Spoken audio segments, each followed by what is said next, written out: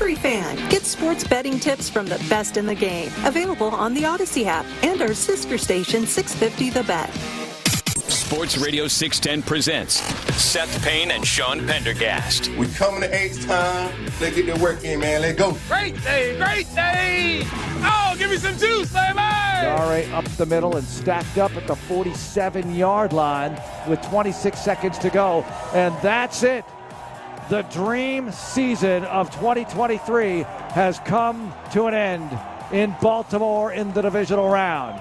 The Houston Texans gave us so many unforgettable moments this year, including their best playoff win ever. But it all ends with a loss to the Ravens, 34-10.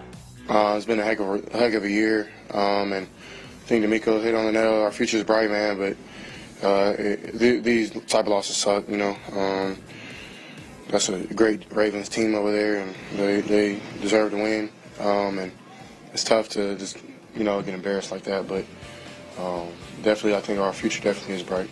All right, I thought both those clips captured it right there. As we welcome you in on a Reaction Monday, the final Reaction Monday, because that was the final game of the Texans season. Sean Pendergast, Seth Payne with you. 34-10, the Ravens beat the Texans on Saturday. Hope you all had a great weekend. Appreciate you tuning in. Yeah, Seth, I thought those two clips captured it, because Vandy, obviously you close out a game where you lose in pretty embarrassing fashion, but you acknowledge what a tremendous turnaround this was, and I think CJ did the same thing. There's really like two things going on with me this morning. You know what I mean? Like, yeah, the future is super bright. I hate that it ended the way that it did. Not that it ended in a loss. Yeah. I hate that, but that it ended in a loss where it was just it was just so mistake ridden. You didn't, you know, they put a D+ at best effort out there. You know what, though? I'm actually kind of glad that it did. I mean, normally we'd be on here like 12 hours after the game was over, and I'd still be going through my 6 stages of grief. I like to do it in 4 stages because, I'm optimized. But I'm glad that it happened that way because it gave them a very realistic picture of where they are. I agree with that. I do agree with that. Yep. Yeah. Like the offensive line and the offense in general, they had 6 pre-snap penalties in the first quarter. I mean, it was it was astounding how bad and ill-prepared and inept they were. And the offensive line they peed down their legs. I mean, it looked like it was like trying to catch a water balloon that was thrown at you, like at 98 miles per hour. They didn't know what to do. And between the crowd noise, the Ravens defense moving around and with their pre-snap rotations and the defensive line shifting alignments and everything, they were just completely lost. And it ended up with CJ being more sped up than we've seen him in a while. He looked more like a rookie in terms of he just couldn't trust the pass protection. There were times the pass protection was so bad, and then there were times that even when he would have had a pocket and he could have stepped up, like he has in the last few weeks, he stepped up into the pocket even when it wasn't perfect and delivered it downfield. This time he's fleeing the pocket out of 4-man rushes, throwing off base, just desperate. And it was just a complete annihilation by the Ravens defense. That defense is really something else. Yeah, and I think I 100% agree with your sentiment about it sends you into the offseason with a much more realistic view than if they'd lost. If the Ravens had made a bunch of mistakes in that game and you lose 31-27 or something like that. Yeah. This absolutely is a reminder of just how much needs to get fixed, particularly on the offensive side of the football. With the offensive line, which who knows if they get healthy and maybe health is part of that. For everybody out there saying, boy, you know what they need to do? Go into the offseason and they need to go get some more offensive linemen and some new offensive linemen. They can do that, but it's going to cost them to do that. I mean, they are very committed financially and draft capital-wise to this group of guys. So, I mean, that's the thing that, heading into the offseason, Seth, is there's things I'm super optimistic about. CJ at the top of that list, obviously, and DeMeco. But then there's other things where I go, I don't know what the fix is necessarily for the offensive line in the running game, Well, and that's the one area where I'm a big Bobby Slowick fan, but, as much as they were hampered by injuries and whatnot, the run game has to improve, and their ability to withstand a lot of the things that the Ravens were doing in terms of deception, pre-snap, they just have to get better at that. On the offensive line alone. That's one part of Bobby Slowick being a passing game coordinator makes me a little bit nervous, in that the run in this offense, it can't just be, hey, we're running to set up the play action. Like, yeah, that's great. And, everybody will tell you that you don't have to actually run the ball well to set up the play action. You just have to commit to the run. That's true, and yet if you don't run the ball well, all of a sudden it's 3rd and freaking 10, right, as you're setting up that play action. Like, that's great, but it raises the level of difficulty. At some point, you got to be able to run the ball. If this is going to be your offense, which I'm all for, you have to be able to run the ball, and when they need to run the ball, they're just atrocious at it. 14 carries, 38 yards. That included a 16-yard run, so you take out the 16-yard run by Singletary, and you got 13 carries for 22 yards, and it's just on a down-in, down-out basis, it was really depressing. It was bad, and as CJ pointed out, it felt like we were back in like week 4 or 5. CJ in the post game talking about being in 3rd and long the whole time, not being able to get the run game going, penalties, 11 penalties for 70 yards, and as you pointed out, Seth, so many of them on both sides of the ball. Honestly, most of them were offensively, but then. The closest I've seen DeMeco Ryans to exploding on the sidelines, Jonathan Grenard jumping off sides on 1st and 10, where Baltimore is clearly letting the clock run down to get to the 4th quarter. And he jumps off sides and gives them 5 free yards and gives them a 1st and 5 deep in their own territory. And I think the important thing about that, too, is it's not like these were fluke pre-snap penalties because of this. Like, Jonathan Grenard also had a really, really atrocious read on a zone read. He just he bid on run. Yeah. And Lamar Jackson just had it was there for the taking, because nobody unless there was a backer that was supposed to scrape over the top, whoever screwed that up, they screwed it up really, really badly. Yeah. And I think so the pre-snap penalties, to me, were just part of some of the same things that happened during play, like the actual plays where they were outmanned and outclassed. Like, this happens to, like, green recruits in the military. They might be perfect marksmen, but they get into live combat and they're spraying it all over the place, And I feel like they just saw the actual enemy for the first time. Yeah. Like, they've been awesome in the simulator. Like, wow, look at this. The guy will shoot up a video game like nobody's business. Then he gets out into the real crap, and the Ravens are coming at him they're just appearing out of the jungle, and these guys they all peed their pants. Yeah. They're crying for mama. Yeah, it was bad. If there was a point in the game, look, that as bad as they were playing in the first half, I mean, you and I were watching the game together. I'm like, man, I can't. They're tied at 10 right now. Like, they played about as badly offensively as you could possibly play. And not only were they tied at 10, they had a chance to go into the locker room at halftime actually leading in this game. And I think ultimately the Ravens probably do what they do in the second half anyways. They're just a much better football team than the Texans. But if you're going to make them feel a little game pressure, if you're going to make Lamar Jackson feel a little bit like, oh my God, this feels like other playoff losses I've had, especially given the way the defense stood up nicely in the second quarter of that game. They got 3 straight 3-and-outs in that game. DeMeco's high-risk push-the-chips to the middle of the table approach was working for a few series there.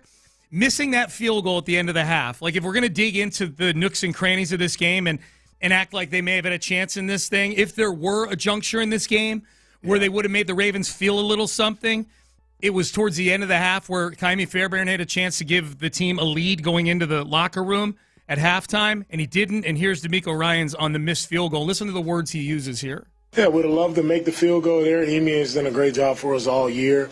Of course, that kind of zaps the momentum when you miss one, but still doesn't. It's not an excuse for the way we finished there in the second half. Zap the momentum is the perfect word. That's what it felt like. It felt like, my God, they might go in with a little house money at halftime here. I think this is the other part of it, too, is for DeMeco to use that strategy of blitzing the hell out of them like they did, 75% blitz rate, which is absurd. It's like 3 times as much as they typically blitz, right. 3.5 times as much as they typically blitz.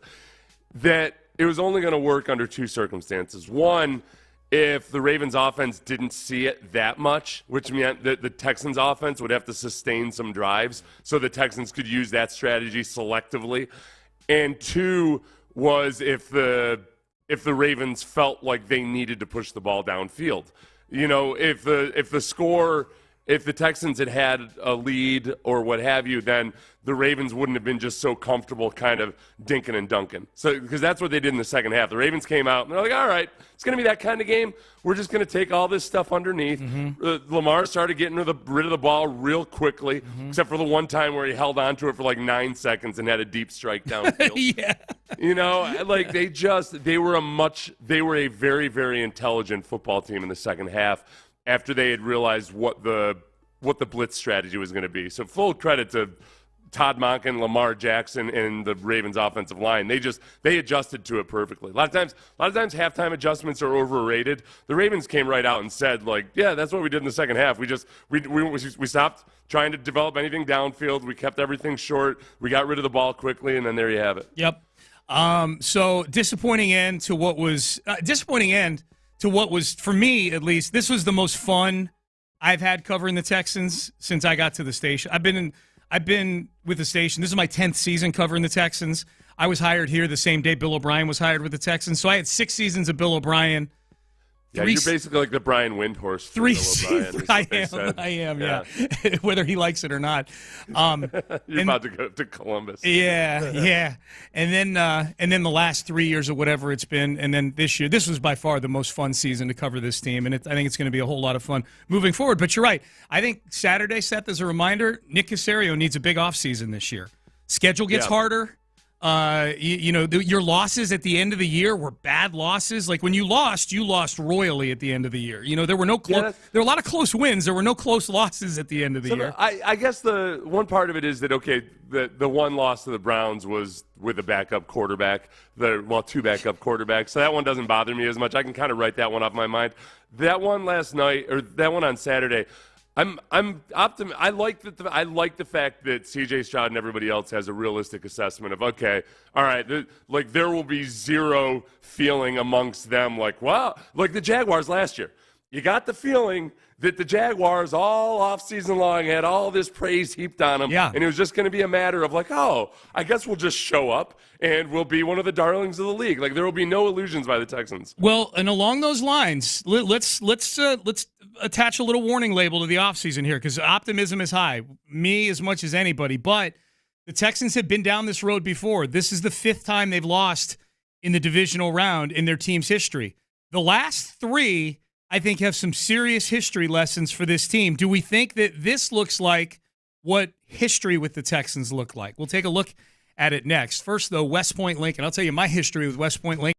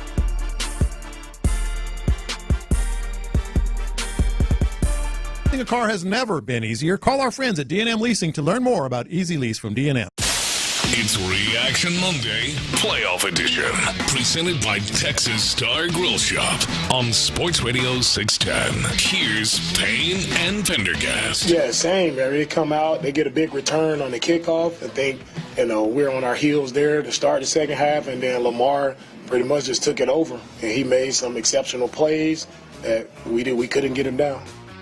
That was DeMeco Ryans. They went into the half with the momentum kind of zapped, to use DeMeco's word. You missed the field goal. And then you come out of the locker room, and Devin Duvernay returns the kick to midfield. That was kind of a harbinger for things to come. That reminded me of the Cleveland game during the regular season where they returned the opening kickoff to about their own 45, and then the first play from scrimmage is a 50-yard bomb to Amari Cooper, and then they're off to the races. They race out to a 36-7 lead in that game. That was similar. Duvernay returns that kickoff to midfield, and next thing you know, the Ravens are outscoring you in the second half, 24-0. I think the last gasp for the Texans in retrospect, Seth, was probably after the Ravens drove the ball down into Texans territory in that first possession. Jalen Petrie had a chance to finally make a play this year in the end zone on that interception. That would have stemmed the momentum and given the Texans a little bit of life, but the Ravens scored on the very next play. They scored on that QB draw by Lamar, and it was curtains after that. So it was for me. It felt like the real moment everything went to crap was after the failed jet sweep reverse flea flicker. Yep. Did I describe that properly? Jet sweep reverse flea flicker. You're the one that wanted it, so yeah, you describe it. I wanted a flea flicker. A regular flea flicker.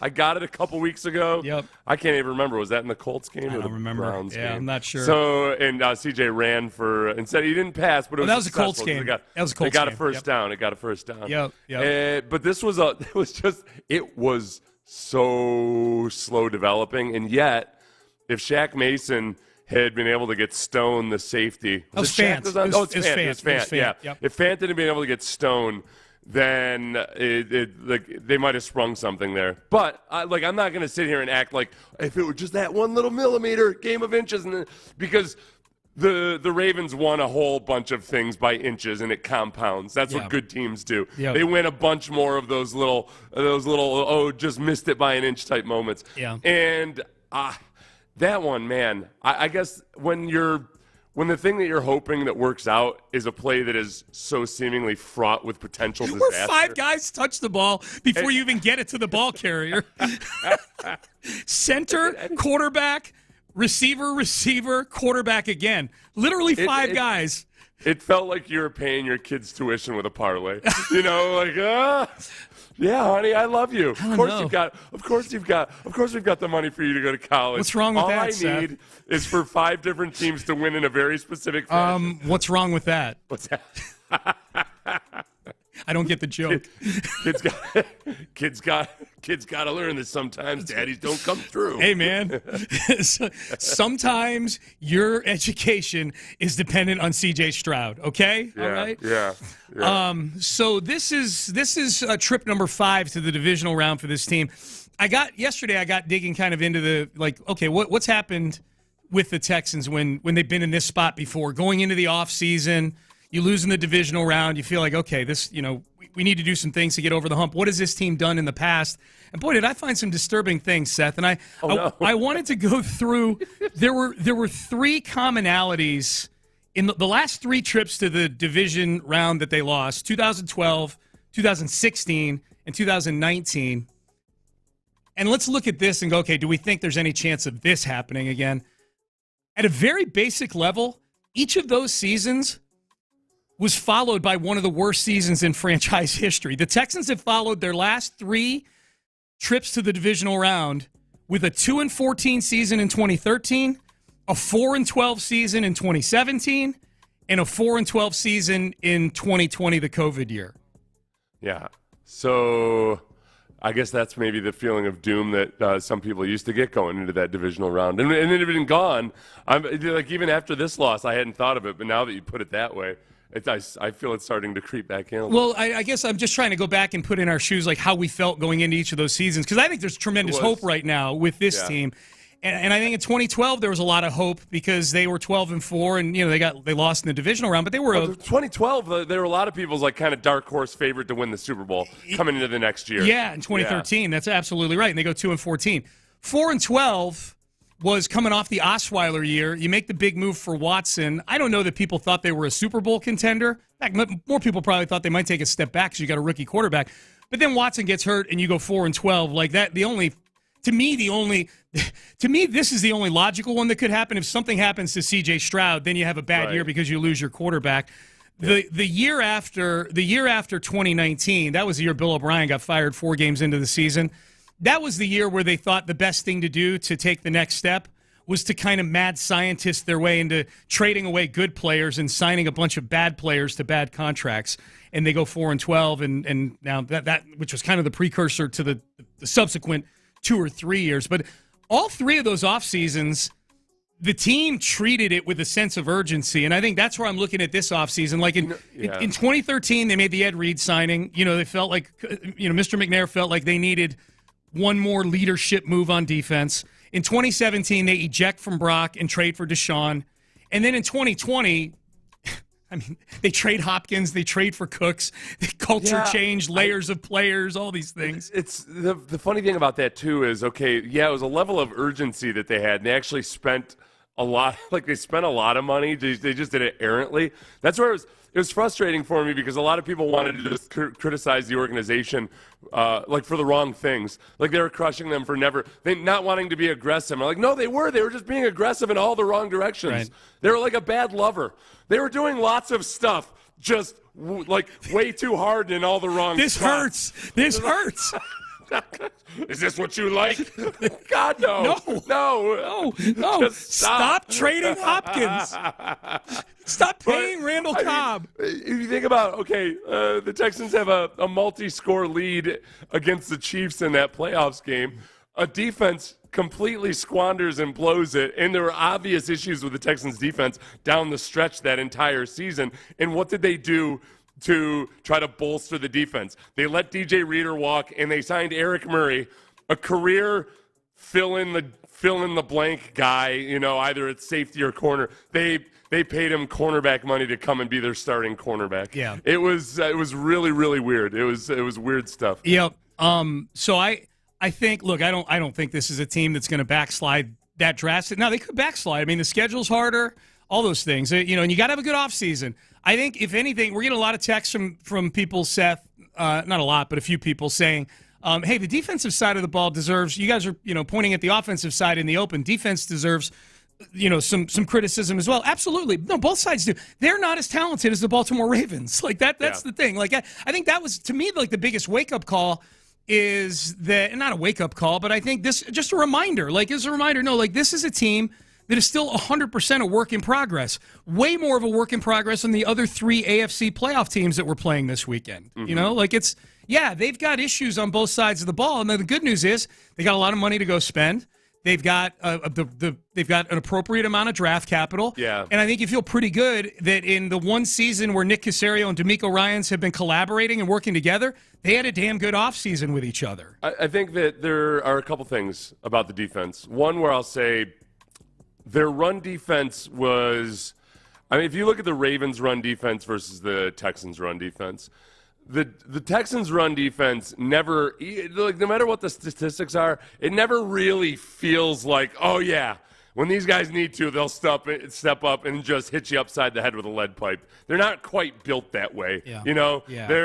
They in the same way a lot of teams that are more athletic than big and strong, they're going to get tackles for a loss. They're going to statistically look good. But the Ravens, when they need to stop the run, they got big dock workers there on the defensive line that just grab you and shut you down. Yeah. And linebackers like Roquan Smith, they come up and destroy you. The Texans aren't there yet. Yeah, their linebacking core has a lot of promise with Christian Harris. Henry To'oTo'o is going to have to go a long, long way to be an actual good NFL player. Blake Cashman might not be here, and he's still a work in progress himself and injury prone. So when you watch that 49ers defense, those linebackers they're what really makes that defense go. They've got a lot of good players, but the linebackers make them special. And the Texans just don't have that, but they also don't have a genuine menacing defensive run stopper on the defensive line. So, Will Anderson and John Grenard do a good job with it. But, in the interior, it's just not the same as the Ravens. No. Criticize the Texans defense for sure. But there are a lot of elements of that game where I put it on to, okay, the Ravens are just simply better. It's very clear they're better. The offense completely soiling themselves is what annoyed me. The offensive line and you've got your team captain with 2 false starts in that game. You've got one of the best offensive linemen in the NFL cannot hold his water in the face of other good players. And those are drive killers. And it spreads like a disease on that offensive line. They look like frightened little bunny rabbits out there. Well, facing a Doberman Pinscher. That's disgusting. It's very discouraging. That's all. Well, it's discouraging. You're talking about a bunch of veterans, other than Juice Scruggs, a lot of guys who played a lot of football in this league. Yeah. Playing like a crowd like that. Playing like it was the first time they played in an environment like that on the road. Yeah. It was. Did you guys know it was going to be this loud? Right. Gosh, it's so loud. Nobody told me. Nobody warned me about this. Did somebody talk to OSHA? This feels hazardous. Hey, where are you on this? Text message. Did this hurt Bobby Slowick's chances of getting a head coaching job? I don't know if it hurt them, but it didn't. It certainly didn't slam dunk them. I think if he had I think it hurt him. I think if they had come out and actually done something impressive versus that defense, then it might have been. All it would have taken is 1 or 2 owners to just be like, all right, that's it. I need this in here. So I don't like to think of it that it hurt Bobby Slowick as much as it helped the Texans, because I do like Bobby Slowick. Yeah. But and more than anything, I just want C.J. Stroud to have consistency in the first 2 years of his development. After that, Bobby Slowick can go off into the great wilderness or wherever. But I want 2 years of consistency. Well, and now teams are coming sniffing around Gerard Johnson. You saw that over the weekend. The Saints and the Browns both asking permission to speak to Gerard about their vacant OC positions right now. I don't like that either. I don't like all these teams trying to get their greasy mitts on our coaching staff, but this is a function of having an actual competent football team. It's a good sign. Mm-hmm. I did turn into a grumpy old man a little bit about all of these interviews that these coordinators are doing on the day of a game. I'm watching Bobby Slowick on the sidelines during the game, and I'm like, all right. You do multiple Zoom interviews on the day of a game. I'll be the first to say, hey, look, it's not that big a deal. But, man, that's a stressful situation. And whatever you subtract from a guy's gray matter earlier in the day could theoretically make it a little tough for him to be a genius in the evening. When they're playing the Ravens of all teams, too. Yeah. Now this is the one offset in that particular game was that both coordinators on the other side of the ball from the Ravens, they were also doing Zoom interviews. Yeah. Todd Monken and McDonald there are both doing interviews. So it's a little bit of a wash in that situation. But in general, I'm starting to get a little grumpy old man about it. I feel like the league should, at the very least, have a specific window that's not the day of the game to do these things. You think what do you think of the Ravens moving forward now that we know what the matchups are here, playing the Chiefs, and then what are your thoughts on them? I'm trying to figure out exactly how you cover and stop Lamar Jackson. Yeah, me too. I mean, it's just a much better offense than it was back in the Greg Roman days. Todd Monken has given Lamar multiple options, and he can just kill you either with his feet or through the air. He's still he's not the most accurate thrower, and yet because he has options and knows where to go with the ball, he's still completing 67, close to 70% of his passes in any given week. Dude, you took the words right out of my mouth. I don't think he's any better at throwing the football than he was when Greg Roman was the offensive coordinator. It's just, man, that scheme is Todd Monken is really, really good. That's where I almost feel in a way to say that Lamar Jackson has improved is a little bit insulting to Lamar Jackson, because I think he really mostly just needed the right offensive coordinator. It's a retroactive. This is what I give you coming out of this game. This is my big takeaway. Okay. John Harbaugh needs to be fired for not making that change sooner. The fact hire better. The fact that Ravens fans were asking for Greg Roman to be fired for years, and they finally did it, and that might be the key to what gets them a Super Bowl. Then they should have fired him. Yep. All right, Payne and Pendergast with you on a Reaction Monday here. We're reacting to the Texans' loss to the Ravens, the weekend of NFL football, And then taking a look ahead, top of the hour, we'll do the 4 biggest questions heading into the offseason for the Houston Texans. We've got headlines coming up next. We'll do a little acknowledge me at 7:25. Busy Reaction Monday here on Sports Radio 610. Bayway Ram on 225 in Pasadena has a huge selection.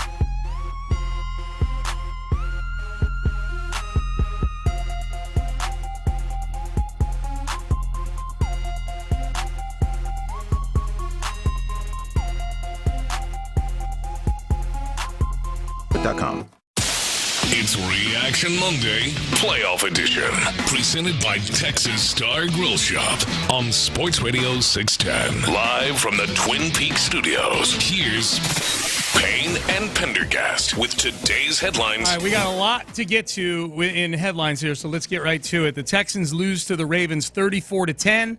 Disappointing loss, no doubt about that. No trips to the red zone. We didn't mention that yet, Seth. You know how you make sure that you're not bad in the red zone in a game? You just don't go there. You just I know. Yeah, that's the whole. Yeah, you wondered how's this Texans red zone offense going to fare versus this defense? Right. They'll never know. Yeah, exactly. Were you guys bad in the red zone? No. Yeah. No, we weren't. We didn't fail once. We just exactly right. Not a single time did they fail. They didn't fail a single time in the red zone. So there's two things going on. Really, really disappointing loss, and we'll continue to dig into that. And now we head into the offseason, where I think there's a lot of hope, a lot of optimism. The two most important things that you need, a good head coach and a good quarterback. I think we've got both of those things. Here was C.J. Stroud after the game when he was asked, did this season feel like a success? It's hard to answer that right now. I know where I come from in college, if you don't win at all, then it's kind of a fail. So that's kind of the mindset I have. I think we have the capability, we have the team to do it. I know, we come up short, So, you can't look back and dang, we didn't do nothing special. You got to, of course, really look back and smile throughout everything. But at the same time, it's dang, man, what if? And that's the worst feeling, just having regrets. What if I did this? What if I did that? So just learning experiences.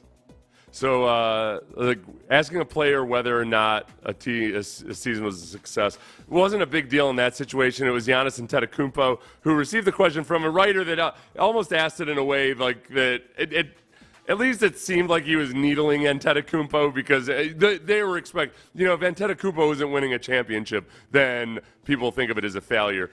I grade against the question a little bit because the proper response from the athlete is, okay, define success. You can define success a million different ways, and the reality is in life, hey, there are a lot of really successful people who are successful in their careers who actually also suck at many other things. So, as it is in life, so it is in football. You can succeed at some goals, you can fail at others. So, yeah, they failed to achieve their goals. They succeeded in making a lot of improvement on a lot of fronts. But, ultimately, like CJ said, he's not going to feel comfortable or good about a season until they win a Super Bowl. Of course. Now, that said, to me, if I had to answer the question, I'd say, this season was a massive success. That's what they should do. They should bring a panel of fans in to answer the question. To vote on it, was the season a success or a failure? We surveyed 100 people, and we asked, is the Texans season a success? Survey says... But we have to take an audit of their prior votes and see if you ain't first, you're last guy, then you're not allowed to vote. Okay, yeah, we get it. Right. If you don't win a championship, then it's a failure. But okay, then 31 teams fail, so you got to redefine what your version of success is. Yeah, I think this season was a huge success. They won 10 games. They won a division. None of that was nobody expected them to. A lot of people didn't expect them to have a winning season. They won a playoff game. They've got a lot of work to do, but I think if you told me draft night, this is where we would be with this group and with this quarterback and this head coach, man, major success. So and we'll talk about that more in the 7 o'clock hour. I think kudos to DeMeco Ryans, and they just for a great fun season. Now, the other news with the Texans is that there are teams, as we know, that are sniffing around their coaching staff, possibly poaching their OC, and now maybe even their quarterback's coach. Bobby Slowick interviewed over the weekend with the Commanders, the Seahawks, and the Falcons. So add those teams to the Titans and the Panthers, who he's already conducted Zoom interviews with. Today is the first day you can do in-person interviews. So who knows? Some of these teams may now be coming here to Houston, or Bobby Slowick maybe getting on a plane to go interview with some of these teams a second time around. New Orleans and Cleveland requesting permission to interview Gerard Johnson, quarterback's coach, for their vacant OC positions. It does seem like there was an agreement amongst owners almost, and this isn't collusion or anything. I think this is actually better for the league in general because they've been I don't even think privately making the point that, all right, look, we got to everybody slow the hell down and do interviews. give a bunch of candidates a chance and don't make it a gold rush for guys to get snapped up. For one, just at the very least for appearances, to make it look like you're giving guys a genuine shot instead of just having a couple token interviews here and then hiring the guy you want. But then I think also, so many coaches have been getting fired so quickly that the league is looking around and saying, look, we can't, it's not good for your financial best interest if you guys are all paying $100 million in salaries to ex-coaches. Right. So, I think that it makes it kind of tense if you're a team that doesn't want your guys to get plucked away. It'd be a lot easier right now if all of a sudden almost all these coaching positions were filled, and you're looking at okay, well, Bobby Slowik's only got a chance at 2 jobs, and it looks like it's probably going to be these 2. It's not that way. It's wide open right now. Yeah, so far 2 of the positions have been filled.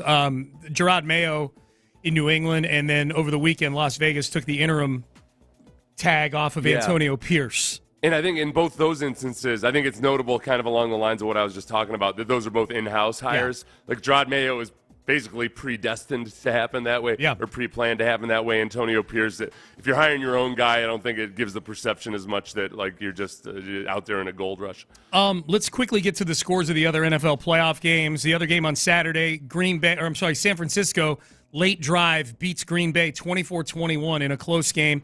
And then really the other 3 games, other than the Texans game, were all close games. The Buccaneers lose to the Lions 31-23, so the Lions are on their way to San Francisco this weekend to face the 49ers. And then probably the headliner for the weekend, Seth, Josh Allen and the Bills just can't get over that Patrick Mahomes and Kansas City hump.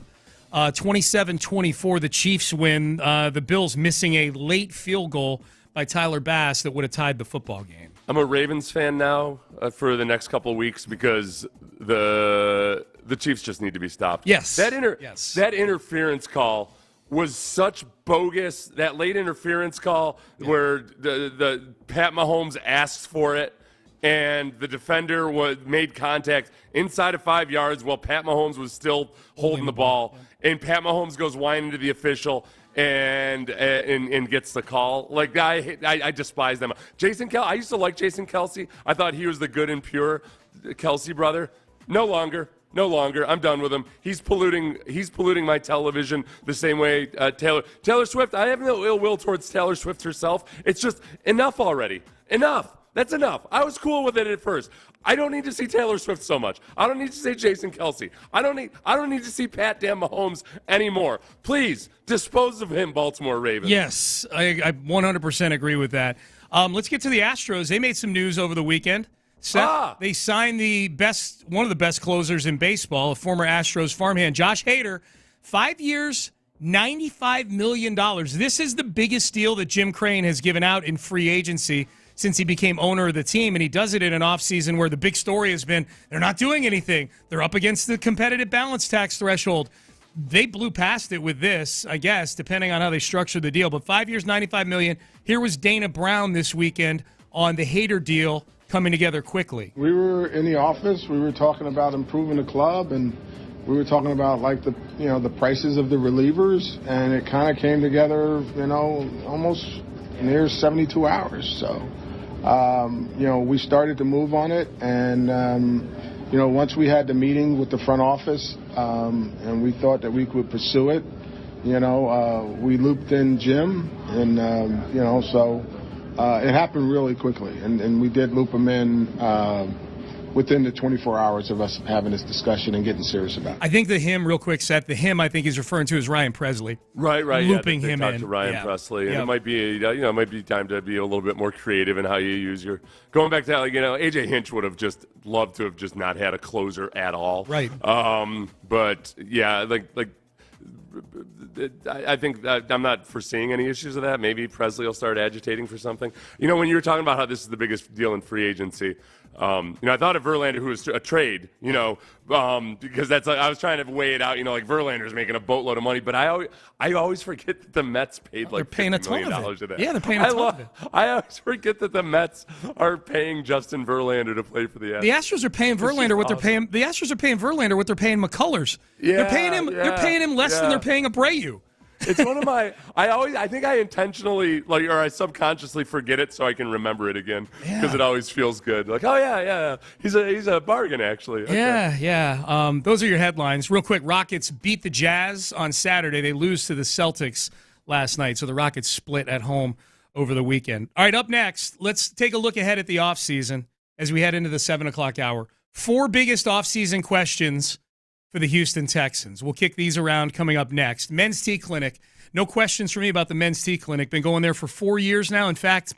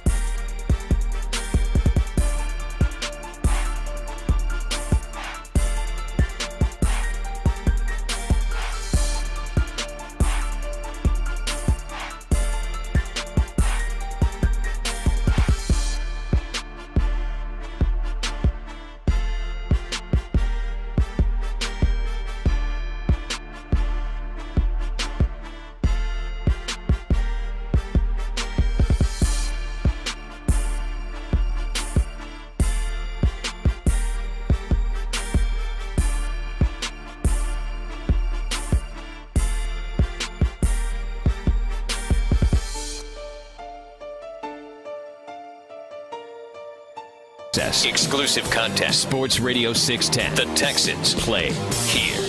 An Odyssey station. It's Reaction Monday, Playoff Edition, presented by Texas Star Grill Shop on Sports Radio 610. Here's Payne and Pendergast. For sure, we understand that in this league, nothing stays the same year by year. It's a year-to-year league. Nothing stays the same, and our guys knew that. They knew this team, we had our moment. This was our time. Like, this team won't be the same next year.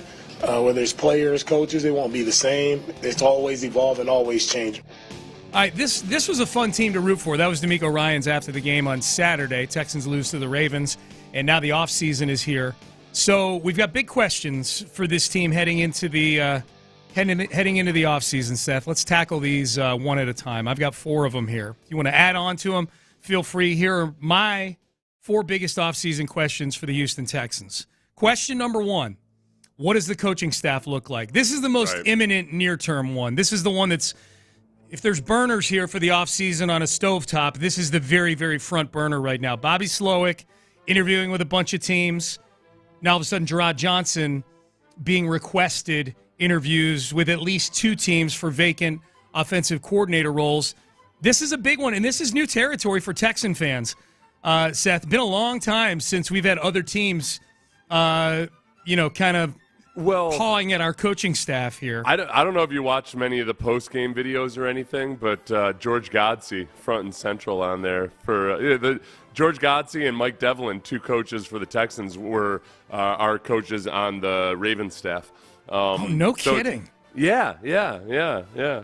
This is a bad look for Bill O'Brien, I'd say. What are like, they? All right, what are they doing for those? Do you know what their titles are on those staffs? Well, Devlin's the offensive line coach. I want to say, as Godsey might be like the passing game. You're kidding me? Mike Devlin's the offensive line coach for the Ravens? I had no idea. Yeah, it wasn't. That's where. Look, it was never the fact that offensive line coach after offensive line coach after offensive line coach failed. At some point, you got to start looking at these guys and saying, well, okay, they've done well at other places. Yeah. Maybe there's another issue here. That's true. That's fair. If a carpenter keeps blaming his hammer, for his crappy craftsmanship, despite having 6 different hammers, no, it's Bill O'Brien's fault. Might look your at the house. mirror. Your house is ugly because of Bill O'Brien. Damn it. Are you concerned that they could lose both Slowick and Gerard Johnson? I am concerned. I think the fact that Gerard Johnson has only been a full-time coach for a year now, right? Is that he's only had the quarterback's coach title for a year. He's only had a full-time job for a year, but he's had those roles with other teams. So he's been an intern at other teams. So he's been in the NFL for a little while. Yeah, he's been in 8 million training camps as a quarterback also. Right. Yeah, so he might. It all depends maybe on how he interviews. Yeah. And the fact that, he's got an endorsement from C.J. Stroud, that depending on how he, frames how he's worked with CJ and everything, I think there's a chance that somebody out there, especially if it's an offensive-minded head coach where it'll actually maybe be that guy's offense at first, but he wants a guy that can genuinely be the offensive coordinator after a year or two. That might be the ramping up into that. Just like with George, the problem with Slowick is that he's only got 1 year of experience. But other guys with 1 year of experience have been hired before into head coaching roles. So just as likely with Gerard Johnson. It's interesting. He's got a lot of ties to just different people because he's worked in so many different facets. Oh my God! Yeah, I'm looking at his Wikipedia page right now. He's got quite the network. Gerard Johnson does. Yeah. I'm guessing if Gerard had his druthers, if he had his choice, he would want to be the offensive coordinator here if he could.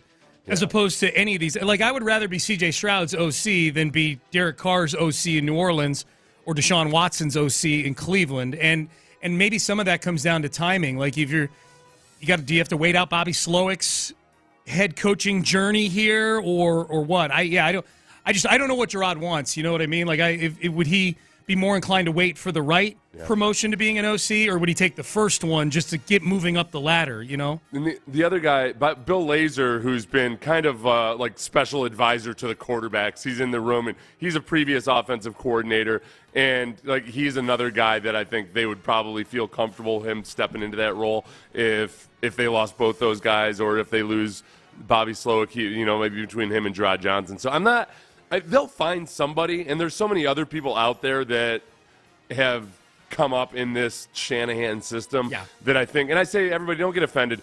I say the Shanahan system because, yes, it's based on Kubiak stuff, but Kyle Shanahan just really took everything and modernized it a lot. So it's Kyle Shanahan's kind of philosophy and the way he does things more so than Kubiak's now, even though it's still got the roots in Kubiak's system. He's the active patriarch right now. Kyle Shanahan is for that thing for sure. Second question. We're doing 4 big questions. First question, coaching staff. Second question, who's coming back? They got a lot of cap space, but they also have a lot of spots to fill because they had so many guys on one-year deals or expiring deals. They've got 26 free agents by my count. Adam Schefter tweeted out the whole list, but I don't think even Desmond King wasn't on his list. So there's a bunch of guys that are free agents. I kind of put them into buckets, Seth, and this is probably not the right segment to dig into the buckets in great granular detail. I had 4 names that to me are priorities that if the money got crazy, then don't go crazy with the money. But if you got to pay about what market is for these guys, I would keep them. Dalton Schultz, John Grenard, Steven Nelson, Blake Cashman, and then the 2 specialists, which I think a lot of people are forgetting that Cam Johnston and Kymie Fairbairn are both free agents right now. All the specialists. Yeah. Every single one of them. John Weeks, too. I assume Weeks is going to be back forever. Oh, do you? I do, yeah. I do. This feels like a mob hit. It feels like they brought in somebody that part of the only reason they hired DeMeco was they're like, we've been trying to get rid of Weeks for years, but we can never sneak up on him the right way. We got to get him somebody he trusts. He feels comfortable around DeMeco, DeMeco gives him a big hug and then gives the nod to the hitman behind him. Yep. And there you go. No, I think Weeks will be back. Weeks did the smart thing a couple years ago, and he revamped his body and his training. He looks good. He'll long snap until he's going to be like the Reggie Roby of long snappers. There you go. I think that the big questions are John Grenard and Dalton Schultz in my mind. Mm-hmm. Those other guys, well, the specialists as well. Man, Cam Johnston had that little rough stretch there for a minute. But other than that, we've seen bad punting the last couple weeks now. It could be devastating if there weren't so many other advantages for the Ravens. We saw that punt yesterday or Saturday. We saw it when he was out for a month to start the season, and we had that Zentner guy punting. For a month. Yeah, it's no good. I want Johnston back. I'm with you on that one. So the specialists I kind of just put into a different, like you said, a different bucket because I don't know, whatever. Yeah, pay them whatever the going rate is. They're worth it. Dalton Schultz and John Grenard. I would prefer to keep Grenard. I feel like the money might end up being too much for what maybe DeMeco thinks. Hey, we can do this with draft picks. Maybe a guy in the late first round. Which is dodgy. You can never truly plan on getting somebody and turning him into something. Mm-hmm. But the Dalton Schultz one is the biggest curiosity because he was out in free agency last year and sat out, didn't get the contract he wanted. I still feel like they're going to end up coming to a deal with him before free agency. I do too. I base that on nothing other than just the fact that he and CJ have a very good relationship. I think this offense is really good for him. He's already been stung once by going out into free agency and seeing it wasn't all he thought that he was going to get. So I think the Texans can get a reasonable deal for him. I do too, because I don't think he had a season where you go, oh man, okay, now I feel like Dalton Schultz is a $12 million a year guy. He was good. Right, he was what he's been throughout his career. Yeah. So I'm with you on that. Although, you know what, Tyrann Mathieu, remember when Tyrann Mathieu came in on the Prove It deal? And I thought, played well and did good things, but I was surprised that he got the deal he did get in Kansas City. Yeah. So who knows, We'll see. Now, Tyrann Mathieu also has that kind of electric element to him that Dalton Schultz does. He does, and that felt like the Tyrann Mathieu signing in Kansas City felt like what the Texans thought they were getting with Ed Reed in 2013. You know what? Last piece, leader on the back end. We almost got to the Super Bowl this year. Yeah. And then it worked. They got to the Super Bowl, and they won the Super Bowl in 2019. Number 3. Big questions for the offseason. What will be the big ticket move or moves? Is there a big move that Nick Caserio has in him, a la the Will Anderson trade last year? Is there a big free agency signing? Is there another big move in the draft? I was watching Nick on with John Harris and Mark Vandermeer on their YouTube last week, And Johnny brought up the draft and picking at 23, and Nick immediately goes, "How do you know we're going to pick at 23?" You know, so he trades all the time. All the time. Yeah. I would say it's like I would go with the field, right, for what pick they have in the first round. 23 or the field, take the field. Yeah. Yeah, absolutely. But is there a big ticket move? To me, it's more free agency than it is the draft making a big move. And I would like to see, you talked earlier, Seth, about needing some bulk on the interior, the defensive line. This is a really good defensive tackle free agency class. If you're of mind of spending 18, 20, 22 million on one of them, that would be that could be a move. Maybe a weapon for CJ Stroud offensively. Well, I was talking about how the Texans' defensive line, I really like them a lot. They don't necessarily have any genuine like I'm going to kick your ass and throw you down to the ground and stuff the run types of run stuffers. Yeah. They have guys that play their asses off but and fly around a lot. But like Madubuike from the Ravens is a free agent. Yep. Is he going to get franchise tagged? A lot of these guys. Chris Jones, I think the thinking is that he probably has an agreement with the Chiefs that he can't get franchise tagged. I think that was part of him coming in and playing for them, yeah. Yeah. So there's a chance that Chris Jones might actually become a free agent. So I think that might be the area that DeMeco, who's said, in the offseason especially, he used to talk a lot about how everything starts with the guys up front. Like, that's the driving force. And then off-ball linebackers, though, too. I think DeMeco, when he sits back and looks at this season and he thinks about what he had in San Francisco versus now, where I think Christian Harris is the only guy right now where he probably feels like, okay, this guy could really turn into something. He wants his Dre Greenlaw, to go along with his Fred Warner. And right now, Christian Harris might be one of those two guys, but he'd like another guy like that. Does that come in the draft or does that come in free agency? Patrick Queen is a free agent, Seth. Yeah. They can't franchise both of them, Madubuike and Patrick Queen. One of them is going to be available out there for you. Does that get you thinking? Gets me thinking. If you could have one at market price, Patrick Queen or Justin Madubuike to steal at market price? I'd say Patrick Queen. I think because off-ball linebackers are the really good off-ball linebackers are undervalued. Mm-hmm. Like, you don't pay. I think you pay a premium for pass rushers to the point where it's kind of like you're overpaying, but I don't care because it's worth it. Like, if that makes sense. Yeah. If it works out, it's worth it. I think with off-ball linebackers, having a really good one can be like the keystone to your team being like a genuinely elite defense, so it's worth it. This is where it's actually, like this season now, it's fun to talk about guys like this because I feel like you got a shot at bringing guys in like that. I feel like those two guys would definitely want to play for DeMeco Ryans if they're not going to go back to Baltimore. Yeah, right? Yeah, and the whole buzz about C.J. Stroud and everything. Yeah. 100%. Boy, that I feel like I was almost stumbling onto a Yogi Berra-ism. Or I'm trying to, like, they're overvalued, but it's worth it. Yeah. I'm going to ask ChatGPT how Yogi Berra would have said that. Question number 4, big question for the offseason. And this is really not a football one per se, but we know that, at least publicly, that there was some family drama bubbling up with the McNairs over the course of the end of last year into this year with the, between the brothers, between Cal and Kerry McNair, and Kerry McNair filing the request for guardianship over Janice McNair. Yeah. Does that become something that's a storyline this offseason that is a distraction at all for the team, or anything that, anything that ends up detrimentally affecting the team? As in that affidavit in response to it, the Cal Janice side of things pointed out, like, look, if some of these things became public, it would have a bad effect on the Houston Texans. Does this become a thing? It really hasn't since it became public a few weeks ago. It's died down. The thing I didn't like about that letter was there was part of it that it's completely different, but it felt a little bit like when the Yankees used the same reasoning for why they needed to keep their sign stealing sealed. I didn't like the whole legal. I have previously deplored that strategy, so I can't endorse it in this instance. I think that's I feel like there's a lot of normal legal machinations that go on with this kind of stuff that when it's reported, it sounds bigger. It sounds a lot more scintillating than it actually is. Yeah.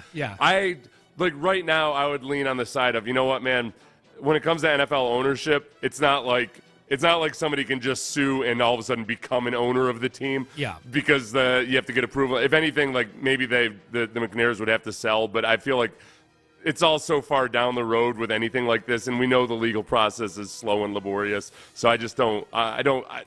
there's nothing about it right now that makes me feel like, oh, this is an imminent threat to the actual stability of the Texans. No, I agree with you. I agree with you. Just kind of sitting out there right now. That's what I'm saying. Like, it's just, okay, is this something that pops up here?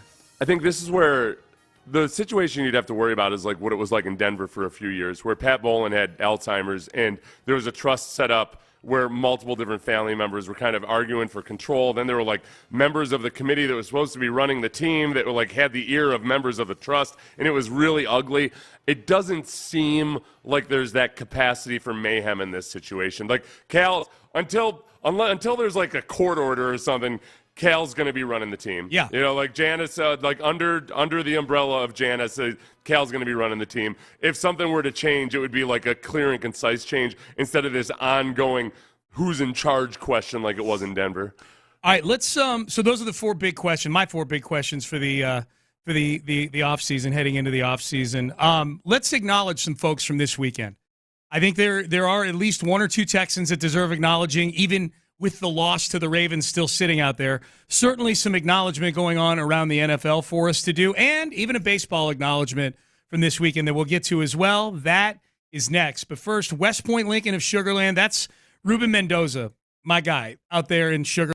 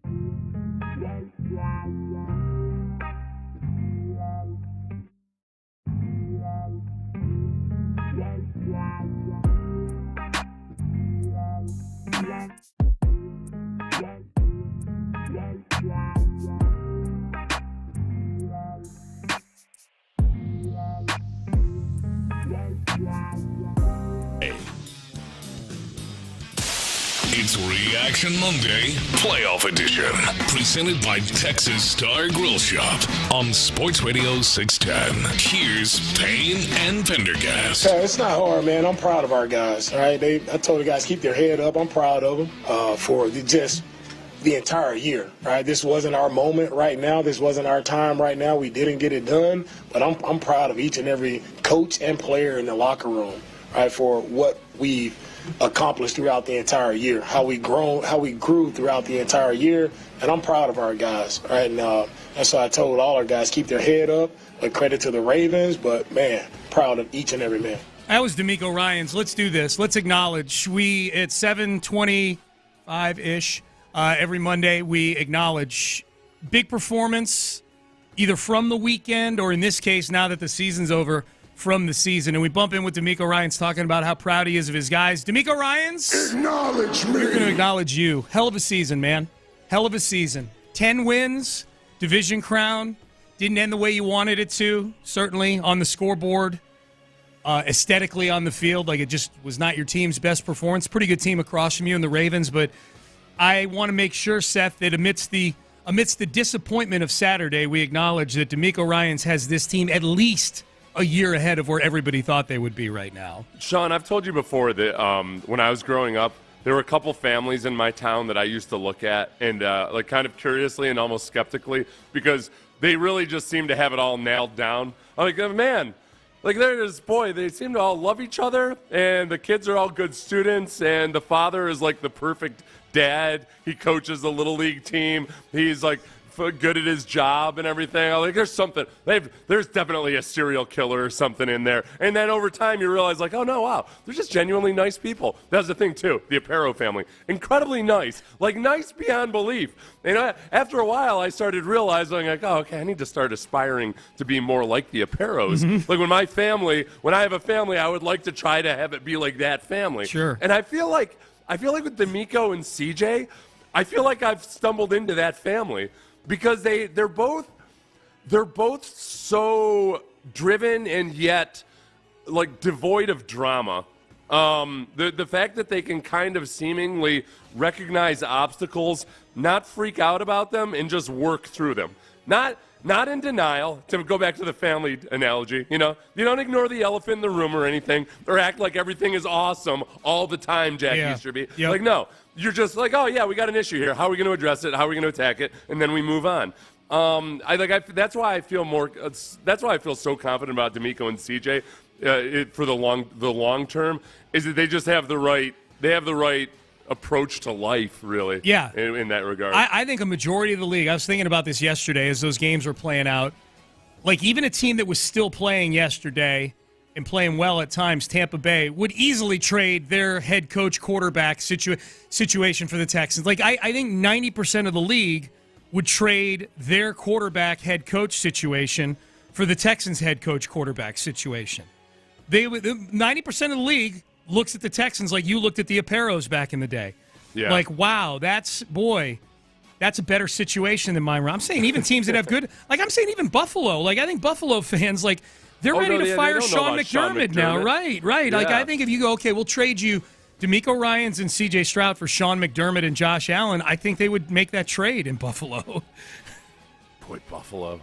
That's a whole nother story. Yeah, Buffalo I'm just kind of backing up your point about where the Texans City just has to be destroyed now. I was pulling for the Bills, and then just now for this to happen like this 3 years in a row, that's enough. I'm ready to buy into. I'm ready to buy in that it's scripted everything. Agreed. They need to be destroyed. Whatever the script writers are saying, please have the Ravens do it this time. Let's acknowledge Steven Sims. Acknowledge me. The only touchdown scored in 8 quarters against the Baltimore Ravens came on this play. Here's the snap to Stout. The punter gets it off. Sims tracking forward, and he makes the catch at the 34. Starts right, cuts up the middle. 40, 45, 50. Sims still going, breaks a tackle, angles to his left. 40, 30, 20, 10. He's going to score. Rock and roll. Touchdown. Steven Sims to the house. And the Texans are going to tie this game up. All right, there you go. Tied it at 10. That was it, though. That was it. 8 quarters. Steven Sims, you are the sole Texan to get into the end zone against the Baltimore Ravens. And for that, you're getting acknowledgement today here on Payne and Pendergast on a Monday. Yeah, that was when Noah Brown went down, I think the one thing that you could hope for in the elevation of Steven Sims, two things really, was one in the return game that he might give you something. He did. And that was a manly return too. Yeah. First he broke down that poor 390-pound fullback, and then he broke a tackle without almost. He looked almost Lamar Jackson like. The way, one of the more impressive things about Lamar is the way that he kind of just people will hit him as hard as they can, and it barely alters his course. And he's not a big guy. He's deceptive. I think he's like Randy Moss, where Randy Moss is bigger than you think. He's just because he's so lean. So anyway, but Steven Sims on that play, was super strong as well as fast. The one part of it that I didn't like is that now the last two returns we've seen for a touchdown by the Texans were in games where it gave you a little bit of hope for a minute, and then it was completely squashed. The Browns game, it was they're back in it, right? Technically, yeah. Bingo. Really? It didn't feel like, wow, they're tied at 10. I hope they get a first down. That would help score more points on this Saturday afternoon. What's the record for number of returns for touchdowns in a football game? In a football game, because they're going to need it. Speaking of which, Lamar Jackson. We will acknowledge you, Lamar Jackson. 152 yards passing, more importantly, 100 yards rushing. Most importantly, just nails in the second half of that football game. The Texans had no answers in the second half of that football game. Here's DeMeco Ryans on not being able to contain the likely league MVP. Right. The biggest issue is just being on it, being disciplined where we're supposed to be as a defense, and then it comes down to making tackles. Right. You are there. You got to find a way you got to get off blocks, and you got to make tackles when you are in position to make plays. What changed in the second half, Seth, in your mind? Like they were having pretty good success with those blitz packages in the first half on those 3 and outs, the Texans. Yeah. And then clearly the Ravens made some adjustments in the second half on that. I mean, they kept hitting the blitz button, the Texans did, it felt like, right? Who are we acknowledging? Lamar Jackson for his performance. Oh, okay. Yeah. Okay, all right, just checking. Yep. I didn't what changed in the second half? Oh, the Ravens started getting rid of the ball quicker. They in the first half they were still trying to develop stuff downfield, and I think in having to adjust to that, and also I think getting comfortable that they weren't going to have to worry about this being a shootout. They said, all right, we're going to dink and dunk. We'll just take what's in front of us. Our guys are better than their linebackers and their safeties, and we'll just take it to them. And then the other thing too is that DeMeco's strategy was going to be boom or bust. It was going to be boom or bust in two regards. One is you needed the offense to offset your risk taking a little bit, by keeping the game close, and you also needed to just keep Lamar Jackson off the field so they didn't get a look at what you're doing as much. But the Texans defense pretty much used every bullet in the magazine and then threw the gun at the Ravens in the first half. Mm-hmm. So they came out, they had seen it, they were ready for it. But then when the Texans were trying to play man, especially, those cornerbacks run with their receiver, so they're out of there. And Lamar Jackson runs those QB sweeps to a soft edge, and they were just lethal. Once Ronnie Stanley was yelled at and figured it out, then those quarterback sweeps were just so deadly. Yeah. It's actually going back and rewatching it. It's kind of a thing of beauty when I was removed a little bit from it emotionally. Yeah, when you can remove the fact that it's your team on the wrong end of it, it's nice offense, man. Dan Campbell, you're going to acknowledge Detroit Lions coach Dan Campbell. 3 years ago to the day, he gave this answer to a question about his team's culture. What's the team culture going to look like for the Detroit Lions? So this team's going to be built on we're going to kick you in the teeth, all right? And when you punch us back, we're going to smile at you. And when you knock us down, we're going to get up. And on the way up, we're going to bite a kneecap off, all right? And we're going to stand up. And then it's going to take 2 more shots to knock us down, all right? And on the way up, we're going to take your other kneecap, and we're going to get up. And then it's going to take 3 shots to get us down. And when we do, we're going to take another hunk out of you. Before long, we're going to be the last one standing. They're one of the last 4 standing. That guy's in the NFC title game today. I wonder if I can't remember. Did he go anatomically incorrect? Were there 3 kneecaps bitten off? I think he was about to go in on a 3rd kneecap, and he just hit a hunk out of you. Yeah, I feel like there was a part there he had to edit out a punch you in the junk or something too. Yeah. Yeah. You know what? That aged well. That aged really, really well. Of course, I think it's that kind of a winning. team. Yeah. He's winning. We got more Campbell audio here. This is from... This was from training camp last year during Hard Knocks, 2022, where they would go on to start off 1-6. It wasn't pretty. But this was Dan Campbell, the side of him that I think wasn't as publicized. Man, if you don't work on tackling, if we don't work on run after catch, making a move, man, what are we doing, man? Then we finally get to week 8 and we come to life because we got enough reps. That's what I'm doing, and I swear, man, I don't want to put anybody in jeopardy, but we have to do it, man. I believe it. We're not going to do it every day. I'm going to give you an illustration tonight. Man, I got a plan, I swear to you. All I think about is you guys. That's all I think about, man. That's all I think about is you guys and how I set you up for the best possible advantage I can give you to have a season. I swear to you, man. I just need you to trust me. That's all. Please. Listen. These people right here in this front row, they got these kind of almost look like a soccer ball or something on their blue t-shirts. These kids have cancer, man. They got cancer, man. I appreciate it. If some of you guys go over there and sign, just say hi. It'd be nice. You know, we're all fortunate here. We all know. All right, Dan Campbell, man. Yeah, I hadn't heard that last part. The cut-ups I'd seen before, they didn't have the part where you afterwards asked the guys to go see the kids that had cancer in the front row. Yeah. That was in the middle of a live goal line drill where they were tackling to the ground. So that's where he was saying, no, we need to do this, which is like it's not that common in the NFL for there ever to be to the ground tackling in practice. And then the fact that they started off 1-6 in that season, and he still kept everybody. That's pretty amazing. Like that he kept guys engaged and checked in. Well, that was his second year. They had gone 3-13 or 3-14. In his first year there. So, I mean, he had not experienced much success at all until midway through his second season there, and now they've been off to the races ever since. Congrats to them. Last one, Jim Crane. Acknowledge me. We're going to acknowledge you for pulling out the big bucks and going and getting Josh Hader. Yeah. CBT, competitive balance tax, be damned. Jim Crane spending money. Love to see it. I like it. Yep. I like it. I like it a lot. Yep. That's a hell of a back end of the bullpen, man. Brian Abreu, Ryan Presley, Josh Hader. It's expensive as hell. But it's not my money. It is. Yeah. I'm allowing myself to remember, pitching. Oh, yeah, we felt really good about pitching this time last year. Yep. And it's just a matter of there's no World Baseball Classic this year Thank God. to destroy all of our best and youngest and brightest pitchers. Oh, thank God. All right, Texans lose on Saturday. It's been 4 years since the Texans had been in the playoffs. And on Saturday, I had some familiar feelings starting to come back. Things I hadn't felt in 4 years, and I'm guessing some of you felt these exact same things. We will tell you what those are next. A lot of you are feeling it. Your New Year's resolution. You're ready to go, but maybe you got stalled out a little bit. Go to Johnson.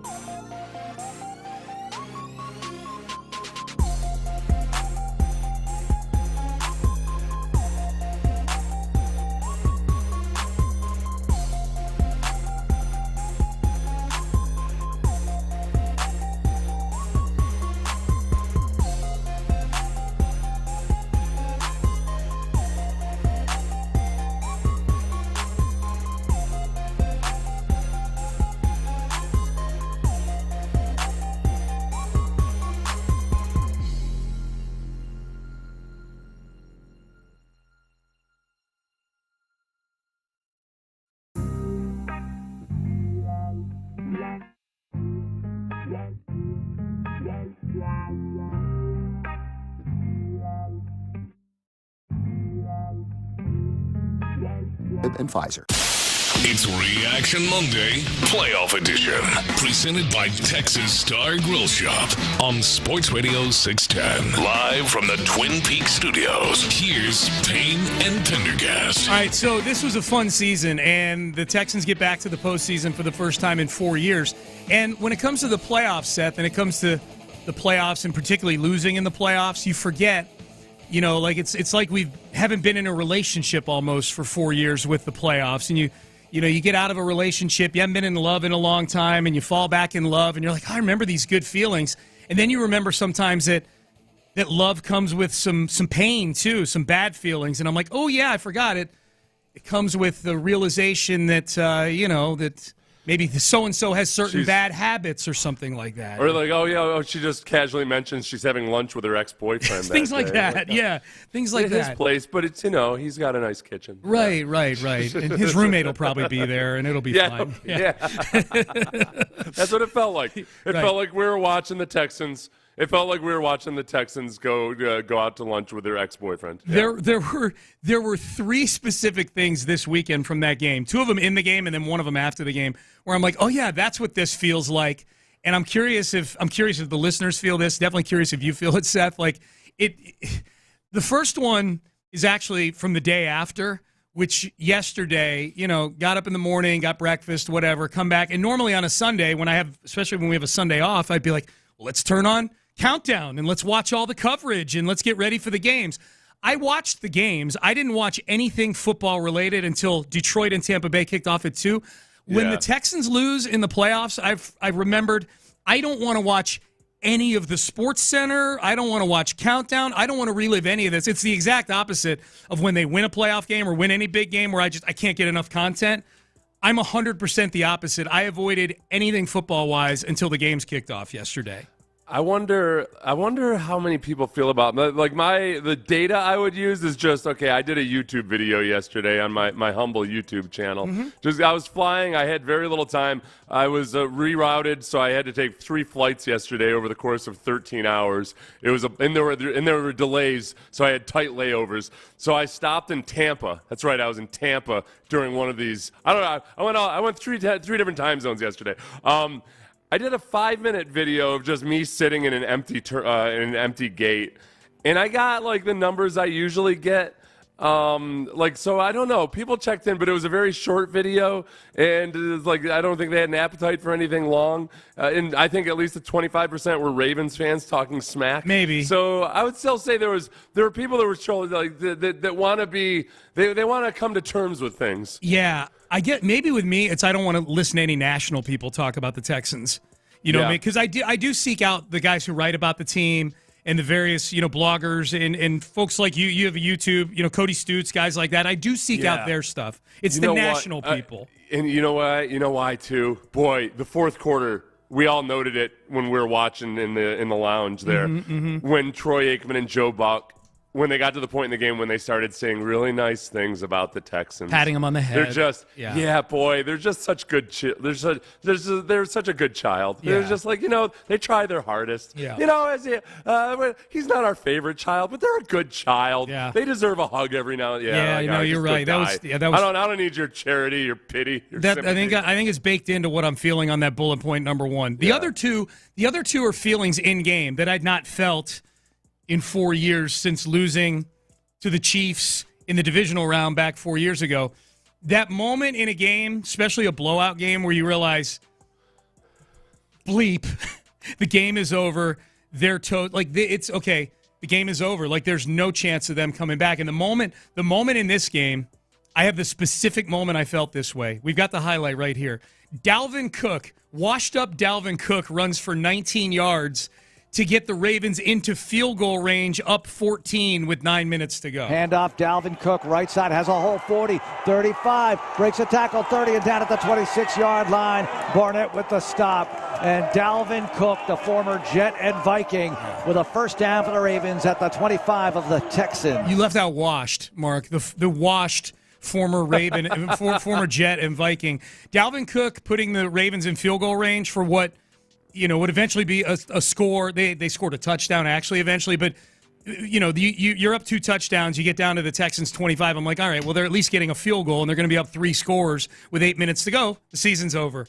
That very moment where you go, it's over. This is it. The run defense and just their complete, I don't want to say laying down. It's not like they weren't trying. But they deserved a pat on the head for their effort as they were getting destroyed by the run game. And no, I can't even give them a pat on their head for their effort. They were getting stuck on blocks. Their defensive linemen getting driven back like 5-10 yards in any given time. It was bad. It was really ugly. That was really bad. That one's going to sting for DeMeco. Yeah. In watching that and thinking, like, where the hell?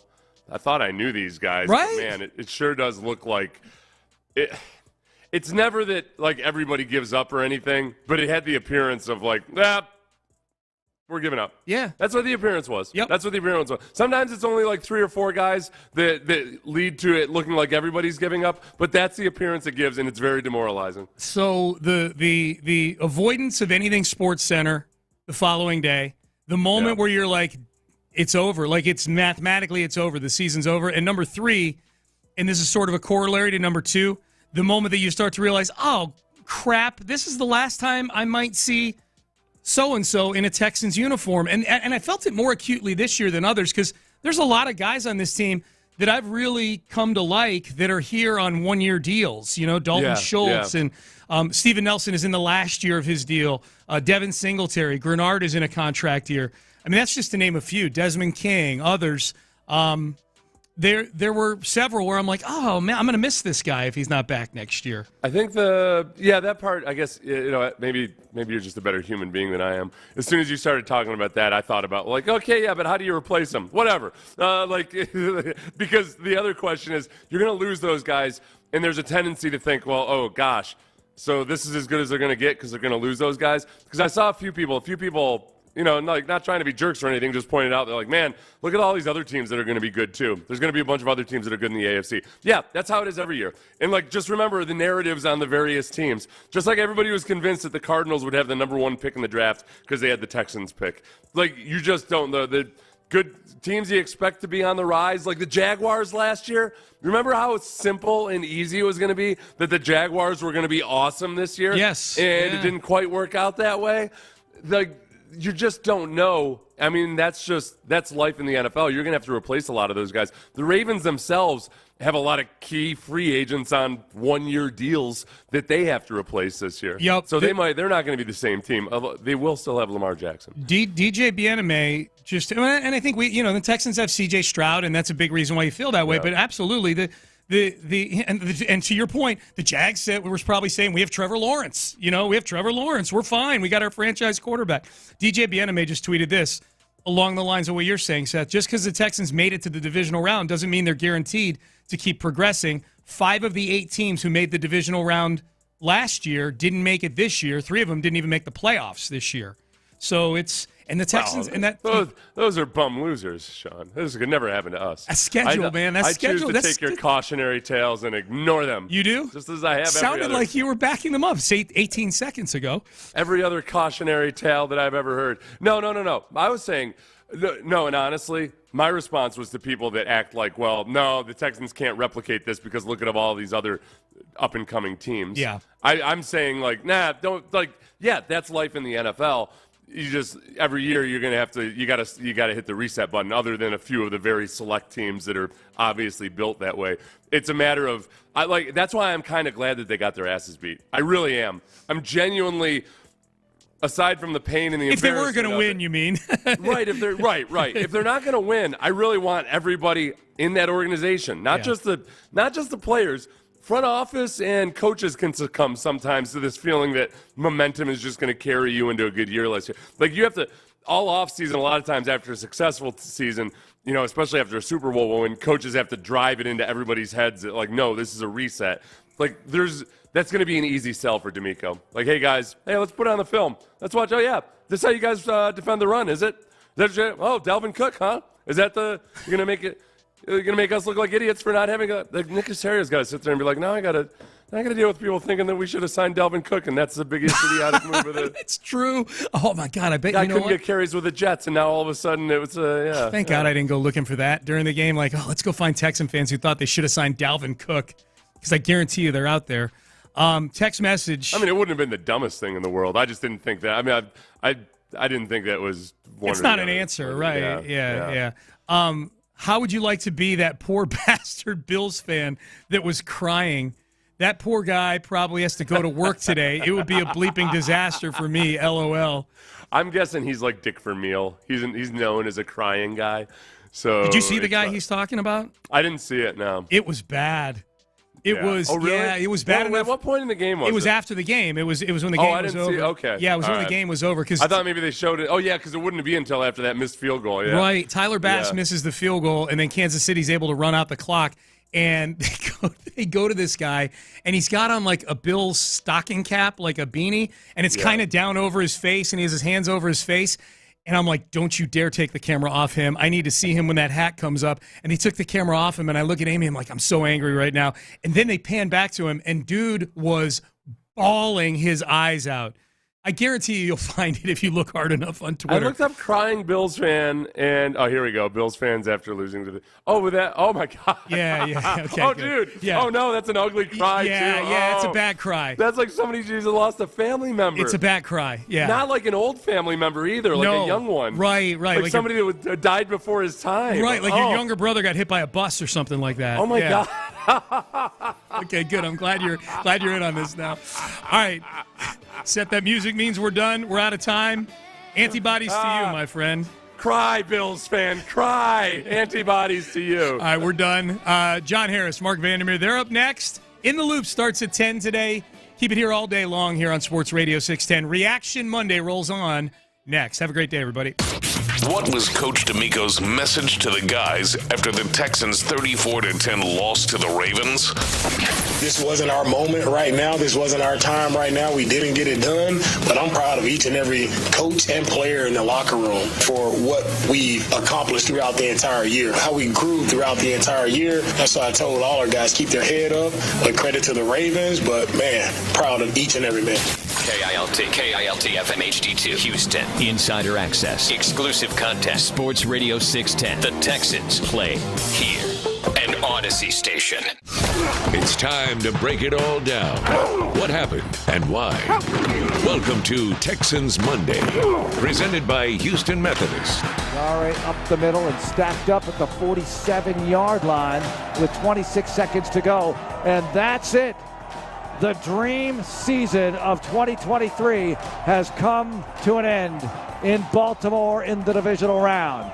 The Houston Texans gave us so many unforgettable moments this year, including their best playoff win ever.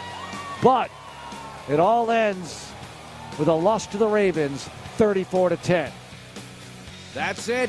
Good morning, everybody. Mark Vandermeer, John Harris with you. Look, I'm not going to get all sad, although I might.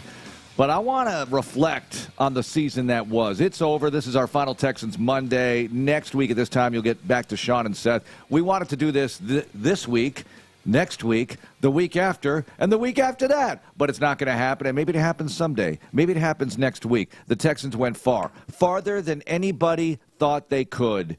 And I mean just about anybody. We could talk about people in the building and DeMeco Ryans and the Ryans family and my family, whatever. We could talk about that, but come on. You went to the divisional round in the first year with this coach and a rookie quarterback who somehow only threw 5 interceptions through the whole thing, and that still blows my mind. And, Johnny, you were just telling me off the air that, reminding me that the 5 picks came in 3 wins. Yeah, and first of all, it came in just 3 games, and the Texans won all 3 of those games. All of that. You went so deep into this thing, and, it ended badly at Baltimore, and we'll find out what they do because go Ravens against the Chiefs next week. Please spare us the Swifty Super Bowl. We don't want to see it.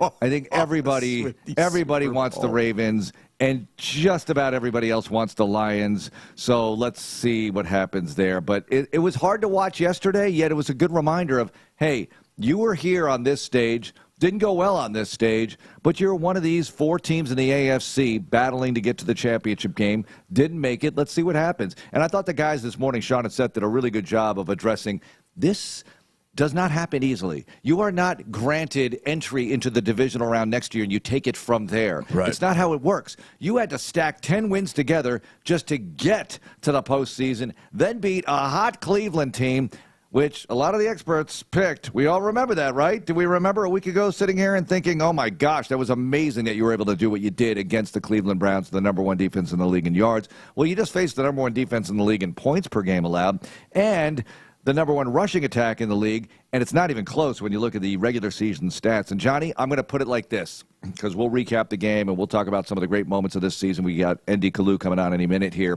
But it feels like to me, yeah, the Ravens had some rust with the 3 weeks off, but they also had some rest. They had a little rust, but they had a lot of rest.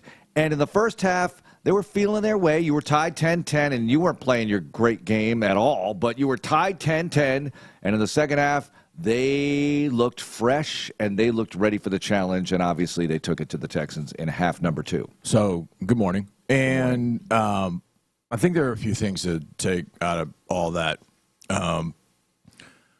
Number one, as it pertains to the rust, I feel like rust impacts teams that rely more heavily on the pass. That team was rested and fresh, and you could tell. Mm-hmm. It was evident at field level how rested they were and how much that helped that defense. Kyle Hamilton had a big old brace on his left knee, huge. They didn't even need him to play. Like he played. They didn't really get an A+ game from him. He almost had a pick, but they really didn't need it. But watching Roquan and Patrick Queen run sideline to sideline. Oh, my gosh. Here's another couple of things. They had, and, there's nothing you can do about this. They had a bye in Week 13. I think that's what it was. Week 13. So they play 12 games. They get a bye week. Then they play 14, 15, 16, 17. So they play 4 weeks, basically. Mm-hmm.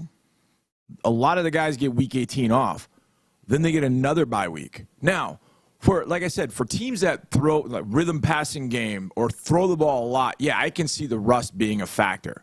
But for a team as physical as Baltimore is, the bye weeks in Week 13, Week 18, basically, the wild card round, helped that team more than anything else. You know what they did after that bye? Yeah, they crushed people. They beat the Rams, all right? Yeah, they won in overtime, tied the loss, punt return, yeah. They crushed the Jaguars in Jacksonville, 23-7. On the Sunday night. They destroyed the 49ers. Crushed them. At the new Candlestick. I don't like to call it that because it doesn't deserve to be called that. At Gene Stadium. Is it still Levi Stadium? Well, good for them. They got a Gene sponsor. And they completely obliterated the Miami Dolphins 56-19. I mean, it wasn't even close. And then they had the we don't need to win it game against the Steelers, which is basically a bye for Lamar Jackson and a few of the starters. And then they had the actual bye. And then they came out smoking hot. It was the wrong team to get because I think the teams yesterday, they've been playing. And I'll be really curious to see how the Chiefs look against Baltimore next week. We all will. Here's the other thing, too. Because they've been playing, Buffalo is banged up, like big-time really banged up. And the Chiefs, they have a championship pedigree. Here's the other thing, too, I think. I also feel, I don't know, this is my physical feeling. Like, I woke up on Sunday. Now, it didn't help. Went to bed at 3 o'clock in the morning because we got back here like 2:15 or so. And I got to the house like 2:30. I started putting stuff away, and finally laid my head in the bed at 3 o'clock. I wake up in the morning on Sunday, and I'm like, I'm spent. Like, I'm totally spent. I think there's something to the Chiefs in particular playing and understanding what it takes to play for a while. You think back to August, and when I think back to August, you get into dog days of training camp, and you're like, man, it's a long season. But we'll get through it, and we get through it. Hopefully we'll have some good moments. But after Week 18, we'll get time off from radio from that Monday until Super Bowl. I don't think anybody was thinking playoffs, and you and I are the most positive, homers or whatever you want to call us. We're the most positive people about this team, and we felt like it could be a lot better. I can promise you, I didn't think divisional round playoffs. That was pie in the sky, holy cow, if everything goes right sort of thing. You got a rookie quarterback, a rookie head coach, a rookie offensive coordinator, You got rookies all over this field. You're gonna get to the divisional round. Well, plus new guys who haven't played together. Right? I mean, all the free agents who haven't played together. You're gonna mesh all this together. You got new offense, new defensive scheme, like all this new verbiage, new everything. And you're gonna get to the divisional round. You started 0-2, by the way. I know. You started 0-2. I get a text. My friend Don sends me a text after week 1 or week 2. He walks out of his building, and I know a lot of people walked out of his building week 2 against the Colts and was like, because he had asked me, he's like, how many wins? I said, man, I really think they can get to 8 or 9 because, I went through it. I was like, okay, I think you can go 1-3 in AFC North. I think with your matchup games, where you placed. NFC South wasn't that great. Games, like we go 2-1. AFC South, I think we can go 3-1. In division, I think we can go at least 500. We went 500 with a team in 2022 that got the second pick in the draft. Do the math on that. That's like 8 or 9 wins. I think we can get there. I told him that. He said, 8 or 9 wins. You're not going to get to 1 win after that Colts game. And then the next week, the season started. It turned dramatically the next week. The magic turned on, and away you go. As it pertained to the game, I think, there were some fascinating points where the game could have really changed. I thought there was a sequence from kind of end of first half through our drive after their touchdown to make it 17-10. So it's 10-10, haven't played well. We go to kick the field goal, we miss the field goal. Had we gone up 13-10, you just put a little bit more pressure on them going into the locker room. A little bit. You don't. As I didn't DeMeco think it was that huge, but it was big. Obviously, but DeMeco said it zapped the momentum, and I get it. In a game like that, you probably need some momentum. But here's also what I think. I felt pretty good at the half at 10-10. I thought after all that, you're 10-10. All right, let's start over, see what happens. But I think you just put points up on the board, and you're just kind of chipping away at it. You put more points on the board. Your head going in half. They were upset. Lamar's cussing everybody apparently in the locker room. But the next drive out of halftime, Jalen Petrie has his hands on the ball in the end zone, and that if he hangs on, it stops that drive. Get the ball at the 20. Maybe you do something with it. The drive after that, it's 17-10. Remember, Motor had his longest run on that drive. Yep. And we get down to, what, the 33, 34? 39. 39-yard line. 10 at the 39. And what do we do? 5-yard penalty. Move backwards. And before you know it, you can't punt. Pick anything up, and you got to punt. But you punt to the 7. Right. Hold them. Nope. 93-yard touchdown drive. And that was it. That was it at that point. That was it. But after Motor had that play, you had to, not to say you had to keep pounding with the run game, but you had to positively produce. At least get a field goal out of that drive. Right. Make it 17-13. Yeah. And if you made the field goal, now it's 17-16. Even if they score and take an 8-point lead, you're 24-16, probably going into the fourth quarter. So, you never know. But after he missed that one, I said to myself, he ain't missing again. He's not going to miss another one. We need him again. He's going to come out. He's going to drill a 60-yarder if he has to. I thought so, too. But you just never got in that position It never was relevant anymore. All right, let's get to ND Kalu here. Texans Monday, presented by Houston Methodist. Good morning, ND. All right. What is let's get to this first. Your take on what you saw Saturday, and then we'll get your thoughts on the season. Go ahead with Saturday night as the Texans fell to the Ravens. Good morning. Good morning. Good morning. Like everybody at halftime, very encouraged, knowing that the Houston Texans walked into that locker room, saying to themselves, hey, one more half and we can really get this done, when I don't think anybody gave them a chance. And then the second half, I just felt like reality set into place. So, I mean, there's a reason why with all these great, talented players in the NFL, Lamar Jackson is about to get his second MVP, and I think he showed it more so in the second half than in the first. And when I'm watching it, Mark and John, I'm thinking to myself, like, how do you prepare? As a guy who played in the NFL for 12 years, I still don't know how I would prepare for Lamar Jackson, because there's just certain things that I don't care if you put your shiftiest wide receiver at quarterback during scout team week. There's just certain things that you just can't prepare for. And I just feel like in that second half, he along with, and it's not just about Lamar Jackson. I mean, on their defense, their two linebackers, you could talk about them having the best tandem at linebackers in the NFL, arguably. But I just feel like the second half reality really set in. And that's not a shot against the Texans. That's just a nod to the Baltimore Ravens and how great they've been playing. Yeah, I mean, Mark, I've picked Baltimore the last couple of years. Like, okay, if Lamar is right, And it's amazing to watch, I mean, be down at field level and seeing all these great quarterbacks. I mean, obviously seeing CJ every single week, it's incredible. But when you see a guy move with the ball in his hands the way that he does, it's unbelievable. Lightning. And like I said before the game, I thought, going back there, I thought about rust versus rest. Lamar didn't throw the ball exceptionally well. He didn't throw it exceptionally well. And that's why I thought, you know what, if things get tough, they're going to run him. And they did. When they were dropping back in the first half, the pass rush was getting to them. Great. Yeah, Keep dropping back. Our guys are getting to them. The coverage is good downfield, whatever the case may be. Yeah. But in the second half, they said, you know what?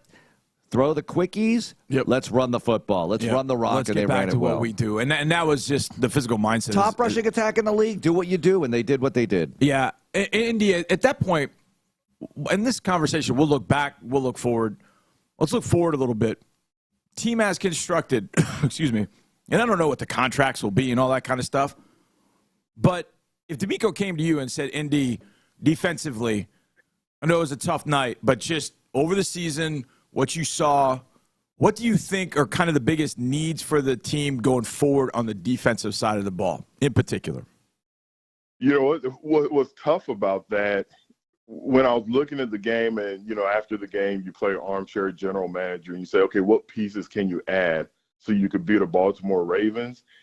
Again, it's just tough to think that there's any one piece coming out of college that you say, you know what, if we could draft this guy, he's going to shut down Lamar Jackson. It's like, no, like it's more of the system, the scheme, and continuing to add pieces to the puzzle. And I say that in my long-winded approach. You can't have too many pass rushers. You know, I'm thinking another three-technique pass rusher that can really get after the quarterback. But with Baltimore Ravens, it's just more of an approach. I don't know if y'all noticed, Christian Harris made what I thought was a great open field tackle against Lamar Jackson, but the pocket broke down. And I even rewound it and showed my son. I was like, look, this is a great play, because as I was watching it, I was expecting Lamar Jackson to juke him out and just pick up another 10, 15 yards. But he made an awesome play. Just that sure tackling. Maybe, John, that stud, another stud linebacker, that guy that you just put him there, and he's going to be hopefully the next DeMeco Ryans, the Brian Cushing. Even with Petrie's step back this year, I still feel pretty confident and comfortable with the defensive back. So it would be a piece in the front seven. All right, I'm going to go out of order in the line of questioning here, but just addressing free agents, because this team has, 15 to 20 free agents that they have to deal with one way or another, and we can get into how they might handle those things. But just in general, ND, a free agent, we always talk about, hey, they go wherever the most money is. How true is that versus, hey, I want to play in Houston with C.J. Stroud and 4 DeMeco Ryans, and, you have the state income tax thing into play as well. If it's a tie, is that the tiebreaker, or would you take a little less maybe because of the income tax, because, hey, DeMeco Ryans and C.J. Stroud and the whole environment here? How does all that work in the mind of a possible free agent out there? It depends where each player is in their career. You know, if you have a guy that's already accomplished everything on the individual level, and he's made all the money and he just wants a championship, like Mike Evans, who I would love to see in a Houston Texans uniform next year, his priority more than likely will be obviously some money. I mean, once it's over, it's over. So once it's over, you stop getting those checks. So the money is always going to be a factor. But I think a guy like Mike Evans is really truly going to be chasing a ring. But then if you have a guy that proved himself, and, he's still somewhat young, he wants to get that big contract. He wants to continue to establish himself as one of the better players in the league. They're not going to put that priority of ring as we're an older guy who's on his last contract. But regardless of all of that, now you're in a position where when you look at the Houston Texans as an organization, it's a positive. No matter what stage in your career you are, you're not thinking, oh, Texans, they got a lot of drama. The head coach thinks he's the general manager, and you have somebody who's running the show who doesn't even have the qualifications. Like, that's not even a thought. So it's only going to bode well for the Texans in free agency, but you're still going to have to open up that checkbook. Wait, what was that scenario you just described? Never mind. I just made it. Yeah. I just made it. It's a fictional, hypothetical thing. I got you. Yeah. ND said the thing I always hear from retired players, or it encapsulates it so well, which is the gigantic checks stop coming in. That's what happens when you retire. When it's over, that's over. And you're right. You have to take that into consideration if you're a professional athlete. You know it, Mark. You know it's coming, but it's fun. It's funny and it's not funny if you're not prepared. But you literally go from picking up or having deposited a huge check every Tuesday until it just, then when it's over, it just stops. It's not like, you know what, for the next 6 months, I'm going to get 50% of what I was making. Then after that, 20%. It's like, nope, as soon as they walk you out the door, that check is right there, just stops. So, yeah, it's an adjustment. Andy, what's this day like for players? And by that, I mean, played Saturday, they had Sunday off, and now they come in for locker cleanout day. And one of the things that I don't know why the first couple of years it kind of didn't hit me this way. I guess because we had guys that we knew were coming back, but it's really hit me that every single year is a different year. You don't bring back the same group. In fact, it changes significantly. And the last 4 years in this building have been changes significantly. We'll see what happens, coaching staff, players, all that kind of stuff. But, Andy, what's this day like for the players, knowing that, especially if it was a fun year, if it was a good year, like, hey, a lot of these guys, I look around my D-line room, and I'm like, 60% of these guys will be here. Maybe 20% of the guys will be here. Heck, maybe I might be the only guy that's here. How do players kind of treat this locker cleanout day? I'm sure their bodies are about to be refreshed, and so they feel good about that. But leaving teammates and having, the thought that you're not going to have this team in the same form again, what's this day like for players? Man, you're bringing up some awesome memories with that question. It's a lot of reflection. And though, look, what do they say? There's going to be 31 disappointed teams in the NFL at the end of the year, because if you don't win the Super Bowl, then obviously it ends in disappointment. But these guys understand what they accomplished. I have to believe, John, there's a lot of reflection after the disappointment when the plane landed. And shout out to the fans who were out there waiting, to show their support after that loss. Guys are going to smile and be, you know what? This was a special season. When you think about the turnaround from the last 2 years to what they accomplished. So I think there's going to be some smiles, but there's also going to be some Dalton Schultz. You best believe, he probably won't admit it because of the guy he is. You best believe he's been on the phone with his agent already. Nico Collins has been talking to some people like, hey, I know I'm still under contract, but should I or should I not report to the mini camp coming up?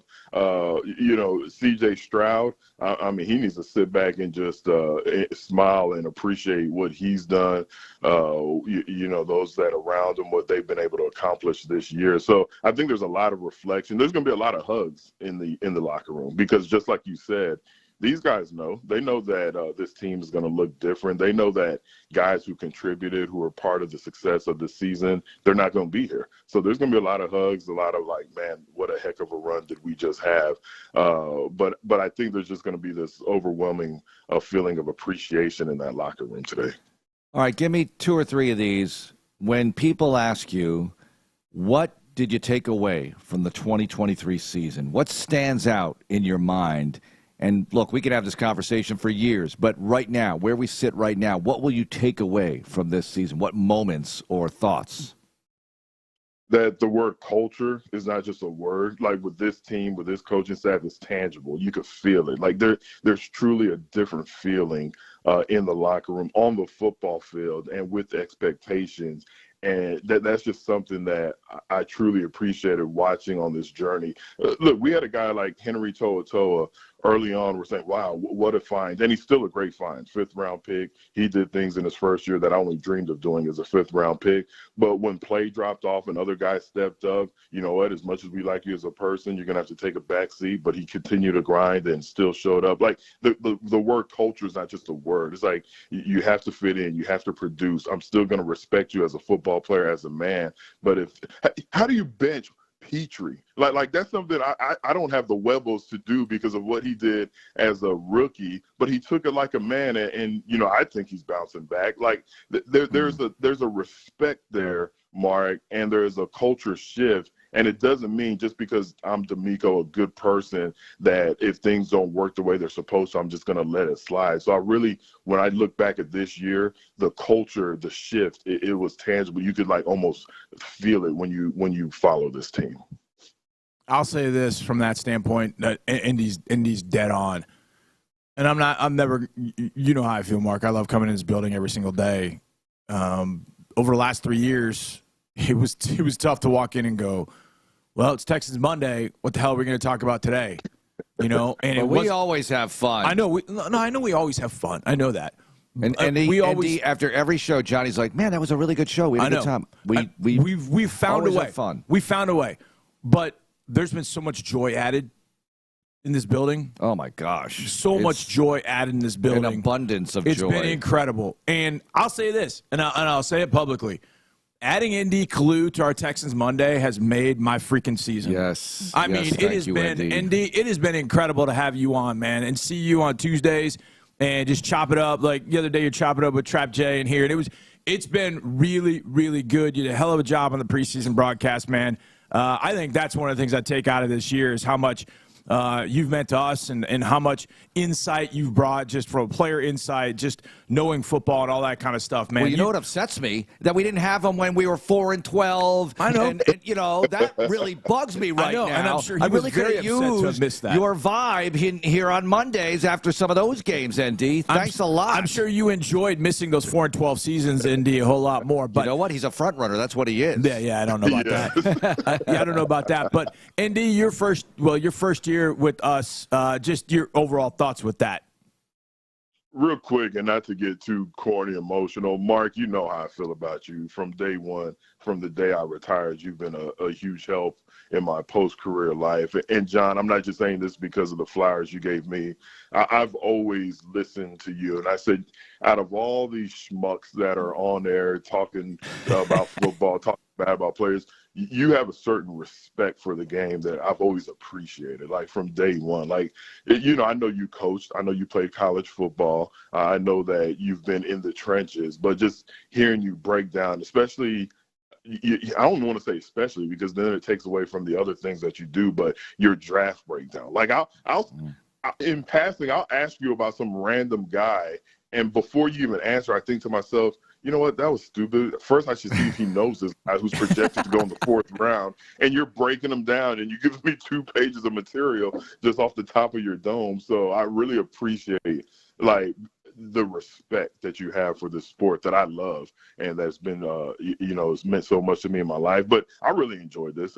Look, even when I was down the dial, Mark, I kept saying, hey, we can still do things. You know, this is Texan radio. And you're like, nah, you know, it might not work out. So for it all to work out the way that it did, I just really appreciate y'all. And it's been a blast. Well, great to have you on, and that's it for Texans Mondays, but we'll visit in the offseason. We got Texans OGs. We got Texans All Access starting up after the Super Bowl. It'll be all so much fun to get ready for 2024. ND, thanks so much. Thank you. So am I seeing y'all tomorrow? Because I'm pumped. Let's do something. No, we got to do something now. All right, well, I'll get back to you. we'll do something. We'll figure it out. All right, y'all going to have to get a restraining order on me. I'm just going to be hanging around. Who is that man? All right, thanks a lot. Appreciate it, All right, brothers. All right. See y'all soon. ND Kalu played over a decade in this league, and it's always great to get his wisdom. And if you need any real estate advice, he's your man, too. But that's a whole other subject, is it not?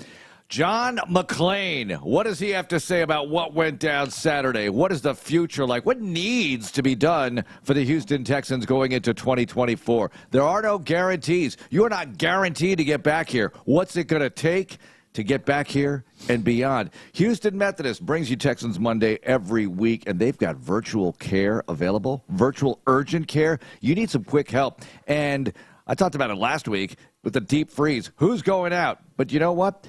Houston Methodist virtual urgent care is available for you. All you got to do, it's available 24/7, is log on, HoustonMethodist.org/virtual care for more information. It's the official healthcare provider of the Houston Texans. Houston Methodist, leading medicine. It's Texans Monday. Back with more of Texans Monday in a moment. Why just fight breast cancer when you can outsmart it?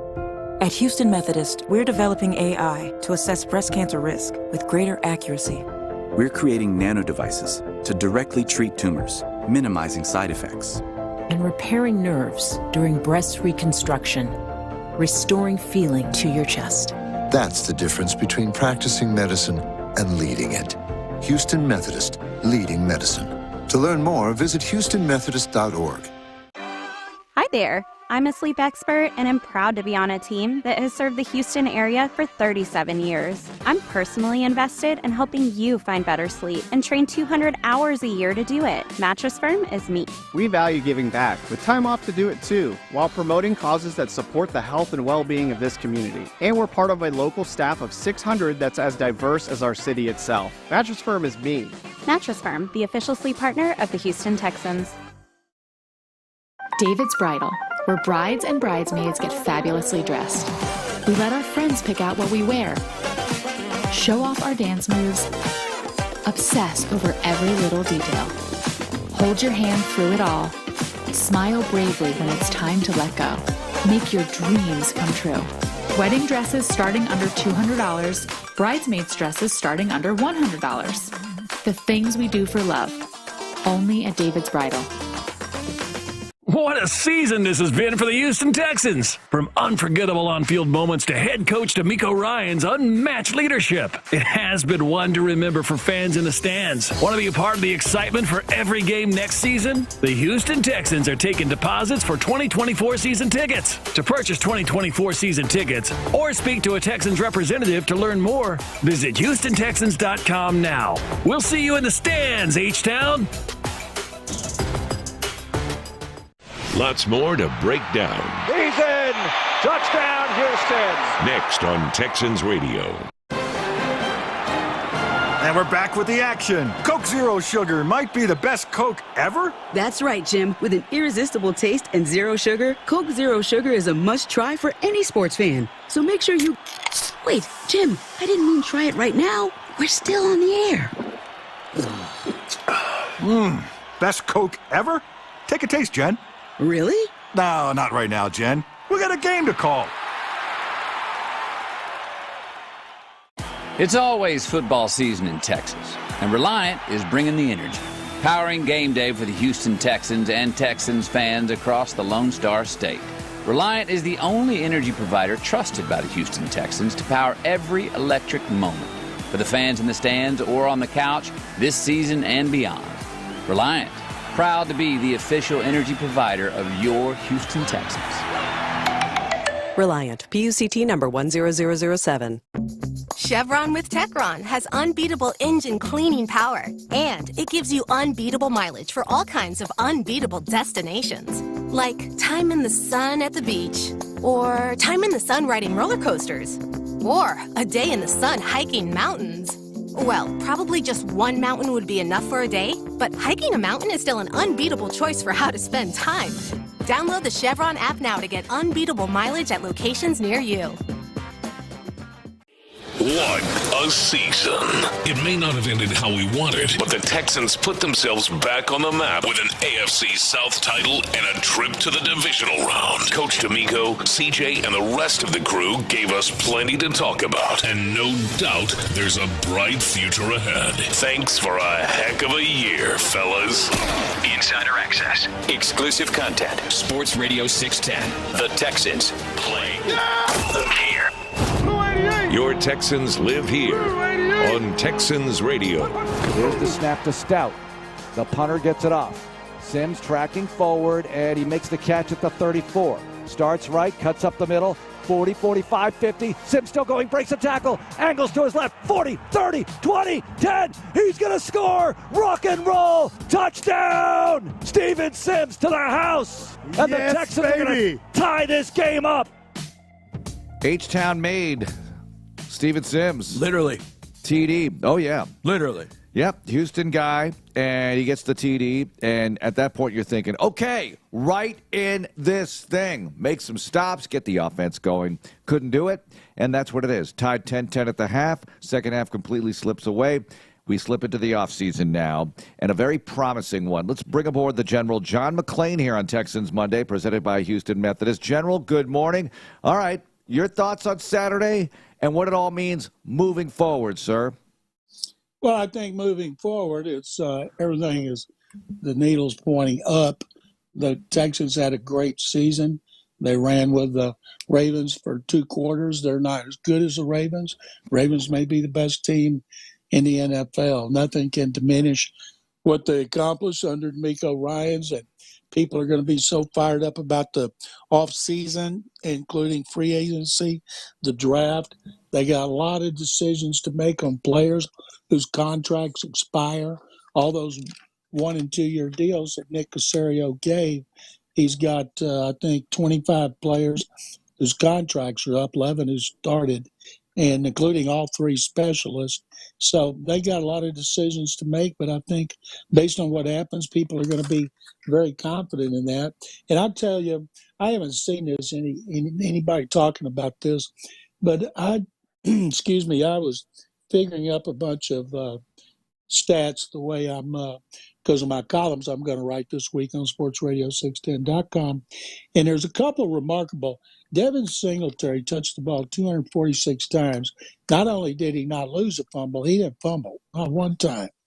And only 2 position players lost fumbles. That is a miracle. That was Beck and Schultz. And they only had 6. Stroud had the other 4. So not only was Stroud great at not turning over the ball, they were great at not losing fumbles. And to finish plus 10 in regular season and then plus 12 overall was one of the reasons they turned out to be as successful as they did. So this team did a lot of things right. And when I look at what needs to be improved, and you take into consideration the injuries that might have held them back in some areas, but they got to run the ball better. They only had, out of 19 games, they only rushed for 100 yards 7 times.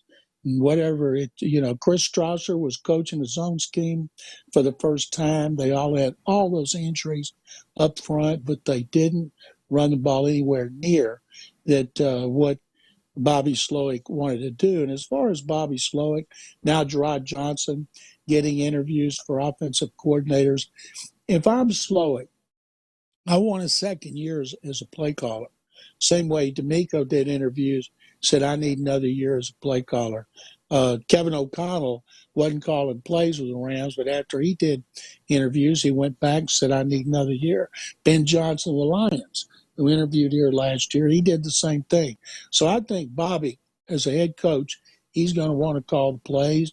And I think after one season, he needs another season. So I know the Texans would love for him not to leave. If he does, then good for him. But and as far as Gerard being an offensive coordinator, I would think he'd be the heir apparent to Bobby Slowick when Bobby leaves. So they got decisions on coaches as well.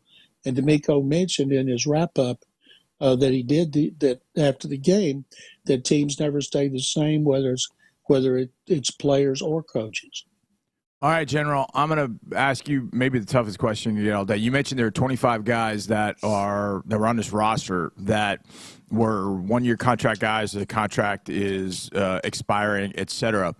Of those 25, you can absolutely, without a doubt, regardless of money, you're bringing one back for 2024 and beyond. Which guy would it be? One guy back on either side of the ball? Either side of the ball. You pick it. Oh, boy. Well, Jonathan Grenard had 12 sacks. He didn't have any after he got hurt. And so at one point, I thought he's going to end up with around 14 or 15 and get paid big money. But then he got hurt. If you look at Jonathan, how much you're going to get, if I'm talking about another team, give him a lot of money. And you look, he's had injuries every year. And you can't beat rushing the quarterback. And you also have Sheldon Rankins who's up. So I'm going to say Jonathan Grenard because he does he did what better than what anybody else did, which was get the quarterback. And DeMeco's defense, the linemen, as he always points out, are so important. And he's got 2 of his starters whose contracts are up. How good do you think the Ravens are? We haven't had a dominant NFL team in a while, it feels like. It feels like we've had so many close playoff games and or Super Bowls. And this was a lopsided victory for them. We'll see what they do against the Chiefs next week. But the way they played down the stretch, and then there was no let-up in the postseason. They were them. They were the same team that blew out Miami and took apart San Francisco. And again, whatever they do against the Chiefs is going to be a big revelation either way. But how good are the Ravens in your opinion, General? Well, I think they're the best team in the AFC, and they could lose to Patrick Mahomes, who was great on the road for the first time. And Chiefs, boy, for a team that struggled at times this season, especially at wide receiver, they got it done despite some decisions. And the Bills, there were some bad decisions by the coaches in the second half of that game, and the Chiefs overcame them. And so I think if they played San Francisco, that, it's hard to beat a really good team twice. And they blew out the 49ers, and they did it in Santa Clara. And that's that revenge and embarrassment, strong motivation. So I'm not saying they're going to win the Super Bowl. I don't even know if they're going to win this game. The Texans had them for a half, and then they were just too talented. Their defense too good. Texas played them twice, didn't score an offensive touchdown this season. But the Ravens, their defense is great. Their running game is great. And it's because their leading rusher is Lamar Jackson. But their passing game, they'll get Mark Andrews back. That'll help them even more. Are they a great team? Yes. But I'm thinking the 49ers are a great team as well. And Kansas City's a great team. Not sure about Detroit. It's the greatest story in the playoffs, one that just captivates everyone. So I think the fact that you got your top four teams playing in this game is pretty remarkable. So there's somebody that you two know, and you two know very, very well. A couple of years ago was talking about the rise of the Detroit Lions. So at that point, General, do you give the Lions a shot of beating the San Francisco 49ers out in Santa Clara in the NFC Championship? John, they got a shot, of course. Jared Goff has been to the Super Bowl. Having a quarterback, I would think in the playoffs with an upstart team with a lot of young players, a lot of playoff inexperienced players who are going through it for the first time, having Goff and his steady hand is good. They run the ball well, 2,000-yard runner. Aaron Glenn's defense has been really good. But the 49ers, if Deebo Samuel is able to play, and they're saying it's 50-50 right now, to have the playmakers that they have at quarterback, running back, wide receiver, tight end, offensive line is good. They're a great team too. Now, it rained like crazy in that game. They're used to playing in the rain. If it's raining again like that, a monsoon, the Lions are not. And I think the Lions' dream is going to die. But do they have a shot? Yes. With that team and what they've accomplished this year, they definitely have a shot. And it reminds me of what the Texans could do next year based on how hard ahead of the schedule they are this year. Because remember, the Ryans started really bad last season. And then all of a sudden they turned it around. Everybody's ready to run Dan Campbell out of town, and they've been great since midway through last season. And now the Texans are not going to catch anybody's surprise. But I can't wait to see what Nick Caserio and DeMeco Ryans do in the offseason as far as adding talent. They're projected right now to be number 4 in cap space, and people who are hoping Nick will go out and hit a home run on free agent. He hasn't done that yet.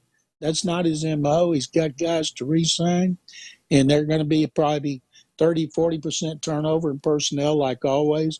So I don't think he's going to go out and spend it. People are hoping for Mike Evans. Give me a break. Bucks aren't going to let Evans get away.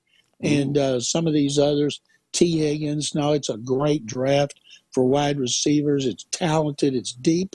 You can get a wide receiver to add with Tank Dell and Nico Collins. And I'm guessing Nico, he's earned an extension. Nick likes to give extensions to players who've earned them. So I don't see him doing that. I see him bringing in guys just like they have before, but it may cost a little bit more. But I just don't see him spending a big bucks on one player when they're going to have so many needs. Man, you look at the playoff teams from this year that the Texans will play next year. Dolphins, Chiefs, Cowboys, Packers, Lions, Bills, Ravens will come here to NRG Stadium. That's amazing stuff. How would you two feel about playing the Vikings over in London? Is that breaking as we speak? No, that's been rumored. I don't know, rumored. But somebody at NFL.com was, hey, these are the potential matchups you could see over in London. And Hello. And they said Vikings v. I Texans. can tell you one thing I'm doing this time. We're taking the tube everywhere. We're not going to take a cab or an Uber in London. That was That's fun, just though. We got the stupid. windshield tour, no, though. You did, but trust me, I went there over the summer. The tube, you get the tube app, and that's how you get around London. I'll go over that if it needs to happen. All right, General, the season continues here with the championship game Sunday, the Super Bowl, of course. But for the Texans, it's the offseason. So let's talk AFC South for a moment here. Biggest threat to the defending AFC South champions, is it the Colts or is it Jacksonville? Who's the bigger threat? And then share with me what Tennessee's going to do, in your opinion, right now. I would say the Jaguars, because Trevor Lawrence did not play as well as he could have. And they were favored. They were way ahead, and they blew it. I think Doug Peterson's a good, not a great coach. The Colts will go with Anthony Richardson. As I've said before, I don't think they would have been as good with him, considering he played only 13 games, started only 13 games at Florida, and he's still going to have growing pains. But the division is going to be so much better. Right now, I don't know what's going to happen in the NFC South, but it looks like it'll be the worst. Again, those top three teams are so competitive. As far as the Titans, I don't have a clue they're going to hire. Bobby Slowick is in the running. Their GM, going into his second season, Rand Carthon. He was with Bobby for 6 years, as was Adam Peters, the new GM at Washington. But the Titans, I'm guessing since Vrabel was defensive coordinator, going with an offensive coordinator. Who it is, I have no idea. That if that new coach didn't have, say, Will Levis, I thought he was a fourth-round pick, then they're going to have to get another quarterback. But the change from Vrabel has changed everything around up there, and nobody knows what direction they're going or what kind of philosophy they'll have with an offensive guy who they want, who I guess would throw the ball rather than relying on the run as they have for so long. General, thanks so much for all the Texans Monday appearances, and we'll get back to it on Texans All Access soon enough after the Super Bowl. Thanks a lot. I look forward to it. Thank you for having me. John McClain joining us as he does every Texans Monday. All right, coming up, who feels better, who feels worse? Little game I like to play. Ooh. Continuing to talk about what needs to happen in 2024, what went down Saturday night, a little bit of that, and a big conversation with Andre Ware at 9 here on Texans Monday. This is Texans Monday. The big game is here. It's the new Houston Texans scratch ticket from the Texas Lottery. Play today for your chance to win up to $100,000 instantly. Or enter for a chance to win Houston Texans prizes like an away game trip on a private plane, season tickets, a VIP suite experience, and more. Make everyday game day with the new Houston Texans scratch ticket. Houston NFL Holdings LP, all rights reserved. Visit TexasLottery.com for odds. Must be 18 or older to participate. Play responsibly. Is your phone plan messing with your savings plan? Don't get stuck paying for things you don't want. With Verizon, you only pay for what you need. And for a limited time, when you bring your own phones to a Verizon store, you'll get an amazing price on your plan. Plus, you'll save on things you actually love, like the Netflix and Max with Ads bundle. And it's on our award-winning 5G network. Bring your phones to your Verizon store today for an incredible deal. A better plan to save is Verizon. Additional terms and conditions apply. Long week? It's time for a smooth Tito's handmade vodka cocktail. Staying in or going out, serving cocktails for two, or mixing drinks for the party. Barbecuing in the backyard, or snagging your favorite bar stool. No matter the occasion, just add Tito's to kick off the weekend just right. Tito's handmade vodka is distilled from corn and is naturally gluten-free. 80 proof Tito's handmade vodka, 40% alcohol by volume, distilled and bottled in Austin, Texas. Crafted to be savored responsibly. What was Coach DeMeco's message to the guys after the Texans' 34-10 loss to the Ravens? This wasn't our moment right now. This wasn't our time right now. We didn't get it done, but I'm proud of each and every coach and player in the locker room for what we accomplished throughout the entire year, how we grew throughout the entire year. And so I told all our guys, keep their head up. Insider access, exclusive content, Sports Radio 610. The Texans play here. Lots more to break down next on Texans Radio. Texas Children's Hospital is proud to be the official children's hospital of the Houston Texans and local sponsor of Play 60. Getting kids moving for just 60 minutes a day can improve bone health, fitness, brain function, attention, and academic performance. Join us in our commitment to the Houston Texans and Play 60. Because at Texas Children's Hospital, everything we do is to ensure your family's future is a healthier one. Learn more by visiting texaschildrens.org/Texans.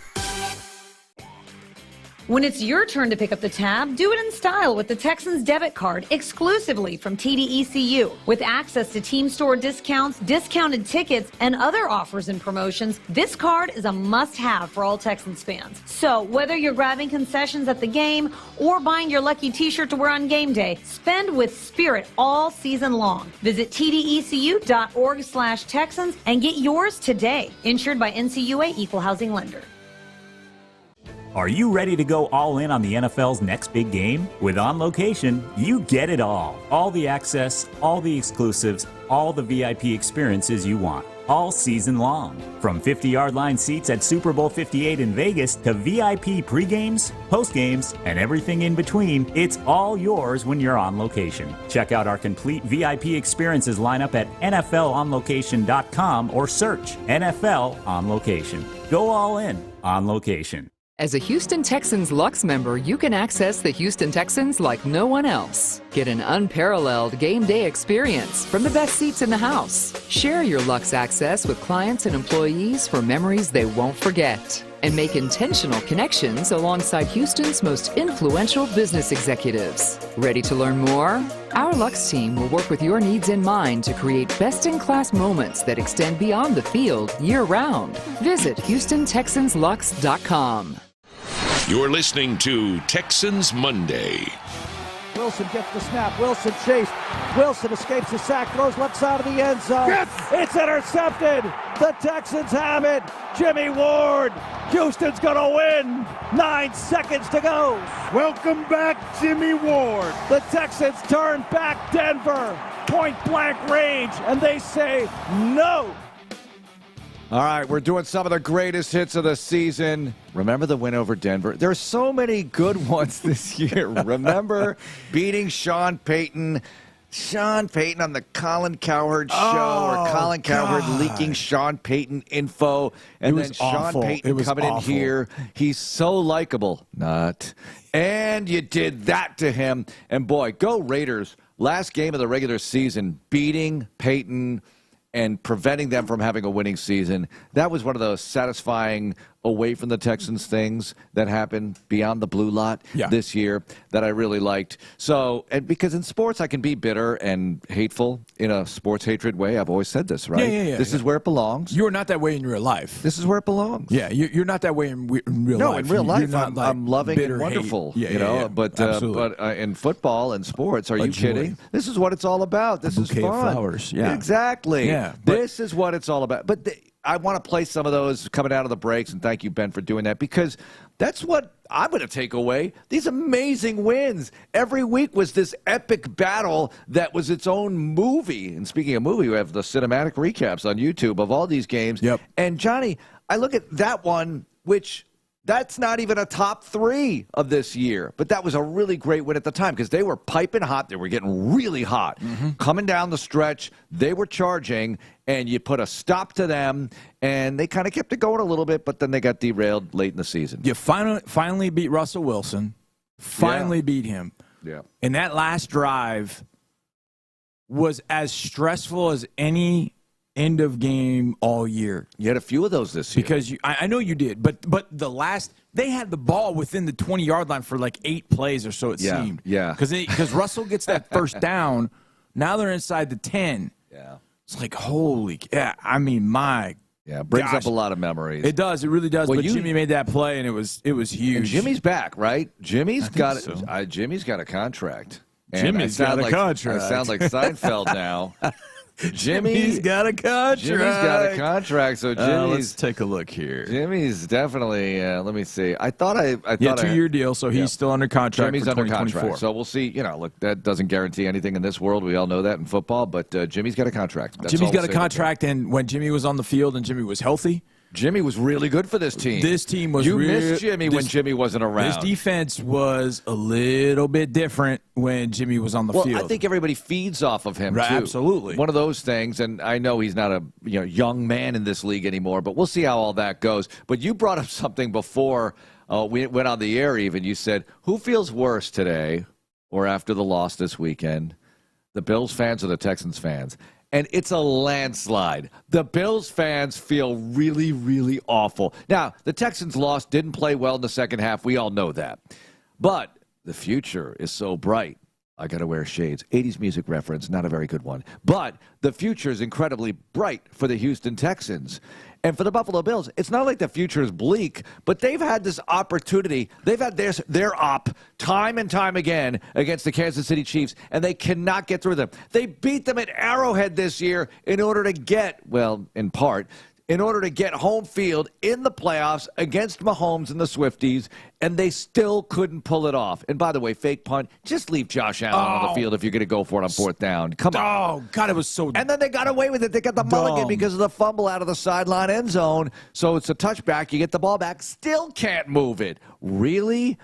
Josh Allen, look, here's the deal. Josh Allen's really good. Mahomes is the best quarterback in the league, and we could debate Jackson or Mahomes, and maybe that gets settled this weekend or part of that argument. But Mahomes is just amazing. And him running with the football is the most, when you're rooting against the Chiefs, which for me is every time they play, him running with the football is the most aggravating thing because he's so good throwing the ball, and then he runs really well with it. And remember last year when he had no ankle and he was still outrunning guys for first downs and key plays?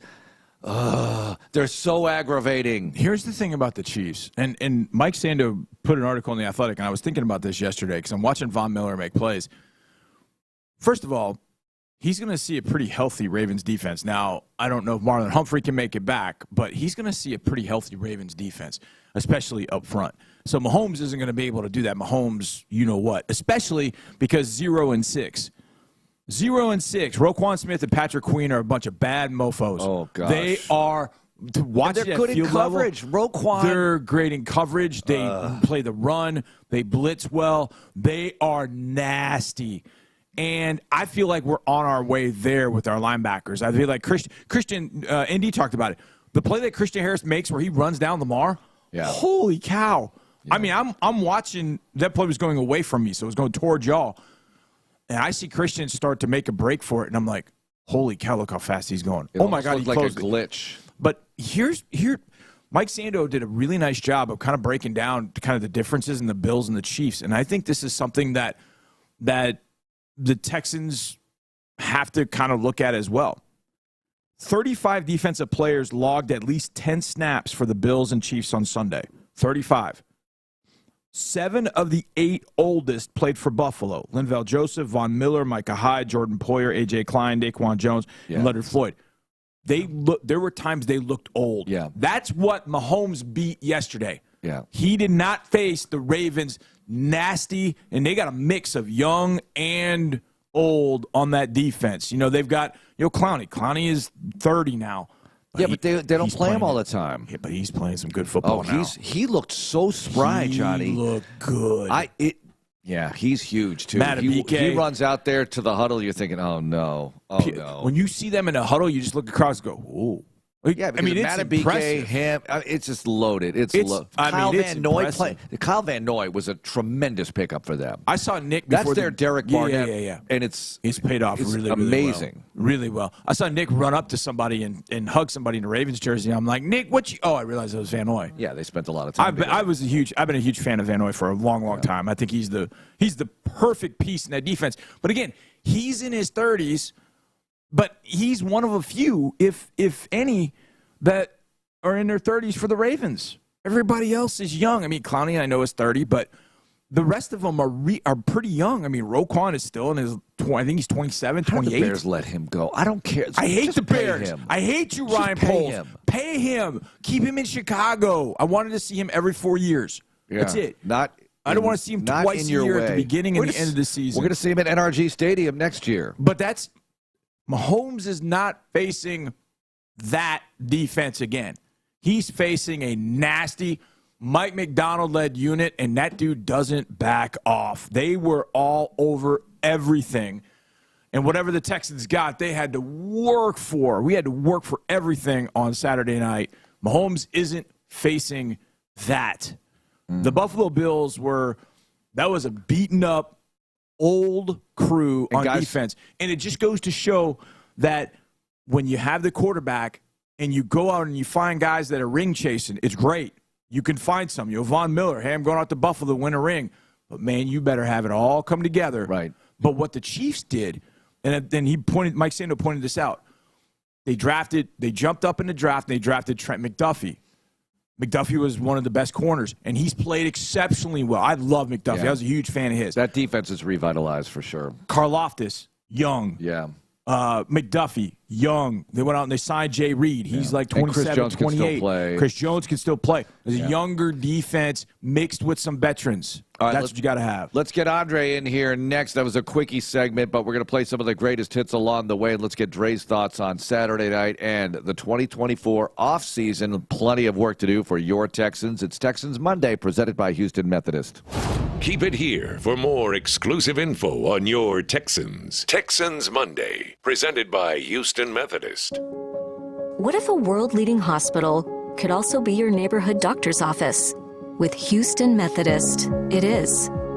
Our primary care physicians invest time in your visit so you're seen and heard, virtually and in person at locations across the city. And we're always ready to connect you with our network of top specialists. To learn more, visit HoustonMethodist.org. Houston Methodist, leading medicine. And we're back with the action. Coke Zero Sugar might be the best Coke ever. That's right, Jim. With an irresistible taste and zero sugar, Coke Zero Sugar is a must-try for any sports fan. So make sure you... Wait, Jim, I didn't mean try it right now. We're still on the air. Best Coke ever? Take a taste, Jen. Really? No, not right now, Jen. We got a game to call. With the Kroger app, shopping online with pickup and delivery is the same as shopping in-store. Same low prices, same personalized deals, same rewards on the same high-quality items like Honeycrisp apples and pasta sauce, with no hidden fees or markups. It's one small click for groceries, one big win for busy families everywhere. Start your cart today at Kroger.com. Kroger, fresh for everyone. Restrictions apply. See site for details. What's up, Texans fans? No matter in season or out of season, rep the Houston Texans all year long with exclusive and premium threads from the Houston Texans Team Shop at NRG Stadium. Score jerseys and merch like crop tops, sweaters, jean jackets, shoes, graphic tees, and hoodies. Plus, get your hands on our premium brands like Pro Standard, The Wild Collective, Wear by Aaron Andrews, and so much more with major deals weekly. Rep the Texans your way and on a budget. Visit HoustonTexans.com/shop for directions. Lots more to break down. He's in! Touchdown, Houston! Next on Texans Radio. Got the friends over but the food not figured out? No problem. That's where the Big Dinner Box comes in. Packed full of Pizza Hut favorites to satisfy everyone's cravings, the Big Dinner Box comes loaded with 2 medium one-topping pizzas, breadsticks, and your choice of wings, pasta, or another pizza. It's the feast that makes peace. The meal without a big deal. It's the Big Dinner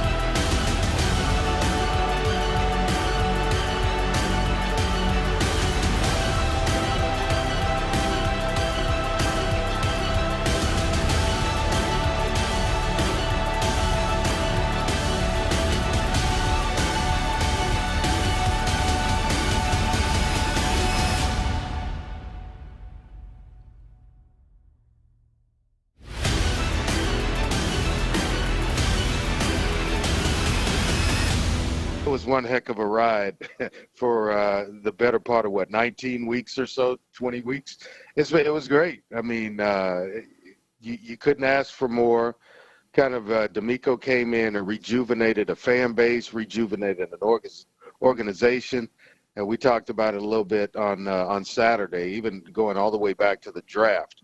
It's been exciting since that moment. So I can't wait until next year and see what next year brings.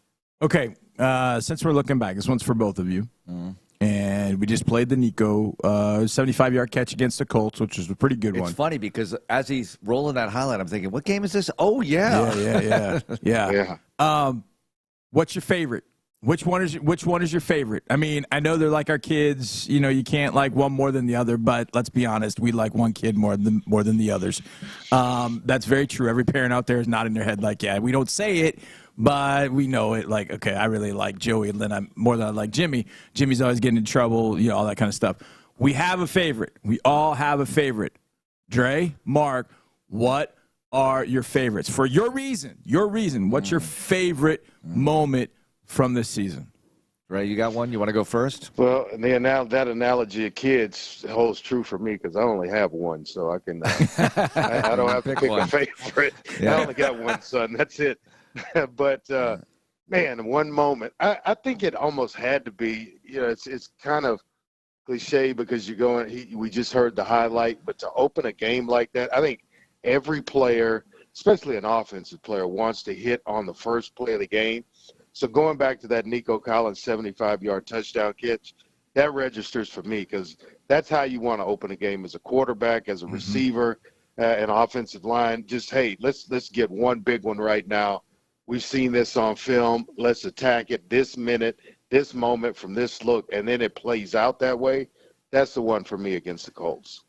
Okay. Man, there were so many good ones. If you went 1-16 and the one was beating the Titans in their Oiler uniforms, you might say it was a good season because that was so satisfying, especially the way they did it. But if I have to pick one, I'm going to go Tampa because to beat them here, to do it the way you did it, to have Dario Gunbowale kick a field goal in the game. I mean, that was just that moment alone within that game. And then they go ahead, and you see how good they ultimately were. I mean, there they are yesterday battling for their playoff lives and giving Detroit everything they could handle. And then CJ puts together that drive and hits Tankel on the sideline. Then 10 seconds left of the game, drills it to the back of the end zone, Dell with the big catch. And to have rookies hook up like that, knocking off a team like that, that was an eruption of joy at NRG Stadium, and I think that's the one I'll probably take with me I'll take a lot of them with me for a long time, but that one may be the most. Okay, I asked a question. So you guys brought up some great ones. I had been flirting with the beating the Oilers, Titans, whatever you want to call them. But I come back to this. I feel like, this is my opinion, I feel like there's one play that changed the entire I know what you're going to say. Season. And the entire season. And it's my favorite because this team was always about, oh, that guy made a play. Oh, that guy made a play. Wait, who's that guy? Andrew Beck's kickoff return against Jacksonville is the most improbable touchdown anybody on this team scored this year. Yeah.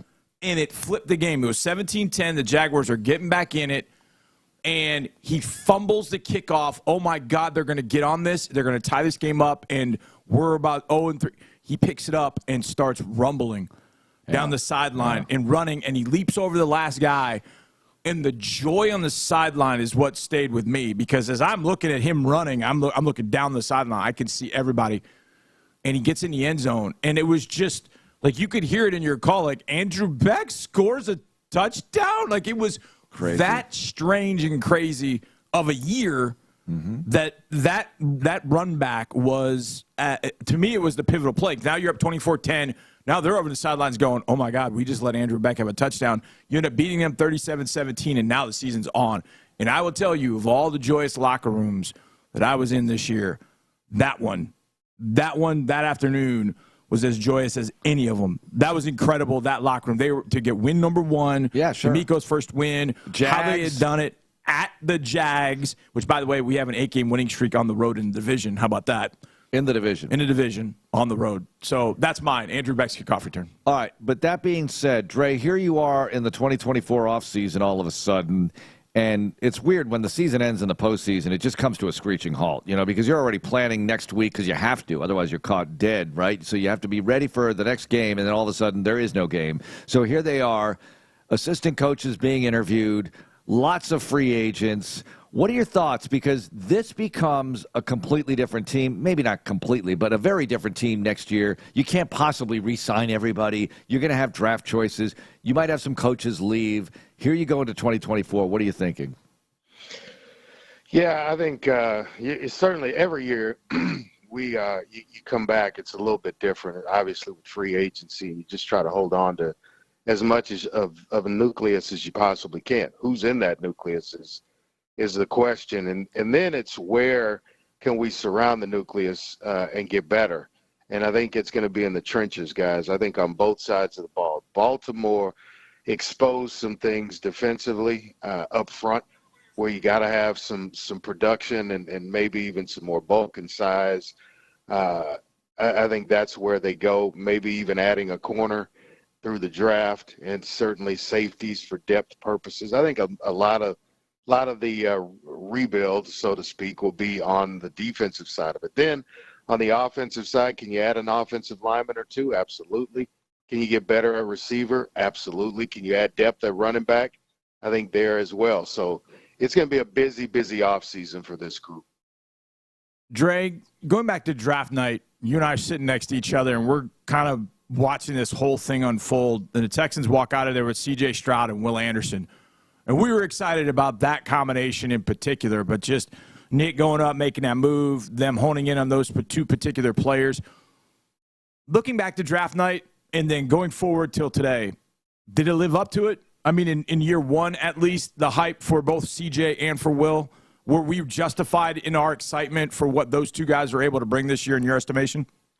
Oh, I think they provided more than what was expected. Nobody saw what CJ was going to bring, and the production that you were going to get at the quarterback position to get this deep and still be playing in the postseason. You have to have one, and you have to have a guy that you feel pretty comfortable with. I think he provided that. Nobody saw it coming in his rookie year.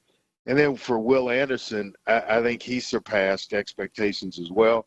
I think if he were a little closer to 100%, we'd have saw a whole lot more out of Will Anderson. I think the ankle bothered him down the stretch. There were other injuries here and there, but I think both guys totally surpassed what our expectations were on draft night. We expected them to be good players and fundamental pieces for this organization for years to come. That's certainly the case, and I think now you can hang your hat on both sides of the ball. And to address both sides on draft night and have the type of production play out, nobody could have saw that coming. Yeah, just incredible stuff. Dre, C.J. Stroud, here is his first pro offseason. Last year it was draft prep, workouts, whatever the case may be, getting ready to get picked, and then all the rookie stuff, rookie camps, etc. What do you think the focus is here as he gets ready for year two? I think it's going to be building his body to withstand, 17, 18 weeks of just what he's witnessed this season. And, you get tired at some point because you're well past what you played, any amount of games that you played on the collegiate level. So I think it's that first and foremost. Can he become a little bit better runner? We don't know because that's not what he's asked to do, but I would imagine that he would say he could get quicker, he could get faster because the accuracy in the arm, that's there. The timing is there. You're always continuing to work on that, and as they bring in new receivers, you want to see how that, translates on the field. So he'll be working with some guys throughout this whole process, I'm sure. But, and I don't know, maybe even the release a little bit quicker, just stuff that you're always tinkering with as a quarterback to just get your game better. But I don't know that he has to improve on much. It's just going to be a chemistry standpoint from do you mesh with what's being signed and drafted during the offseason. Dre, from a rookie to a second-year guy or a second-year player, that big jump, we talk about making the jump. And obviously CJ's not the only one that has to do that. Tank's going to do that. Will Anderson's going to do it. Henry's going to do it. What's the biggest key, and how big is that? Is that really an important year, that year 1 to year 2?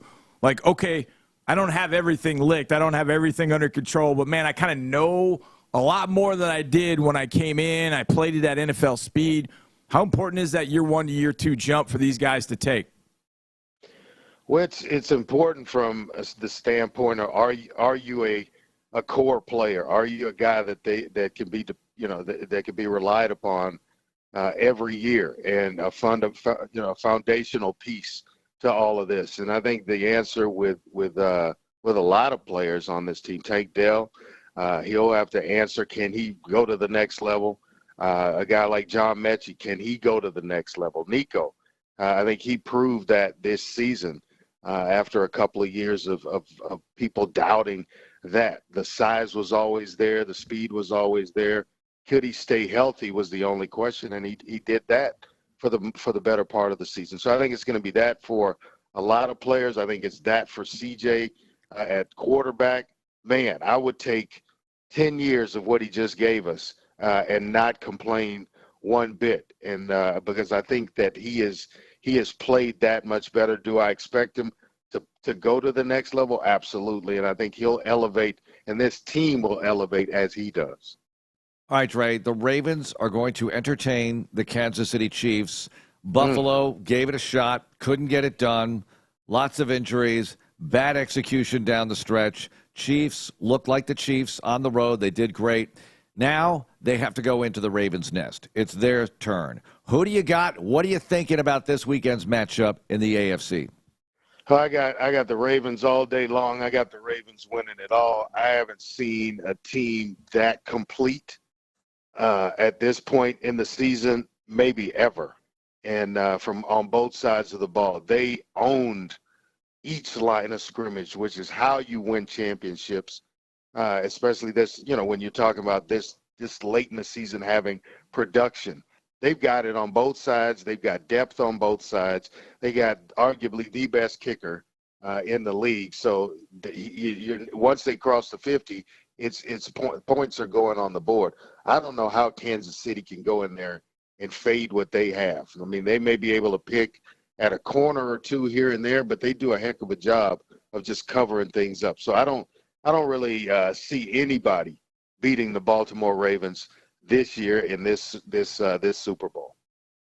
I want to read you both with something that Dan Orlovsky apparently said on Get Up. Oh, here we go. The Detroit Lions went 0-16, and they've got more NFC Championship game appearances this century than the Cowboys. Yeah.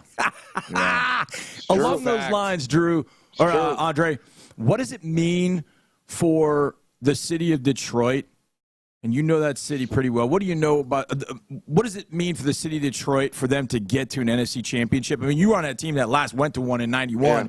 What does it mean to that city? You know it's not at home. They got to go to San Francisco, and it's tough. But what does it mean after all these years of futility to actually get there to the NFC Championship game? I mean, I would compare Lions fans in a way to Saints fans a lot. Now, they obviously don't have the Super Bowl win, but the passion, oh, it's always been there. It is as blue-collar as it gets. I was telling Mark about when I was there covering the MAC championship game, just how beautiful the city of Detroit, yes, I'm saying it, how beautiful the city of Detroit has become. And there's a lot of pride in that area and being a Lions fan that's just been pinned up. And it's been being released all at one time. 30-something years later, here they go into the NFC Championship game.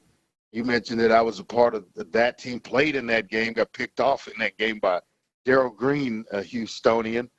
And it's been so long. The passion has been brewing. The wants have been there for years, and the fans have stood by that franchise year after year, and now they can kind of exhale, so to speak. It means everything to that city. It's a prideful city, as I mentioned, and people just love the Lions. You can bring up Pistons, you can bring up Tigers, but the Lions run Detroit, and fans will let you know it, certainly right now. All right, so the Lions and the 49ers, Jared Goff, Brock Purdy, 49ers. Look, they could have lost to Green Bay. They didn't. They held serve. I know you have them losing to the Ravens, but what kind of shot do the Lions really have here? I think they've got a legit shot. I mean, you're talking about Jared Goff going back home to where he's basically played his college football. He's going to have to play out there, and he's comfortable in that environment. So you just can't. Some years things just align, and it just seems like, you know, when you doubt the Lions and they can't, they seem to get it done and now all of a sudden Dan Campbell's no longer a punchline and a joke. Everybody's looking at him as a legit head coach. Aaron Glenn, calling plays defensively. They're getting things done on the offensive side. And Jared Goff proving people wrong, playing with a chip on his shoulder. It could align and they could go there. Certainly nobody had that game being played as close as it did with the 49ers and the Packers. I think the Lions are a little bit better football team at this stage in the game than the Packers. So I think everything's on the table in terms of the Lions being able to go out there and actually win against the 49ers and end up in the Super Bowl in Vegas. All right, back to the AFC. Nick Wright tweeted something that I agree with. He said, Bills fans do not blame Tyler Bass. He's trolling here, but I do agree with this. Deep down, even if he made the field goal, Mahomes was just going to rip your heart out in even more excruciating fashion. I totally agree with that. That was going to tie the game with under 2 minutes to go. If you're the Bills, you have to run out the clock and either kick a field goal or score a touchdown. Either you're going to overtime with no time left on the clock for Mahomes in regulation, or you have the lead, and that's it for Mahomes. You cannot allow him to have any time on the clock. They failed the moment they even attempted the field goal, Dre. He did. He was able to do it with 13 seconds, Mark, to get it to overtime and then beat the Bills. So if you got anything over a minute and a half that you're leaving Mahomes, that's an eternity. And I believe he'd go right down the field, put him in field goal range, and get it done. If not, you're thinking he's going to get it first in overtime. If they get it first in overtime, he'll take care of it the first drive there. So by all means, don't blame that young man, but. I was a kicker once. I understand the amount of pressure that goes with that position, not to that degree, but to a lesser degree. And all you have is one job. And so it's easy to finger him as the guy to blame. But no, it was way too much time left for Mahomes and company. So 5 years ago, we sat in this same exact, little over 5 years ago, we sat in the same room that we're in right now. And it was draft night, first round. We got near the end of the first round, and Dre hits me, and he shows me a text. And it's to and from Lamar Jackson. And Lamar was a guy that really, he didn't open up to anybody in the interview process. He didn't talk to anybody but you, Andre Ware. He talked to you. So you know Lamar. You kind of know how he ticks. How much does this mean for him to win an AFC championship, beat Mahomes in the process, get to the Super Bowl? Just that alone, much less win the Super Bowl. What does this mean for him, do you think, Dre? I just hope he doesn't try to play outside of what he did on Saturday, because it means everything, Johnny. That's all the kid plays for, championships. And he's gonna get the MVP. He's been the MVP before. The Ravens have gone on runs with him before, but the question is going to be, can you win a championship with his style of play? And he wants to prove everybody wrong so badly, so desperately wants to prove them wrong. And so you'll see Lamar take on a different edge to him. He'll run a little bit more against the Chiefs because it's there. He's a lot better runner than Josh Allen, in my opinion, because of the speed element and quickness and the ability to make you miss. He's a problem that the Chiefs are going to have to try to figure out. And then if you figure him out, here comes Gus, here comes Justice Hill, here comes the other kid that they just picked up from the Jets. Dalvin Cook. I mean, you talk about here, Mark Andrews may be healthy enough to play, though I don't take Isaiah Likely off the field whatsoever and cut down his production. And then you talk about the weapons on the outside. So to kind of put a bow on what you asked me, it means everything to Lamar to prove that's his chip going all the way back to draft night. Could he play quarterback? He should be playing wide receiver. Some people still feel that way even after all the production. And in his mind, they feel that way. And so he's out to prove those people wrong, win a championship, and say, hey, I told you so.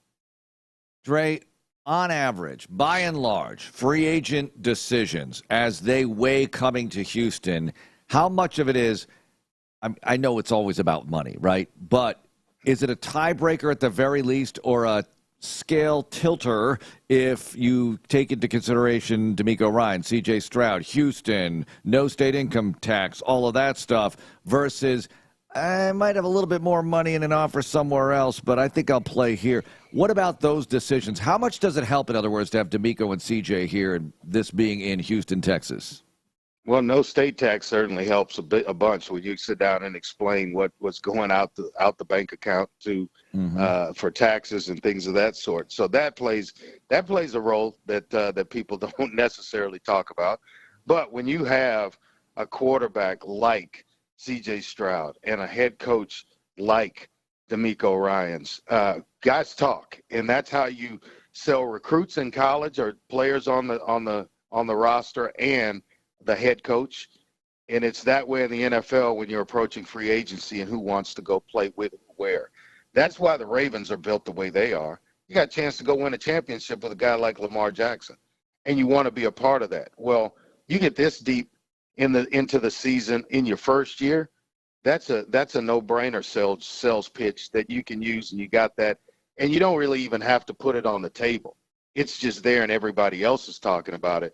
But when you come in as a free agent and you're interviewing as well as they're interviewing you because you have options, but you're talking to people within the franchise, and how is it on a daily basis? How's this place run? Oh, man, it's super. Coach gives us this, this, and this. He's this way. Well, what about CJ? Oh, he prepares. He's the first guy in the building. You got a chance to win every single week. All those things start to matter and stack up for potential free agents. And you watch, there are going to be guys that are coming here that you didn't think that would ever put on a Texans uniform for that reason. A little later in the career, and they're trying to win a championship at this stage.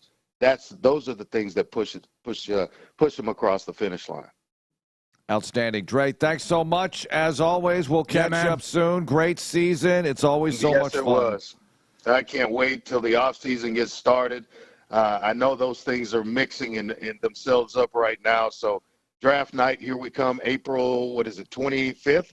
I wonder how I know that, but I can't wait for April 25th or 26th, somewhere around there, to get here and see what's cooking for the Texans.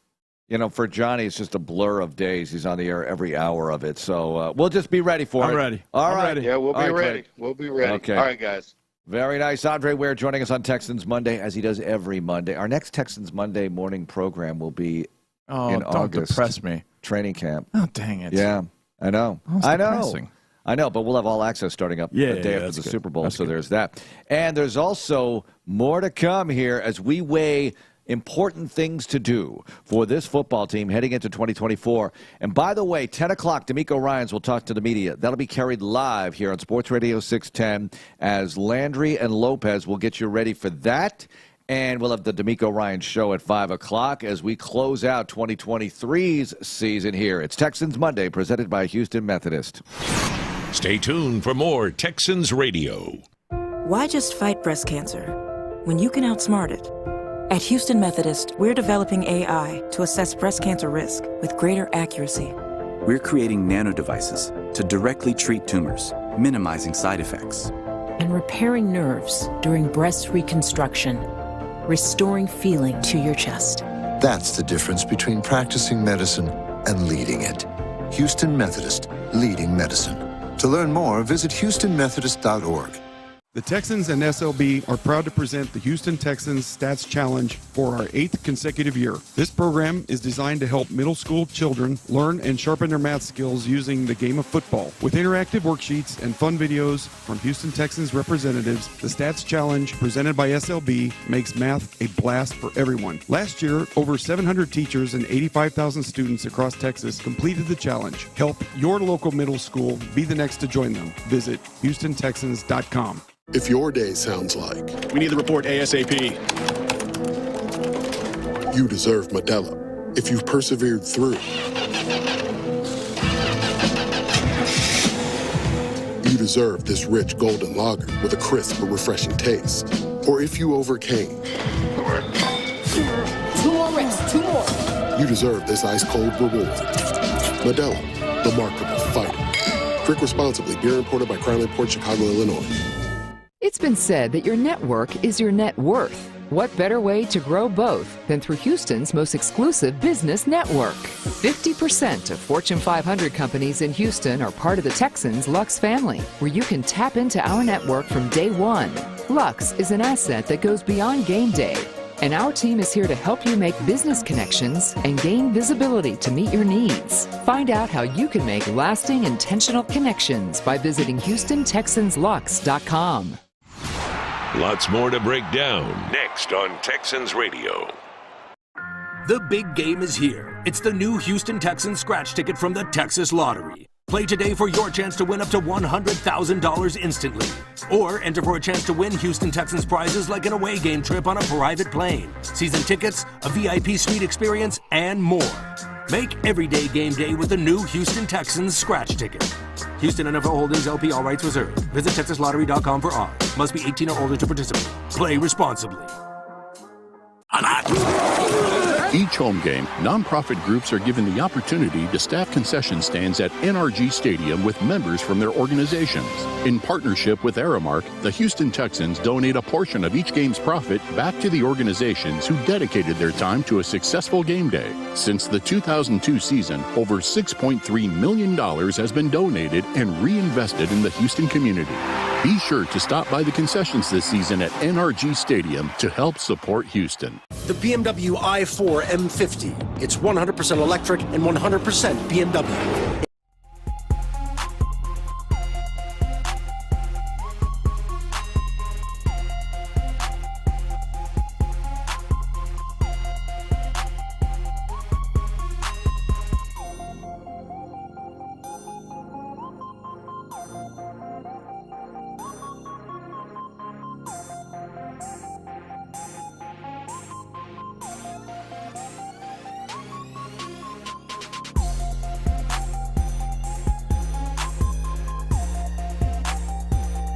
These type of losses suck, you know. That's a great Ravens team over there, and they deserve to win. It's tough to just, get embarrassed like that, but definitely I think our future definitely is bright. Insider access, exclusive content, Sports Radio 610. The Texans play here. Now, back to more coverage of what happened and what happens next. It's Texans Monday, presented by Houston Methodist. Brandon McManus will kick off, and this is going to be inside the 10. And this is dropped, picked up by Beck. Beck still going, running to the right side. Beck has some room, 25, 30, 35, 40. He's at the 50. He's at the 45 of Jacksonville. Beck across the 30, the 20, the 15, 10, 5. Are you kidding? Rock and roll. Touchdown, Houston. That's the play that changed the season, according to Johnny Harris. Yep. Jacksonville, that was week 3.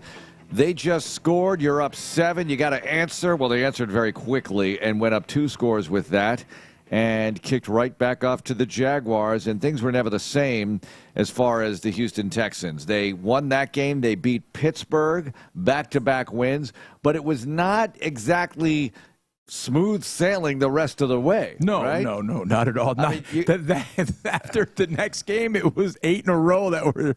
Well, look at it. Look at it this way. My heart was hurting a lot. It was just so much stress. There was so much stress. All right, so you beat the Jags and the Steelers. Then you go to Atlanta, and Stroud hits Schultz for the go-ahead touchdown, but Falcons drive down the field and score. Then you come home, beat the Saints in a close one. We heard that highlight. Mm-hmm. Jimmy Ward. No, that wasn't Jimmy Ward's pick. That was the Steven Nelson pick. That's the Blake Cashman game. He won AFC Defensive Player of the Week for that week. Nice. And then the bye, and then go to Carolina. That'll be no problem at all. What?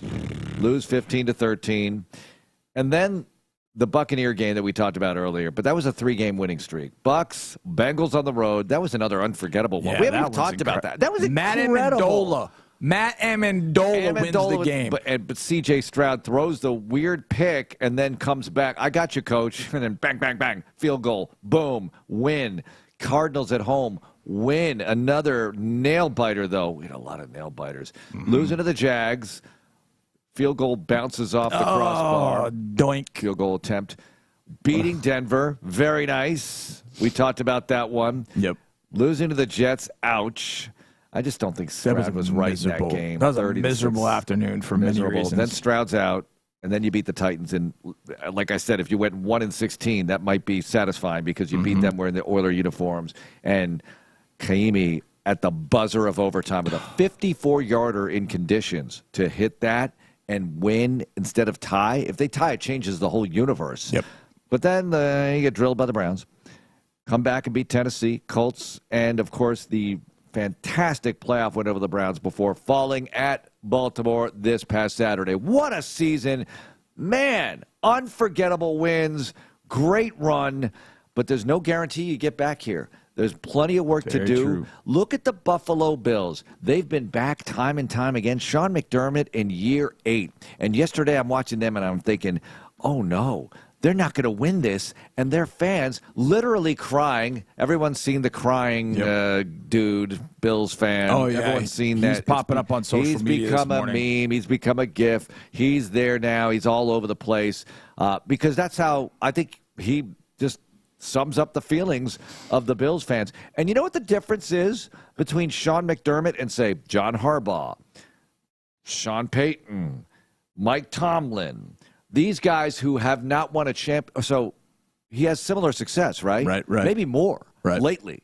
Yeah. Those guys won championships a long time ago. Harbaugh won one in 2012. Tomlin's was when? Was that 2010? 2010 season? No, Tomlin's was 2008. Oh, yeah, because they lost to the Packers in 2010. He went back and he lost. So 2008 when they beat the Cardinals. Thank you. Peyton won one in 2009. Hasn't won since. But when you win one, your fans have that. They have that trophy. And, yeah, they want to get back, but there's more tolerance of losing in the playoffs. But McDermott doesn't have one. Right. And he's trying to get there, and there are a lot of cries, we got to fire McDermott. Look, I get it. You want to get there, but, geez, you're the Buffalo Bills. Until he got there, it was a little rough getting to the postseason. Do I have to remind the Bills fans of that? A little rough. 2017, Tyrod Taylor gets you there. Well, he's among the players that get you there. And you hadn't been there since what? In the century? So I'm not saying that you have to take a step back if you're the Bills, but the Bills might need to look at their own recent history for a second. McDermott takes over in 2017. He's got a veteran team for the most part. He's got Tyrod Taylor at quarterback. He gets into the playoffs. And everybody's kind of like, the Bills are finally in the playoffs for first time in forever. Holy cow, he got them in the playoffs.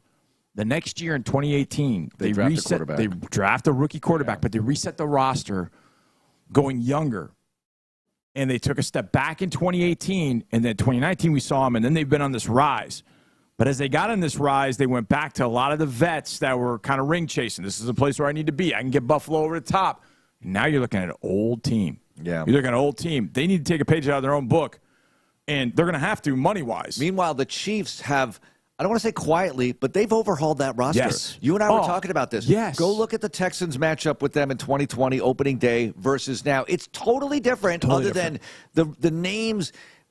Again, we talk about this. When you see the quarterback, you see the tight end, Kelsey, you see Chris Jones, you think, yeah, it's the Chiefs. They're the Chiefs, right? I've been watching them for years. They're very different. They're very different from a team 2, 3, 4 years ago. And this is what's going to happen and has to happen to all teams, and the Houston Texans among them. Yeah. Because you're going to have Stroud. You're going to have Will Anderson Jr. You're going to have these pieces here that are going to stay for a long time.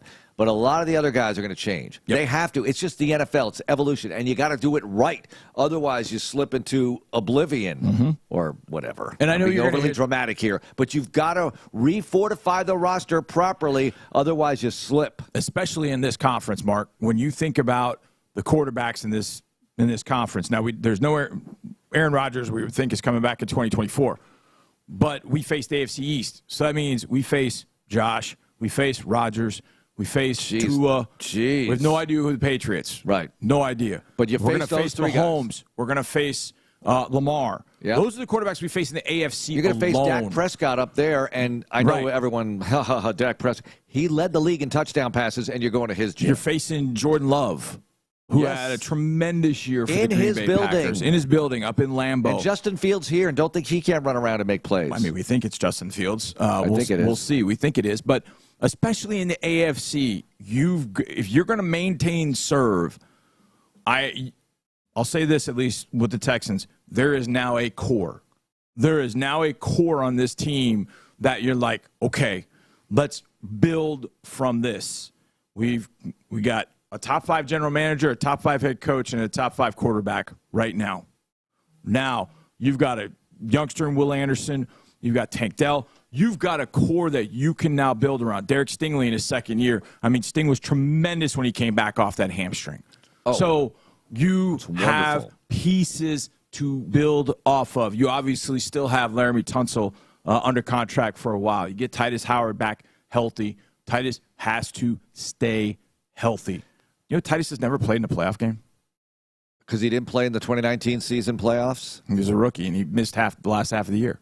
That's amazing. He's been here for so many games, and he's not played in a playoff game. You've only made 2 appearances. He's missed them both. Yeah. During his career, you've only made 2 appearances. Yeah. But I get it. Yeah, that's a big thing. He's got to stay healthy. And O-line, everyone's talking about the offensive line, and I don't know how they're going to do it, but some of the answers are already in the building, right? Some of the answers are. I mean, I fist bumped with Scotty Quesenberry this morning because, hey, Scotty, what's up?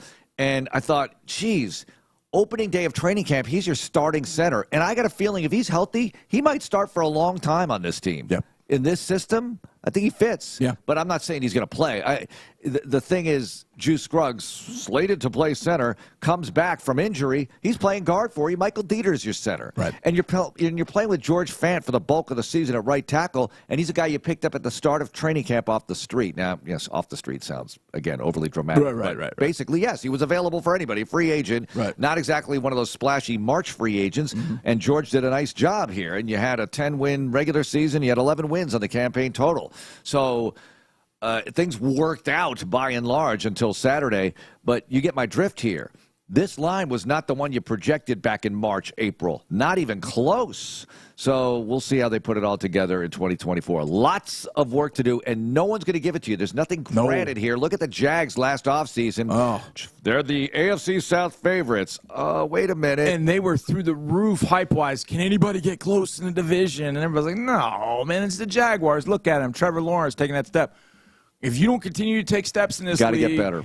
Especially in the AFC, you're going to be sitting at home in January, and I can promise you, if this team next year is sitting at home in January, there are going to be some very angry Texans fans like, yo, what's up? Yeah. You guys really got our expectations, and that's one of the things that DeMeco, and I pat his chair over here where he's going to sit for his coach's show in a little bit, he's got to keep, and he knows this more than anybody. He knows. You keep this train moving in a positive direction. Yeah. You have to. Well, the expectations have now seriously changed for what this organization can do. Because as we sat doing Texas training camp live shows, we're like, we're going to be a cute little story that people are going to glom onto at some point because we're going to win 7, 8. We got this plucky little team.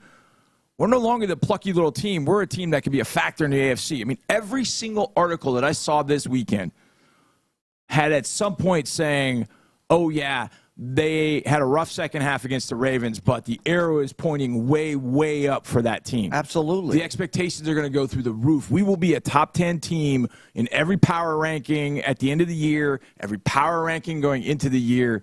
You keep this train going, but you got to do it intelligently. You can't get old like the Bills did. You got to be able to maximize what you've got with CJ on his rookie contract. There's so many things that you got to do.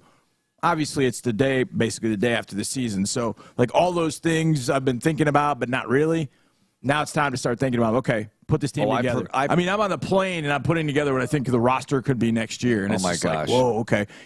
Save that. I want you to save that roster because, I got it. Because it's always going to be different. But I'm with you. I knew that even as the team started to win some games, I thought, people are going to be coming after the assistant coaches maybe, possibly, and obviously they've been interviewing some of them. And the free agents, there's no way you can keep everybody. There's no way you can keep everybody who's effective as a free agent acquisition in 2023. There's no way. Leading into 2024, there's no way. It just doesn't happen that way. So the team's going to be different no matter what. All right, coming up, Smoking Hot Players of the Year and final thoughts, and we'll get you ready for the DeMeco Ryans press conference, which you will hear during the In the Loop program. It's Texans Radio. Texans Radio continues in a moment. And we're back with the action.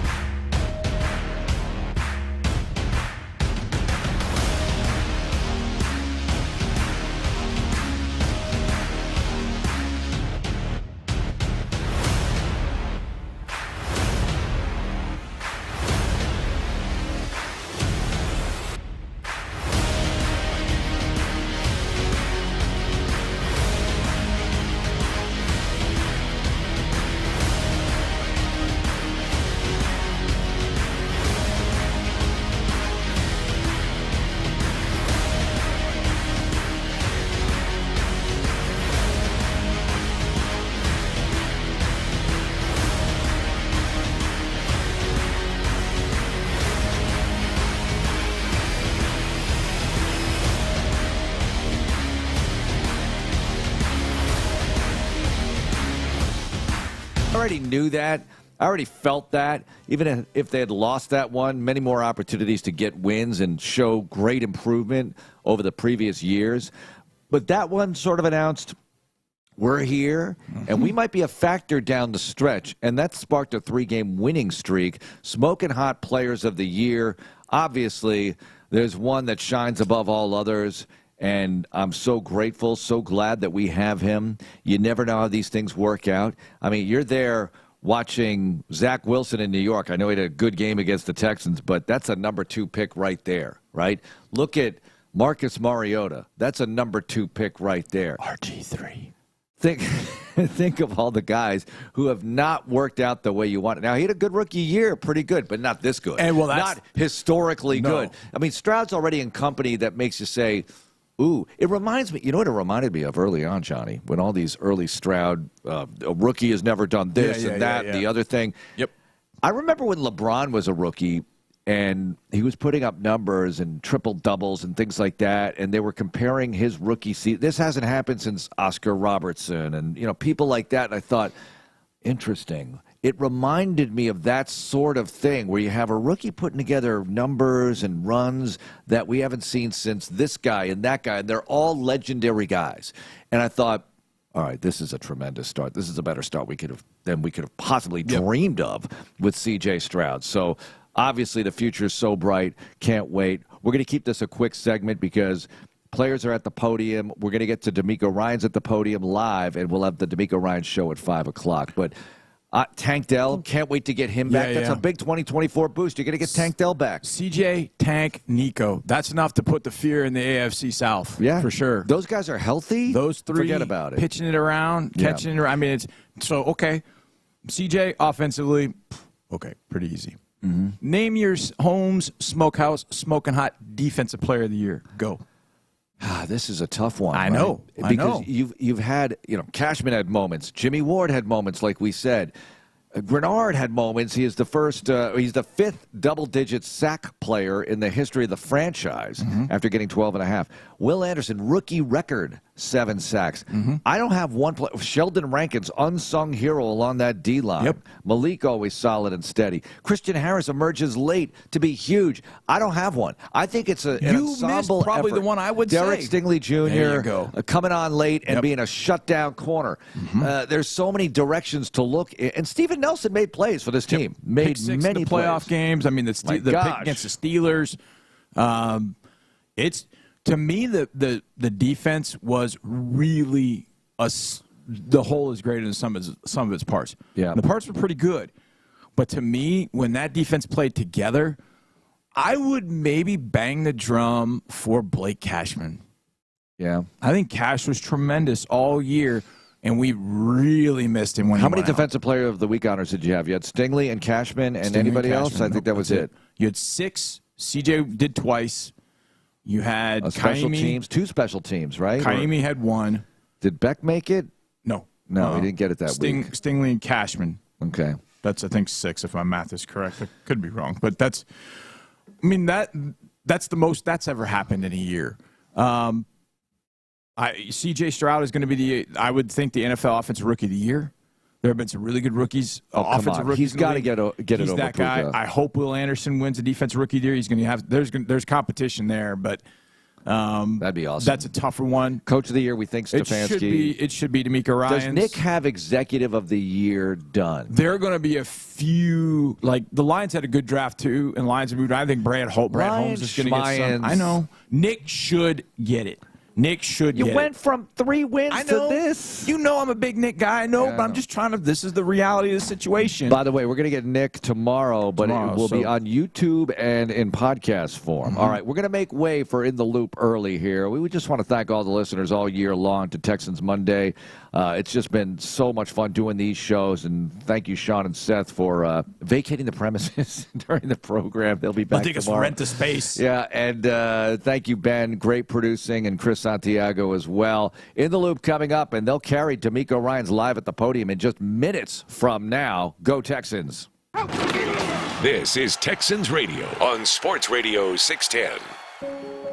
What if a world-leading hospital could also be your neighborhood doctor's office? With Houston Methodist, it is.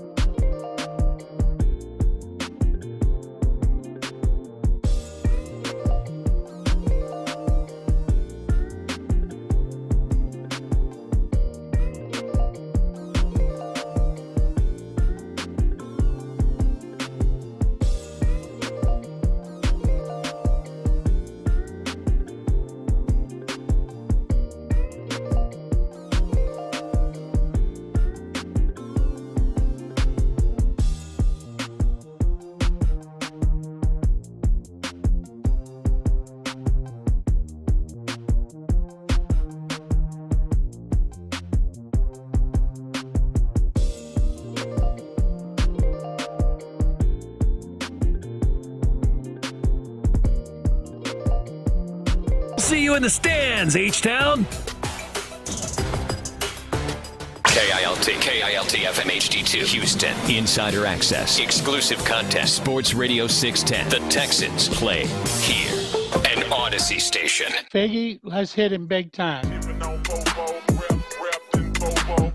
Houston, let's get in the loop. Oh, the jokes are coming fast and furious every time y'all talk about this guy. With Landry Locker. Landry, I mean, you're going to be in midday forever now. And John Lopez. On occasion, Lopez makes a statement that's so ludicrous, it makes me pick my phone up and call you guys. You're in the loop on Houston's sports leader. Your champ, 610.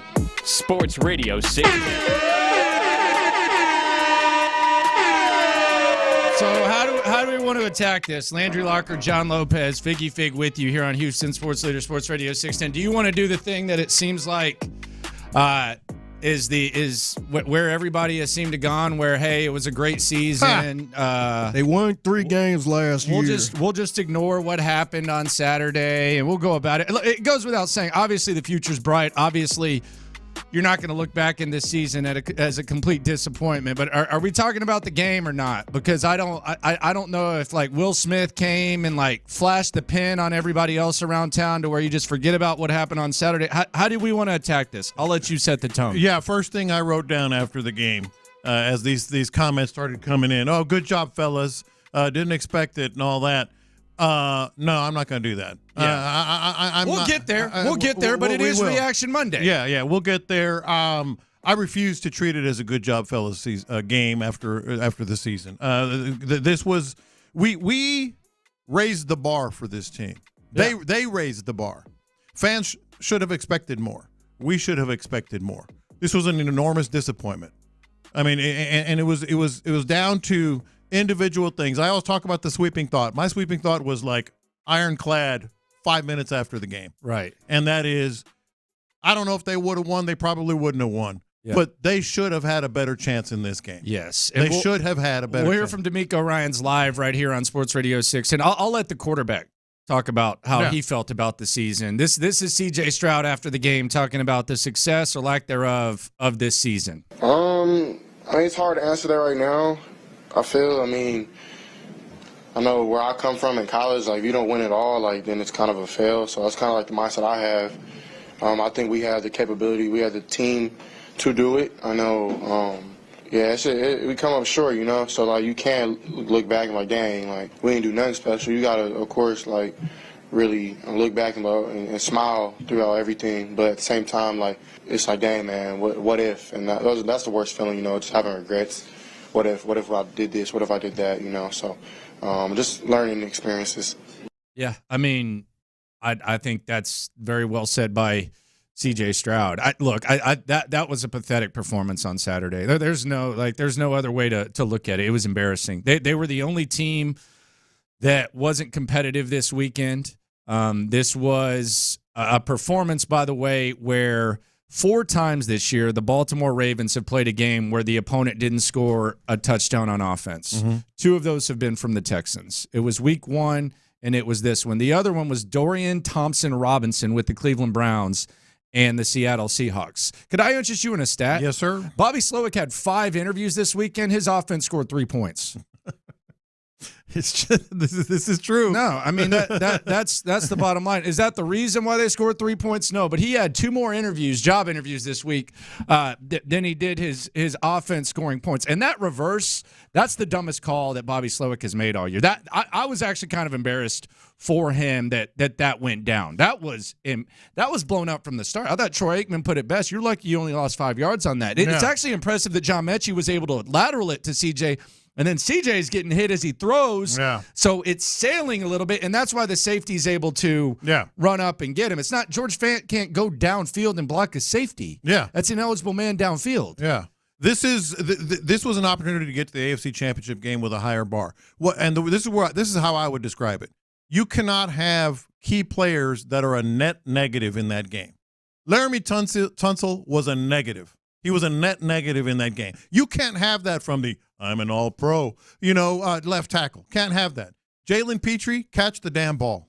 Whew. Catch the damn ball. Man, that first drive in the second half, if he catches that, it changes who knows everything. How different it is. Kyle Hamilton dropped one too. That was a shot for Petrie. Catch the damn ball. You've been the focal point in the crosshairs all year long. Catch the damn ball. That's a net negative. Another net negative, love you, Dalton Schultz.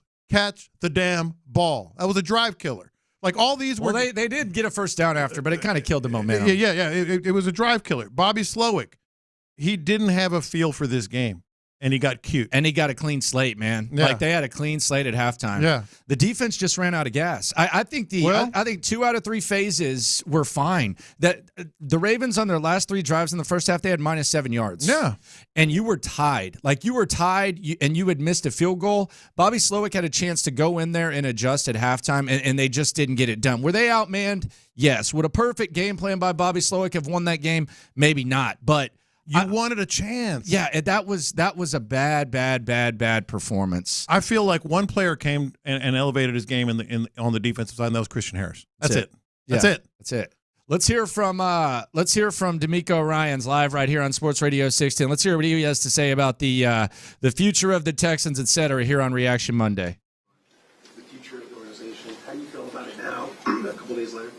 Right, I feel good about our season and what we were able to accomplish. So I told our guys today, just be proud of what we were able to do. This league is a year-to-year business, right? And just always embrace the moments that you have with the people that you're around, because as we know, right, teams change, right, staffs change, a lot of change happens on a year-to-year basis. So just embrace that, right, live in the now, but really be proud of what we were able to accomplish this year. Moving into, the future and next year, we like where we are with the young nucleus of guys that we have.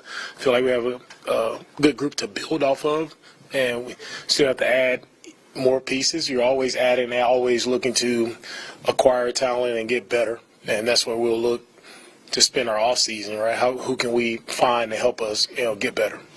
I'm sure there's a lot, but if you had to pick a highlight from the season, what would be your favorite part of the year? Oh, so many highlights throughout the year. So many exciting games, close games. I think the one that sticks out, probably the Tampa Bay game, sticks out the most is just, to see us be able to come back and see the plays that we were able to make in that game to win that game, that's one that really sticks out to me. It's a lot of moments. I can't give them all, but a lot of moments. I think none special than the win at the end of the year versus Indianapolis when we were able to clinch our spot into the playoffs. It's one that we'll always remember, always a significant moment for our team and where we were at the time. So a very special moment there.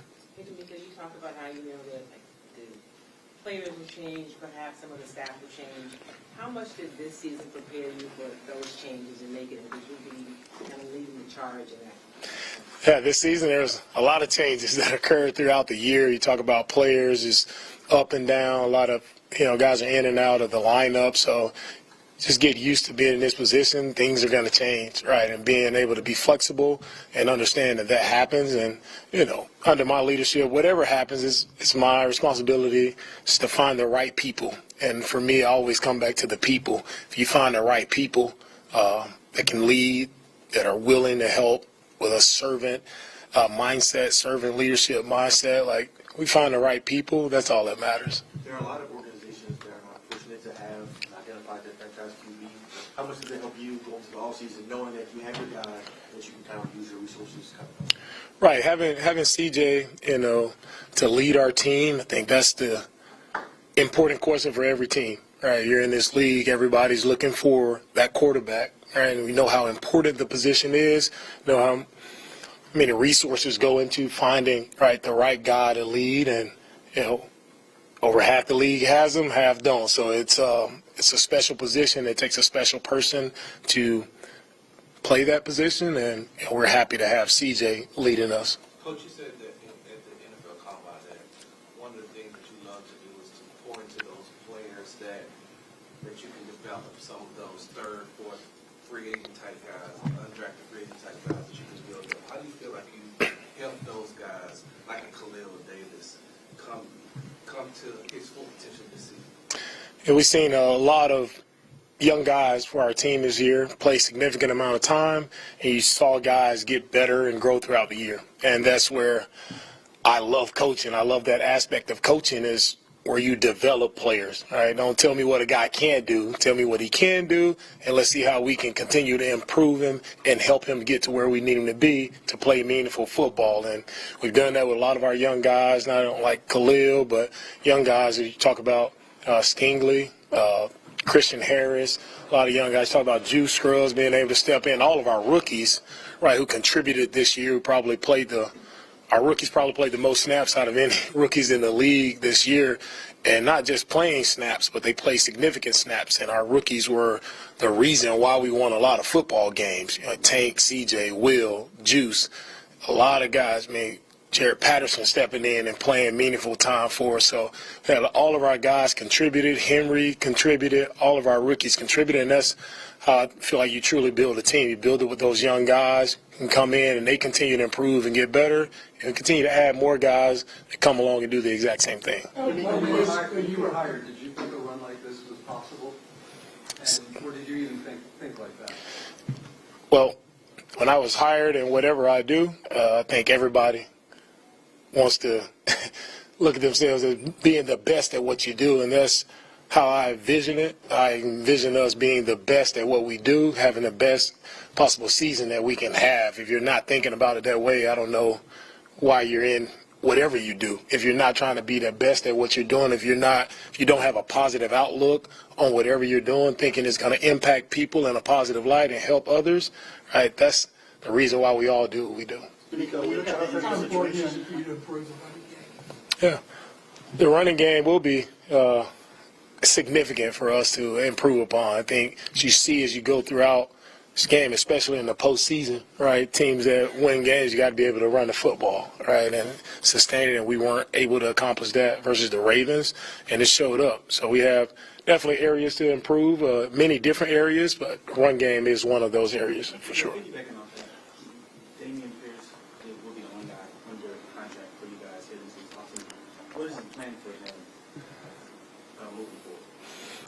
We'll see where all of our guys and all the positions on our team, we'll look at the roster, myself and Nick, and see where we are and where we have to improve our roster, and I think that's our job, is to continue to improve our roster as best as we can. Did you look at the situation and how significant that was this year? Is that something you go back and evaluate, like training camp was run, or what is the evaluation process as far as trying to keep guys healthier? Well, our evaluation process when it comes to injuries, I think every injury it's its own case. I don't think there's a one overarching theme with injuries. Things happen, and guys get hurt all across the league. So it's a matter of, for us, we evaluate everything that we do when it comes to just how we treat our players, how we practice, how we do everything. Everything is an evaluation process, but it's not just one particular thing. If everybody knew exactly what it was, we'll get it fixed, but things happen. Coach Bernard expressed desire to stay here, doesn't want to leave, but he is a free agent. He said it's not up to him. Obviously, everything is a negotiation. Just your thoughts on Jonathan, what he contributed and his growth this year, and hope if it can be worked out to do something. Yeah, we would like to feel that all of our free agents love to be here, and they enjoy playing here in Houston. Again, special place, special team, special organization. So I think most of our guys would love to be back here. Jonathan specifically, he did a really great job for us. I think it's his productive year, his best year of his career. He did some really great things to allow us to be in position to win some games. Right, everything I believe in, it starts up front with the rush. All right, and also with the offensive line and protecting. So we'll continue to build with our fronts, start at the front and build backwards. That's how I envision it. And Jonathan had a really great year. DeMeco, how would you evaluate CJ's season as a whole from start to finish, what he was able to do? Yeah, CJ's throughout the entire year. What I love most about it is the growth.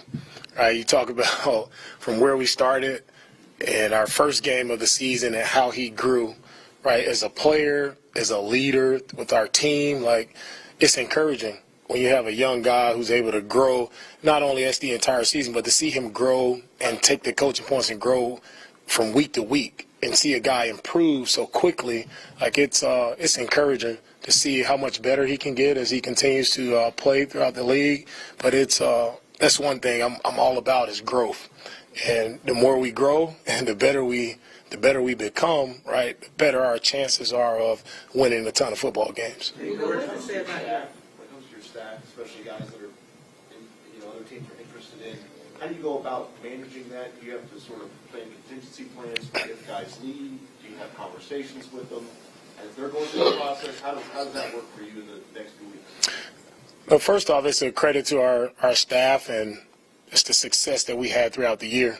And a lot of people are trying to see what's going on in Houston, and a lot of people want to get, have interview requests on boards. It's a credit when it's kind of the nature of success. When you have success, other people want to see what's going on, and they probably want to take some guys, to help them out as well. So it's a tough part of it, but it's part of the business. That's what happens, and we'll have to have contingency plans available if guys, happen to leave.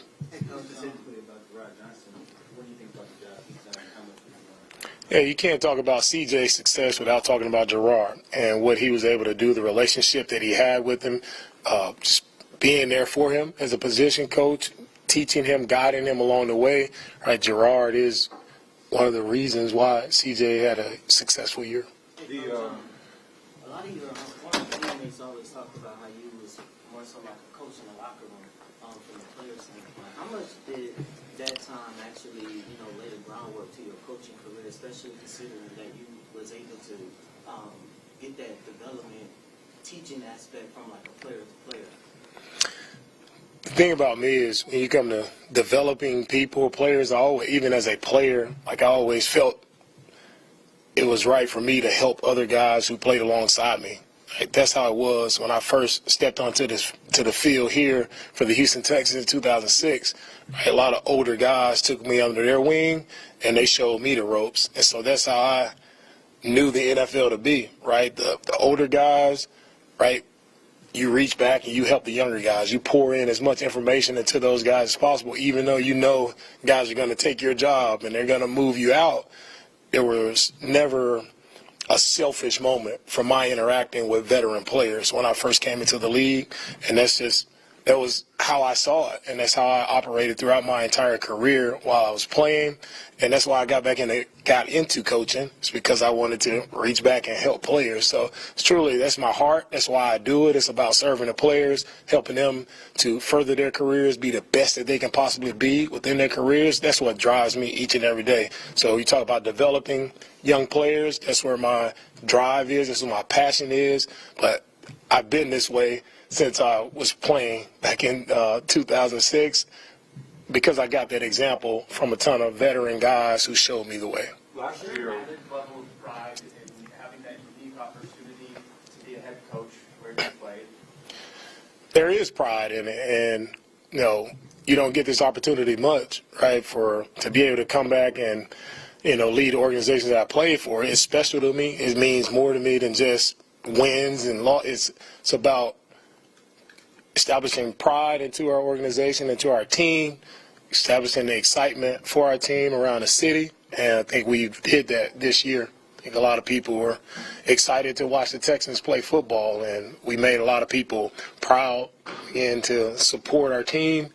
Right? And that's what it's all about to me, instilling hope into our city, and that's what we did. This year to take a little bit of a break, but last year you stepped right in and no downtime. What's kind of like your schedule for you and your staff until you have to get back full time?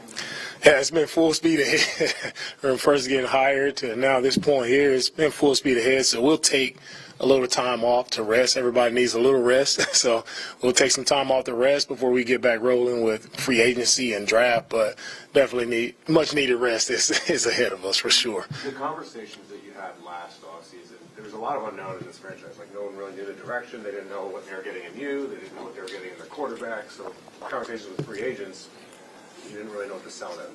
Now you know what to sell. How different are those conversations going to be? Well, the conversation with our guys, it's for any free agent, it's about opportunities, right? I mean, guys want opportunities to showcase their talent when you're a free agent. And I think now with people seeing how we play, seeing our young core players, right, especially seeing CJ, I think a lot of people probably want to play here in Houston, right? And, that comes from the success that these guys have had, how they've shown up on the field. I think you get that recognition and you get that credibility from your peers around the league, and that's what matters most. Our guys watch tape, they see how we play, they see how we operate, and I think that will be inviting to a lot of free agents to come here. But again, for me, it would always be about the people, and getting the right people in is everything to me. What do you think is the most important thing in helping CJ continue to work surrounding your pieces? What is it going to be the top priorities in that regard?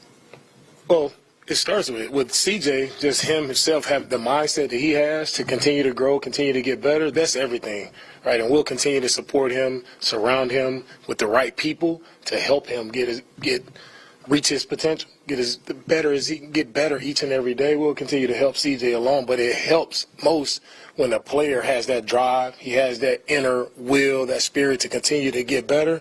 That's the only thing that matters. When you have the right mindset, no matter what happens, he'll continue to get better. DeMeco, you talked about growth earlier. What do you feel like For me, I think just throughout the entire year, I've grown just with, I think, communication just amongst staff, communication amongst the entire building, making sure everybody is aligned in what we're doing, our vision.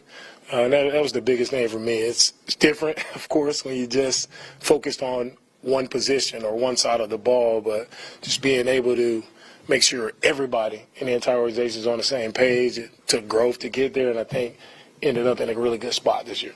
We'll close with Sergeant John.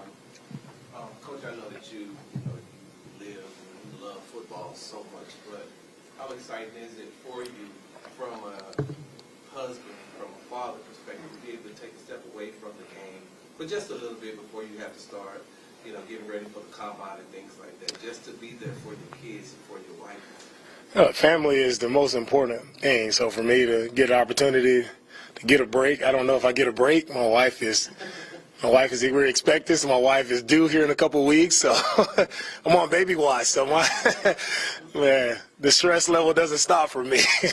Here we are again, all right, new season. But no, very thankful for my family always and their support and seeing them every game, seeing their support, win or lose, seeing those smiles on my kids' face, on my wife's face. It's always uplifting to me, so I'm excited to be able to spend some time with them, go hang out in the car line with everyone else. But it's definitely be a fun time. Thank you for the question. No, we don't know. We're waiting until the actual day. DeMeco, when you talk about the defense, you've always talked about starts up front. You've got 2 of your starters' contracts up. When you were with the 49ers, y'all invested so heavily in the defensive line. How important is it to you to continue to improve up front, since you said that sets the tone for everything? The front, again, is everything for me, and we'll invest a ton of resources into the front. Right? If you want to play good defense, right, your front has to be elite. And that's why I envision us playing elite defensive football, and we have to get better there. And to get better, you have to invest the resources there up front. So that's what we'll do. That's where our focus is heading into the off season, is to make sure our front, right, gives us an opportunity to win some games. Thank you, Coach. All right. All right, there you go. It's DeMeco Ryans live here on Reaction Monday. We'll get into some of the stuff that DeMeco had to say. We'll also look ahead and back for the Texans. A lot to get into. 713-572-4610. Reaction Monday continues shortly.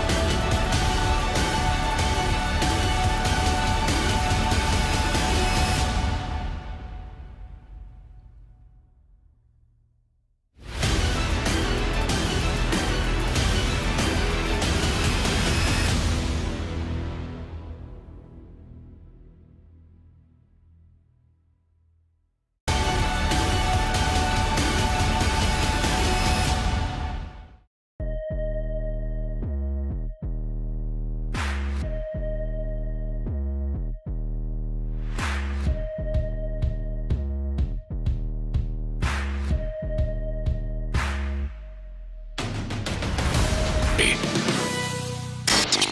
In the Loop with John Lopez and Landry Locker is presented by La Michoacana Meat Market. It's Reaction Monday, Playoff Edition, presented by Texas Star Grill Shop on Sports Radio 610. Here's In the Loop with John Lopez and Landry Locker. All right, Texans get embarrassed by the Ravens on Saturday. There's no other way to put it. You're tied at half. Minus 7 yards on their final 3 drives. Your offense disappears. Bobby Slowick had 5 job interviews this weekend. His offense scored 3 points. That's pathetic. It was a bad performance by Bobby Slowick. And we'll give you the latest on what's going on with Bobby Slowick as well as Gerard Johnson throughout the course of the show. But let's get into the sweeping takeaways from the game because it does need to be addressed. Like this, sweep it aside and ignore it. Nah, we thought the Texans were going to be competitive, and they weren't. Let's do OG's sweeping takeaways from the Texans' loss to the Ravens. Yeah, look, and what DeMeco said, first of all, is fully expected and probably right. Hey, he's kind of absorbing the whole thing and saying, we've come a long way. Wouldn't expect anything else. We should expect more. We raised the bar on this team. We knew that this team was performing at a high level, and frankly, they flopped. They absolutely flopped. Let me just reiterate a couple of things here. Laramie Tunsil was a huge negative in this game. He's really good. We know the story, but he was a huge negative. Got a target on my back. Yeah, well, you had a target on your back 3 times at least, and maybe more. But here's the other thing. Like, in a game like this, Landry, we saw it all weekend. People elevating their games. Players, not just quarterbacks, but you want to talk about hell, Baker Mayfield played really well. Yeah. Yeah. Baker Mayfield. And I'm not picking on CJ because I thought he did the best he could with no running game. First of all, that's another thing. Limited weapons. Yeah, and limited weapons. We saw, like people are going to crush the Bills, and I get it. But Josh Allen was awesome. Josh Allen was awesome. Patrick Mahomes and the Chiefs were better. And other players elevating their games. In game after game, the Texans went down. They played less than what we expected. Not just Laramie Tunsil. I thought Dalton Schultz. I thought Jalen Petrie. One catch could have turned that entire game, or at least given you a chance. Interception on that first drive. At least given you a chance. And how many penalties? Not just Laramie, just penalties in general. Absolute drive killers. Kaimi Fairbairn. You can't miss that field goal. You can't miss that field goal at the end of the half. That's a momentum shifter, especially when they're getting the ball. So, we can say we can agree with DeMeco, but have different expectations ourselves. This was bad. Yeah, you feel good. I mean, you feel good about the future, but the game itself was bad. I think it was Bobby Slowick's worst performance. I didn't even mention him. Go ahead. That was a bad performance by Bobby Slowick. That reverse was. I mean, Troy Aikman said it best. They're lucky they only lost 5 yards on it. Yeah. I mean, I'm actually impressed that Mechie got it back to CJ, and I'm impressed that CJ got it off. They blew that play up, and the safety had or whatever had a full. He could run full speed because CJ was lucky to get it off. That was a momentum killer where you're trying to answer Baltimore's first drive. And then I just think the defense, I actually think the defense was good. They just ran out of gas. They were on the field for exhausted. a long time. Yeah. Baltimore started gashing them with the run. 3 different backs, by the way. What a concept to have multiple running backs that can make plays. That must be nice. But yeah, I thought the effort by the special teams and the defense in the first half to have a clean slate where it's 10-10 and an opportunity to go tie the game up before that reverse that just completely threw everything off was disappointing. And the other disappointing thing to me was, and I watched all the other games, so there's actually examples of this, but Green Bay, when they were playing San Francisco, there was a quarterback sneak by Jordan Love where he clearly got the first down, but they spotted it short. And Matt LaFleur immediately threw the challenge flag. They reversed it. They got the first down. There was a time in the second half where Devin Singletary was a yard ahead of the first down marker. I think this was when it was 10-3 or something, and the Texans rushed to the line and tried to run to the left side. Yeah. And they ended up getting crushed there. There was no challenge, no thought of it. I just thought the whole feel by Bobby Slowick was a little bit rough. They weren't able to run the ball. They need to address the running back position. It was a poor performance. I mean, it was a poor performance by the Texans. It was disappointing based on the expectations that they've set for themselves based on what we saw this season. Like let's call it what it was. Like if this were not the Texans and we were invested in them, we would be saying this, and I think it's accurate. The moment was too big for this team. I mean, you can go through all the plays that you thought so? Yeah, the moment was too big for this team. They didn't perform. They didn't raise their game at all. They were clearly in some situation. I mean, talk about the Fairbairn kick and others. The moment was too big for them. I hate to say it myself, but it was. Looking at that game, you could say honestly that looked like a team that the moment was too big. Not CJ. Going into the game, I said you can worry about a lot of things, but CJ's not going to fold under this pressure. Offensive line couldn't run block. Running backs couldn't find them. Singletary had one gain, I should say. I talked about Laramie Tunsil. There's no excuse for that, Laramie. You are paid way. This is one of those where a lot of times people say, "Oh, you're paid too much to do that," and a lot of times that's ridiculous. In this game, it's not ridiculous. You're paid too much to have that many false starts and perform like that. The margin of error was too small for them to be able to play it the way that they played. Yes. I think that's really how I look at it. And as far as the Slowick thing, and I'm going back to him because his offense was embarrassing. Mm-hmm. There's a debate, and I don't think interviewing for jobs prevents you from calling a good game. I don't think that. But I don't think you can just immediately say it has no impact. I don't know Bobby Slowick. I mean, I've seen people be interviewing for other jobs and then trying to go about and do their own job, and they suck at it. They're MIA. Yeah, Boston. But I think that Bobby Slowick. I think that Bobby Slowick called his worst game. I think that was the worst game that Bobby Slowick's called, based on the opportunity, based on the fact that he had a clean chance at halftime to adjust, based on that reverse pass. It could just be a coincidence, but that was for the guy that we thought was one of the biggest assets and one of the biggest equalizers. The Bobby Slowick performance for me is what's disappointing, and I like Bobby Slowick. Hell, he might get a head coaching job, and I think he's going to be fine. But this was one of his worst games. Well, and you mentioned the reverse. They had momentum in that drive, man. They were kind of getting something going. And then you got a little too cute with that. So I agree with you on that. But it's across the board. Like across the board, you got to play better. Jalen Petrie, you got to make that catch. You got to play better. You can't have another drop. You got away with it against Cleveland, Dalton Schultz. And I know they went on to get some points there, but you can't do that. You can't have that. It's momentum. It's feel. It's all those things. Bobby Slowick, Kaimi Fairbairn, penalties across the board. Defensively, getting pressure on Lamar Jackson, adjusting, throwing the challenge flag, like down the list of things. It just felt like they were not. It was too big for them too soon. On the text line, the 281, come on, they got beat by probably the best team in the NFL. Nobody expected these guys to make the playoffs, much less win the division and win a playoff game. Okay, then don't even watch the game. Like it does. Like if that was, we talked about this game. C.J. Stroud didn't believe that. If that's the mindset, don't watch the game.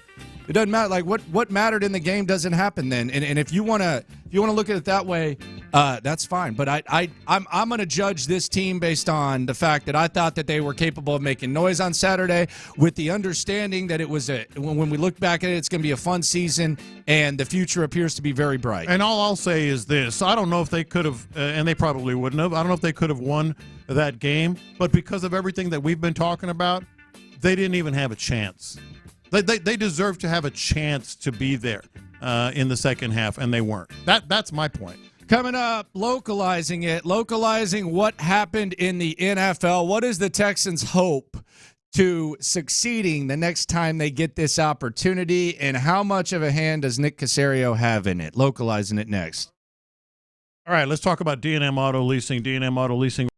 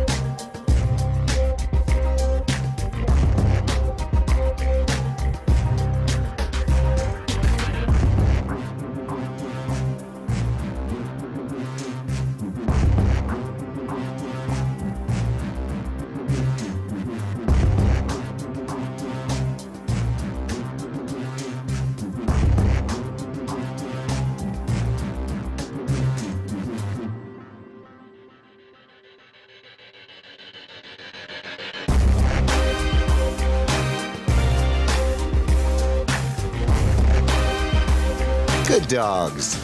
Life-proof with pet-proof technology available only at the Home Depot. How doers get more done.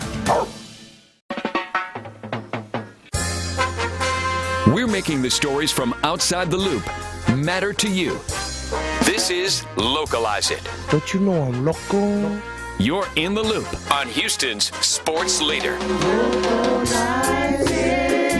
Sports Radio 610. Lamar Jackson and the Ravens, they whoop up on the Texans. 34-10 was the score. Here's C.J. Stroud talking about Lamar Jackson hosting the AFC Championship. Yeah, Lamar's a dog. I've been a fan of his since high school, really. I mean, since the highlight of him, like, juking the dude back and putting his hands up. Since that moment, I was like, man, who's this dude? So, I mean, it's really an honor to share a field with a player like that.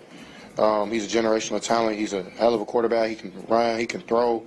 He's definitely an underrated thrower. He was tossing around the wind today, you know. And I'm a fan of his, you know, and got to talk to him after the game.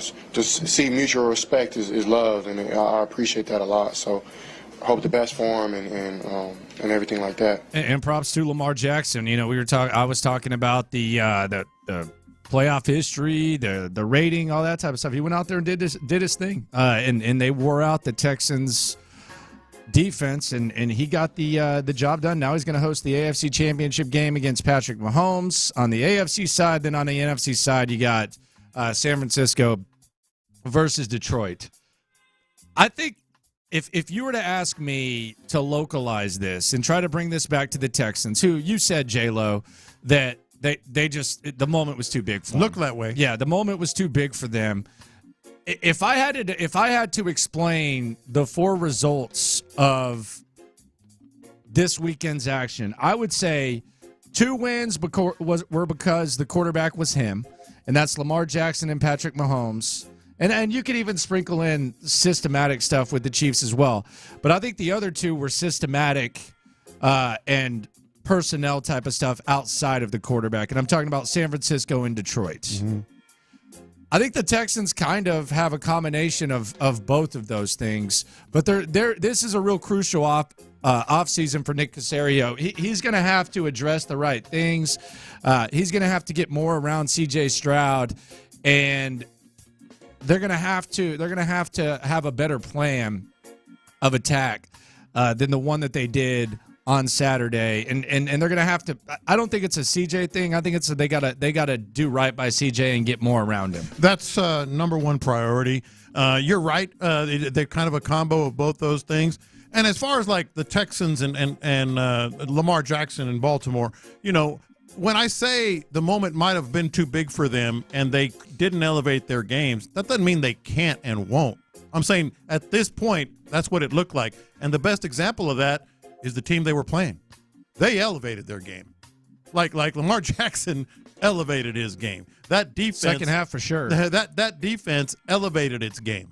And so that's what I'm talking about. I don't know if it's experience or whatever, but certainly that's where you needed to look. The good thing about the Texans is they have their guy, as you said, but they also have the opportunity to surround him, you know, with some of these other things. And the system. The system is going to be in place. I don't know what Bobby Slowick's going to do. I don't know what Gerard Johnson's going to do. But this is what DeMeco Ryans knows, this system, and it works. CJ knows. And it's what CJ knows. There's talk about the offensive line. They're not going to touch the offensive line. They're already invested in the offensive line. Laramie Tunsil's the highest paid left tackle in the league. Titus Howard's going to be a Titus Howard's going to be. You all right over there? Oh, almost throwing up over here. Talking about Titus. Titus Howard's going to be a top 5 paid right tackle in the league. Yeah. Shaq Mason's, I think, a top 12, top 15 highest paid guard. And then you have a first-round pick invested in Kenyon Green. You have a second-round pick invested in Juice Scruggs, and you have a lot of other depth guys on the interior. So if the offensive line is going to improve, it's going to have to be cohesive. And it would be nice for this Titus Howard 3-year, $56 million extension to at least look okay and not look like a disaster. Because when you start talking about having to let guys like Jonathan Gennard go, perhaps, because you have to make these tough decisions eventually, it would be nice for Titus Howard to be a really, really, really good right tackle. But the crazy thing is, when you talk about this offensive line, you don't even Like when you talk about the wide receivers, Yeah. and you tell me if I'm having a straw man or not, but I'm in the Texan streets as much as anyone else. Mm-hmm. But when you hear about the wide receivers, it's like, yeah, we need a wide receiver, but at least we're getting Tank back, and Tank's awesome. So it's you know, we didn't have Tank and we missed Tank. How many times have you heard? I'm on the text line, I'm on the YouTube stream every day. Mm-hmm. How many times have you heard someone say about this offensive line? Well, at least they're getting Titus Howard at right tackle next year. Right. At least they're getting Titus Howard back. Do you hear that? No, but there is one. Juice Scruggs. Like he's in. He's going to be good. He's in. Where you put him exactly, who knows? But this offensive line has got to be good. It has to be good, but it's not going to be because they add any pieces. It's set. Right. Otherwise, they just have to be better. Laramie Tunsil has to be better than he's done. He does not have a target on his back, people.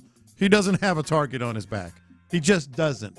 Titus Howard, you mentioned it. I mean, he has to be worth that money. You know, he has to be. There's no question about it. Yeah, so the offensive line, they're not changing. They need weapons around C.J. Stroud. They need multiple running backs. They need multiple running backs that can make plays. If Devin Singletary is one of them, that's fine. But they need to sign a running back. They need to draft running backs. They need multiple running backs. You know a big part of why Baltimore was able to wear your ass down in the second half? They had 3 of them. They had 3. They wore you out. Justice Hill was making plays in the pass game. Gus Edwards was thrashing you. Dalvin Cook came in off the couch, and Dalvin Cook had his longest run of the year and then had another run. Like, it's hard to ask even the best of the best running backs to just carry the full load, but asking Devin Singletary to do that and expecting him to do that, I mean, you got to get some guys who can make plays in the pass game. They said they want a running back committee. You got to make that happen. And at the receiver position, You've got to get more going for you at the receiver position than they have. Even with Tank and Nico, the more the merrier. You have the opportunity right now. You have CJ on his rookie deal, so you've got weapons on offense. For me, is the number one priority for this team, because make no mistake about it, if the Texans had showed up on offense and not only scored 3 points, and they had been able to at least ease the pressure off of the defense, which wore down in the second half. Just need up time. Just something. Yeah. Then this would have been a ball game. The story here is the defense ran out of gas after an elite performance in the first half, and the offense was a no-show. They never showed up. And Tank Dell is going to be electrifying. We know that. You still need another wide receiver. You still don't know. I mean, we're ending the season, 19 games. We don't know about John Mechie. We don't know about Xavier Hutchinson. What's Robert Woods going to be? Where's he going to go? So, you need another weapon at the wide receiver position, and priority number 1, I've been saying for a while now, is got to be running back. You need multiple. It's got to be running There's back. not a first-round back. There's not a Jameer Gibbs. By the way, the Lions regret taking Gibbs in the first round. For all you draft nerdy he had a pretty people, good play, didn't he? Yeah, do they regret that? Yeah. Do the 49ers regret trading for Christian McCaffrey, trading damn near half a draft? Yeah. Tell me that. Do they? Yeah. Did that Isaiah Pacheco guy have like a pretty decent impact on what's going on with the Chiefs? Do they win that game without Isaiah Pacheco? Yeah. I'm just asking. And the Ravens had 3 backs. Take it serious. Mm-hmm. Take it serious. And I hear this the funniest thing for me is it's the offensive line. Nobody could run behind this offensive line. All right, people were saying that same thing when Dameon Pierce was running the ball earlier this year, but you know what? They put Devin Singletary in, and all of a sudden the running game got better. Yeah. The running backs can make the offensive line better. Texans need running backs. Big time. Weapons for CJ. Big time. Period. That would be my number 1 priority. And we're going to have a lot of time to talk about all this stuff. But in the wake of this game, it just kind of highlights. Oh, yeah. Like, it highlights, okay, that's what a championship team, AFC championship game team looks like. Battle-tested, too. I mean, it was the first time the Texans have been there. We acknowledge that. Yeah. We acknowledge that. I think it was an impact. I really do, and I hate to say it. We acknowledge that. Yeah. But, man, let's get some weapons out there. For real. Let's get some weapons out there and help CJ out. We'll figure this out. That offensive line, man, hopefully they get better. I hope to God, I hope Titus Howard, the contract that they gave him looks smart. Because when we're talking about Jonathan Grenard, and I know people will say, well, you have $70 million in cap space. You're going to have to make tough decisions because you're going to have to look at paying Nico Collins. Eventually the Titus Howard stuff's going to happen. You're going to have to eventually pay CJ Stroud. The Howard extension looks interesting. Hopefully he comes back and he's a good right tackle. If he puts as much into that as he does searching his name on Twitter, I think we might be onto something. So we'll see how that goes here on In the Loop on Sports Radio 610. Oh, we'll get into that when the internet goes nuts. My gosh. That was He's not the only rough. That was rough. Coming up, let's hear from C.J. Stroud. Let's hear from C.J. what he had to say. Plus, little love for C.J., but also some smack talk next. The Texans kept it close in the first half in a 30.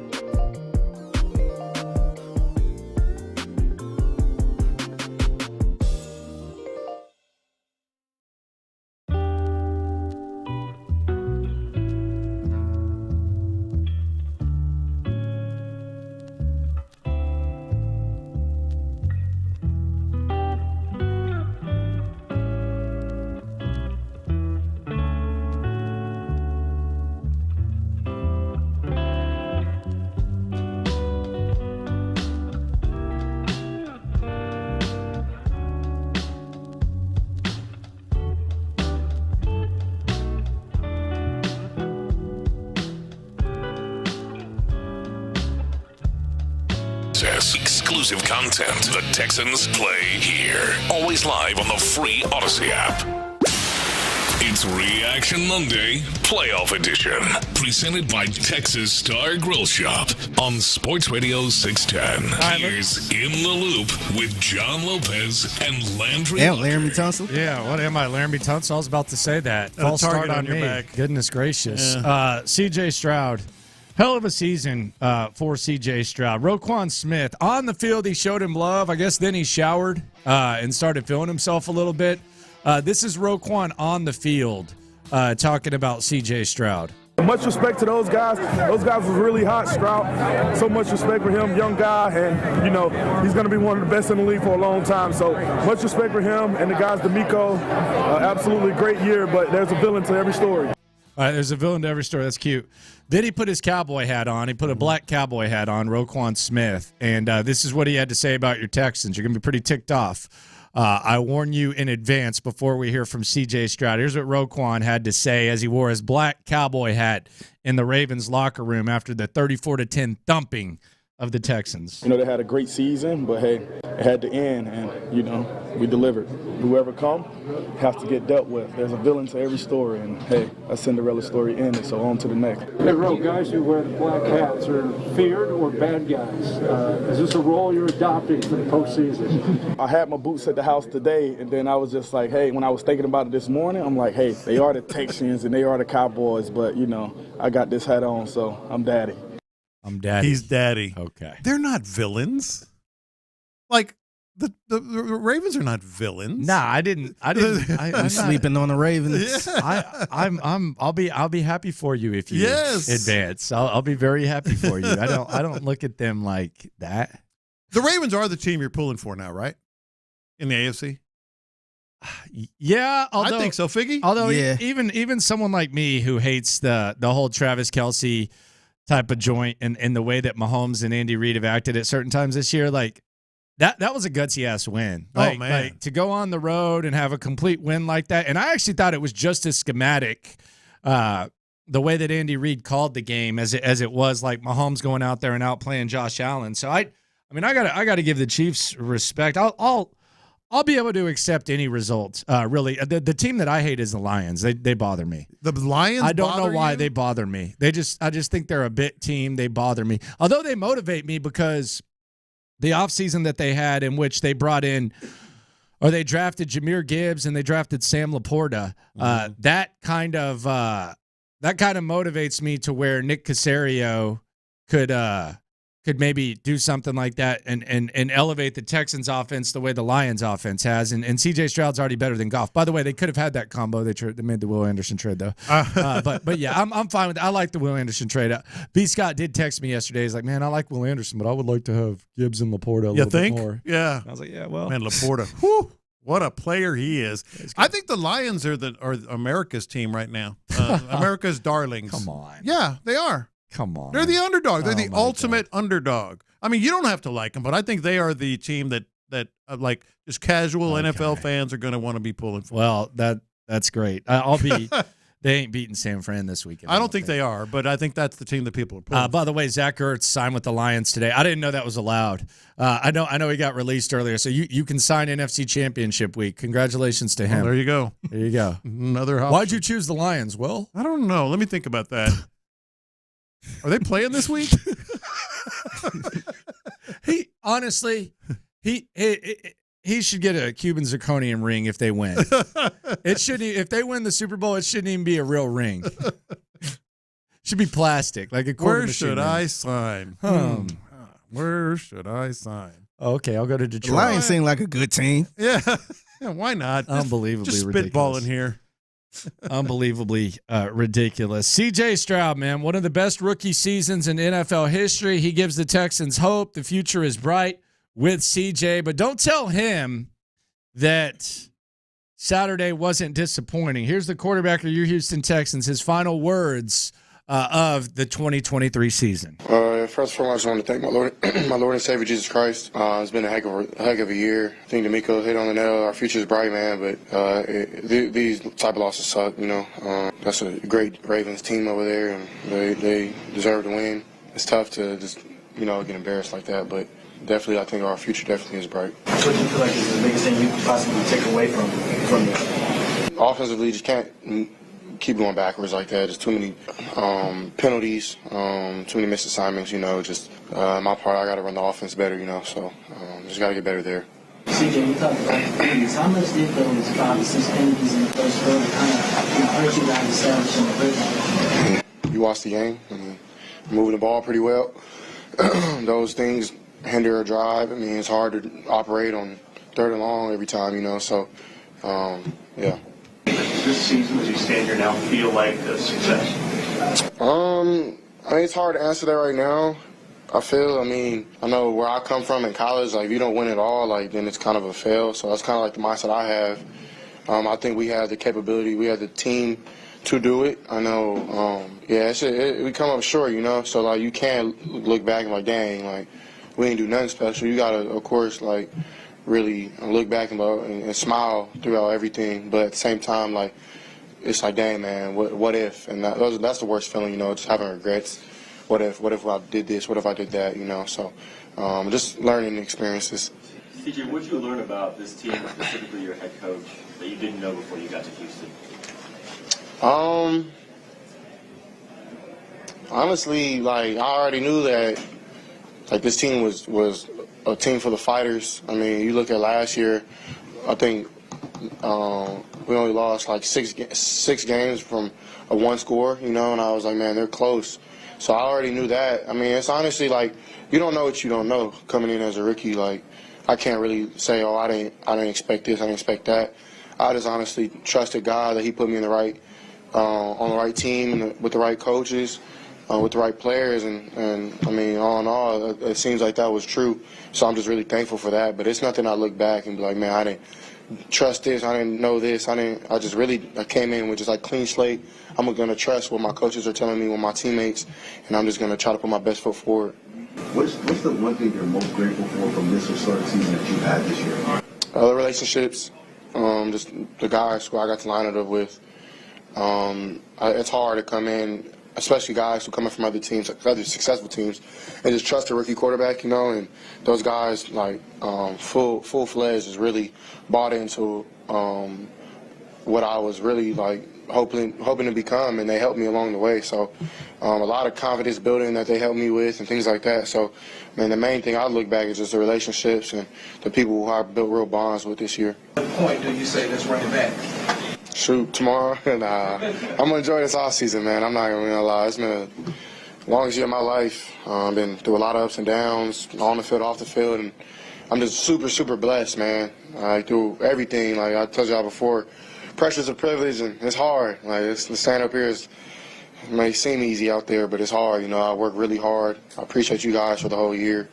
But yeah, man, I think the foundation we set is a hard one, built on rock, like DeMeco always talks about. But yeah, man, I'm gonna continue to work my tail off next year to make the city of Houston proud, make my family members proud, make God proud. And yeah, so I appreciate you guys. God bless. All right, we'll see how it goes. That's C.J. Stroud's final words. Not really. He said as much that Saturday was disappointing. None of us really saw that coming. That type of performance coming. It was a no-show on offense. That's the thing. We can talk about holes, we can talk about moments, we can talk about outmanned and all that, but it was literally a no-show on offense. The Texans, only 4 times this year have the Ravens not allowed a touchdown in a game, and the Texans are responsible for 2 of those. Bobby Slowick, his offense put together this year against the Ravens, 4 field goals. He had 5 interviews this weekend. They had 3 points. He had 5 interviews this weekend. So that was the disappointing thing, is that it was a total no-show on offense, and they tried to buy as much time as they could on defense and special teams, and just ran out of gas. And I get the whole, it's a great season. Man, get that out of here. That's what the head coach says, and that's what the head coach should. Soft stuff out of here. That's what the head coach says. We'll get into that later. And that's what the head coach should say. But now for the good news, because it was too much, and the offense was too little, and I thought the moment was too big, and I never thought I'd be saying that on Monday morning today. But the good news is you do have that guy. You know, that guy that you just heard. The things that you need the most, you have. Yes. The things that you need the most, you have. Yes, and this is a different feeling like from any other playoff loss that the Texans have had, because you're kind of feeling, even back in the day, like, okay, can they duplicate this? Can they duplicate this with Matt Schaub? Can they duplicate this? Can they surround can Deshaun Watson overcome Bill O'Brien and Tim Kelly and all that? You're not worried about that anymore. You know you have the coach. You know you have the quarterback. You will have an offensive coordinator that is they're going to be fighting for this job. You know, if Gerard Johnson doesn't get it, if Bobby Slowick leaves, they're going to be fighting for this job. So that's the good news. But you can't, you can't ignore that this was a huge disappointment, and I think that's a good thing. The fact that I was so upset. Should be. Yeah, it should be. Like, you don't move the goalposts. Like, we came into this game. We said they weren't playing with house money. We said that they're going to compete. You and Figgy picked them to win the game, and they lost. They lost. So acknowledge it. Acknowledge it. Don't ignore it. Yeah, I think it's a good thing that we're upset because a lot of times we wouldn't be this upset. We'd be like, oh, well, maybe next year, let's see what they can do. Can they find the right – no, you got the right pieces, and we're upset that they kind of laid an egg offensively, but that's a good thing. That's a good thing because now just take care of those other parts, those other pieces, and you might be on to something. Yeah, I mean, I didn't want to, like, start it off with, hey, it was a great season. Neither. It was an awesome season.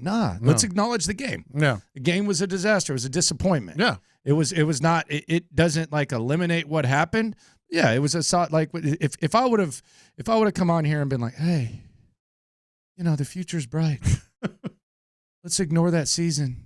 That's some soft ass shit. All that soft talking. I know you can do it, man. You got the man. Shut that soft ass shit up, man. You ain't with me. Thank you. All right. Thank you. All right. I had Adrian Bronner in my head when I came in here. Well, you should have. I think that Texans fans that are like patting this team on the head, on the shoulder pads, and saying, "Good job, it was a great season. You did better." That's not wrong, but it's also kind of like a cop out. It's a cop-out from what we could have had. I'll say it again. I don't know if they would have won, but I know they should have had a chance. They should have been in it. They should have. I mean, the offense should have given them the offense should have rewarded the defense's efforts. Yes. I mean, minus 7 yards on their final 3 drives. That's awesome. Yeah. And then you go out there, that double reverse, that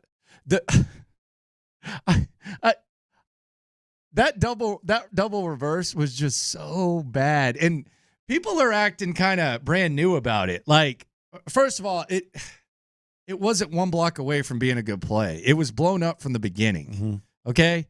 Like, John Mechie, I'm surprised he even got it back to CJ, and I'm surprised CJ got it off because he couldn't throw it the way he wanted to throw it, so it sailed, so the guy had a running start. Yeah. George Fant can't go upfield and block a safety before the ball's thrown. It doesn't work like that. It was blown up from the beginning. Troy Aikman said you're lucky to lose 5 yards. But the thing that bothered me the most about it is it's not even revisionist history. It's not hindsight's 2020. And by the way, what is that stupid ass dot thing that Bill Barnwell does where he puts dots of the football play and tries to explain it like, oh, if they missed this block, yeah, why don't you sail the football there too, buddy? Like it's completely different. But what did we say was the most annoying thing about Bobby Slowick's play calling and the play that he just could not quit? We even had an over-under on Friday about it. How many times have you heard me say, he sure does like reverses? God. He sure does right like in that situation where you're averaging less than 1 yard a carry. He does like reverses. Singletary gets to inside the 40. You had momentum. Dude, you run a double reverse with your 4th and 5th receiver and try to swing it back, and then you lose the 5 yards, and it's just like a complete buzzkill. Yeah, they had momentum on that drive. Man, Bobby, that was rough. And by the way, Tennessee is going to interview Dan Quinn for a second time, so who knows what happens with Bobby Slowick. He has completed 5 interviews now, so it's TBD whether or not Bobby's going to be here. Gerard Johnson has a couple of interview requests as well, Cleveland and New Orleans. So the offensive staff, who knows what's going to happen there. We'll get into the ideal, realistic outcome of that coming up shortly. But I was actually fine with DeMeco's defense. I think they just ran out of gas. Yeah, I don't think there was anything like schematically wrong with DeMeco's defense. They just got worn out in that second half. But before that, he was blitzing more than he'd ever blitzed. That was the largest amount of blitzes. Mm-hmm. And you had held the Ravens to 10 points, and it was tied. Eventually, though, it wasn't like the wrong defense was being called. No. They were giving Lamar Jackson time to throw, and they were just getting gassed. And I thought Bobby Slowick, we talk about the reverse. I thought he was doing something that he should have done more, and for some reason he just did it in little spurts. They were having success with the no huddle, like he went no huddle, which was not really them very often this season, and they started keeping the Ravens defense, the personnel the same. They started having a little success here, and then he would get away from it. I mean, I get it. These are you got to keep things. You got to keep players fresh. But I thought he got away from the no huddle a little too much. Like, it was working. Well, he probably should have challenged that spot in the second quarter too, like Green Bay did. Mm-hmm. They ran to the line, and then they got stuffed, and then they ended up punting. Yeah, that's the one part. But I thought the no huddle was successful. And Jalen Petrie had that opportunity, man. And I don't know if the game looks different or not, but that one opportunity where it's 10-10, Baltimore's driving, Jalen Petrie, he sees Lamar Jackson's eyes perfectly. Both hands. Kind of dives, has both hands, kind of looks like he has another shot, and it goes down. Even when he was making the right play, he just wasn't making the play. Yeah. And I think it's going to be an interesting bounce back for Jalen Petrie. I think he has the makeup. I think he has the talent. I think he has the ability to be able to bounce back from this year. But, man, that was the one opportunity. And Jalen Petrie he gets blanked for the season. No interceptions this year. Well, that goes back to my point. Nobody who needed to elevate their game elevated their game. Not for the Texans. For the Ravens, they did. Because Jalen Petrie, I think it does make a difference. I don't know if they win again, but I think they have it. That after the first half, and to be able to stop them right there in the end zone, man, that could have been a lot different. Just didn't catch the ball. Yep, no doubt. Coming up, what's the ideal, realistic outcome with the men who have been closest to C.J. Stroud during this historic season? Bobby Slowick, Gerard Johnson, they both got a lot of interest. What's the ideal outcome for the Texans next? All right, this week.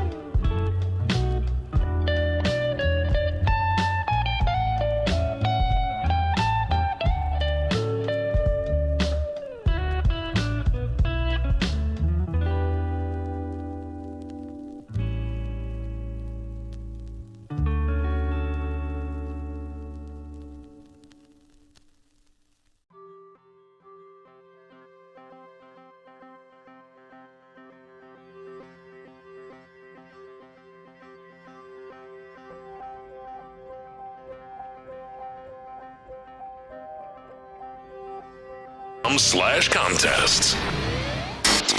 In the Loop with John Lopez and Landry Locker is presented by La Michoacana Meat Market. It's Reaction Monday, Playoff Edition, presented by Texas Star Grill Shop on Sports Radio 610. Here's In the Loop with John Lopez and Landry Locker. All right, so Bobby Slowick's offense scores 3 points on a weekend in which he has 5 job interviews. Interesting stat. Gerard Johnson, he's got 2 requests as well. Quarterback coach for the Texans. He's got an offensive coordinator interview in Cleveland as well as in New Orleans.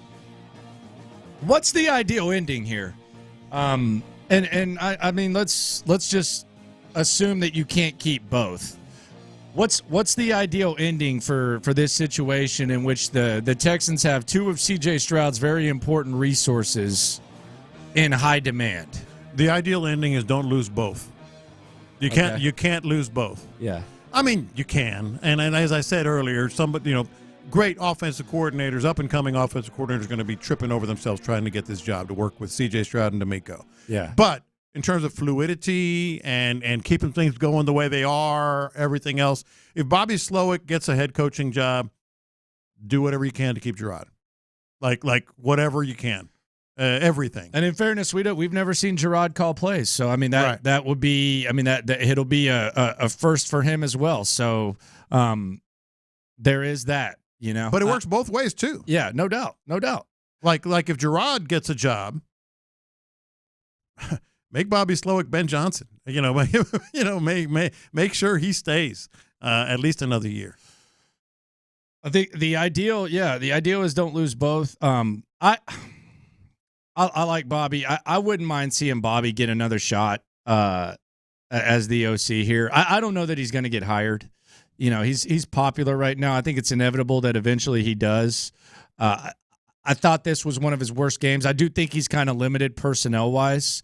I think there was times I found myself defending Bobby Slowick more than criticizing. There's criticism. For sure. I mean, I was pissed off at him this week. Really, really mad at him this weekend. But I think in a perfect scenario, you get Bobby Slowick back and you get one more year with CJ, and then whoever you got to groom and figure out, it's there. Hell, it could be Case Keenum. Like if Gerard leaves, maybe Case Keenum becomes the quarterback coach. Maybe Case Keenum wants to get into coaching. So you have Slowick and Case Keenum, who was basically like another quarterback coach as well. So if you ask me, like we have to keep one or the other, I would say keep Slowick and find a quarterback coach, whether it's Case Keenum or something like that, and give Slowick another chance to call plays. And I think he's only going to improve because it was his first year of doing it. The reality of it, though, Landry, is like these guys have families, and they want to make sure that they take care of those families, just like you and me, just like you, me, Figgy, all of us.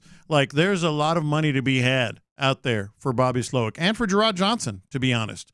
I mean, 3 years ago, Gerard was just another grunt, in Indianapolis, and so the reality is they have to look at it for themselves too, like their financial future, their stability. I also and all do that think stuff. From Gerard's point of view, you got to play some chess, brother. You do. And I'm not just saying this because he's a friend of the show and like him. Like in his situation, like I think he needs to look at this as a 4-year plan and making the immediate decision with immediate satisfaction. It could lead to you having to turn your 4-year plan into a 6 or 7-year plan, because right now you're in position to where you're already getting these calls and stuff. Those are not going to go away, especially as long as you have C.J. Stroud and if you have Slowick over you. So at the very least, if I'm Gerard Johnson, and I'm not going to tell him what to do, I am waiting to see if Slowick leaves or not, because the ideal scenario for Gerard Johnson is you take over for Slowick and we find out if you can call plays or not. Because if you go to New Orleans and you're calling plays for Derek Carr with a coach that's basically a dead man walking, I don't know how that ends for you. If you go to Cleveland and Deshaun Watson looks like he has, for the better part of the last year and a half or whatever, then who knows what happens. You basically take some steps back. I'm sure the door would be open here, but I do think there's like an element of chess, and there's a lot of leverage that Gerard has. I don't think he's like starving for money or anything like that. And there's a lot of other factors that I think you should take into account. Well, what you really need to take into account, what you have with C.J. Stroud, very few quarterback coaches. I mean, they all have a great relationship, you would presume, with their quarterback. But this close, this deep, this long, this trusting. C.J. Stroud is a great reason to stay if Bobby Slowick leaves. Just C.J. Stroud. Now you talk about the New Orleans job and the Cleveland Browns job. There are more negatives in New Orleans than positives. If you want to be the OC over there, you touched on a couple. How long is Dennis Allen going to be there? Derek Carr. Can Derek Carr? What are we doing? Can Derek Carr Jameis Winston? do anything? Yeah, can Derek Carr do anything? I mean, there are some positives too. If you're a confident quarterbacks coach and you turn that around, you're a head coach the year after next. Yeah. You're a head coach in the 2025 season. But it's a big if. It's a big if. And I don't think that if exists if you stay here. Right. That's what I'm saying. Like, I don't think his OC opportunities are going to be gone. The relationship you have with C.J. Stroud should be a huge X factor. Yeah. And from C.J. Stroud's perspective, too. Like, he loves Gerard. Yeah. He trusts him. He's known him since he was 16, 17. Yeah. So you got to take that into account. Now, the Browns' job is interesting. Yeah. Because Gerard has a previous relationship with Deshaun, too. They're completely different personalities. Yeah. But I think he's kind of keeping Quincy at an arm's length now, as opposed to. And if you can get Deshaun going. Yeah. That one would be a little tricky because their head coach is an offensive guy. Correct. And I think he's still going to be calling the plays and all that stuff. So how much control and they don't have draft picks and salary cap. Yeah, and they're in a hell of a division. Yeah. See, part of me would be like, on one hand, you say, well, slow it goes, Gerard becomes OC. We've never seen Gerard call plays. So I do think that has to be acknowledged. We don't know. I think, obviously, there's intrigue there, and you would figure it out. So part of me says that. The other part of me just, like, from Gerard, I just don't know that, like, I don't know, like, if you told me right now, if I'm Gerard Johnson, I'm being 100% serious. I'm not just saying this. Mm-hmm. If you offered me to be OC in New Orleans, I wouldn't do it. I wouldn't do it. Right. Because I think you got to look at it from a 3-year plan. You do? So when Bobby stays here? If Bobby stays here, I'm staying as quarterback coach for another season. I'm not going to call plays in New Orleans. Now, there's other opportunities that could come up that are intriguing, but if you tell me that I'm going to work with Derek Carr right now, if ish hits the fan and you miss out, then you're basically going back to trying to find a quarterback gig. You've seen people many times in life where you're at a stable organization, you have a decent outlook, but you want immediate satisfaction, so you go somewhere else for another opportunity. It might not be as stable, and next thing you know, you're on the job market in a year and a half, 2 years, and you're basically having to start over as opposed to just kind of riding it out there. Yeah, no, you're right. Philosophically, there may be other jobs come open for him too. We don't know. Like he's interviewed for the. Or will interview for the Saints and the Browns. There might be other jobs that come open that offer that stability, and then this comes into play. And let's just be honest, I don't know how much money he makes, but it isn't $1 million because he'll get $1 million as a coordinator. And you have to think that way. Yeah. Same thing with Bobby Slowick.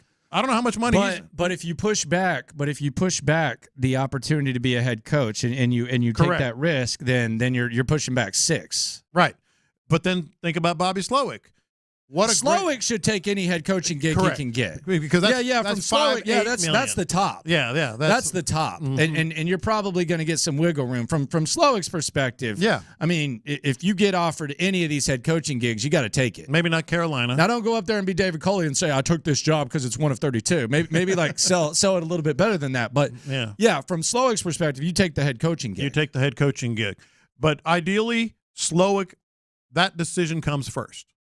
Like Slowick as a head coach. Yeah, if I'm Gerard, because then Gerard's just sitting there going, okay. Yeah, you got to wait. Yeah, okay. But that's the thing for Gerard. Like even with everything said, like best case scenario, like as far as title, you're going to be an offensive coordinator. Mm-hmm. He's not ready to be a head coach yet. Correct. So if that's the case, the best offensive coordinating opportunity you can get is home in Houston, Weiss from here. You know C.J. Stroud. You're probably going to get a raise, I would think. Oh, I mean, sure. There's going to be a raise. Oh, for sure. And you're not going to Cleveland in a weird situation. That Deshaun thing is a disaster, man. Yeah. It's an absolute disaster right now. It could end up being fine. Who knows? But that is a disaster. And then New Orleans, you at least, I think, would have to wait it out. The real interesting thing, and I don't know, everybody knows I know Gerard, but I don't ask him about this stuff. I don't know where his mind is on this. If he thinks I can go to Cleveland with that defense, that head coach, and I can make Deshaun work, really work. Yeah. He's a head coach in 2 years. But I just don't want to, if I'm going to go there and be an OC, I just don't want to deal with the helicopter dad. Yes. I don't want to deal with the Quincy Avery element. And I know he knows Quincy a little bit. I know Quincy's kind of trying to clout chase and shout out Gerard and stuff. And with what's happened, the last 3 years and stuff with Quincy and all that, setting up massages and whatever the hell he was doing, getting cross-examined and acting the way he has. I just don't know that I want to deal with the helicopter dad factor of that. That's just me, though. So let's get a decision on Bobby real quick. That's what we want. Yeah, that's what we want. Give me that call. Bobby, what you doing, man? Yeah, what's up, Bobby? Bobby, what's up? I'm interviewing. Hurry up. And calling double reverse passes at an unnecessary time. Coming up, the hits are lit. Let's talk about the other action this weekend. Shots fired at the Texans and perhaps the most viral moment of the weekend and a big signing for the Astros next. First, I want to tell you about the Orchard Win-Win program.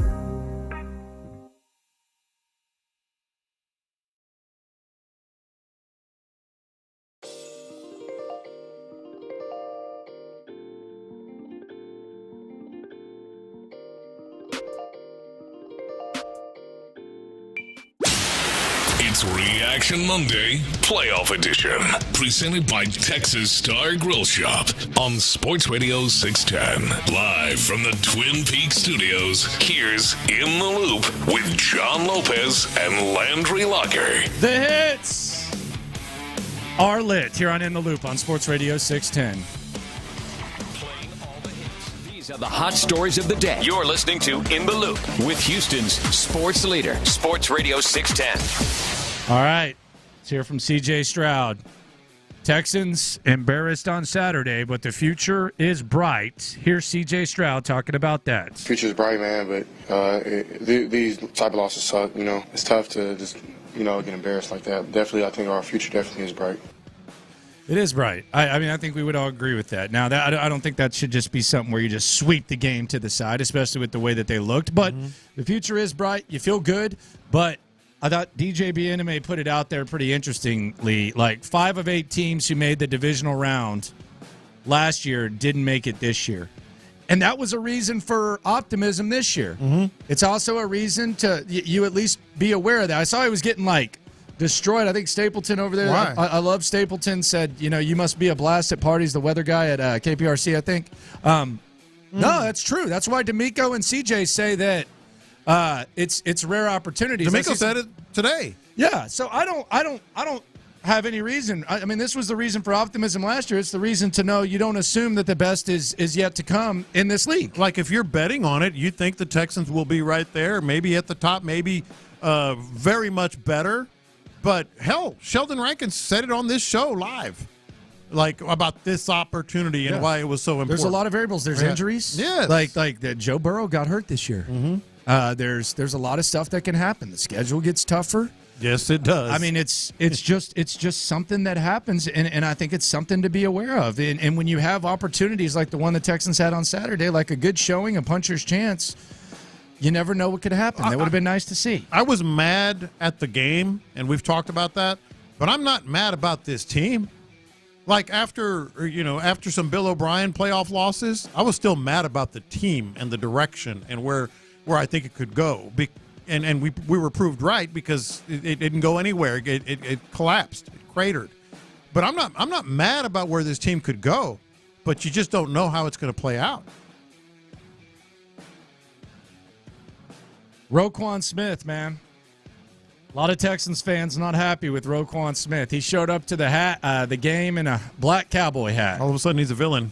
Here's what Roquan Smith had to say about your Houston Texans. They had a great season, but hey, it had to end, and we delivered. Whoever come has to get dealt with. There's a villain to every story, and hey, a Cinderella story ended, so on to the next. Hey, Ro, guys who wear the black hats are feared or bad guys.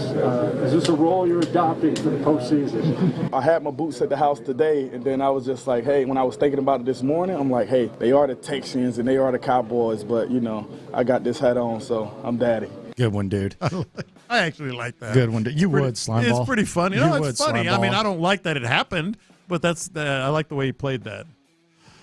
Uncertainty for the Texans. Jonathan Grenard, he caught up with Aaron Wilson, and Aaron Wilson was talking to Jonathan Grenard about his future. This is what it sounded like. Hey, bro, you want to be a Texan? They know I love Houston. I know I want to definitely this one. I can't do much more. Put my portfolio out there and close that chapter. Having back, stay with me throughout the years, through injuries and all that stuff beside me. And if it is the last rodeo, appreciate everything. We'll get into the free agency tomorrow. We'll get into that free agency talk. Start them, keep them, all that, or keep them, let them walk, all that. But tomorrow's a good day. Grenard's going to be interesting. I think you got to let him walk. He's going to demand quite a lot of money, I believe. And when you give Titus Howard 3 years, $56 million, you're going to have to pay Nico Collins eventually. You're going to want to improve your squad in other areas. He might just be one of those guys you have to let walk, and you hope that Will Anderson – I don't even think it's hope. Will Anderson will take a big step forward next year. He's going to be a ball player. You said that today, too. Yeah, he's going to be good. He's going to be really, really, really, really good. And then DeMeco's just going to have to sprinkle some of that fairy dust. But given Jonathan Grenard the contract that he's going to demand, sometimes you have to make these difficult decisions, and you have to let good players walk. I don't think it's set in stone that Grenard's going to walk. I think it would trend that way. I also think he got, you call it headline porn. He kind of got headline porn with the "It's the last rodeo" comment. Like a lot of people. He was talking about the game. Yes, a lot of people were like, "Oh, what does he mean?" He was talking about the game. It just like was he was clearly talking about the ball game that they just played. That was their last rodeo. That's what he said. It was irritating. This team. That's what he said. Yes. What are we doing? Yeah, but people, you saw it too. Yeah. I'm sure. Yeah. Yeah. Last rodeo. Oh no. That's not Come what on, he man. said. That's He not might. what He said. might. And it back. might be. He might be back. That's a shot. It might be. Yeah. Here's DeMeco Ryans talking about the way the NFL is, the way that rosters churn, and all that type of stuff. In this league, nothing stays the same year by year. It's a year-to-year league. Nothing stays the same, and our guys knew that. They knew this team, we had our moment. This was our time. Like, this team won't be the same next year. Whether it's players, coaches, they won't be the same. It's always evolving, always changing. Well, that's kind of what we were saying. Some people don't think you should be upset about, but you can be upset and still positive. No, you should be ticked. Yeah, you should be ticked at that performance on Saturday. Don't dismiss it. We can move on to the regular. God, it's gonna be a nice regular season. Don't have to be in these coaching searches. That's a good thing. Texans fall to the Ravens 34-10. That was the first game on Saturday. Then on Saturday night, those Green Bay Packers, they were right there toe-to-toe with the San Francisco 49ers. Deebo Samuel left the game. He's 50-50 this week per Adam Schefter. San Francisco holds off Green Bay, though, 24-21. Green Bay might have lost, but they probably feel pretty good about what they got in Jordan Love right now. A hell of a showing by him and a hell of a fight. Green Bay, same situation as the Texans. First time Jordan Love has been the full-time starter for this squad. They went toe-to-toe with the best team in their conference. They did what the Texans really couldn't do. After destroying the Cowboys, they have to feel great. They're so damn lucky, man. Why? Man, look. They just fell upon Jordan Love, man. They just had him in the tuck. I'm telling you. After having Aaron Rodgers, after having Brett Favre. It's kind of like the Colts. So went damn from lucky. Manning to Luck. Yeah. You're putting him up there right now. No, I'm just saying that the Luck. He's going to be a nice player, man. Yeah. He's going to be a nice player. Shout out to him. Then you had the Tampa Bay Buccaneers versus the Detroit Lions. Lions hold them off 31-23. Nice effort by Baker Mayfield.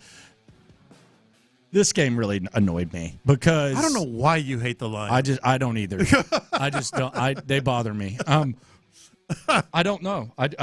I'm bothered by them. They've got exciting young players. I just don't think Jared Goff. They've got a great story. I just think Jared Goff looks into these like perfect situations where he's like. But he is playing better. He's fine. Yeah. Fine.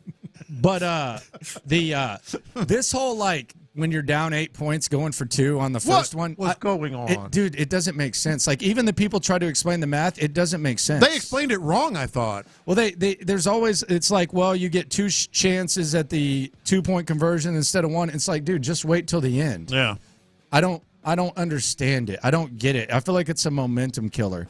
Tampa Bay did it. I don't get it. It doesn't make sense. This is not revisionist. It's not. It's as annoying. it was happening. I was like, don't do this. Yeah, wait till if you score again. If you want to go for it at the end, that's fine. But you're basically first of all, you're probably using your best play, 2-point conversion. It's 50% to begin with. It's just it drives me crazy. It does. Me too. And because even at the end, if you don't make it, then all you have to do is try to get a tie with a 2-point conversion. I just don't which get is it. also 50-50. I just don't get it. It doesn't make sense. I just don't get it at all. Like I just do not get it.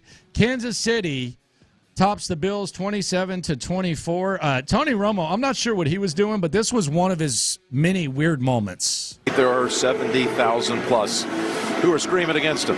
Well, that's how many fans I play in front of normally at my house. Pretend like they're all there, but there's 0. I think he was on mushrooms or something, man. I mean, it sounded like it. That made no sense. All game long, he was just saying stuff that was bizarre. He said Jason Kelce was Taylor Swift's brother-in-law. I get that, though. When did they get married? I mean, you know what he's doing there, though. Does he? Does he know what he was doing? And then he talked about, remember when they tipped the fumble forward? He goes, oh, yeah, that's like that famous play, Franco Harris. Yeah, Franco Harris was not in that game. That was the Raiders that did the what do they call it, the holy roller? I mean, Romo is just coasting like crazy, and I think he's making Nance worse. I know Nance is a legend and icon here.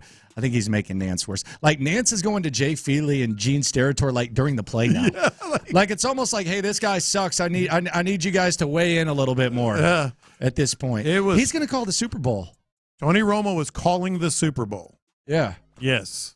How about that? I was just, like, laughing. It got to the point where I was laughing. I was like, what is this guy doing? Don't know what was going on. So the early lines on the conference championship, San Francisco is a 6.5-point favorite over Lopez's Lions, and the Baltimore Ravens are a 3-point favorite over the Chiefs. How are you feeling about that Ravens and Chiefs game? I think Baltimore is going to beat them. I think Baltimore, gun to the head, I think Baltimore is going to beat them. That was arguably, obviously, about as good a performance from the Chiefs and Mahomes as you could get. Well, that fake punt, I don't know what that was. I think Sean McDermott called a suicide mission or something there. I don't know what the hell that was. That was bizarre in that moment. But I'm talking about just about the Chiefs and Mahomes, man. I mean, they were. No, that was gutsy. They were on it. That was incredibly gutsy. They were on it. By them. Bobby Slowick has 5 interviews over the weekend, only 3 points on offense. That's a hell of a stat. Gerard Johnson, the quarterback coach, also has interest. Saints and Browns have requested to interview the Texans QB coach. And the Astros signed Josh Hader, the largest free agent deal that Jim Crane has ever handed out. This was Chandler Rome on MLB Network talking about the impact this could have on Ryan Presley. It seems that Josh Hader will be this team's closer, and Presley, who is a consummate professional, teammates love him, say he puts the team's success before his own, but he's also a human being. And this has to sting a little bit, I'd imagine, just to pitch as well as he's pitched since he became this team's full-time closer. It's going to take some conversations. It's going to take some direct honesty, and it's going to test Joe Espada, pitching coaches Josh Miller and Bill Murphy. But I think they'll figure out a way because right now they have the best back end of a bullpen in baseball. I'm not, understandably, I hope, into baseball mode very much right now.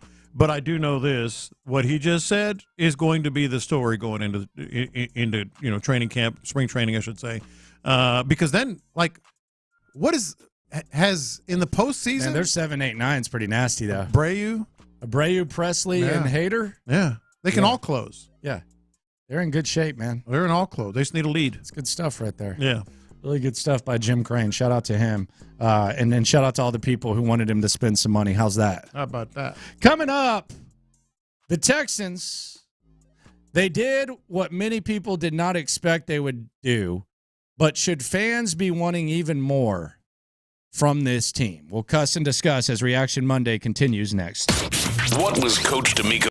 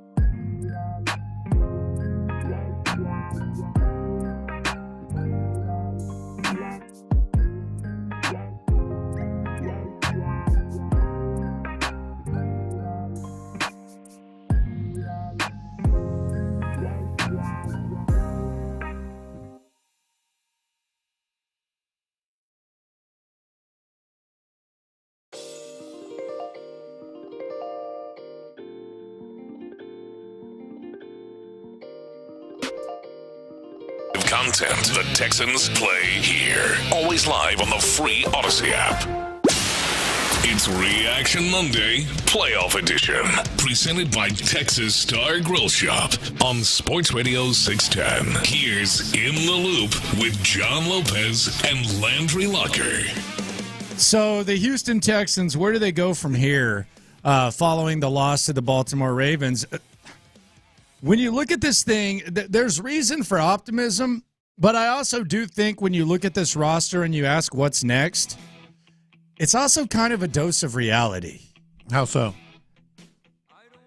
If you ask, if you think a team's really close to getting to a certain point, even the Texans in 19, and you ask what they needed, it's usually three things. They could use corner, tackle, maybe some interior D-line help. There's a lot of things that this team could use. They're not going to touch the offensive line because they have so much invested in it.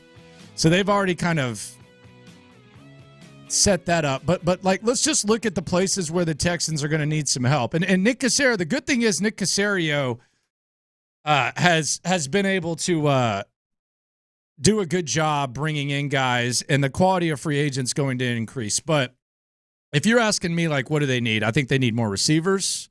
They damn sure need more running backs. They need to start taking that serious. They need to figure out what they're going to do at tight end and whether or not they're going to bring back Schultz. And even then, I think they need some tight ends. They're going to need to get corners behind Derek Stingley, although you feel good that Derek Stingley is a cornerback one, so you can adjust accordingly there. It's not like you feel better about that. They could perhaps use upgrades at safety. And then we just go around it's not like this team is a few pieces away. Now, obviously there's other factors that come into it, but there's a lot of stuff when you start filling out that wish list. See, I think all those things though, you have to prioritize running back and wide receiver. I think I think offense should be the priority. I think there's two levels. The first level is we got the guy at quarterback. We got to do everything we can to make sure he has all the pieces, all the resources to get it done.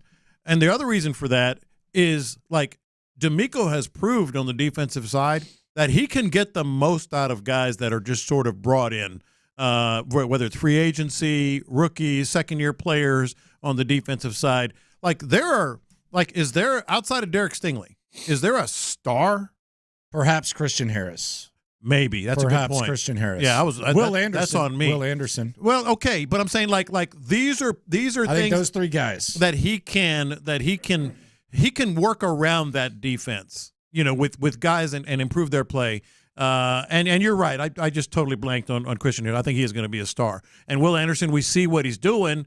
We think he's going to be better. I don't know about star just yet, but we think he's going to be better. Offensively, you got to surround C.J. Stroud with superior talent. You've got to get us. Yes. Oh, Tank Dell. Yes. Nico Collins. I don't care. Yeah. Bring another one. No, Let's go. I don't even care. If the A.J. Brown thing is what I would be fine with it. Yeah. I mean, you need multiple running backs. You need wide receivers. Get to where this offense, it's not even a question as to whether or not they're going to show up. Yeah. And the depth is such to where you figure that out because DeMeco can coach up the defense. Yes, like the defense on Saturday, they ran out of gas. The game plan that DeMeco had in that first half, you should have had more than a puncher's chance to win. Matter of fact, you probably should have had a 10-point lead at halftime. At least 3 or 7. Yeah, you probably should have had a 10-point lead at halftime or something. I mean, you you win the toss and then decide to take the ball, and that's what you come out there with. Yeah, that was embarrassing. I actually didn't mind the call. Oh, okay. I didn't. No, that's fine. I mean, but you got to have a little something more than that. Yeah. Well, yeah. The result was not what you were hoping for by any stretch. But back to the point here, like running back, hell, draft one in the 3rd round and another one in the 4th. I don't care. No, sign one of these big names too. Or sign one. Sign one of these big names and draft one. Yeah. You need multiple backs. Mm-hmm. You need multiple backs. Same thing at the receiver position. Defensively, I mean, and bring back Singletary too. Bring back Singletary, sign one, and draft one. No, that's what I'm saying. As many backs as possible. Tight end. Let's go. Let's get another tight end. All these pieces on the offensive side is where you have to prioritize because defensively, you can find the parts. DeMeco's already proved that. Andrew Locker, John Lopez. Figgy Fig with you here on Houston Sports Leader, Sports Radio 610. So the list, it appears to be, I mean, it's steep. I mean, there's a lot going on with the Texans. You look at the division, though. Jacksonville, good team. But then Indianapolis, we don't know what's up with Anthony Richardson. They're basically going to have a first-year starter next year. And then Tennessee, same thing with Will Levis. So you feel like you're in pretty good position there. When you watched the Ravens and then you watched the Chiefs and Bills, like I found myself, I was lost in the moment. I was lost in the sauce. J.J. Watt mentioned lightning in a bottle, but I found myself just feeling like, okay, the Texans are offensively, they're just behind these two teams, specifically Kansas City and Buffalo. They're just behind them. What have they done with those guys, Kansas City and Buffalo, with their quarterbacks? They've found pieces every year. Now, they let Tyreek Hill gone, but they're always looking to add pieces to surround those quarterbacks with everything they can. You're right. That looked not like a different game they were playing, but they were certainly playing with a different ingredients than the Texans had, no question. Andrew Locker, John Lopez, and Figgy Fig with you. And then you have DeMeco Ryans. He could end up being the coach of the year. Bobby Slowick, we don't know where Bobby Slowick's going to end up. He's interviewed with 5 teams over the weekend. Where do we sit on the Bobby Slowick report card? If you had to grade Bobby Slowick 1 year in, what would you give him? Oh, he's got an A. You can't just focus on the last game of the season, which I thought might have been a little bit too big for him. He got a little bit too cute. He certainly needed to do better running the ball. Maybe the Ravens had a lot to do with that, more to do than we want to give him credit for. But no, Bobby Slowick got an A. When you consider rookie receiver in Tank Dell, rookie quarterback, all new staff, never really worked with Gerard Johnson as the quarterback's coach. No, he gets an A. Bobby Slowick did a fantastic job. Fantastic. But he had a bad game Saturday. Had a bad day on Saturday. It's a hard job. First time doing it. Head coaching, TBD. Will Bobby get that? Tennessee, by the way, they're interviewing Dan Quinn for a second time. No announcement as to whether or not they're going to interview Bobby Slowick for a second time. Lopez, passing thoughts from the game against the Baltimore Ravens. We got plenty of time to look ahead. We know how good the Texans are looking, but let's get some passing thoughts on the Baltimore Ravens versus Houston Texans Saturday right here on Sports Radio 610. I didn't even edit them. The way I put them in my phone, I left them because I think it'll show you how much this game changed in the third quarter. So I'll just go through the list. Rapid fire here. And you give me your thoughts on what I'm talking about here. The first one's easy. I like taking the ball. Cameron Johnston is one reason why. I thought taking the ball on the road, if you could get something. Now, they didn't. So you're right. It didn't work out. But, get a couple of first downs, whatever it may be, even if you don't. You got a real weapon at the punting position. You can flip the field and then rely on your defense. I didn't mind it. Yeah, whatever. I didn't mind it. Here we go. Attacking Petrie one-on-one. That was on the first drive. They went at Petrie again, and that's what. He actually wasn't terrible. He dropped a couple interceptions, maybe, but I was actually surprised that he was actually in position to even have the chance. Yeah. Maybe the bar's just lowered there. That's what it is. You got to catch that. No huddle early. I like that a lot. I thought they didn't use it enough. Like, I thought that's one thing that they had some success with. They were keeping the Ravens' defensive personnel as is, so you can maybe exploit some matchups. I like the no huddle early. I wish he would have done it more. I mean, he used it a little bit early, a little bit in the second half, and should have stayed with it. This is what I typed down. Target on his back, my ass. You're talking about Laramie Tunsil? Just as they're gaining momentum. Man. Just as they're gaining momentum. More than once. If this was any other player, and this is just my stream of consciousness, what I typed, my Pender notes, if you will. I didn't edit them. 11 penalties, 70 yards. Dude, and all of them, most all of them were costly. Costly and also mental. If this was any other player, I'm not into like benching a player to send a message. I'd have benched him to get his bleep together, and let him know you're going back out there. We can't have this anymore. I'm serious. Like there were 3, maybe, and there were some they didn't call as well. This is something I typed down. Laramie Tunsil, man. Although I didn't say effing penalties in field goal range. Come on, man. Like the penalty thing just kept going and going and going.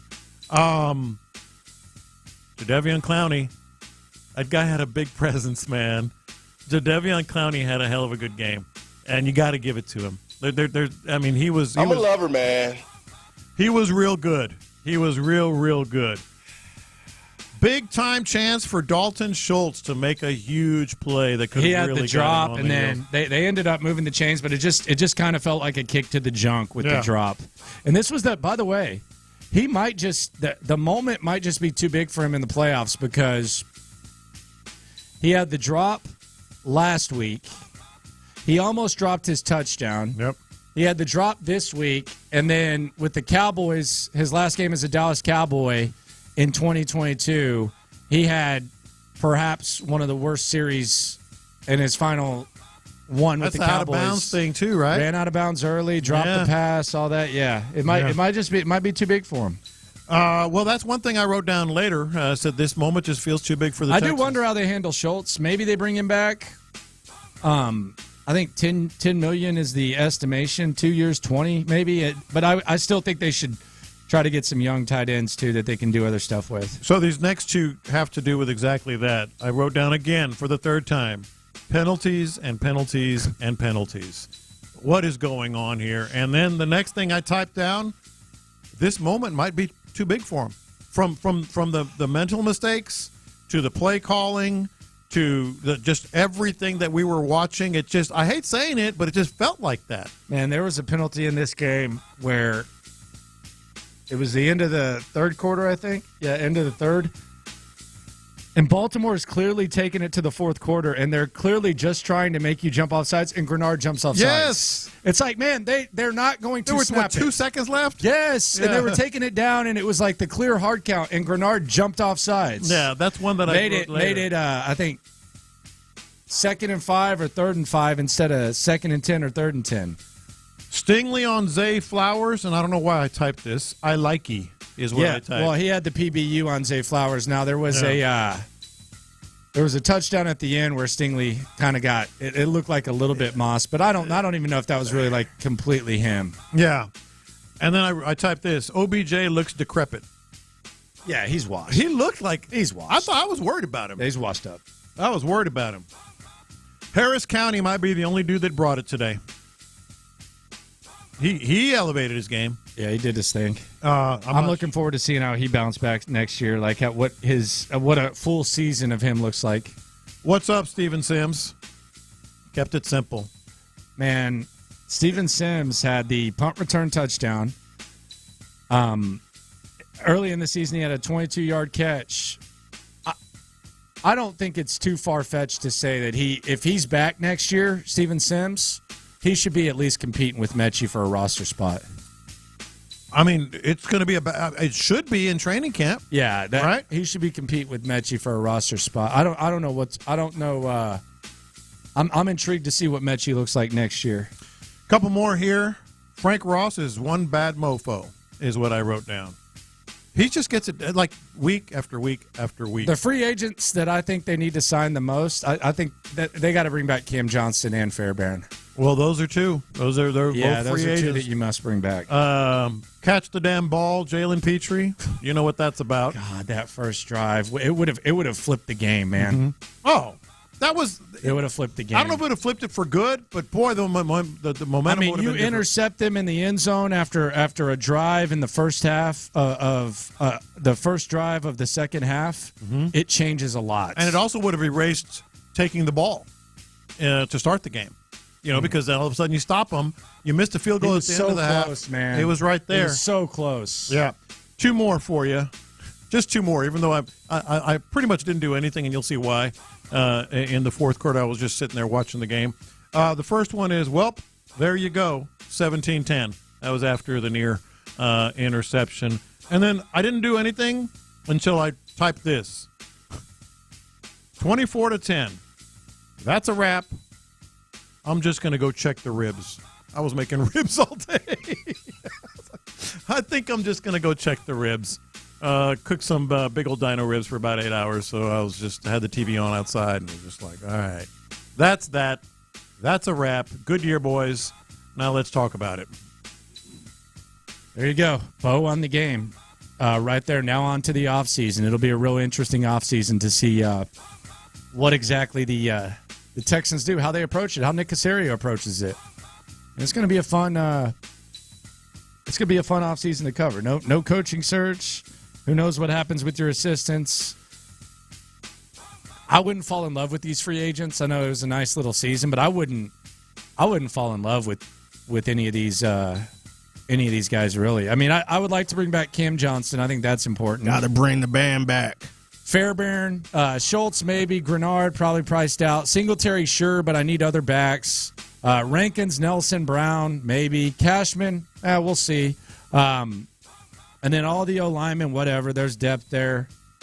Really, I'm really not in love with any of these guys. Look, you can bring in one-year guys. You can churn the roster. You can increase the quality of ball player. I'm not overly obsessed with bringing back any of these guys. And I actually think there's the arrow pointing up with some other guys like the Christian Harrises, the Will Andersons, the Derek Stingleys, to where that just completely elevates the quality anyways. Definitely not Steven Nelson. I think he left it all on the field for you. Go find another Steven Nelson. You mentioned, we'll dig into this starting tomorrow a lot more. I agree with you for the most part. There's none that I like, oh, you got to bring him back. You got to bring him back. I will say, though, if I had to pick one, it's probably not one that you would say. I think if you're going to draft a running back and sign another running back, it'd be really good to have Devin Singletary here. A guy who's really excelled at this system, this zone blocking scheme, has had success, has elevated himself to the starter, could be like all of a sudden that veteran presence that helps the two, either the free agent or the young back, how to do things. I think Devin Singletary might be more important than you think. No, he's fine. He can't. Yeah. I don't think he should be your best running back. No, but to bring back. No, for sure. Yeah, to bring back. You bring back Singletary. Bring back Singletary, but sign me Saquon, Eckler, or Derrick Henry, or Jacobs, or Tony Pollard, and then draft someone in the third or fourth round. I want as many backs as possible. Yeah. You said you want a committee. Give me a committee. Yeah. Daria Gumbawale ain't going to cut it. God bless him. That ain't going to cut it. Mike Evans still has some gas left in the tank. Yeah, do that. Get the weapons here. Yeah. Coming up, lunchtime confessions here on In the Loop on Sports Radio 610. Landry Locker, John Lopez, Figgy Fig. I am so glad I got through the holidays and I was able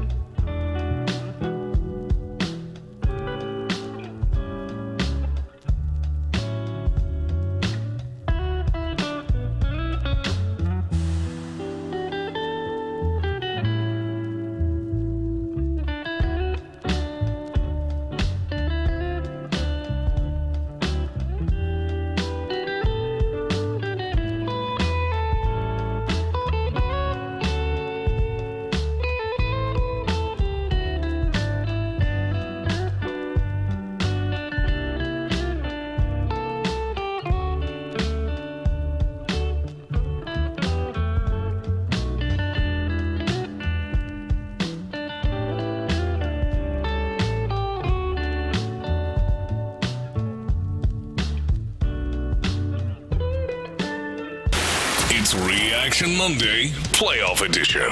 Presented by Texas Star Grill Shop on Sports Radio 610. Here's In the Loop with John Lopez and Landry Locker.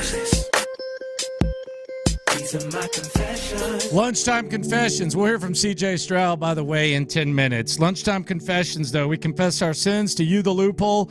Shout out to the loopholes. If you listen, you are one. Some of these confessions have to do with sports. Some have nothing to do with sports, but we're transparent with you 24/7. Let it hang a little bit lower during Lunchtime Confessions. It is time to confess. Watch this.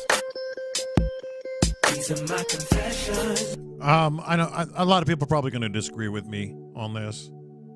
I would much rather be a Texans fan than a Bills fan. That was brutal to watch. I know they've gotten closer. They've been to the Super Bowl. They've been in AFC championship games. They've been on the brink. But the way they consistently have lost at this level, that's just like it was tough to watch. Those dudes that were crying in the stands and all that, like they have been so close that they probably should have gotten it by now. I'd rather be a Texans fan and not ever having gotten there to this point and be optimistic than the Bills fans, like, because I don't know if they're ever going to get wide right, man. And Jim Nance had to rub it in again. Like Jim Nance had to rub it in. It's brutal being a Bills fan. Go back to the Super Bowl. Kind of cursed, man. They're just cursed. Like you couldn't have asked for more. Home game. Josh missed that guy in the end zone too, man. He made a hell of a throw in the front corner of the end zone. He was pressured, but yeah, I mean he played great. But Bills fans, like, they've got to be questioning life right now. They're like, why are we here? It's the worst. Would you rather be a Texans fan than a Bills fan? I mean, they've been to, 4 Super Bowls? All this run that they're on right now? I don't know. I would. Figgy? Sure. Yeah. Yeah. I think I would. Yeah. I mean, you feel good about the future. Yeah. Watch this. These are my confessions. This is what confessions is for, so don't kill the messenger. I'm just telling you what crosses my twisted mind sometimes. And that is? This was a good season. Mm-hmm. This was an enjoyable season. I like the Where fan is this vibes. going? I like the fan vibes. Yeah. I like the way that people appear to be more excited. And I'm very excited for what is going to happen. I know where this is going with this squad. And I think eventually that you should feel more confident than ever that the ultimate goal can be reached with C.J. Stroud and DeMeco Ryans. I think I'm going to have your back on this. With that said, yeah, I think I'm going to have your back. This was not a show up to the stadium at 1 o'clock on Saturday night to greet the team type of season. I'm sorry. Shout out to all you that did. Good for you. I didn't feel like this was that magical, especially with the performance they had on Saturday. I don't think they deserved a couple hundred fans there greeting them at 1 a.m. on Saturday. I'm sorry. I'm actually with you, but I'm also with you in that good for you if you felt compelled to go. But I think it's a reflection of how far you have to go and how far you've never been, right? Yes. You lost in the divisional championship game. That isn't a, hey, let's line the streets kind of moment. I agree with you. Watch this. These are my confessions. I think Troy Aikman should be in the Broadcasting Hall of Fame immediately. Immediately, Figgy. You know what I'm talking about? I think I seen your tweet on this. Dude, he used tempo the right way. My God. He used the word tempo the right way. No, not oh my God. Like so many broadcasters, oh, they're going tempo now. You know how that just makes my skin crawl. Troy Aikman said, all right, now we're talking about up-tempo. Now, tempo can go both ways. I was like, yes, Troy. He finally said what needed to be said. I think he said, now you can be slow, too, with this tempo. I was like, thank God. 99.9% of broadcasters, professionals, some of them really good, some of them not so much, use the word tempo wrong, and it drives me nuts. Put Troy Aikman in the Hall of Fame. Put him in. Watch this. These are my confessions. I think Jim Nance might be getting a little bit of a free pass, man. I feel like Jim Nance might be getting a little bit of a free pass. And you're talking because Tony Romo is stealing all the bad headlines? Let me just say this. This was one of the most WTF calls of the weekend and maybe one of the biggest WTF calls that I can remember in the playoffs. So the Bills are down 3. They're deep in their own territory. It's 4th and a long 6, and they fake a punt with DeMar Hamlin, and it goes nowhere. It was ridiculous. By the way, Tony Romo said it was the right call because they had I don't care if they had 8 guys on the field. That was stupid. Listen, if Al Michaels had this call in that situation, I think he would still be trending on the internet. Listen to this call by Jim Nance. And I don't know if Romo is just irking him so much that he's kind of like regressing. But you tell me. You're the biggest Al Michaels critic there is. Figgy, you too. Tell me if Al Michaels had this call in that situation, would it have just kind of gotten swept under the rug? Went downwind with this one. fake. Hamlin is stopped short. Wasn't great. It wasn't great. It took him by surprise. You could tell, like, what is going on? That was actually. Then he went to Jay Feely immediately. Jay, did you see that coming? Like, yeah, because they had 10 men on the field, Jim. I was like, yeah, but they're also on the 24-yard line or something like that. Like, that's not the way you want to do it. I think he was just surprised. Watch this. These are my confessions. I saw a big fat lie this weekend. Big old fat lie that should eliminate the people who put together the S2 test from ever being involved with the NFL again. Did you see this? Dude, they tried to leak that C.J. Stroud's test result should have been ruled inconclusive. Inconclusive. There were issues with C.J. Stroud. Where the hell was this? They waited until the divisional game. The day of the divisional game. The divisional game. They waited until the day of it. Say, yeah, there might have been an issue with that. That was pitiful. They need to be eliminated. That was pitiful. It was pitiful. They could have said this after the test, before the draft, even after the combine. Hey, we had some issues with some tests, just so you know. They waited until the divisional game. Yeah, you know that C.J. Stroud guy that's having a hell of a year? There could have been a little issue there, by the way. What the hell you do? They need to be out, be done with them. Yeah, whether there was an issue They're or lying. not. Like that's just ridiculous. That was rough, man. Yeah. That was a real rough look. Watch this. These are my confessions. I'm not really too in love with any of these Texans free agents on the roster except Cam Johnston and maybe Fairbairn. Mm-hmm. No, I mean, I could do with or without a lot of them, but I'm more intrigued to see what they can bring in randomly on these one-year deals. Like, what's the next Dalton Schultz? What's the next, where are you going to find the next Blake Cashman? How are you going to acquire players? I'm intrigued to see how Caserio handles that as opposed to let's run it back with the guys that we have. I don't necessarily think that's that important. I think they can churn this roster. I'd like to put Devin Singletary on that list with Cameron Johnston. Sure. But I'm with you by and large.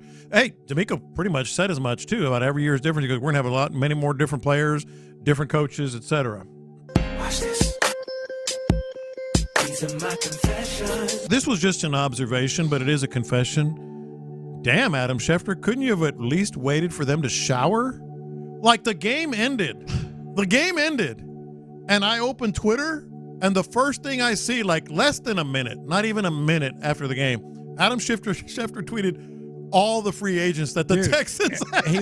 The weirdest thing about this, he did this with the Buffalo Bills, too. It was like 30 seconds. He had that in the draft. It was like 30 seconds. But the thing is, I don't know if he's just trying to satisfy agents or he just thinks everyone's important, but he said Texans key free agents this offseason, and he listed every one. Yes.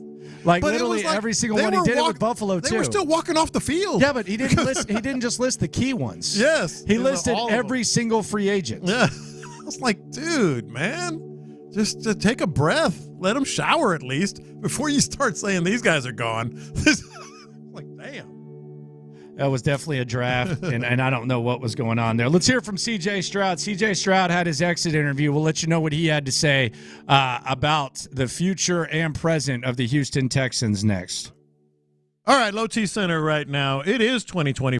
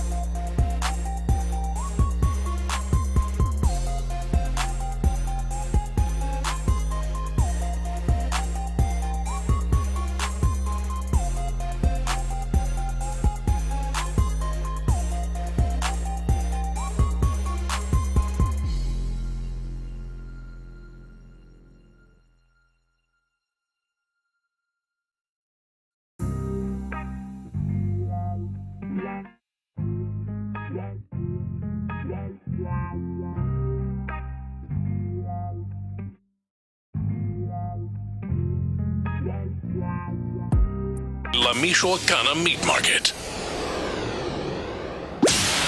It's Reaction Monday, Playoff Edition, presented by Texas Star Grill Shop on Sports Radio 610. Live from the Twin Peaks studios, here's In the Loop with John Lopez and Landry Locker. Here from the quarterback, C.J. Stroud. Texans lose. C.J. Stroud, one of the best rookie seasons in NFL history for a quarterback. Came up short on Saturday, but the future looks bright. Here's C.J. Stroud at his exit interview, live on Sports Radio 610. Man, it's huge, man. I'm honestly, I'm excited to get back to work, but of course, it takes time. You can't just rush into it. But I'm really excited to see how much this team is going to grow. And like DeMeco said, man, we got to find some way to get back to that moment and win that game, So a lot of experience was made this year and things like that. So I'm super excited for the future and everything like that. CJ, Will was talking about how he was crying after the game when you came up to him and were like, why are you doing that? We're good. We're going to be good for a long time. Can you tell us about that moment and why you're so encouraged for the future of this team? Yeah, I appreciated Will for doing that, because, those are raw emotions. It wasn't like he was doing that just to be fake. He really meant, because, he really was feeling that because he really wanted to win that game. We all did. And something I've learned in this league, man, is you can't let your emotions fluctuate. And I told Will, man, honestly, man, he's probably the most talented player, one of the most talented players I've ever been in my life. And we're going to be back in this moment. You can promise, I can promise you that. It might not. I don't know when it's going to be, how it's going to be, who's going to be on this team, but we're going to get back. And I just want to let him know, man. I appreciated everything that he did for us that year. I just wanted to see his head up high. I just want to see him encouraged and positive. I know you've always been a guy who has a chip on their shoulder. Or how much does it like when you kind of keep that Baltimore game and maybe that feeling, what you guys went through, which you kind of down the road during the offseason? I wouldn't necessarily name myself as a guy with a chip on his shoulder. I just think I'm me, I don't really try to. I used to be in the business of proving people wrong and people pleasing and stuff. That stuff is exhausting and it don't make no sense. So, honestly, man, I'm really gonna be just preparing for what we got going on here. We lost to Baltimore up there, and there's some things that we need to get fixed, of course. But it's time for that. Once we get back to those moments, but right now it's all about getting better and just really putting our best foot forward on making yourself better as a person, as a player, and that's something that I definitely am excited to get into.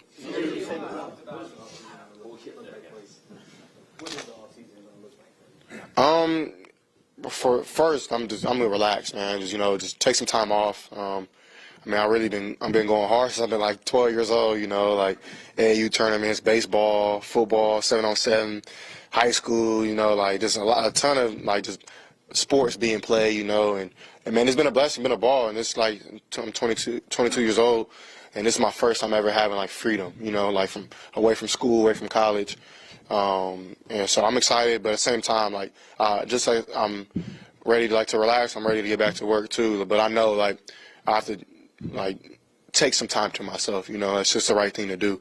So, doing that for a little bit, getting back rolling, with my workouts, strength and conditioning, getting stronger, bigger, faster, getting back with my guys in LA, just working out with them on the quarterback stuff and OTAs and stuff like that. CJ, how important and impactful have guys like Gerard Johnson and Bobby Slowick been to your development this season? And then there's a little trepidation from you knowing that maybe one or two, both of those guys may not be back here next year? Yeah, Gerard, I've known Gerard since I was 16. I was in the Elite 11 with him. He was my quarterback coach there. And one thing, man, I can say about Gerard, man, is like, when you talk about someone who knows how to play the position of quarterback and knows how to relay something, but also just a great person, man, a guy who loves football. He loves Houston. He loves Texas. He loves his family. He's a great family man. And somebody who's taught me just a tremendous amount of information. But on top of that, man, put a lot of confidence into me as well. Like when I was 16 at Elite 11, we did like this little like circle group. It was like all the quarterbacks in my group. And Gerard's one thing for me was like, be confident. Because at that time, like, I wasn't really the highest recruit. I wasn't who I will become, you know what I'm saying? And I always knew that it would be a possibility, but I didn't hear it out, like those type of, the Gerard I looked up to, like he played at Texas A&M, I knew that, and stuff like that. And when he was like, man, you need to be more confident, like, and it was just like, it changed my life, you know what I'm saying? And from there, like, fast forward, I'm here with him my rookie year. It's been just a blessing to work with him, and whatever happens, man, I'm excited for him, and he deserves everything that's coming for him, and I'm super blessed to be able to work with him. And Bobby, somebody who, when I came in, man, I knew that he was gonna push me hard. He was gonna be hard on me. He held me at a standard all year, held me accountable. Because I mean, a lot of times, man, when you're playing good ball, guys they kind of like let you do what you do and like leave you alone. But Bobby, man, he was always on me about like the little details in my position, you know what I'm saying? And I appreciated that, you know, because you don't always get that. And he always just was hard on me, but also showed me a lot of love, man. A ton of love, very knowledgeable, can really dice the defense up, puts a lot of trust in his players, and really just never got away from what he knows. You know what I'm saying? Of course, like, tailored his coaching to like what was here at the Texans, but he did what was at the core of his heart, and I could appreciate that, you know what I'm saying? And but whatever happens with those guys, they deserve whatever's coming to them, and it's been a blessing working with them. But if they come back, that'd be cool too.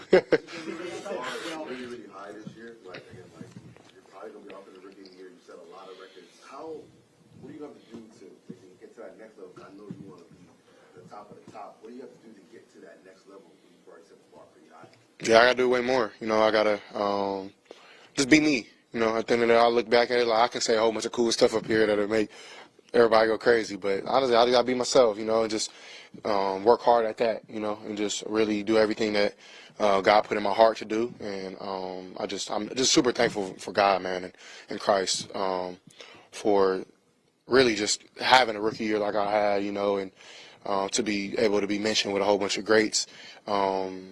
And be playing against greats, you know what I'm saying? So it's been just a blessing, and really my plan is just I want to be the best. You know, I don't want to just be the best rookie, the best second-year dude. I want to be the best, point-blank period. So I'm excited to get going with that, and yeah. Speaking of your rookie season, you've gotten a lot of praise and accolades from a lot of people around the league, a lot of analysts and things like that. But what does it mean to you for your biggest supporter, your mom, to say she's proud of you after this season? Man, you talk about like just genuine love. You know, she texted me something yesterday. She was like, I don't say I love you just to say it. Like, I say it because I truly, like, you've been one of the best things ever in my life. And I was like, wow, like, for her to, like, say something like that, you know, it's like, it's just, like, my mom is amazing. She's been with me through thick and thin. We've been through a whole lot, and she's never ever like questioned my goals or my plan. And she always like, you know what I'm saying, I'm a very independent person. She always let me be independent and like figure it out. But at the same time, I always knew if I ever needed something, I can call my mom. And I'm just super blessed to have a mother like I do. Blessed enough to have a father like I do. My brothers, my sisters, my family back home. And I'm just really, you know what I'm saying, all in all, man, I'm just super blessed to be where God wants me to be, you know what I'm saying? So I love my mom, and I know they said she got a lot of camera time, so I don't think she was super happy about that, but you can see how much she prayed about me. She loved her son, and I love her right back. She loves all her kids, man, and I love her so much. What is it about Will that he has to make you say something like that? His mentality. Not only does it match up with his talent, but it probably upsees his talent. The tenacious will to win, you know what I'm saying, the grit that he brings to a locker room, and just his personality, you know what I'm saying, and his talent is great, don't get me wrong, but at the same time, like, if you can match that with what he has, man, it's a force to be reckoned with.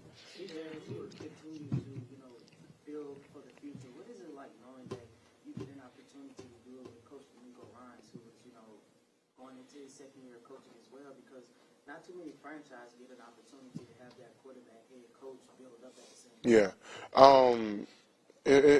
I told me just like a little while ago, man, I really appreciate him for the trust, because that's one thing, like in football, that's probably the main thing that you need is trust, you know what I'm saying, and I appreciate him for trusting me, and he knows that I trust him tremendously. Any decision he makes, like, I know that it's at the forefront of what's best for the team. And I'm excited to build with him, man. I think it's going to be a great dynasty hopefully we build, and I'm excited for that. You talk about the expectations that this team has. Every guy in that locker room said the future is bright because of you. You always say that the burden is a privilege, or the pressure is a privilege. How do you just view the fact that this whole locker room, this whole city's future, they put it all on your shoulders? It's something. Honestly, I know that's probably what it seems like, but it's not. And I'm blessed, even if it is. But at the same time, like, I know God prepared me for stuff like that, you know what I'm saying, for this moment right here.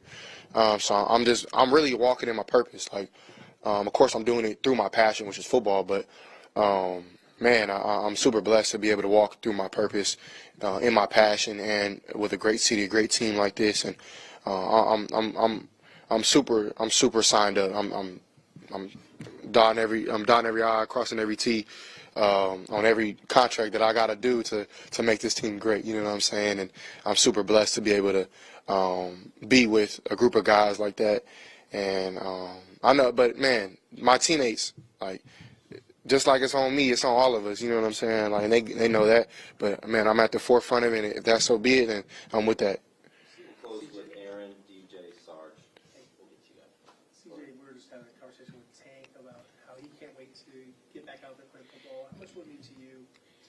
Offseason you'll have with him and the second year together. Yeah, it's huge. Tank is my brother, man. He's I don't think blood can make us any closer. Like, we're really close, and that chemistry is shown on the field, and we're gonna build that. You know what I'm saying? It's gonna happen naturally. Like, we boys, man. You don't force stuff with your boy, you know. So, but we both are tremendously excited to keep this going and work really hard to be great. And hopefully do whatever we need to do to be great here. And we're excited for that. TJ Sarge, obviously you talked to Will and said that we're going to be back at this point. What gives you and the rest of the team so much confidence that you guys will be able to get back to that point and be able to break through and be able to take the Texans where you guys really want to take them? I think because we know what it takes, you know.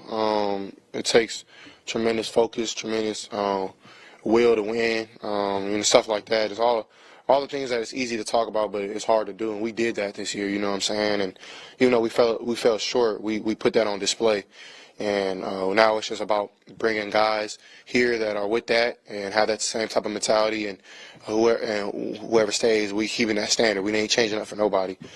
So I think that, like, that is why we were confident. And man, it's okay to be confident. You know what I'm saying? Like, I don't look at that as a negative thing, and it's not cockiness; it's being confident. Away from the field, how do you feel personally that you grew as a person?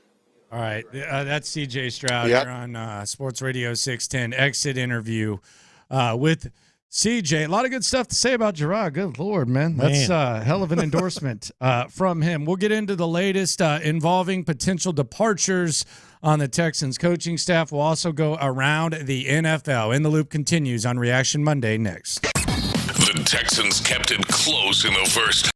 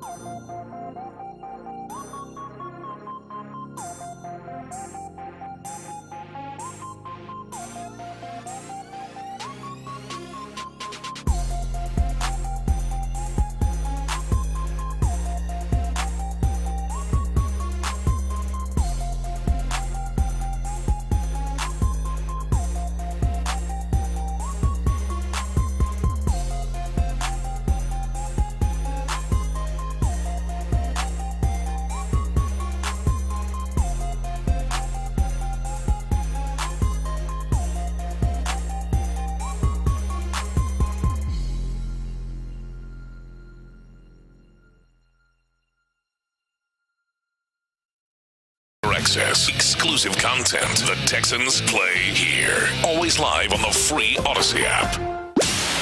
It's Reaction Monday, Playoff Edition.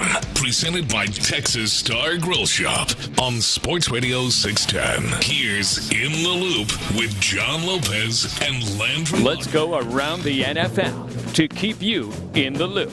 This is Houston's sports leader, Sports Radio 610. A low point for the Texans that had nothing to do with what went on the field on Saturday. That's in the Internet Goes Nuts in 20 minutes.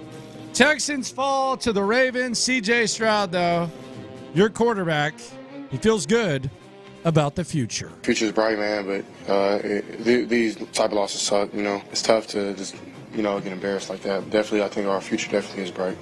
Embarrassed. I think he used it right. That was an embarrassing game on Saturday. Look, we don't need these guys get paid millions of dollars.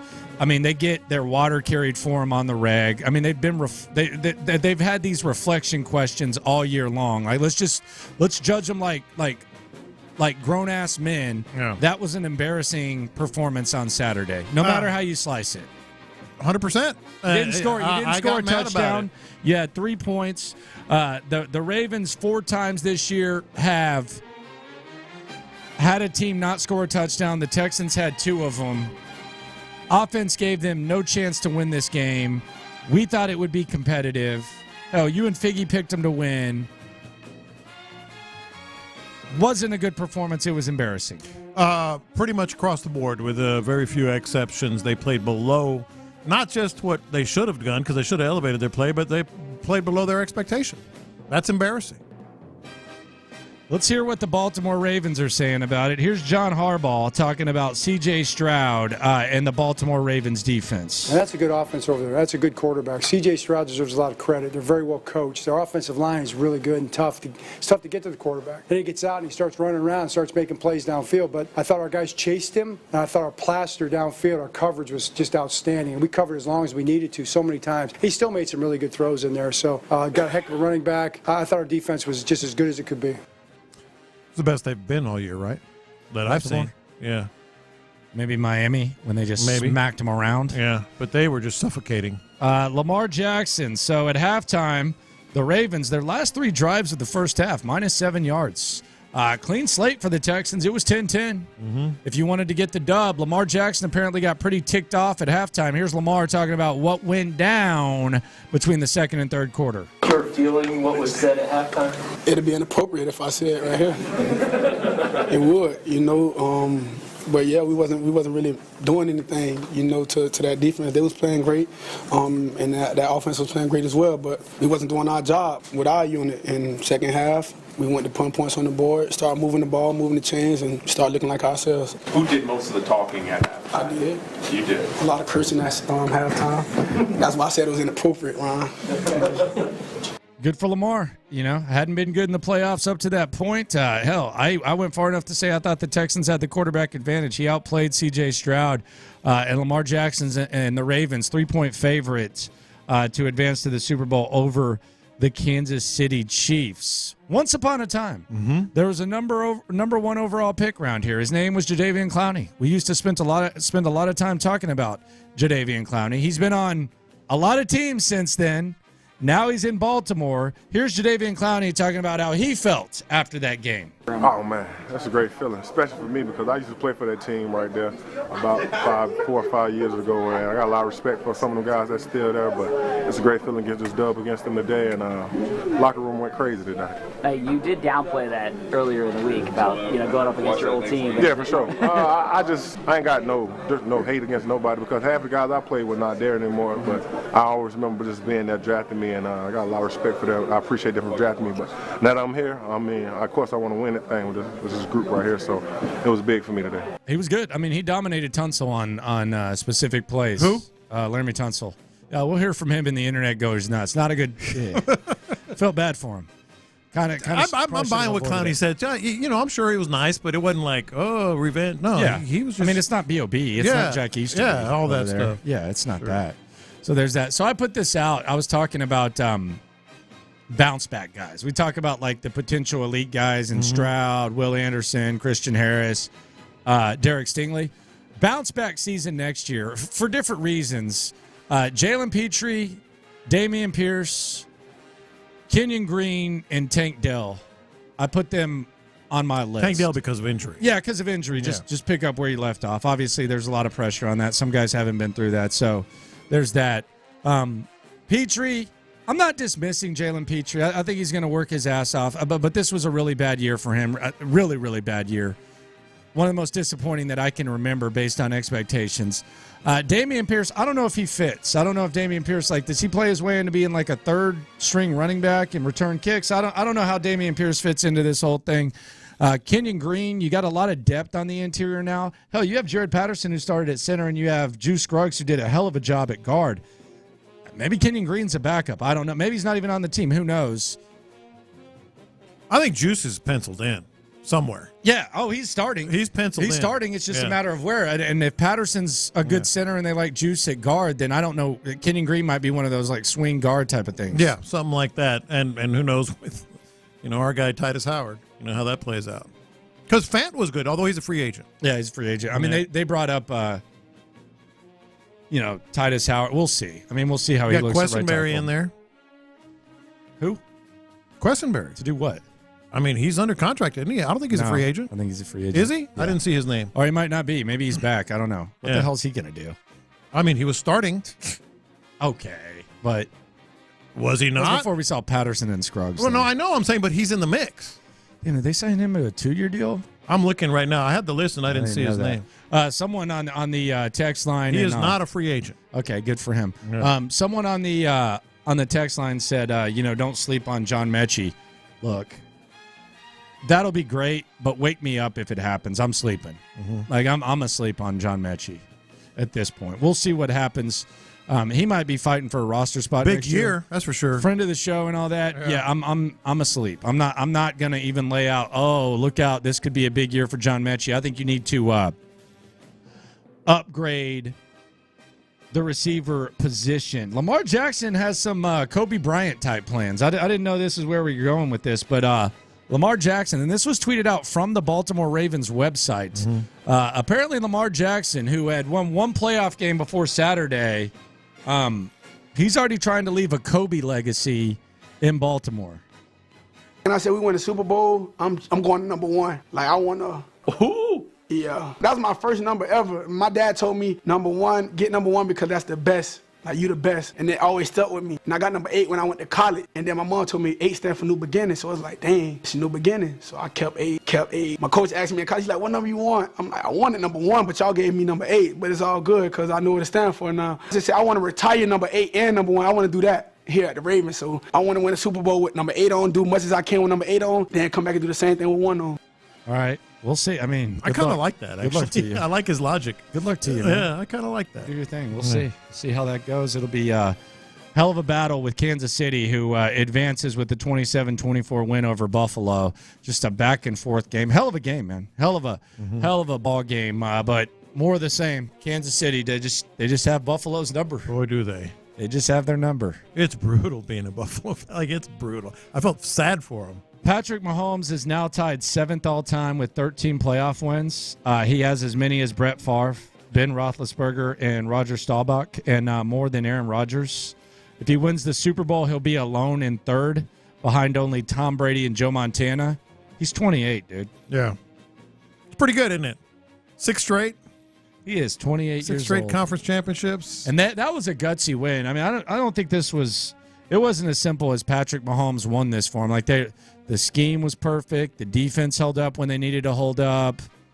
They overcame some mistakes. They made some mistakes. That was as gutsy of a win, during this golden age of really NFL football, but definitely Kansas City football. That was as gutsy of a dub as you'll see with the way that they were able to find a way to win, man. And look at the guys that played better than you expect. Not that they haven't been good this year, but Pacheco was next level. Scantling. They just put it all together. Andy Reid was on top of his game. Obviously, Patrick Mahomes did everything that he needed to do. This was one of his best wins. It might not have been his most dazzling or memorable compared to like the one a couple of years first ago. road playoff win. That's how good they are. It was his best win, I think, certainly. And look, C.J. Stroud, man, he's got a year advantage on Patrick Mahomes. He only had one start his rookie year, so yeah. C.J. year 2. We'll see what he can do. Nick Caserio is going to have to help him out. Early betting lines. San Francisco is a 6.5-point favorite, although there's a 50% chance that Deebo Samuel doesn't play. Baltimore a 3-point favorite over Kansas City. Where are you leaning there? I'm not. I got to chew on this a little bit. I think San Francisco is chew on it. Yeah, I'm gonna chew on it a little. I think San Francisco is going to beat Detroit, and I would definitely lay the 6.5 points. I'm a fan of what Detroit is doing. I don't even think they need Deebo to handle that lightweight. I don't. I don't either. They don't need that with that lightweight. I'm a big fan of what Detroit doing, and I'll be pulling for them. But I think that one's going to be going San Francisco. Every time I watch Detroit play, I think the Jaguars are not drafting Hutchinson, by the way. Well, that's good. But Baltimore, Kansas City, hottest two teams are here for a reason, and we just heard Lamar Jackson, but you going to bet against Patrick Mahomes right now? No. Yeah. I mean, that's one of those. I'm just going to sit and watch. Yeah. I'm not leaning either way on that one. Yeah. That Baltimore atmosphere, though, pretty nice, I would say. Pretty loud. Very underrated. It's pretty loud. I would say 5 interviews and 3 points on offense. How about that? Bobby Slowick, 2 more interviews than actual points on offense. He interviewed over the weekend with Carolina, Tennessee. Also had virtual interviews yesterday with the Commanders, Seahawks, and Falcons. Bobby Slowick's arguably his worst game on Saturday, if you ask me. Well, it certainly seemed like he was out of his zone, man. I thought he got a little too cute. I thought he didn't go to the no huddle enough when that seemed to be showing some success. It was his worst game. That reverse was embarrassing. That's what I'm saying. But it wasn't about one block. It got blown up from the beginning. But give him an A for the season. He gets an A. Oh, he gets an A for sure. Yeah. But that reverse. Let's evaluate these reverses. Your 4th and 5th string receiver, you're running a double screen. Mechie somehow gets it off, then CJ floats it because that's all he could do, which allows the guy to go in there and make the tackle. Just a bad play. Gerard Johnson, he's getting some interest. Saints and Browns have requested interviews with the Texans quarterback coach for their vacant OC position. C.J. Stroud said earlier today on the show that Gerard Johnson changed his life, man. He did. Changed his life. That was like about as good of a, I guess, reference. You have any references? Yeah, C.J. Stroud. Like he was just gushing about him. So that was big for Gerard. I've got a hunch that he's got a big decision to make, obviously, but he should probably wait to see what Bobby Slowick does because his best option might be right here. Yeah, Bobby might not even get a gig, man. Well, if he doesn't, Gerard will. Amy Adams Stank wants to talk to Dan Quinn for a second time. Cowboys defensive coordinator Dan Quinn getting a second interview with the Tennessee Titans. He's pretty good. You can say how things ended, but he's pretty dang good. I'm guessing he would have to be considered the leader. By the way, Harbaugh, second interview with the Chargers as well, huh? Yeah, good for him. Yeah, we'll see how that goes. He was at the game this week. They did actually a cool feature on the Harbaugh parents, which I actually I like John Harbaugh. The dad is cool. I like the Harbaugh fam. That Harbaugh clan is interesting. I got a lot of love for them. Mike McCarthy not expected to receive any sort of extension from the Dallas Cowboys. He's going to coach 2024 season on an expiring contract. I've never understood that you don't want a lame duck coach. They did that with O'Brien. Why? He can't coach for his job. He can't do a better job. Like Joe Flacco went out there and earned his new contract. I've never understood that. I see some. Like in Dallas, I think it was Choppy maybe, the morning show host out there at 105.3 The Fan was like, you can't have a lame duck coach. Why? Why not? I know it sends a weird... what do you mean? I think that's more relevant in college than the pros. Yeah, because you're recruiting. Yes. Yeah. Like in college, you can't have a lame duck coach. In the NFL, hell. What does that mean? He might go 13-4 and win a Super Bowl, and all of a sudden he's making himself a raise. He's getting himself a raise from the Cowboys. Or someone else. So, yeah, no, in the NFL, it's not quite as much. A lot of Taylor Swift airtime yesterday. I know you enjoyed that. I actually did. Okay. No, if you're honest with yourself, and this is going to be, you're going to hear more of this on the internet going nuts in a little bit, but if you're honest with yourself, that's fun to watch. Like, it really is. What is? watching, Brittany Mahomes and Jason Kelsey and if you're honest with yourself, that's fun to watch. It's fun to watch fan reactions. Okay. Like that. Okay. You don't agree? It's fine. I mean, I don't know about fun. Like it didn't add. It didn't really add to my. It didn't add to my experience or anything. Well, the game is the experience, but there's always everything else going on. Like the dude crying in Buffalo just kind of ripped my heart out. Like it's entertainment. It's part of the entertainment when you have all this stuff. Buffalo was sending out offers to come shovel snow before the game, like the night before the game, and they got a lot of response. Yeah, that's pathetic, though. Well, you shouldn't. Yeah, put a roof over it, open it if you want. Like, what are we doing here? Your PR has to send there, hey, please come shovel the snow. Yeah, they were holding What up is signs. this? Thanks, shovelers. Is this a high school? Why don't you put a roof on it? Did you see the little chicken McNuggets underneath that one on the club level?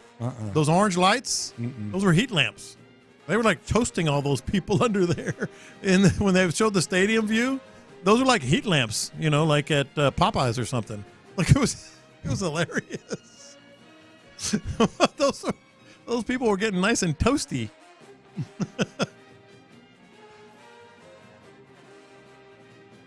I cannot imagine what the Super Bowl is going to be like if Taylor Swift is there. It might be a bit much then. I don't know. I don't know why everybody just like pounds on this, like it's dumb or she shouldn't be. No, I mean she's doing what she's doing. She's doing what she's doing. She's having fun. Yeah, she ain't Who's doing she hurting? She's not hurting anybody. Yeah. It's just a lot. It's the TV networks that's overdoing it. It is a lot. No, it is a lot. I don't blame them. I don't blame them for that. They're doing their thing. I just don't. I don't know, man. She ain't doing nothing wrong, though, man. No, she's doing. going to the game. Yeah, I mean she's doing what? I mean she's a plant. He's a plant. Like they're just doing their thing. Two plants, like right there. But it doesn't look it's like a planted relationship. Like her reaction, and especially with Brittany Mahomes and all that. That's not fake. I feel like she's got someone by her telling her what's going on. Maybe she might have an assistant in her ear. Hey, they scored a touchdown. Hey, she gets excited. sure. What's wrong with that? Sure, nothing's wrong with it. Do it. It's a planted relationship, though. I wonder if she really like football. I don't know. I don't know. She might. She's not hurting Good for anybody, her. man. The NFL's doing their thing. You do your thing. Yeah, Taylor. I mean, it's fine. Whatever. It doesn't annoy me as much as the Lions. I don't know why I hate the Lions, man. I don't either. By the way, they reached a deal with veteran tight end Zach Ertz. I guess you can sign week of. I had no idea. I'll be honest. Maybe I should pretend that I knew this could happen. I did not know Zach Ertz could sign. I don't think today. very many people did. Yeah, I didn't know that you could just get cut and sit around and sign the week of. I had no idea. Yeah. Could he have signed if they made it to the Super Bowl? I don't know. I'm sure it has something to do with the fact that he had already been released a long time ago. Yeah. But I did not know that maybe this is the limit. I don't know. I did not know that you could sign Zach Ertz now. And like we were talking about earlier, I wonder why he decided on the Lions. He's got 4 options. Ravens have Likely and Andrews coming back. Chiefs have Kelsey. 49ers have George Kittle. Guess I'll go with the Lions. To go to a contender. I guess I'll be the backup for the Lions and back up Laporta and go out there and play. Yeah. That's insane. He doesn't even have to. He can stay at a hotel for 3 days. And he's going to get a full share if they win it. He can stay at a. Or even just for the playoffs. He could stay at a hotel for 3 days, and then if they lose, see ya. Yeah. Bye, guys. Yeah. I'm out of here. I'm going home. Hell, I would. Right? He shouldn't get a full ring. He'll get a full share and a ring. He shouldn't get a full ring. But he will. Should be a fake ring. Cracker Jack box Zircon type of ring. Coming up, the internet goes nuts. My gosh, Texans players, they just can't help themselves. Perhaps the lowest point of the Texans weekend. It had nothing to do with what happened on the field. Next. The Astros are back in.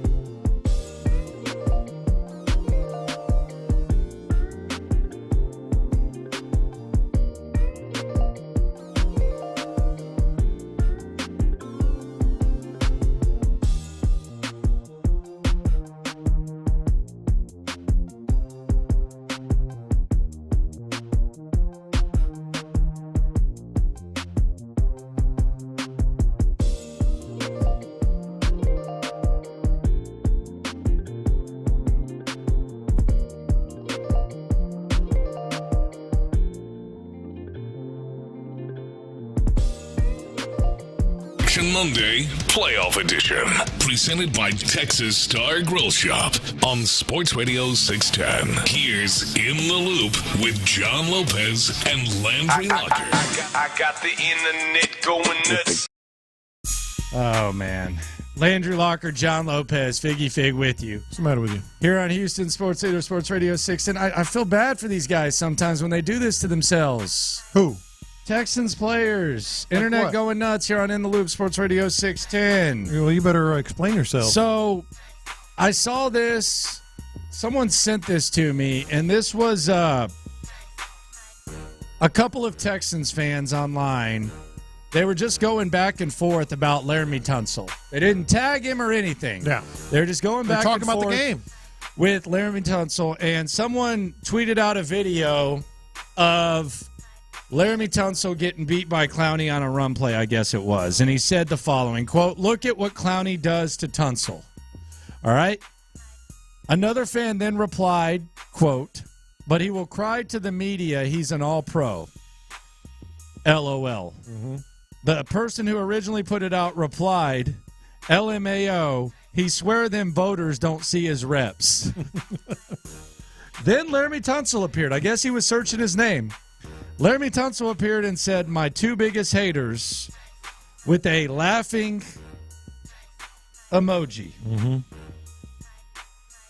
Why are you doing that? They did not let up from there. No, they did not. This was the one of these comments was Hall of Fame worthy. This was the end of the dialogue. So Laramie said, "My two biggest haters," and this was their ping pong exchange on Laramie Tunsil. To Laramie Tunsil himself, quote, "Nah, you need to see what they said about you while you was false starting. Why you searching your name? You damn near up $200 million."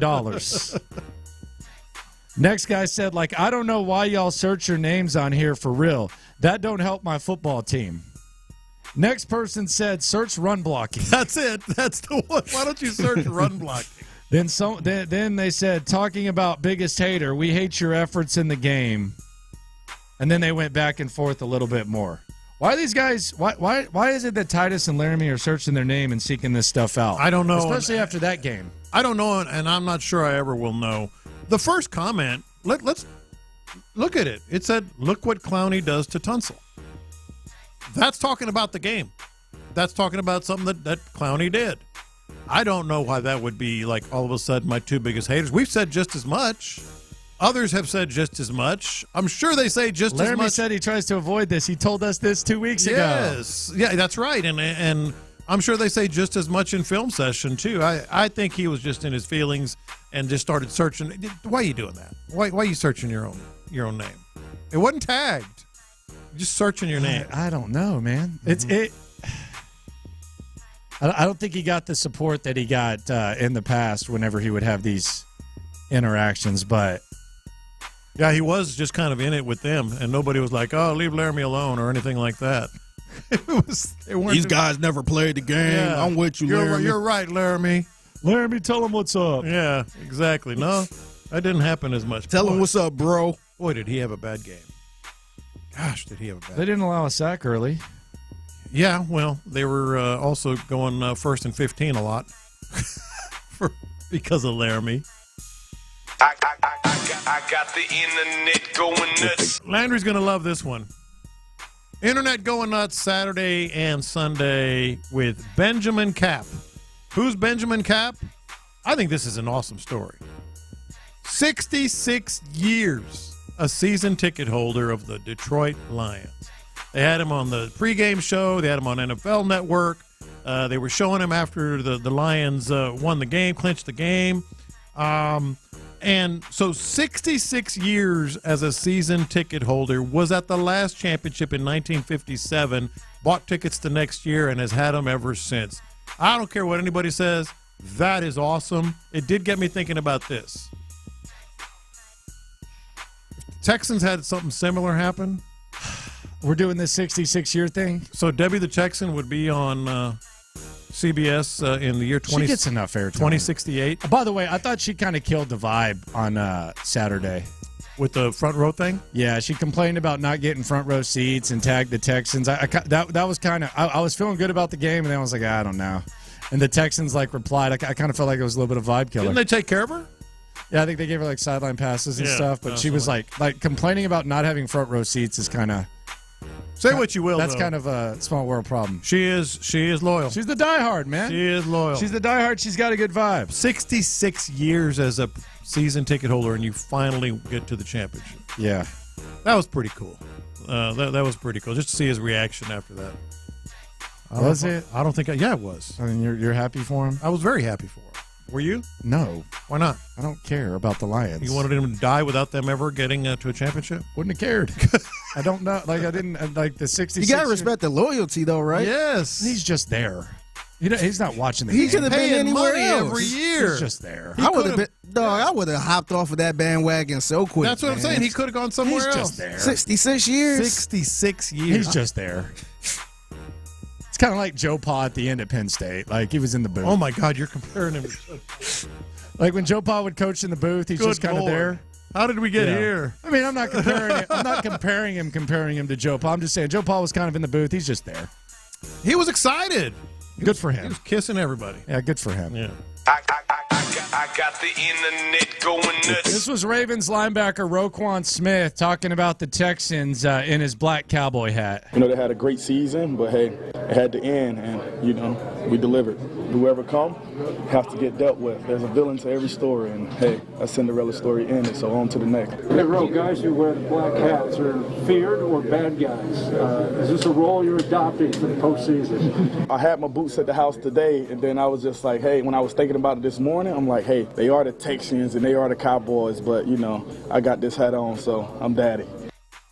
That is pretty good stuff, though, to be honest. I don't know. You like that? Yeah, that was pretty good. That was good? Although I don't think they're the villain. I think they're... Yeah, I don't think anyone... Do you hate the Ravens? I couldn't. No, I think they're the team most of the Likeable country. squad. Yeah, them and their Lions. Likable coach, likable quarterback, likable team. Yeah, likable squad. Yeah, I think they and the Lions are what most casual fans are going to be pulling for. I'm rooting for the 49ers. Well, of course you are. You hate the Lions. 49ers and Ravens. Yeah. Yeah. I'll be happy I for don't either understand one of how those. you don't excited. You're not excited for the Lions. Why would I be? What's good about the Lions? Because it's a hell of a story. What's good about the Lions? Because they've waited like that guy 66 years, and they've had so many struggles. Good for him. All that stuff. John McClain's waited 80. I don't care. That's true. Maybe John McClain's the guy. I got the internet going nuts. If you don't know who's calling the Super Bowl, sit down. Make sure you're sitting down. Tony Romo. Yeah. Tony Romo has got the internet and had the internet going nuts. Jim Nance, by the way. I think Romo's making Nance worse right now. I think it's contagious. I think it's contagious. All I know is Tony Romo was saying some nonsensical stuff as if he's on mushrooms or something, basically inferring that Jason Kelce is Taylor Swift's brother-in-law, which would mean they're married. Then he had this bizarre, they were talking about 70,000 people in the stands. He goes, yeah, kind of like my house. Well, I don't know what that meant. What was that? I don't know what he was saying there. What did that mean? I have no idea what it meant. And then he kind of tried to correct himself, like, yeah, but they're not really there. And this one, as big of a historian as he is, I'm not going to give him a pass a lot of people would. Because everybody knows the biggest plays in NFL history. Franco Harris, immaculate reception, not the holy roller. And he said on that pushed fumble, the fumble they pushed up, he goes, yeah, that's like from the old Franco Harris. Is Romo a historian? I don't feel like he knows the NFL he past seems 3 to years. be. Really? He seems to be. I don't feel like he knows the NFL past 3 years. Well, he hasn't been studying these games, but he said, yeah, Franco Harris, that's the rule from the holy roller. No, he was not playing in that game. It was the Raiders. One of DeMeco Ryans' biggest co-signers and one of his former players, our next story on the internet going nuts. I got the internet going nuts. Nick Bosa, after the 49ers held off the Packers, he was asked if he was going to go enjoy a nice, cold, refreshing beer. Here's what Bosa had to say. Beer doesn't really do it for me right now. Yeah, maybe something else. Gee, I wonder what that might be. What do you think? Gummies? I'm thinking weed too. People were thinking about no, he's whiskey. talking about weed. He's talking about that dodo, man. No, he's talking about that sticky icky. Listen to it again. Yeah, there is only one thing he's talking about that sticky icky. Beer doesn't really do it for me right now. Yeah, maybe something else. Yeah. Yeah. He's going to light him up a nice fatty. A big old fatty. Get him that left-handed cigarette real quick. Big old fatty. That's 100% what Bosa was talking about.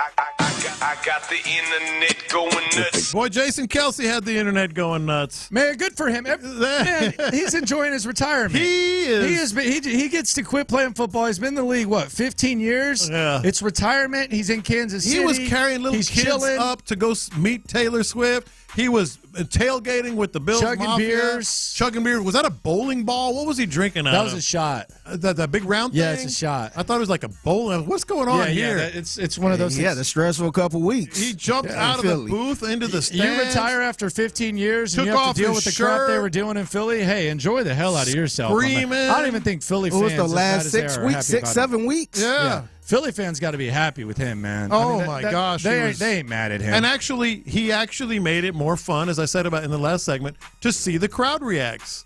Because he was in the same booth with Taylor Swift and everybody else. Yeah, he it was was just living cool. his best life, man. I enjoyed the hell out of it. He was loving life. Just took the shirt off, chugging beers, and he jumped out of that suite like a damn. I was like, man, I thought he was going to fall. Brother, it's icy out there, man. Yes. What if he'd have fallen down? And he had like he jumped. What are those work boots? Those Timbs? Yeah, he had Timbs on.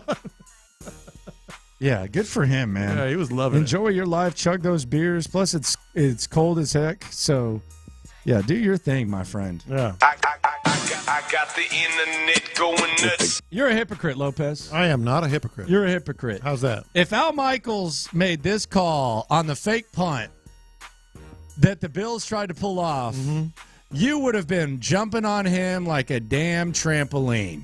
Went downwind with this one. Fake. Hamlin is stopped short. There you go. That's 10 times better than anything. Come on. Yeah. That's the same thing. No, it's not. This is what. That is the same thing. No, that was not a great call. But this is what Al Michaels would have said. Lining up, punt. It's a fake, and did they get it? Looked like they did. No, he didn't get it. Like, that's 10 times better than anything Al Michaels would have done. And he would have done it just so drab and poorly. That's what happened. Nah. Not a hypocrite. What do you have against Al? He's awful. I don't have anything against him. He's just awful. Dude, they pulled him. He got benched. I mean, you want to use a sports term? He got benched before the postseason. I mean, that says something.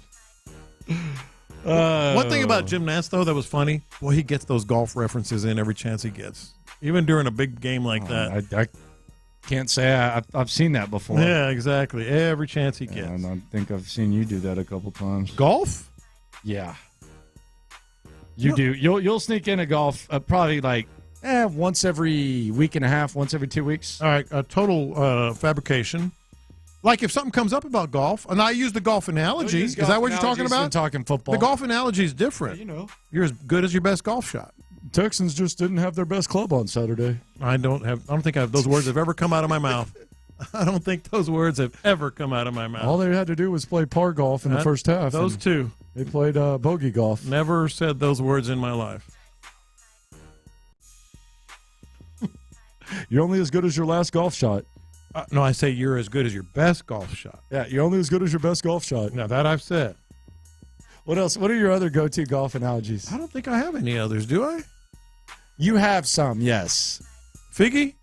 CJ got to get his green jacket. Yes. No, I said that was his Heisman moment. No, I said CJ had his Heisman. Didn't you say CJ got to play golf more? It was like at the beginning of the year or something like that. I don't know if I did that. I don't think I did. I don't remember that one. Yeah. Yeah, we had a disagreement on it. I don't remember that. I said Heisman moment, and you actually agreed with me on that. Don't speak for me. I never agreed on that. I think you did. I just shook my head. That's not an agreement. Check the tape. Yeah, that ain't no agreement. Check the tape. Coming up, what's next for the Texans? What do they need most? We'll cuss and discuss that, as well as if the Texans fans should have wanted more from the previous season. That's next. All right, guys, Low T Center right now. Let's get you to the Low T Center ASAP. Just go to lowtcenter.com. If you've been feeling tired or grumpy, other things that might make you feel a little sluggish, out of sorts, it could be low testosterone.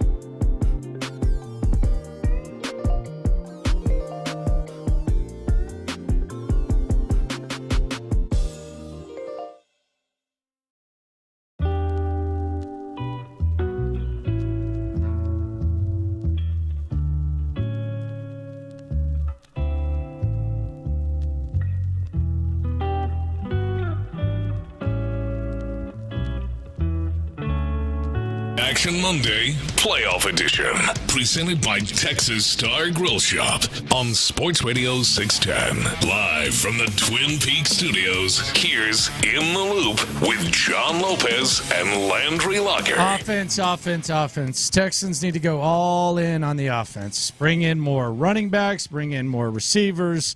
Let DeMeco coach up the defense. The story of this game and why the season is over and why it ended the way it did is because the offense was not prepared to reward half of a football game of elite effort from the defense and a really solid effort from the special teams minus the field goal. They need to get as many weapons around C.J. Stroud as possible.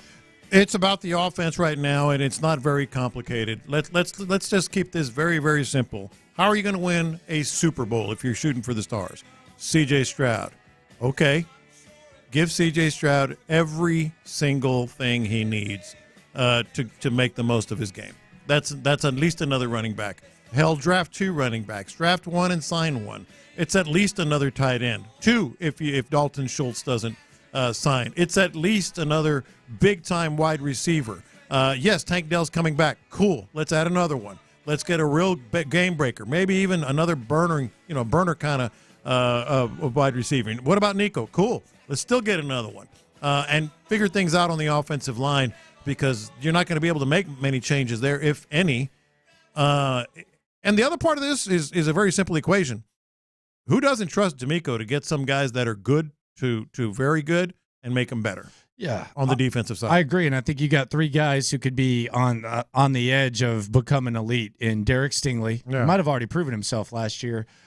Christian Harris and perhaps Will Anderson. So, I mean, those are two guys that you've invested top 5 picks in with Stingley and Anderson, 2 number 3 overall selections. So, get the offense what it needs. Get C.J. Stroud some more weapons. The offensive line is going to have to improve within because you've already invested everything that you have. It would be really, really great if Titus Howard is truly a really, really good right tackle. We'll see how that goes, but the offense let the team down this week. I mean, it was the offense. Defense just ran out of gas. Like there was not like what did you think that you were going to beat the Ravens without scoring a touchdown with scoring 3 points on offense? That wasn't going to happen. You ran out of gas there, and the offense was just a no-show. Bobby Slowick. 5 interviews, 3 points.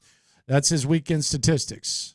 They got bullied around on both lines. To be honest, but they hadn't a lot of sack till late, so some people would say the offensive line wasn't as bad. Yeah, you saw what CJ kind of had to move a little bit. He was running around back there. They were getting things done, and Jim Harbaugh talked about this. Like they covered these receivers, man. Like he didn't have a whole lot of different places to go to. They absolutely had their receivers covered. So, yeah, look, the defense in the second half, I'm not even mad at them. I ain't mad at you. They got gassed. They were well, and I mean, Jalen Petrie makes that play in the end zone. And that was the play of the game in some respects. Well, I mean, yeah, if you make that play in the end zone, you intercept them in the end zone, you get the ball right there at the 20. It's still a tie game. I think there's probably I don't know. They had bled the clock a little bit. So then you get the ball and you get a fresh start chance with Slowick. Who knows how different that is? Those are just kind of the plays that you have to make when your margin for error is as small as the Texans was in a road game like that with a team that is more battle tested than you. You're gonna have to make a play or two like that. They say, they being coaches all over the place, like those middle 6 minutes of a game tend to be crucial. All right, let's look at those middle 6 minutes. Texans have the ball. They're going down the field. And the Ravens are getting a little nervous. If not them, their fans certainly are. What do the Texans do? They miss a field goal. So you go in 10-10. Then the Ravens get the kickoff. They go all the way down the field. And Jalen Petrie misses an interception. Let's say the exact opposite happened. They made that field goal. It's 13-10. They go down the field, and Petrie makes that interception. I'm not saying they would have won the game, but damn, it would have been interesting down the stretch. Second half, when the slate was wiped clean for Bobby Slowick, you had Baltimore who had -7 yards their previous 3 drives. Lamar Jackson said he cussed out the team, so they were kind of panicking a little bit. And you think, okay, is Bobby going to be able to make adjustments? You have Petrie miss the interception. in the end zone. Good effort, whatever, but you got to make that play, especially if you put yourself in position to make it. Look at the Lions game. The linebacker that made that huge interception at the end. Yes. He made the play. Then you have Singletary for 7. Perfect pocket presence from C.J. Stroud. He shuffles to the side. Then on 3rd and 7, you find Schultz to move the chains. Then Singletary rushes for a yard. The Ravens get a penalty on 2nd down, so you're kind of grooving a little bit. Stroud runs for 4. Then Singletary runs for 16. You get inside the 40-yard line, and then you do that double reverse BS, which you were lucky to only lose 5 yards on. Troy Aikman's quote was, the way that unfolded, they're fortunate it only lost 5, which I actually was impressed with John Mechie and C.J. Stroud for even being able to get the ball off. Then Cam Johnston punts it inside the 10. He gives your defense a chance. Gus Edwards goes for 9. He moves the chains.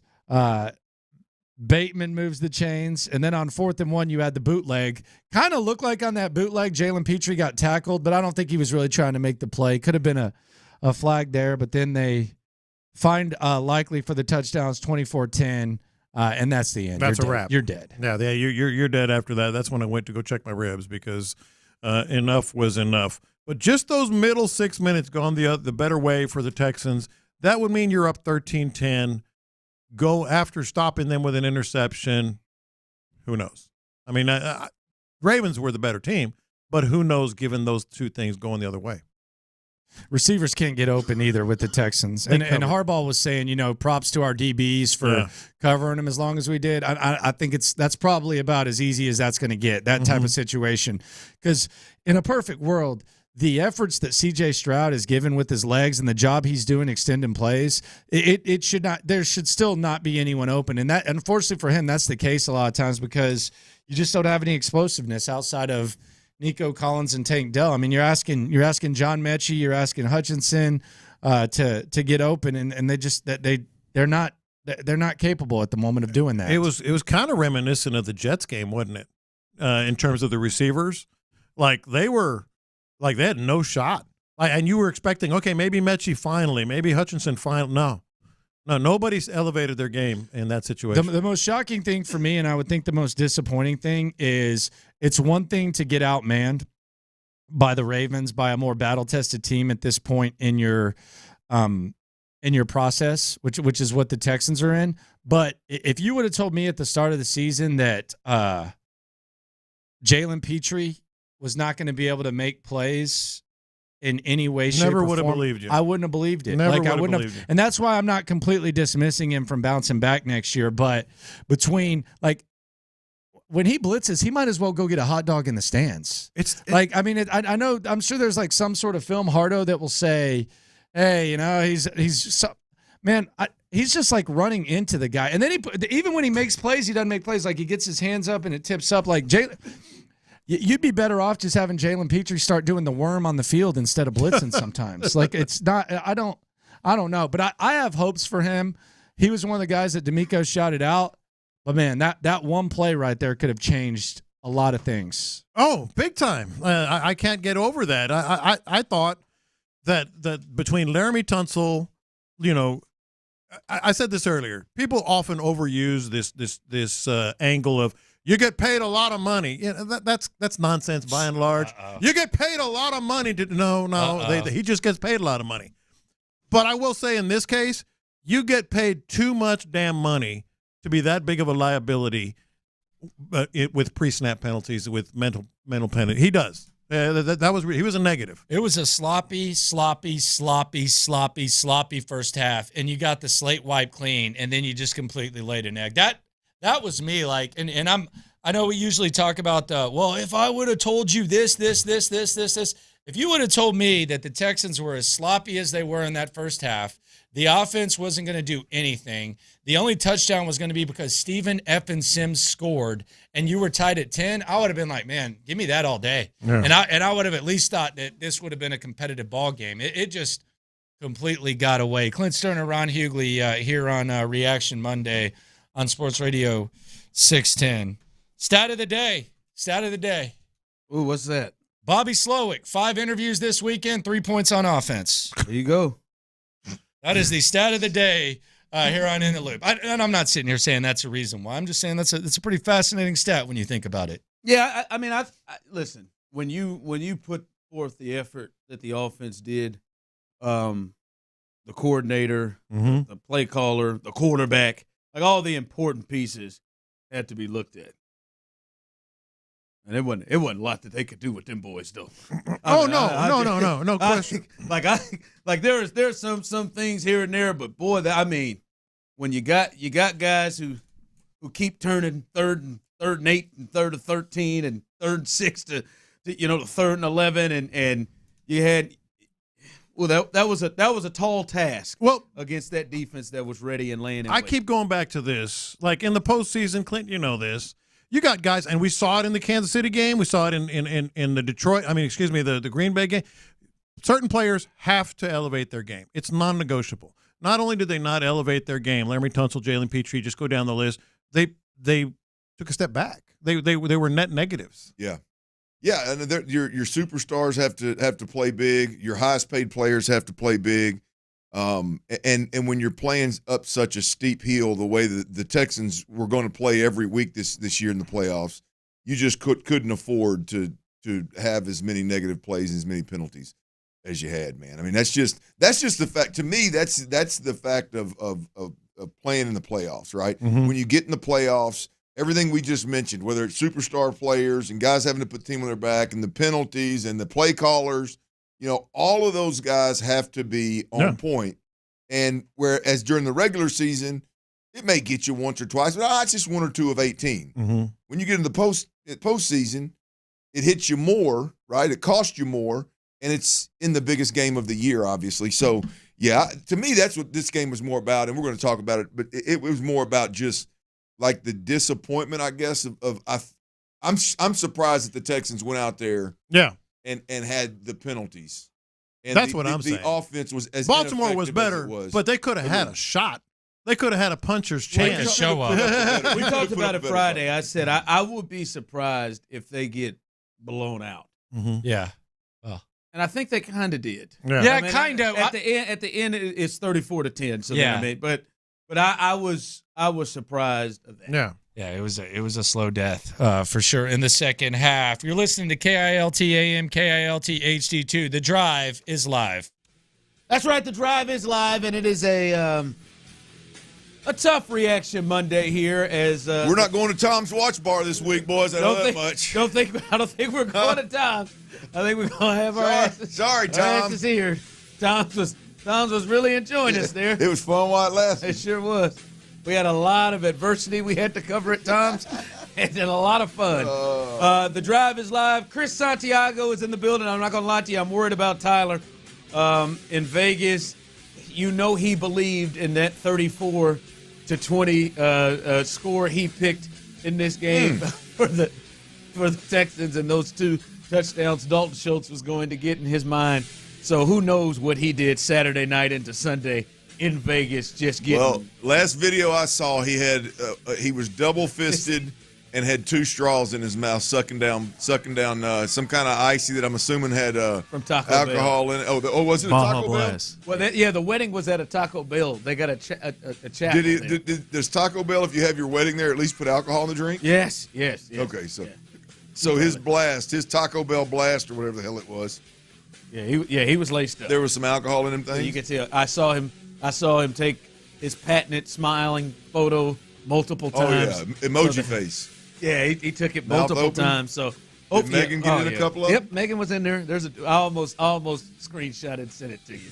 The both late at night, mouths wide open. But we expect him to be back here coming up tomorrow. But Chris is in the building. He'll hold it down. Again, today, it is the final coaches show from DeMeco Ryans, so we'll be out at 5. So make sure you stay tuned. We'll hear what the coach has to say. He did speak a little bit today, but we'll hear what he has to say following us. And this is kind of where I want to start, man. And I'm really inspired by listening to you and Sean on the postgame show last night, Saturday night, which I thought was intriguing how it kicked off. And I'm just wondering, 713-572-4610, you could chime in, text in your thoughts as well. as you all on YouTube and Twitch, you know you can communicate that way also. How are you feeling right now? All right, you had a couple of days away now. The game was Saturday. It's Monday. How are you feeling? And the thing about it is there are no, to me, wrong answers on how you're feeling as a Texans fan, unless, of course, you feel like this season was a failure. Then I can't get with you. Then I just don't believe you're a real person. I believe you're a bot. If you have believed, and I saw that on some people tweeting that, I just don't believe those people are real. To anyone who would say it was a failure.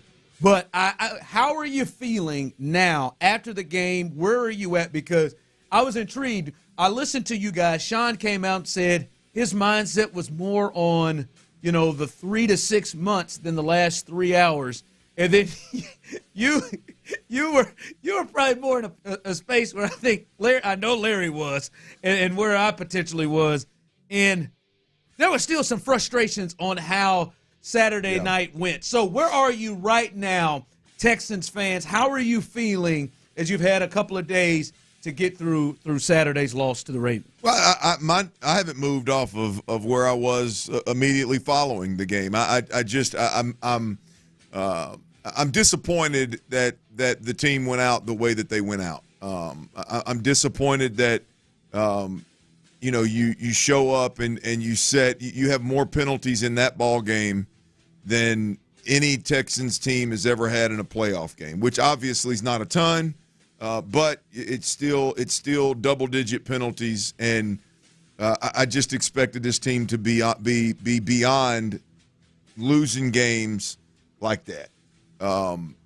This is a game that as we know in the playoffs and against better teams this year, the Texans were going to have to play, extremely clean and efficient football and take advantage of opportunities when they presented themselves. And I just didn't feel like the Texans did that. It's one thing to lose a ball game to arguably the best team in the league.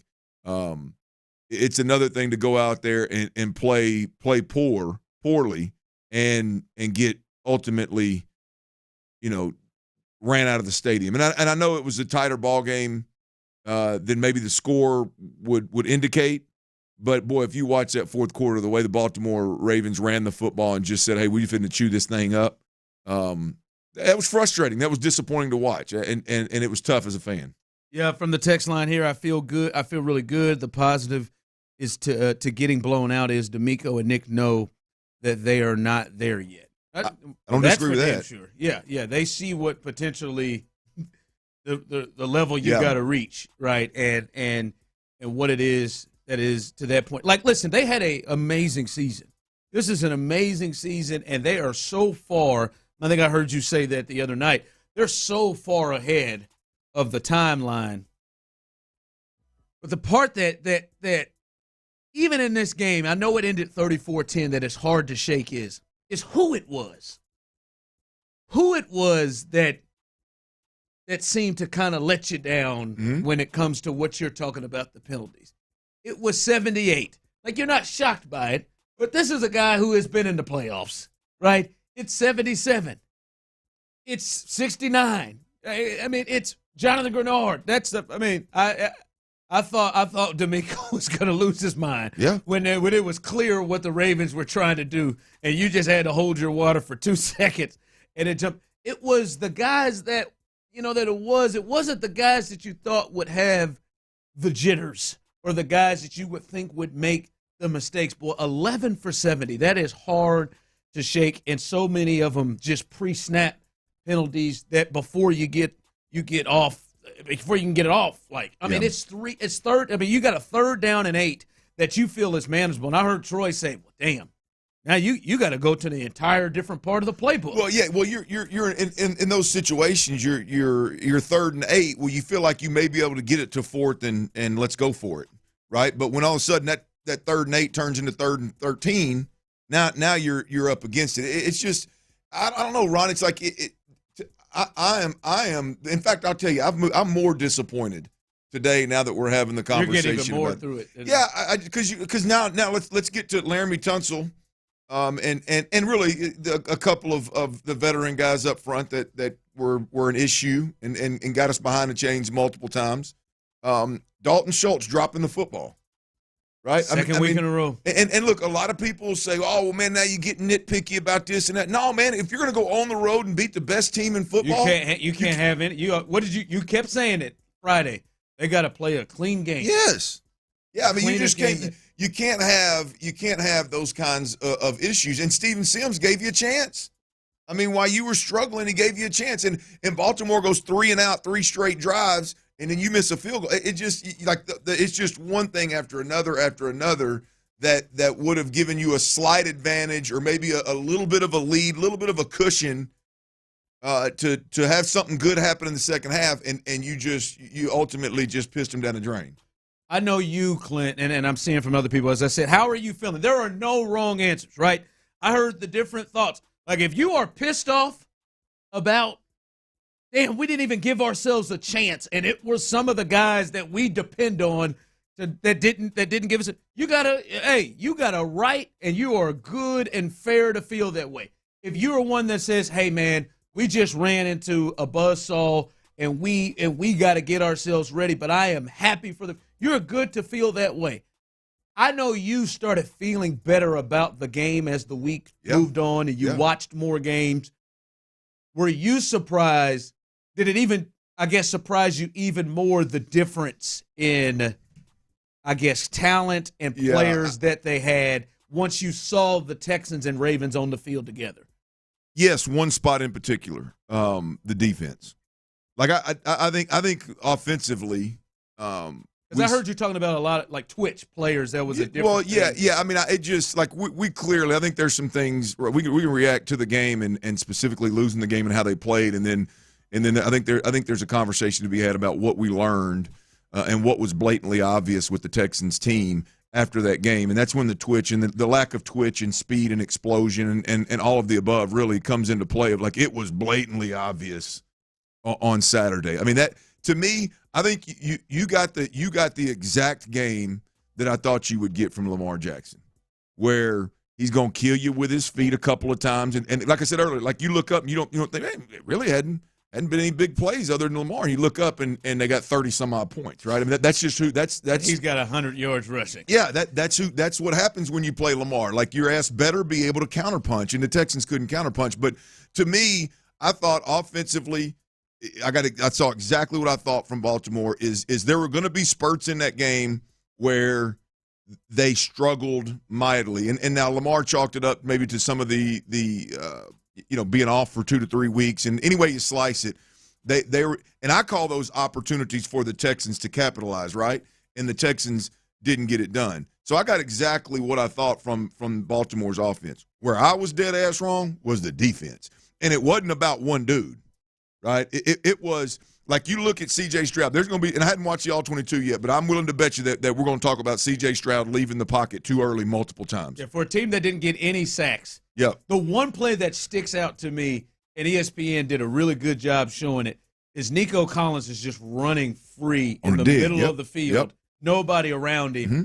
And it did look like the accumulation of pressure all day.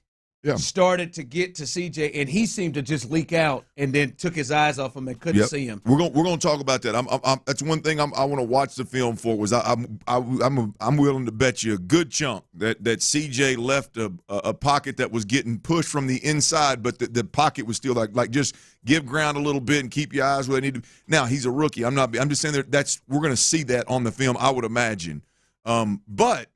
I'm not blaming that on CJ. My point is more about their defense. All 4 guys across the front, I don't think any of them are great pass rushers in terms of beating their one-on-one matchup and getting to the quarterback. BK might be the closest interior. with his. But as a whole, they got big-time push, right? And them linebackers are rolling, son. And his blitz packages were. Oh. Yeah. Hey, and they are – you want to talk about 11 dudes playing on one string and playing on one accord and being where they're supposed to be and getting there, arriving with violence. I mean, that defense was absolutely suffocating. And that's where I was surprised. I knew they were good. I didn't expect them to be that good. And even where I sit right now, were they really that good, or did the Texans just get exposed? We're going to find out next week, obviously. But are they really that good? A little bit of both. Sure. I think CJ and maybe even Bobby I think they may have seen some from pre-snap looks to post-snap looks that they hadn't really anticipated or seen a lot of. Mike McDonald was really good in that game, and then and we'll get to it when you can't offset that by running the football a lick. I mean, at all. I mean, you take away what was it, like a 16-yard run? I think Devin got, and I mean, you don't get to get called motor today. When Devin got a 16-yard, when you take that away, boy, it was. And listen, you could go look up. Baltimore's not that good in stopping the run. Yeah, they're not 38 yards. You can look at it. The Cleveland Browns that you've seen two times in the last month, that's not good at running the football. They rushed for almost 200 yards on this Baltimore defense. Like that is probably the weak part of their defense, and they looked like the best run defense in the league. That caught me a bit off guard. They couldn't do. I mean, this looked like early parts of the year. Like hell, I was in there saying, hell, throw Damian in there. Yeah.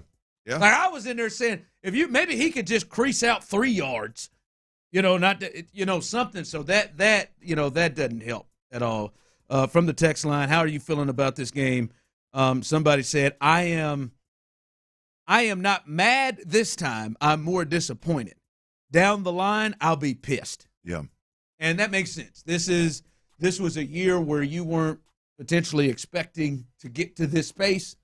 And yeah, it'd be more disappointing. But down the line, if they get to this space again, I think the difference it'll be felt different. All right. We talked about this pre-show, and they were talking about it on the crossover real quick a little bit. Was this a competitive game? Was this a competitive football game? Because when you look at it, fellas, just factually, it was 10-10 at the end of the half, right? Now, Steve Sims comes up, shout out to that KU Jayhawk. But Steve Sims comes up and gets the kickoff return. You had a chance to take the lead with a 47-yard field goal going into the half.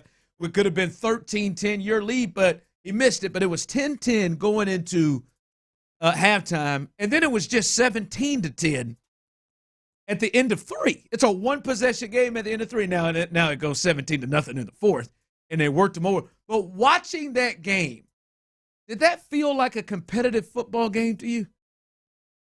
No, there was never a time in that ball game, even though it was 10-10, where the offense gave me the belief that they were going to be able, even if that offense, the Baltimore offense, even if the Baltimore offense would have continued to look out of sorts, and it was just about Lamar making some plays, and because they were running the football, they got some violent backs, by the way. Those guys are running. They're Damian Pierce. I hate to break it to you, but them cats are Damian Pierce. They ain't patient, waiting for a cutback. They're downhill Damian Pierce in that joker. But even though the score was 10-10, like there was nothing that I saw from our offense that gave me a belief that they were ever going to be able to move the football. And when you're playing Lamar Jackson, DeMeco can have the best game plan, and Lamar's going to get loose for a few. You know what I mean? Yeah. And so no, I don't. There was never at any point where I thought the Texans are going to win this game. Yeah, they got a chance. Even at the half, I was thinking, how in the hell is this thing 10-10? They never crossed. I know they never crossed the 25. They may have never crossed the 30. Well, I know that. I know for sure. I'm damn sure for sure they didn't get in the red zone. If they did, they backed their ass up because DeMeco would have tried a field goal if they did. If they got across that thing, they backed up. Yeah. It was weird because if you said, "Hey, man, you got a one-possession game going into the fourth quarter, let's go," it didn't feel that way. Yep. It just it did not. I can't. I just had a hard time, Ron, as you heard on the pod. Like I have a really hard time just chalking this thing up to where I feel good about the season right now. No, I just can't. We got to. It's a reaction Monday, man. We got to react to what the hell we saw, and I can't sit here and I can't sugarcoat it, man. That was they did. It's not about winning and losing. It's about the product that was not the Houston Texans product that I expected. You said that, and I agree with you. It's one thing to lose but to lose not putting your best foot forward, not doing the things that you did really all year to get you to that point was, I mean, how many pre-snap penalties was it? Was it 7 or 8? I know they had 11 penalties for the game, but I know Laramie had 2, and every offensive lineman except for Dieter had 1. So there's 2, 3, 4, 5 just on the offensive line. Yeah. And if Dieter didn't have to snap the ball, he might have got. He might have got him 1 too. He might have got him 1 too. All right, it is a Reaction Monday presented by our good friends at Shoppers John Deere. A lot to get to, and let's get to this. The offense struggled. They scored 3 points in this game. What happened? What happened to Bobby Slowick, C.J. Stroud, and this offense? We'll discuss that coming up next. Dang it, Bobby. What was Coach DeMeco?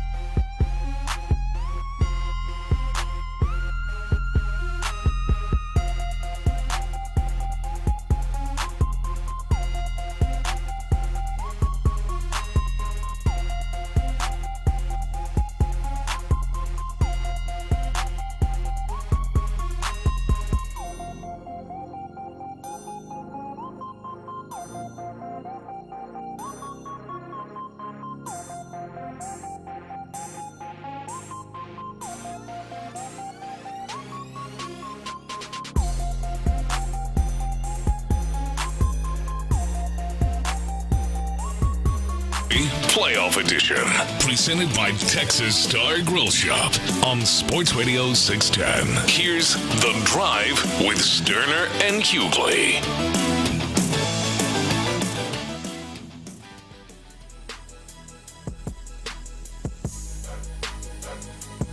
All right, welcome back in on this Reaction Monday presented by our good friends at Texas Star Grill Shop. Go out there now, man. I just bought me an amazing knife. Amazing knife. Sharpest knife in the game. That I, sliced up some chuck roast this weekend with. They got everything you need. You told me about that knife that you got down at Texas Star Grill. Now every time at the house, I grab one of them old about 8-9-year-old dull bucks that I got that can't even cut a piece of damn sandwich meat in half. And That's a bad one. I think about that bad boy you got down at Texas Star Grill. I tell you what I'm gonna start doing down there, because we pass by it right here. My father-in-law is a big, and we talked about it before. You and him would get off into some deep, real manly conversations about cooking and patting and smoking your meat and stuff like that. Oh yeah. Big time. He's one of them old boys now, and he don't skimp. He ain't afraid to spend a little money on that meat now. Texas Star Grill, they got that good meat back there in there. A lot of people don't realize it, but you can buy that $high $. Meat down there. Yeah, it's $high. Yeah, they got it. You need to get some of that, man. Yeah, I'm you on this journey you on, man. I'm building up to it. If you're gonna eat small portions, man, you better go and get some of that $high stuff. I'm building up to it. Treat yourself. I'm building up to it. I'm not real good at treating myself. Yeah, man. Hey, man, get over here and get some. But I didn't realize that Texas Star Grill has a dang. Yeah, they do. And got all that meat in the back. And that back. Yeah, I find myself looking at it. Mm-hmm. Yeah, I find myself looking at it. All right.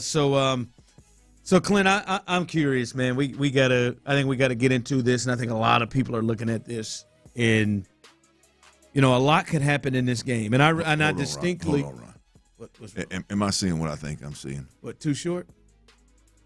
Too short. And there's a lot of folks out there that ain't gonna know who I'm talking about. That's fine. TMZ Live, by the way, on the television screen. Too short. The actor. Too short, y'all. The rapper. Did I say actor? You said actor, but I'm sure he's acted a few times. The rapper, Too Short. He's got a film coming out at Sundance, which is a film festival. Yeah, where the actor, right on there. Where did you see the name of his? Did you see the name of his film? I missed it. Freaky Tales. Hell yeah. Freaky Tales. The ones that I tell so well. I can't remember the pacing and his delivery, but. I'll do Freaky Tales. Isn't that right? Yeah. He had a song named Freaky Tales, didn't he? He's about to. I'm Freaky Tales. I'm gonna check that. The ones that I tell so well. Yes, indeed. Sorry, I didn't mean to break your train of thought. That's all right, man. I thought that was too. I was Bay like, Area get you now. Yeah, I thought that was too short. I was like, what the hell is Too Short talking about? And then he's got a damn video of a film coming out called Freaky Tales. I'll be damned. Bay Area's on right there. I see you, Too Short. But speaking of, you got a freaky tale of your own. I ain't gonna tell it here. But speaking of Too Short, that's what the Texans' offense was. They came up short, too short, nothing available at all for this thing. And I distinctly remember someone texting that, come on. I called the game. I thought it would be 27-17. Someone said a C.J. Stroud-led offense would only score 17. Come on, Ron. And you were 14 too high. And listen, I'm surprised by 3. You know what I mean? Yeah. 3. I'm surprised by that. I think a lot of people are surprised, even though how good Baltimore's defense was. You got Bobby Slowick, C.J. Stroud, this offense. They have, by and large, been really successful. This isn't the first game they have gone in, Clint, where they have played with having some injuries or played at a deficit in talent. Well, for you, man, 3 points, 213 total yards. What happened from what you saw? From what I know you're going to watch more of it, but just from what you watched, what happened with the offense, and why was it such a struggle? To me, I believe that their weaknesses got exploited in a major, major way. Obviously, we talked about the penalties. That put C.J. Stroud and Bobby Slowick behind the 8 ball immediately, and it happened way too often against this defense. Secondly, the inability to run the game, to generate any kind of run game whatsoever, became too much of a problem to overcome. Because as you mentioned earlier, you've got a one of the best defensive minds in the game that has had 17, 18 weeks of watching C.J. Stroud and knowing, boy, if you give him a good, clear picture, he's going to know where to go with the football. He's going to get it out. So they were mixing things up. And here's the deal. When you talk about weaknesses, right, I think on the offensive line, I think the injuries caught up with them. You know, I think this is a game where the fact that you were playing a rookie at left guard and a guy that you cut at the last cut of training camp at center. You thought those two got exposed in this game? Well, I'm just about overall, just like you're whether like you should have like this offensive line, you should have first rounders across the board and Shaq Mason at right guard. That's ultimately what I guess Juice is more of a second rounder, I guess. Yeah. But I mean, your offensive line should be full of dudes that are physically better than most, as well as I mean, just as a group can go, because you ought to have a second rounder, 3 first rounders, and Shaq Mason playing as your offensive line. And you were able to survive some of the year with all the injuries and the guys playing that were available. And this is a game where I think it bit you in the tail, whether you're talking about the inability to not give up too much pressure in the pocket or the inability to run the football. I think both of those things were exposed. But I think the big one for me, Ryan, is the lack of speed. Well, twitch is the first word that comes to mind, but I know a lot of people out there don't understand that. The lack of twitch, speed, and explosion on this offense, I think was just on Front Street. It was obvious that, you know, the ability to flip a screen out there and have a guy that can make a couple of guys miss, the inability to turn around and toss it to a running back and have that running back make a couple of guys miss and turn a -2 play into a +4 play. You know, the inability we saw Zay Flowers catch a little pivot route and make Houston Carson miss, and he went and got a critical first down. Right? Obviously, we see what Lamar brings to the table with the twitch and explosion that he has. I just think when you're playing a defense of that caliber, when you get into the playoffs, you're going to need guys like that on your roster. You're going to need guys that you can get the football to that can do those things. Yeah, there was – like you could just chalk it up as man, that defense was just that damn good. Yeah. You could, but to the point you're making is, like, they were out of their shoes aggressive, the Ravens, everywhere, because what you're saying. Like, if you say in your mind, what is the thing that you have concern for? Like, what would be the thing that would make you wait a tick or not be aggressive right off? Well, it wasn't the run game, right? Like, it wasn't a run game. There's not – like, even Nico. Nico is somebody – who at times it takes a while to, like, a little bit of time to get uncovered, right? And his routes, when he gets uncovered, tend to be longer routes, right? Unless it's that little slant right off. But outside of that, but there was just nothing that said, hey, boy, if we get caught one-on-one with Dalton Schultz, we don't like that matchup. That could hurt us. Maybe we need to keep somebody back. Or the run is going to stop us, to slow us down, or, you know, Hutchinson or Mechie is going to scare us, or Robert Woods is going to scare us.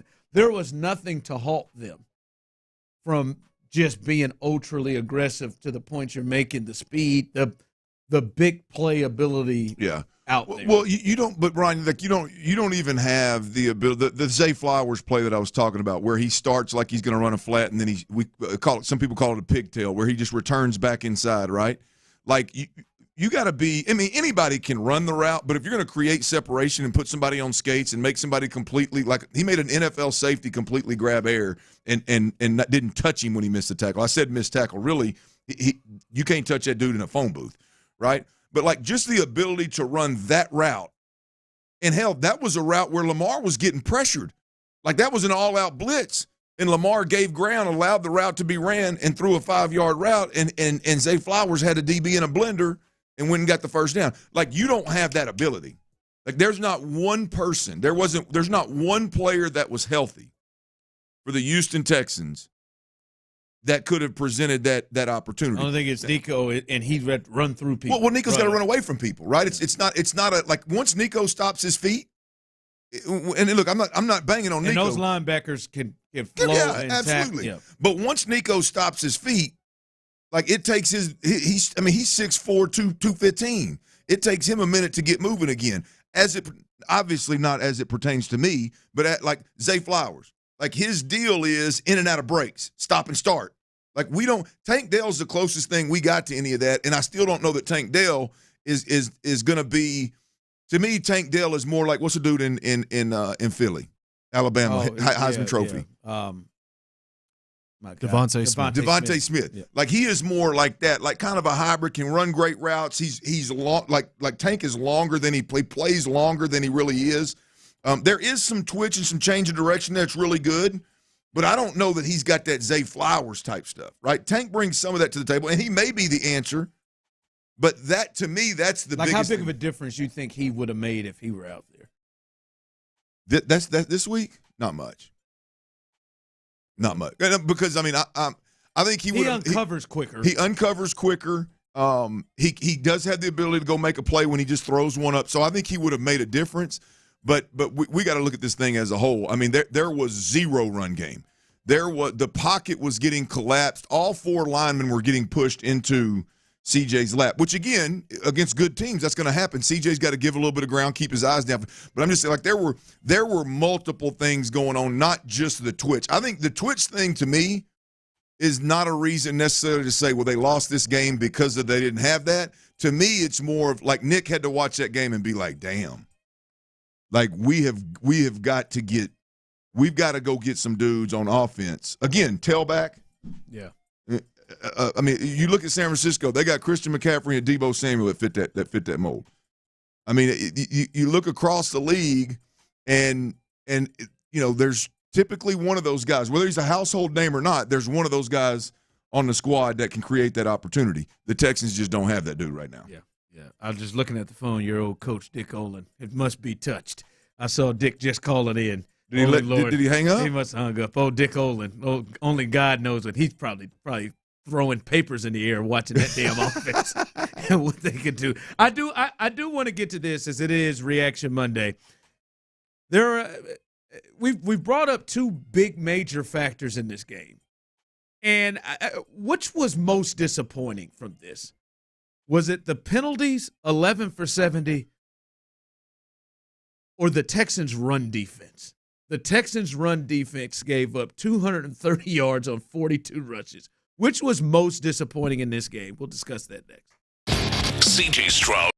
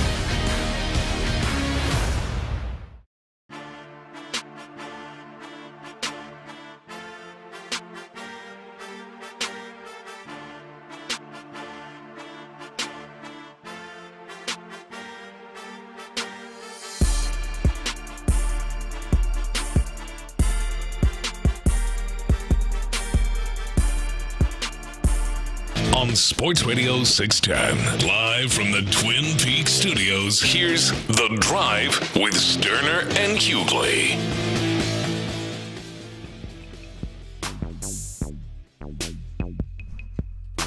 All right. Yeah, these are the tales. There he is. Yeah, you heard that, baby. There it is, Chris Santiago. Hey, that line I was looking for, he said, these are the tales, the freaky tales. The freaky tales that I tell so well. Yeah, talk to him, Too Short. Yeah, there it is. Yeah, Too Short, who jumped in the middle of our second segment here, baby. Just popped in. Hey, Short was a staple at the crib in the mid to late 90s. Cuss words, just let them roll. I get the Bay Area. Him and E40. I'm telling you. Hurricane. All right. All right. Welcome back in. Here was DeMeco. He spoke today and jumping out, and this was a big thought. This was him talking about the run game and needing to improve that. This was DeMeco talking today. The running game will be significant for us to improve upon. I think as you see as you go throughout this game, especially in the postseason, right? Teams that win games, you got to be able to run the football, right, and sustain it. And we weren't able to accomplish that versus the Ravens, and it showed up. So we have definitely areas to improve, many different areas, but run game is one of those areas for sure. Yes, the run game is big, and 38 yards isn't going to do it. But Clint, you got to stop it too, and that is something that I think the Texans fans thought that they could excel at and would excel at, and I don't think anyone saw 230. With this run defense. Now I said it, watching the Colts game. My biggest concern was that this just gets away from them, but I didn't think it would get to this point. And that's why I posed to you, 713-572-4610, those of you on YouTube and Twitch as well, which was most disappointing? The penalties, 11 for 70 and all the pre-snap penalties, or the Ravens rushing for 42 rushes for 229 yards in this game against the number 2 rushing defense of the Houston Texans? Which one was most disappointing?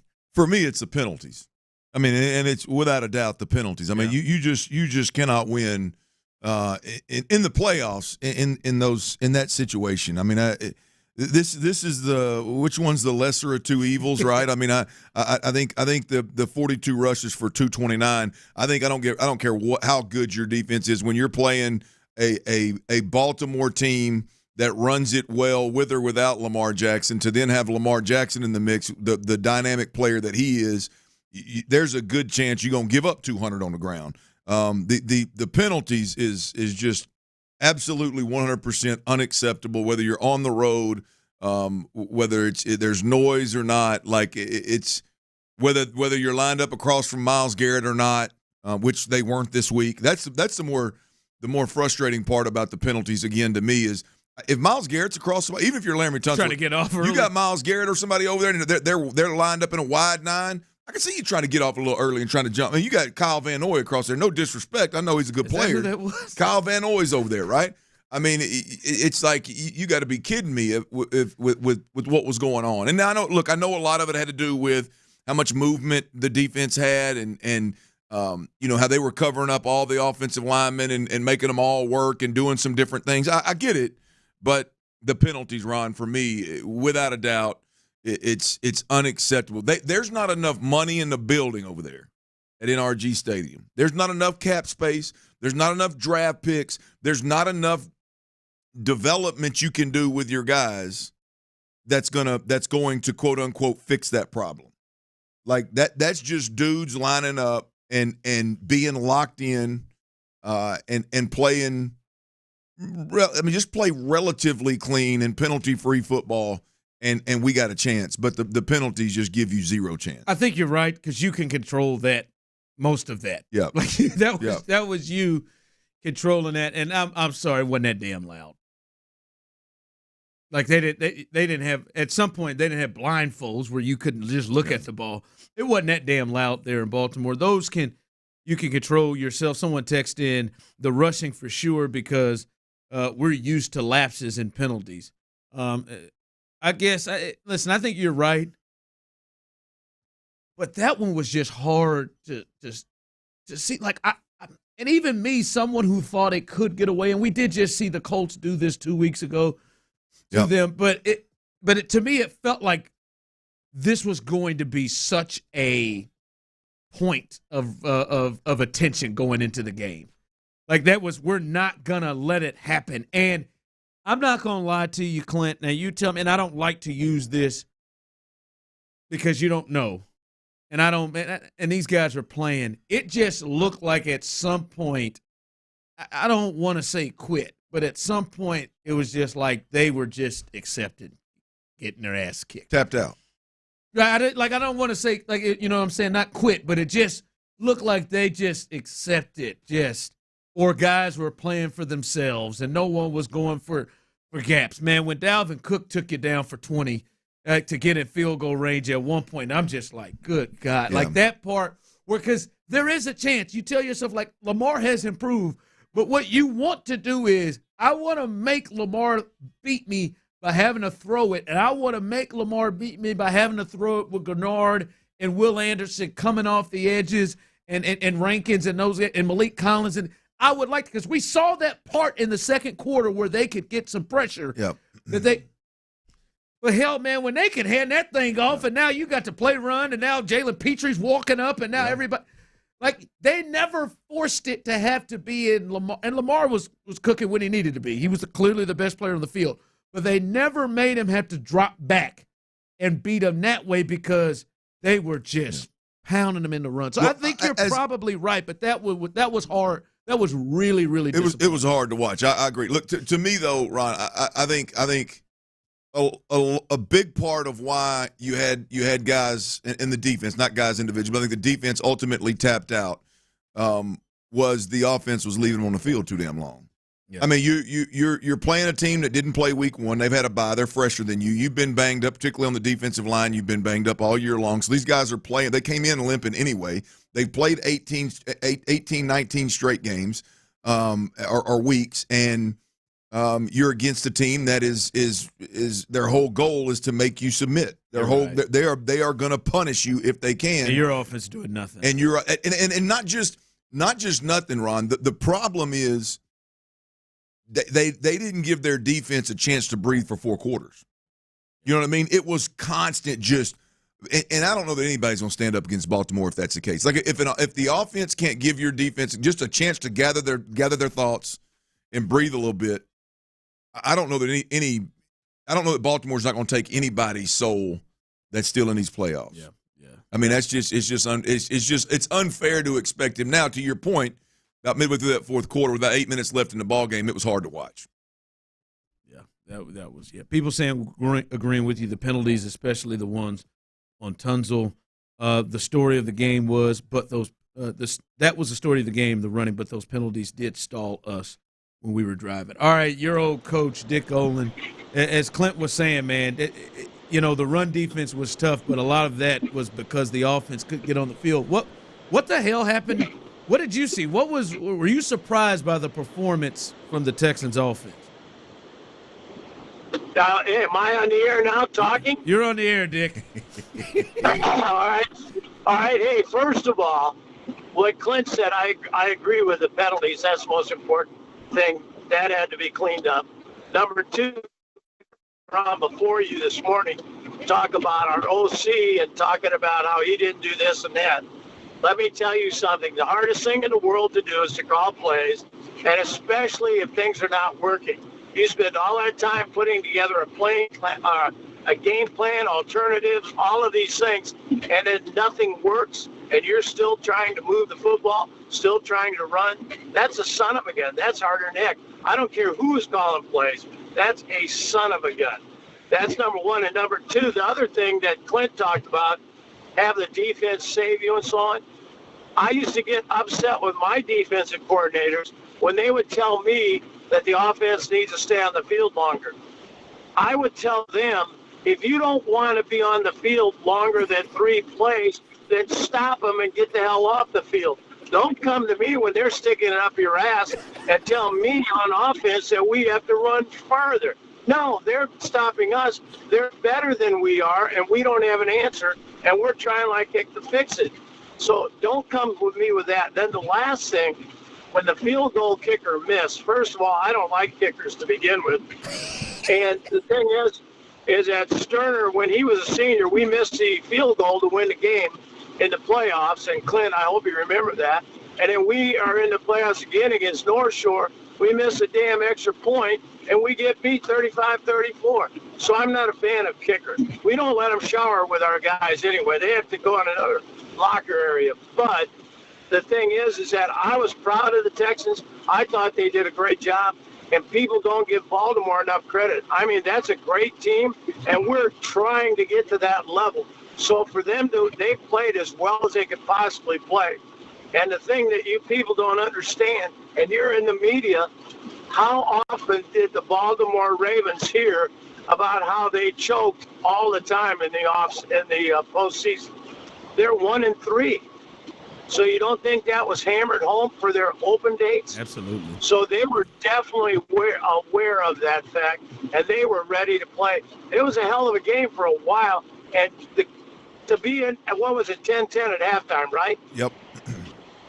I mean, for us to be in that position, that was miraculous, considering that we weren't moving the ball well at all. And as far as running backs, yeah, go ahead. Hey, speak a little bit to the frustrations of all the penalties and how difficult that is to overcome as a play caller in an offense. Yeah, you can't do it because you're always behind a chain, and now you got to reevaluate what you have. And there's not many plays that you plan that are 1st and 15. That just doesn't come off. Or 1st and 20 for a hold. That doesn't happen a whole lot. You've got a couple things that we can do, but it's extremely difficult to make up. So you're always playing behind, and you don't want to be in that situation as a play caller. But to call plays is a son of a gun. And it really is hard. And you go by your play sheets and look at everything, and you just don't have enough plays in your repertoire to overcome that many penalties that we had. How many times did we start off behind the chains, 1st and 15 or 1st and 20? There were a bunch. All right, that's we appreciate you, Dick. That's Tricky Dick. That's Tricky Dick right there. 3 son of a guns. Dick, I'm just not certain that you can't allow kickers to shower in the same locker room. I'm not certain that it's the case any longer. Dick, I think Dick was joking. I think Dick was joking. I think he made our kicker wait until we all got done before he let them shower. He remembers that North Shore 35-34. We lost to David Boston, them boys up in Humble, man. We last second field goal, man. All right, yeah, man. There was a lot there that one of my men said Baltimore was getting off in 3 damn plays. Y'all can get off in 3 damn plays. All right, coming up. Listen, when you have, I know it's disappointing now, but overall, when you have the type of season that the Texans have, now you have to look at the downside. And it looks like the downside could come a lot quicker than I think many people thought it would. We'll discuss that coming up next on this Big 3 at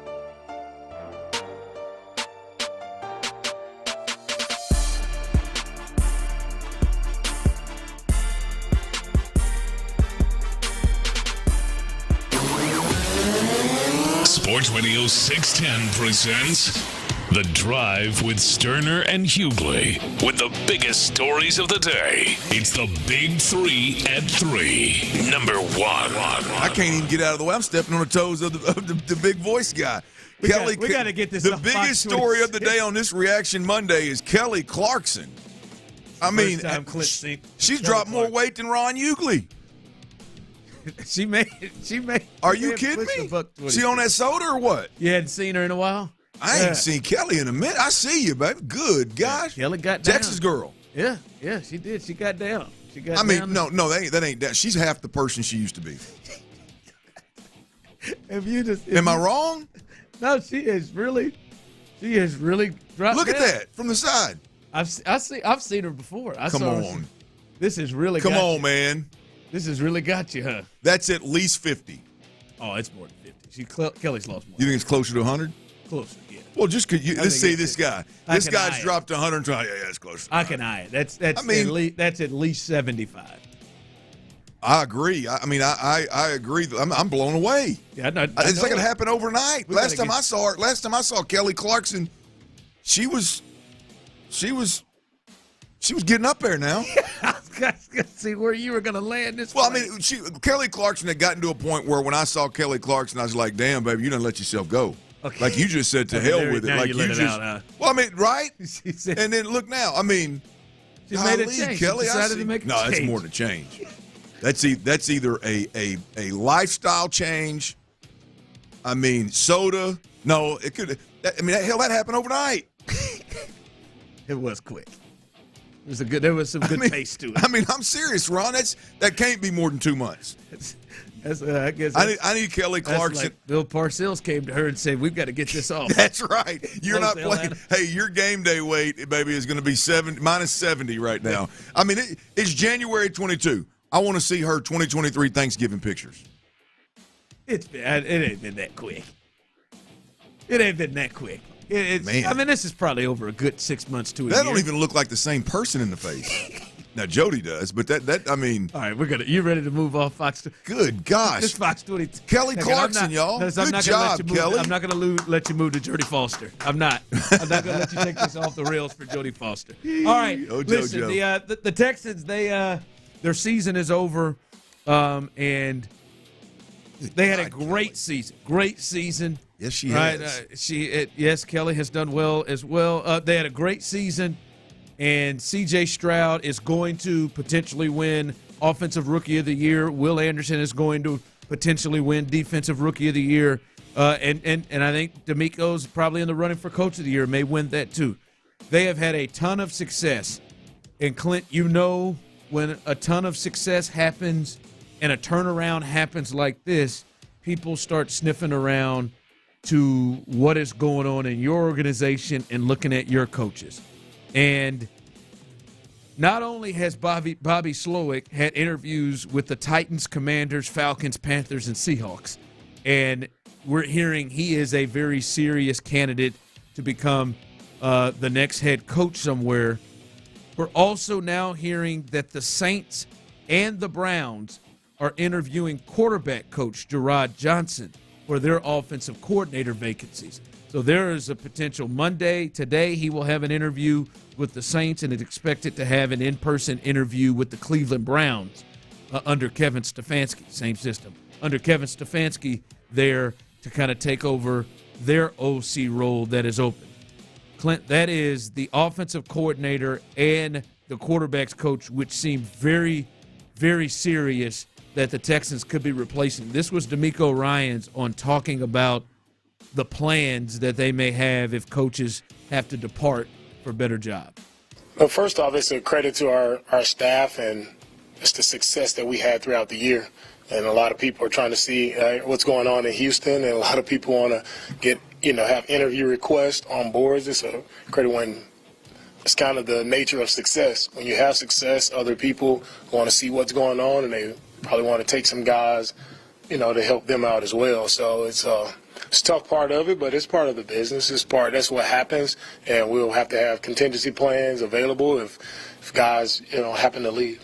Boy, Clint, the Slowick thing is not catching me off guard. really Gerard Johnson shouldn't either, but I didn't think it would get hot and heavy like that. There is a chance that the people who were working directly with C.J. Stroud, Clint, could be out of the building year one. Absolutely. I said this in the postgame show. I know a lot of people watched Sunday's game and were mad at Bobby Slowick, and I get it. When the offense sputters, or not sputters, when the offense breaks down and has to pull over on the side of the road in the first quarter, Bobby Slowick's the guy you're going to point at. Sure, I'm fine with that. But my point was this, because a lot of times it was, we're disappointed in Bobby Slowick. We know he's going to be here for another year, if not 2 more. Let me tell you something. Nobody in a decision-making role in the NFL watched Saturday's playoff game between the Texans and the Baltimore Ravens and said, man, I guess Bobby really isn't ready to be a head coach. Man, this damn Bobby Slowick guy, he really messed the bed. Man, I don't know if we're going to interview him.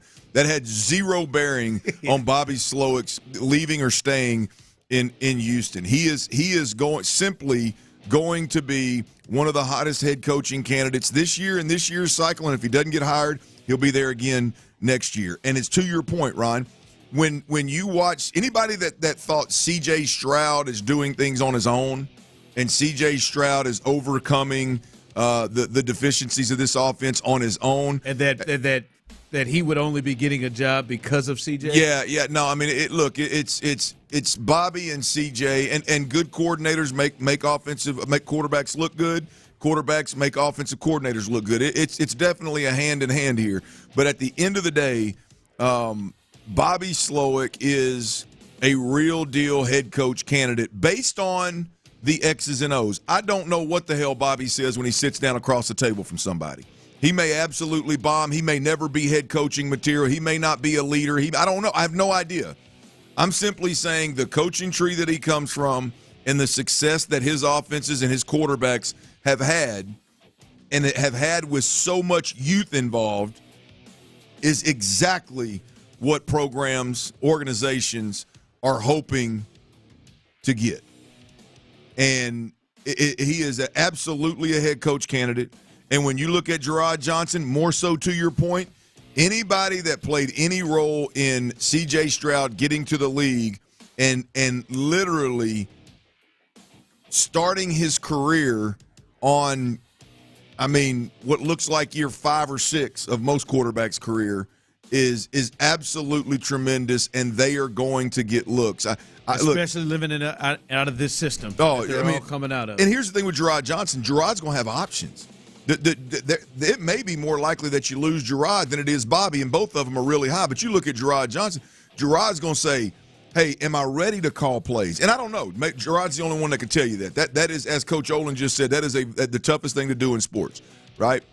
But if he's not ready, let's say he is, then, hey, the Saints are calling, boom, you jump on the Saints, okay? But if he's not, as you mentioned, Cleveland's calling. Cleveland's got a head coach that calls plays. So do you want to go get the OC title somewhere and continue to be a quarterback coach but get paid like you're an OC, be in line to then call plays, maybe do everything except call plays on Sunday? Gerard's got options, but I'm not surprised at all. The only guy offensively that's safe over here in terms of DeMeco Ryans keeping him, the only guy that's safe is C.J. Stroud because you got him for 4 more. Yeah. The other guys, like people saying that Bobby Slowick, after this game, he's not ready. DeMeco Ryans gave up 31 points in the NFC Championship game last year to the Eagles. He was ready. I think it's clear to see that he was ready. His defense got carved up. Yeah. By Jalen Hurts and them. Like, the one game does not knock out everything that he did throughout the season. It always baffles me, Ron. And look, I'm not telling anybody how to fan how you want to fan. But it's like, I dealt with this at Arkansas. We had Kendall Briles up there. And Kendall Briles goes out there and has the Arkansas Razorbacks offense as from a run game perspective. At one point in time, they were the only team in the country that had three guys with 500 yards or more rushing. At one point, it was the most lethal rushing attack in college football in terms of statistically. And they're doing the quarterback's doing X, Y, and Z, and it's a perfect fit. And people don't like the play call. I'm like, guys, you're the University of Arkansas, and you've got one of the best running attacks in America. Like, clearly the play caller's doing something. The Houston Texans, you are First year with DeMeco Ryans. First year with C.J. Stroud. The dude led the league in passing yards per game, and he's going to get Rookie of the Year, and it's the most convincing Rookie of the Year that we've seen in years and years. It's the best quarterback performance that we've seen by a rookie, maybe ever. And like Bobby Slowick don't get no love for that? Like, no, I mean that is it's wild. It's always baffling to me. It must be baffling to some of these people. How the hell is Bobby getting interviewed? Yeah, right. Gerard, you're gonna lose now one more year. Like, hey man, if you're Tennessee, I mean, if you're Carolina, I'll open the checkbook for Bobby Slowick. If I'm David Tepper, I'll walk. What you want? I got Bryce. Ain't nothing I can do. In fact, the rumor is that David Tepper's the one that wanted Bryce Young. That's why they took him instead of C.J. Stroud, whatever it may be. Hey, David Tepper needs somebody to make Bryce Young right more than he needs anything in his life right now other than air. Yeah. I mean, anything. That's it. Yeah. I mean, that's man. Yeah, we're going to be lucky to keep Bobby behind. Yeah, we'll see. And Gerard, so Bobby Slowick interviews throughout, and now Gerard Johnson, the quarterback coach, interviews with the Browns and the Saints the next 2 days for their offensive coordinator position. Big 3 at 3, number 2. All right, Clint. The championship Sunday is set as we saw the Niners come from behind and track down the Packers and win that game. And then the Lions, they in the NFC, they go ahead and beat the Bucs yesterday. And a couple of really good games in the NFC. Then we obviously know the Ravens. They beat the Texans we talked about, and then last night in a thriller, the Chiefs are able to outlast the Bills, and those are your championship game meetings. Let's start in the NFC, Clint. Right now, the Niners are a 6.5-point favorite at home against the Detroit Lions. The Niners, who Deebo Samuel got injured, he's 50-50 to go in this game. First, I got a shout-out to Brock Purdy. Brock gets crushed a lot, or at least not crushed, but at least it's like people like to take the legs underneath his accomplishments. Mm-hmm. He stepped up in the second half and had a drive. He fought through Kittle dropping a ball on a big time and then came back and threw a dime to Ayuk on third down. He stepped up big on that game-winning drive. But how you seeing this one early? Right now, I'm sure we'll talk about it later this week. The Lions, 6.5-point underdogs in San Francisco. I like Lions in the points. Yeah. I like the Lions in the points. I want them to get there so bad. Yeah. It's just so the whole whether you're talking about Jared Goff or you're talking about Dan Campbell, I mean the whole deal is just it's storybook, man. The city of Detroit, good gosh, Barry Sanders deserves it. It's I like Detroit in the points, and to be quite honest with you, I think Detroit's playing better football. Like top to bottom, I think Detroit's playing better football right now. Yep. Over the last handful of weeks. And Dan's going to take every chance in the book. Yeah. Dan's not afraid, but they are so prepared, Ron. Ben Johnson, you talking about another offensive coordinator that's going to be gone. Ben Johnson is so good, man. They've got an answer for everything. It seems like. Another guy that's going to be way up on the list in terms of head coach candidates that is not going to be in Detroit next year, Ben Johnson. Yep. But, yeah, I like Detroit in the points for sure, and I don't know that I don't like the Detroit money line, which, by the way, I'm glad I didn't bet last week. I'd have lost a house note. Yeah, I'm kind of leaning Detroit right now in this game, early on right now. Let's see what happens with Deebo. I'm kind of leaning that way. And then the Ravens, they are a 3.5-point favorite right now. As we kick things off Monday over the Chiefs. Chiefs making it to their 6th straight, very Astros-like run here. 6th straight AFC championship game. They'll play this one on the road for the first time, though. How you seeing this one early? I like the Chiefs in this one. Really? After you just watched the Ravens? Yep. I like the Chiefs in this one. I think, I'm not there. I think the Baltimore defense is good. I think Pat Mahomes can move the football on them and score points on them. I think Lamar Jackson and that offense is good, but I'm not convinced that I'm not overly impressed with Todd Monken. I'm not overly impressed with their offensive skill. Now I'm overly impressed with their physicality up front, and I love their running backs. Good gosh, I didn't realize how violent those guys run. And two of their best are hurt. Yeah, and clearly, obviously impressed with Lamar Jackson's ability to game change with his legs. I mean, there's no question about that. Yeah, I like Pat and the boys in this one. I think just in terms of going out there and for 4 quarters being able to put pressure and apply pressure on both sides of the ball, I trust the Chiefs to be able to do that more than the Ravens. Yeah, I'm not there yet. I don't know how I feel about this one yet.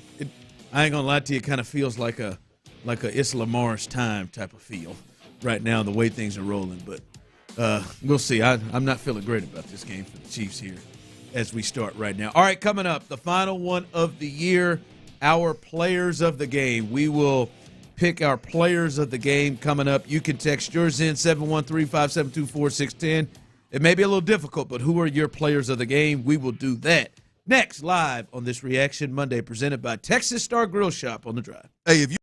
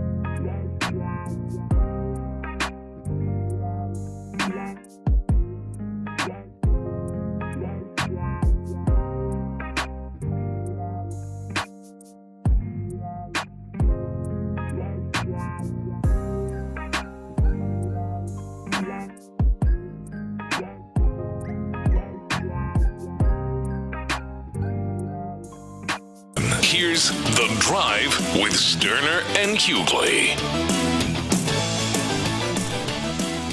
Damn, y'all seen 50 Cent? 50 Cent done turned into a quarter, y'all. He ain't. It looks like he's every bit of 175. Come on, man. That looks like B. Scott with 50 Cent's head plugged on there. It does. It does. I think he may be 10 pounds heavier than Brandon Scott. He got, man, that ain't right. There's some people wondering if he's sick.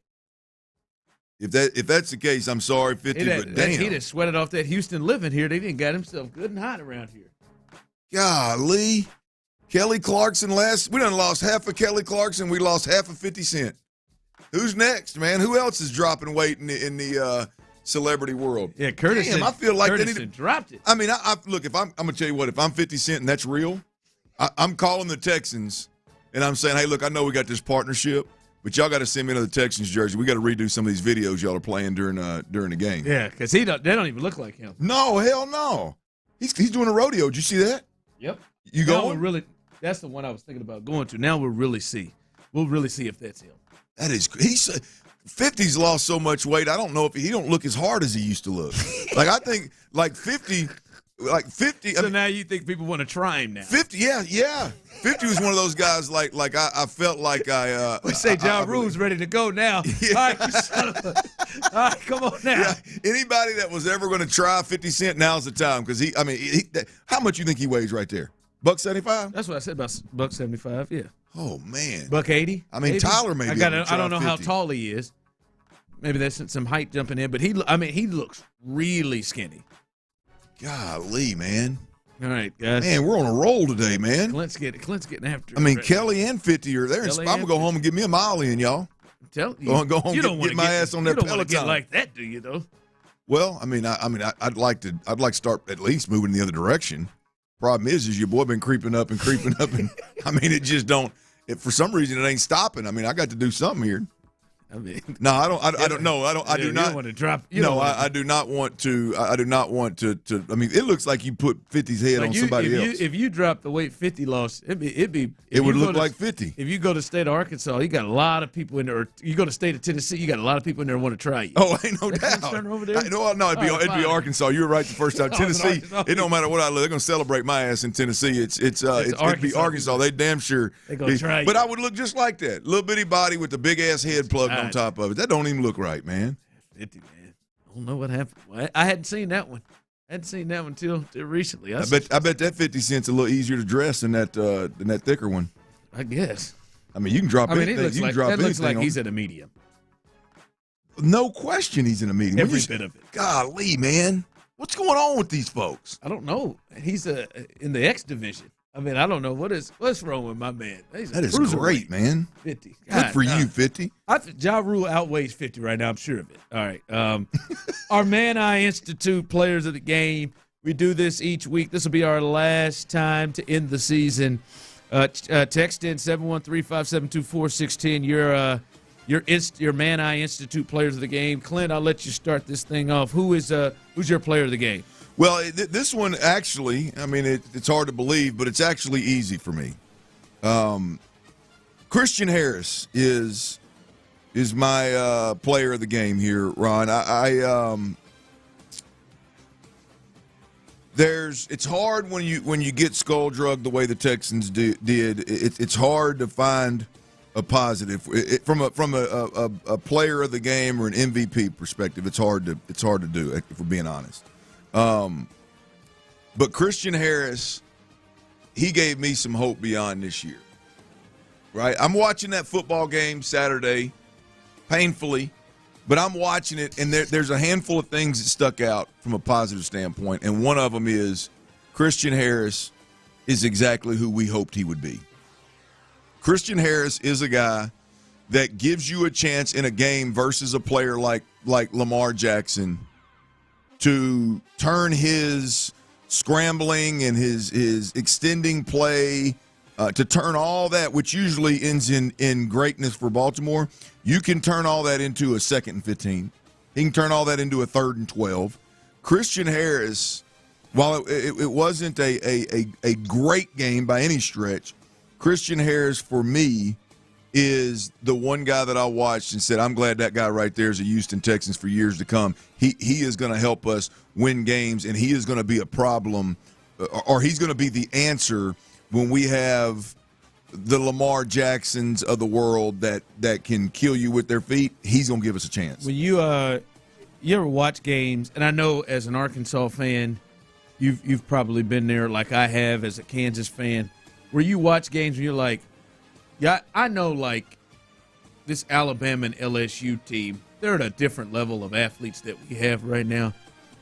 But we got one of these dudes that can run Absolutely. with them and play with them. You ever like that? Yeah, there's sometimes if you watch the tournament, you watch a mid-major team play against, Duke or Kentucky or something.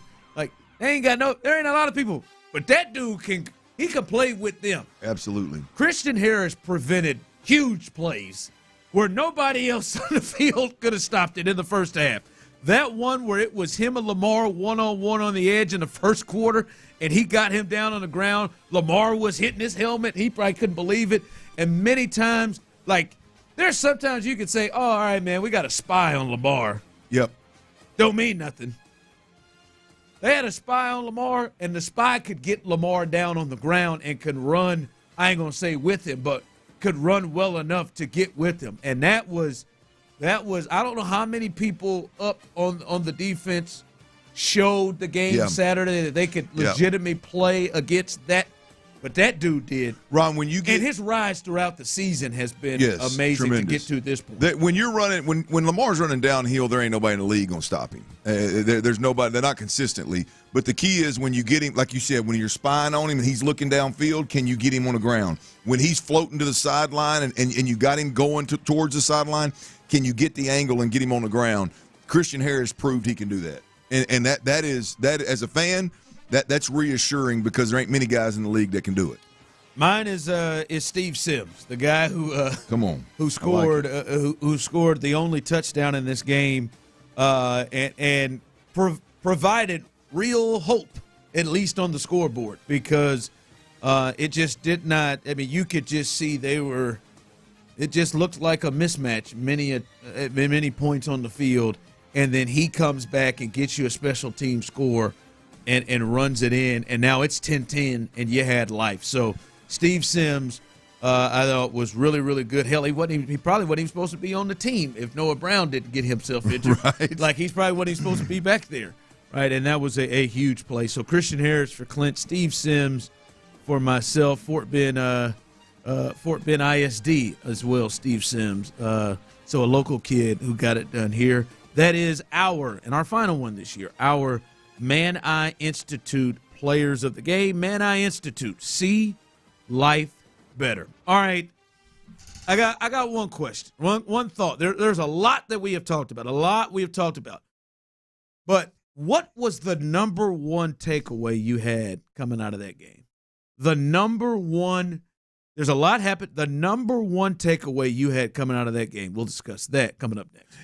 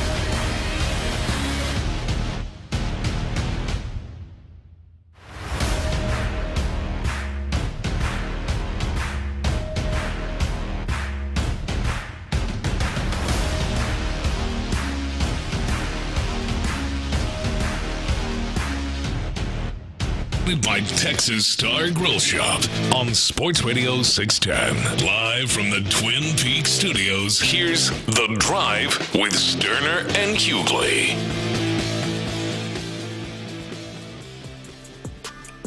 All right, welcome back to The Drive. It's a Reaction Monday presented by Texas Star Grill Shop.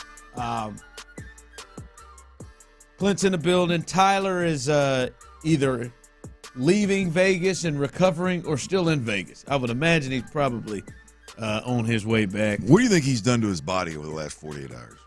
You think the Texans game made it worse, better, or worse? Worse. He took. I would imagine the end of the third quarter when Jonathan Grenard jumped off sides with 2 seconds left. That sent him over? And then they come back in the fourth, and they, immediately cashed that in. That, I think the drinking went up. And then when Isaiah Likely mossed Derek Stingley Jr. in the end zone, I think the floodgates open. That's when his team. We moved to doubles. Well, that's when his team lost, right? And that's when his bets went down the drain. So it's almost a double whammy. Like it's heartbreak and wallet break. Mm-hmm. Yep. Yep. You remember those days though? Not the heartbreak and wallet break. I don't want anybody to remember those days. Those are terrible. Hopefully you're okay, Tyler. Remember the days when you can go to Vegas or hell anywhere? I didn't necessarily need Vegas. It could be Dallas. It could be, hell, Houston for that matter. But you could go somewhere and just destroy your body for a couple of days and get right back on that horse on Monday and just keep on keeping on. I'll tell you, I've done it in Ames, Iowa. I've done it all over the place. I'm going to tell you. Get the most of it, Tyler. Get the most of it because there's going to come a time. Tyler's hurting. Well, there's going to come a time, though, when hurting is, I don't give a damn if I lose my job. I ain't getting out of this bed. I ain't doing nothing for 2-3 days. I am cooked. Whenever the flight took place or takes place, that's a struggle. Getting to the airport? Flight, yeah, that's a tough one. And it just right, that's it. He's struggling. I wonder where he watched the game. I wonder where, because that was the thing we talked about, where his game plan is, where he watched the game. I know you watched it here. I watched it, Home Run Dugout. Hey, shout out to my guy Ford and his dad. Took care of us at Home Run Dugout. He said he's a big-time listener. Him and his dad took care of me there. My son, Trey, turned 10. We had his 10th birthday party up at Home Run Dugout. Watched the game up there. It was a good time. I'm concerned of where he watched this, where this got away from him and where he started. Because, I'm going to imagine he spent probably when that fourth quarter hit, $200 at the bar. Oh, every bit of it. At the bar. Just for the drinks, because it's shots. No question. He runs it. I wonder, can we paint the worst case scenario? Can I please paint the worst case scenario? Because I think it's. I don't know if Tyler will ever admit it, but I think it's possible. 713-572-4610. You can jump in and paint the worst case scenario for Tyler as well. Remember, it started out with them struggling to get their flights because the flight got canceled. Yada yada yada. Yep. So everything was gravy until 3:30 on Saturday, and it's very possible that Tyler lost a grip on the game. Yep. It's very possible that Tyler also lost a grip on the blackjack table. I was thinking that too. It's also very likely that Tyler doesn't feel very good because he literally ripped his liver out over the last couple of days. True.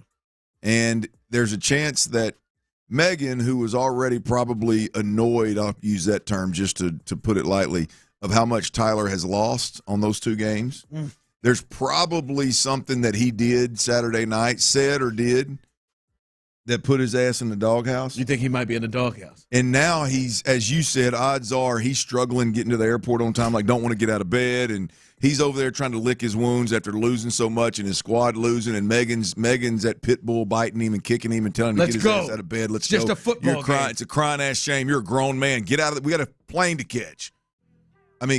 Worst case scenario, Tyler's on the way to the airport and all of that's his life right now. You think it's possible? Absolutely. Do y'all think it's likely? I think it's. I would. As Tyler is a betting man, I would put money on it. We've all been there. There is no doubt he has frustrated her. There is no doubt. If she hadn't, boy, you talk about God's gift. I'm telling you, there is no doubt to me that he has frustrated her. All right, as we are reacting to the game. At some point, drinking alcohol slushies through two straws. At some point, that's not funny, there right? There had to have been a brain freeze that followed that, man. Those 2 straws he's going, there had to be. Hey, when that's your husband, at some point, that's not funny, right? The first time before the Texans lose, before you lose $2,000, it's maybe funny. At some point, that's not funny anymore, though, right? Hey. I hope that's not you, T. I hope he just Probably is. I hope he handled it well. Maybe the blowout helped him handle it well. I think the blowout just helped him start it early. All right. All right, as we continue rolling, what is it if you had to? We've talked about a lot of different things. If you had to just take it down to the number one takeaway, it could be about the game in particular. It could be about moving forward. It could be about whatever. The number one takeaway, as I'm seeing some people text in, my number one takeaway is this offensive line. We need to improve our offensive line and D-line and to get a run game. Ron, our show, it's Ron. Our number one takeaway is that in all caps, it must have a run game. Otherwise, teams will be ready for Stroud. What was the number one, if you had to just narrow it down to one thing that you took away after that game? Nowhere near the twitch, explosion, and speed that you need on the offensive side of the football to be competitive at that level. Nowhere near it. Absolutely nowhere near it. And whether that's the running back position, and I'm talking about the entire depth chart of the running back position, or wide receiver, or tight end. You're not going to. Your quarterback is C.J. Stroud. Obviously, you're not. You can't. There's nothing you can do at the quarterback position to find a guy that can bring more Josh Allen, Lamar Jackson to the table. You've got a high level processing, pocket passing quarterback that is lights out. The skill around him is the number one problem. And the reason I say it's number one, Ron, is because it impacts the run game, obviously, and the pass game. But there's no getting healthy that's going to fix it. Like, I think there's a good – like, you can kind of get some pieces healthy and rearrange that offensive line and sign one guy in free agency. And I think you can significantly improve the offensive line as it pertains to. You sign a serious left guard, I think you can.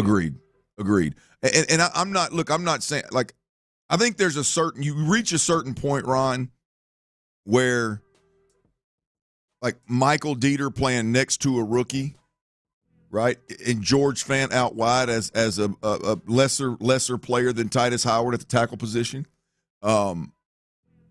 Like, at some point, the just sheer ability catches up with you.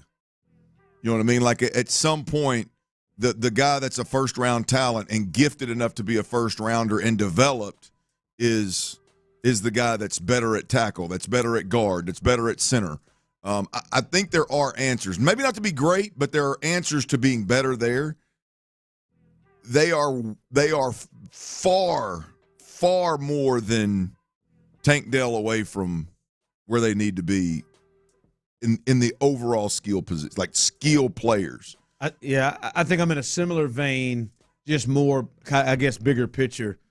Just they're not ready for that level yet. In every manner, right? They just, like, you looked at that and you were like, and even at times when the game was still in close in terms of the score, you looked at it and you were like, the Ravens are right now playing at a different level than the Texans are. That's what I felt watching the whole, like they were playing at a different level, different speed, different intensity, different physicality. Just, like, those guys were in a different like you had some guys, like, I'll give it to CJ. I don't think CJ played a great game in this thing. But CJ, the moment wasn't too big, and CJ could play out there. Agreed. Christian Harris is somebody else that I think was in that vein. But Blake Cashman was there. Blake Cashman. There are not many more. I agree. You know what I mean? That was just whoa, okay. That's where we got to go. That's what we got to try to do to add to get to that level. That's a level of intensity that we have to meet that we aren't meeting. Right, like, and it's not a shocker, right, because of where you're coming from. The Ravens are coming from. We've been in the playoffs. We have been one of the the premier teams in the AFC. We've been rolling through this. We got a Hall of Fame coach. This is Lamar's second MVP. Like, to have the continued conversation of 1-3 in the playoffs means we've been in the playoffs a lot. Yep. They've been there. Roquan Smith and Patrick Queen. They're Kyle Hamilton.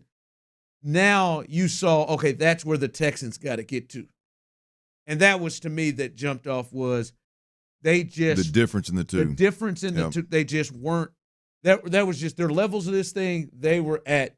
Like, you could see it really – if you look at the other AFC teams, right, and you watch that Bills-Chiefs game and the Ravens, you could just see they're at a different level than the Texans are right now. Yep. Well, now, you got the quarterback, but they're at the teams. You can even look at Green Bay and say Green Bay's at a different level. Now, did you get that feel? Yep. Yeah, that's they're the closest boat of the Texans. We can circle back to this later, but like Green Bay playing after us against San Francisco and watching Green Bay keep up and push San Francisco, it made me feel different. Like at first with the Texans, I was like, all right, it came to an end, and then I watched Green Bay keep up with a similar scheme on both sides of the ball, and as good a team as Baltimore, San Francisco is in that vein. Yeah, that made me feel a little different about where the Texans are. Yeah, I mean, now the Texans, they've got. I mean, to my point a little earlier was the Packers have Aaron Jones, who clearly had a big day. Like, you got that kind of an X factor player. Yeah. That's again where the Texans are lacking when it comes to like the top 8 teams in the NFL. That's where I think they have just got to get significantly better. But that's why this run is important.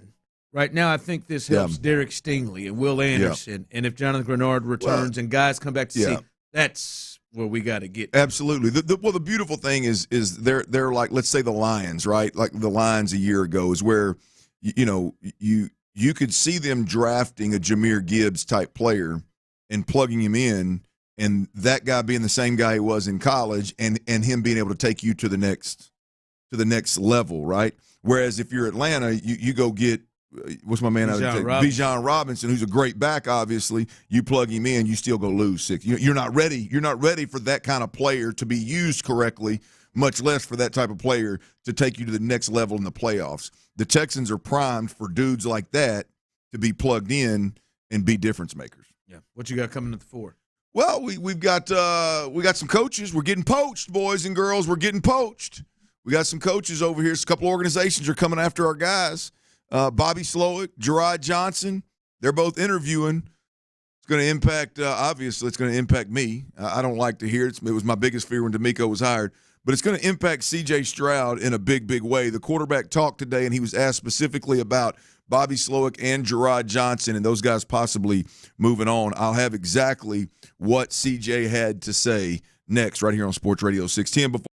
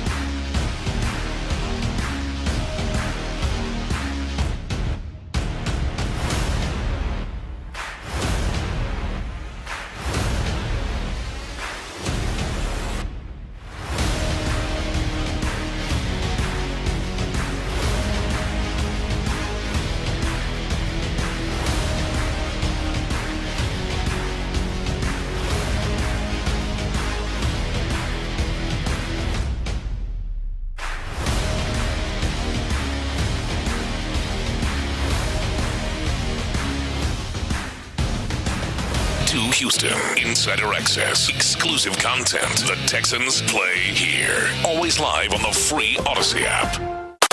Sports Radio 610 presents The Drive with Stoerner and Hughley. Clint Stoerner's Football at 4. Boys, I got bad news, man. Uh-oh. Ron, we've been doing radio a little bit. Put you on the spot here. What do you think my favorite thing to eat is? I think it's something Mexican. Nope. One item. Individual, singular item. Damn it.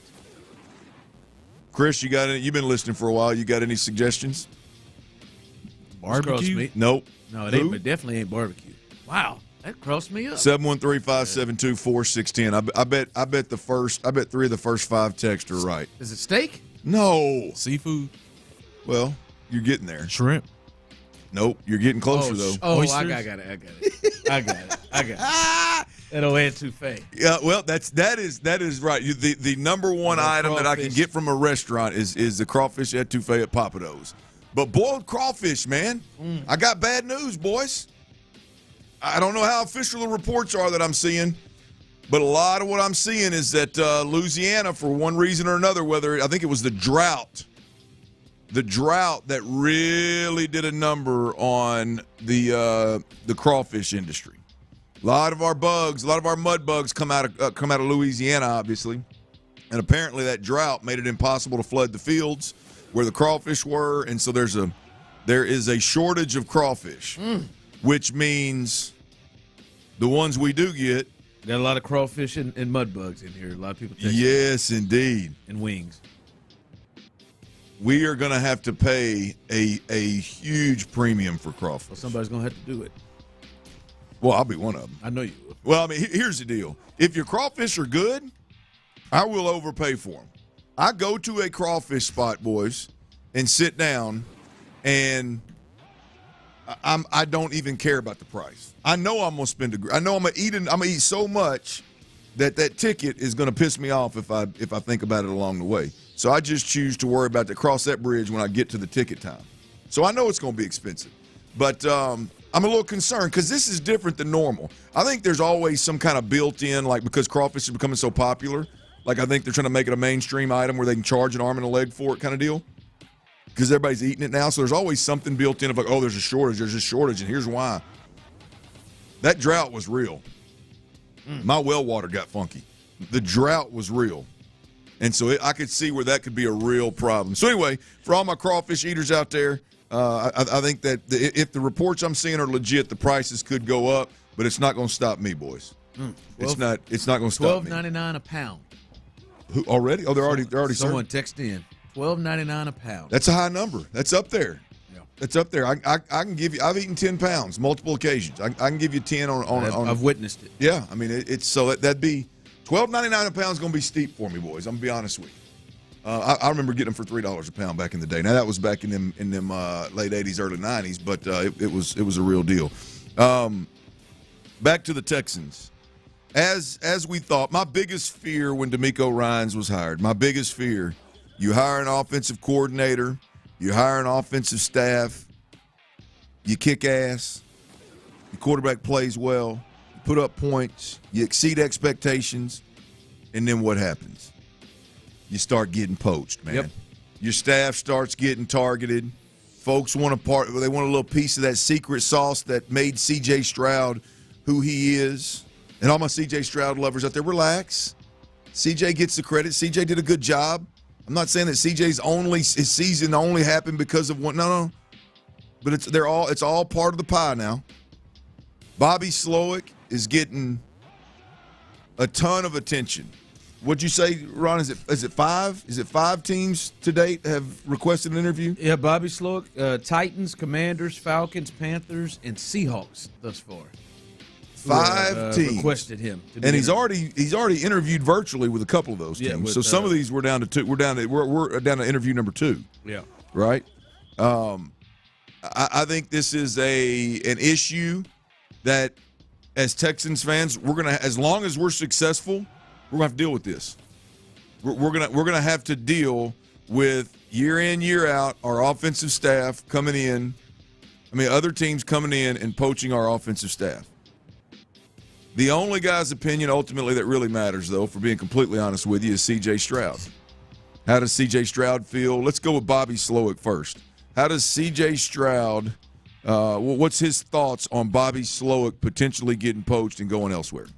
Bobby, somebody who, when I came in, man, I knew that he was going to push me hard. He was going to be hard on me. He held me at a standard all year, held me accountable. Because, I mean, a lot of times, man, when you're playing good ball, guys, they kind of, like, let you do what you do and, like, leave you alone. But Bobby, man, he was always on me about, like, the little details in my position, you know what I'm saying? And I appreciated that, you know, because you don't always get that. And he always just was hard on me, but also showed me a lot of love, man. A ton of love, very knowledgeable, can really dice the defense up, puts a lot of trust in his players, and really just never got away from what he knows. You know what I'm saying? Of course, like, tailored his coaching to like what was here at the Texans, but he did what was at the core of his heart, and I could appreciate that. You know what I'm saying? And but whatever happens with those guys, they deserve whatever's coming to them, and it's been a blessing working with them. But if they come back, that'd be cool too. Obviously, it'd be cool if they come back. I'd say change is not always good in this particular situation. Clearly, I love that right there because CJ spent the majority of the time telling you how good Bobby Slowick is, and then saying, "Hey, if they got to go, they got to go." So clearly, we'll get more. If Bobby Slowick does leave, we'll get a little more specific on exactly what the plan is. The good thing about Bobby Slowick, Ron, one, I think it's real. How real do you think this is that Bobby Slowick is potentially gone? Oh, I think it's very, very real. Now he may not feel he's ready, and it's not a guarantee. Right. But with so many openings available, the tree that he comes from, the success that he has had, and it wasn't all perfect. I think he is going to be a really hot commodity. A young offensive mind from the Shanahan tree that had immediate success with a quarterback that I don't think people. I think if we take ourselves back to the draft, I don't think people thought to themselves, C.J. Stroud, that'll be easy. That'll be immediate. Agreed. You know, not even to as good as he's been, but that'll be immediate. Yeah. The interesting thing about Bobby Slowick, and we said this before, Bobby Slowick is absolutely nails for a handful of reasons. His quarterback led the league in yards passing per game, and there was no assistance from a man-beating wide receiver. There was no assistance from a run game. There was no assistance from a quarterback that can scramble and extend plays and go get 50, 70, 80 yards rushing, making the play caller right. It all came, which I think is in the most impressive way, from a scheme perspective and with a quarterback that is surgical and can dissect the defense from the pocket with unbelievably quick decisions. He was unbelievably prepared. And so I only say all that to say that if you're evaluating Bobby Slowick as a play caller and as a developer and as a guy that gets the most out of his players, he did it in an unbelievably impressive way. Like there's no just throwing balls up and 50-50 catches. There's no run game associated with it. Overcoming injuries. There's no busted plays that accounted for the majority of the offensive production. It's unbelievably impressive and convincing if you're trying to hire a guy. Here's the other thing too, Ron, with Bobby, that scares me a bit is because you said you spurred the thought when you said, now he may not be ready. And I'm going to assume, let's assume that he's getting these interviews because other people think he is ready. Oh, yeah, other people think he's ready and would take a chance even if he's not. If you're – because I think I may be moving on this stance, right? I thought it too. Like I thought, well, the only chance is if Bobby's not ready, then he's got to be selective and he should come back and wait. After what happened to Mike Kafka? I'm telling you, man. I mean – there's nothing wrong with having confidence in yourself, but at the end of the day, there's a lot. Like Bobby Slowick could backslide and not be as impressive next year as he is right now. It could just happen, right? You never know why. But you said it. He The schedule gets more difficult. Oh yeah, they already they got Dallas, they got Kansas City, they got Buffalo, they got Baltimore. They got probably a team in Jacksonville's coming. A Colts team coming. So if you're Bobby, I don't know that I'm going to risk going. I'm not.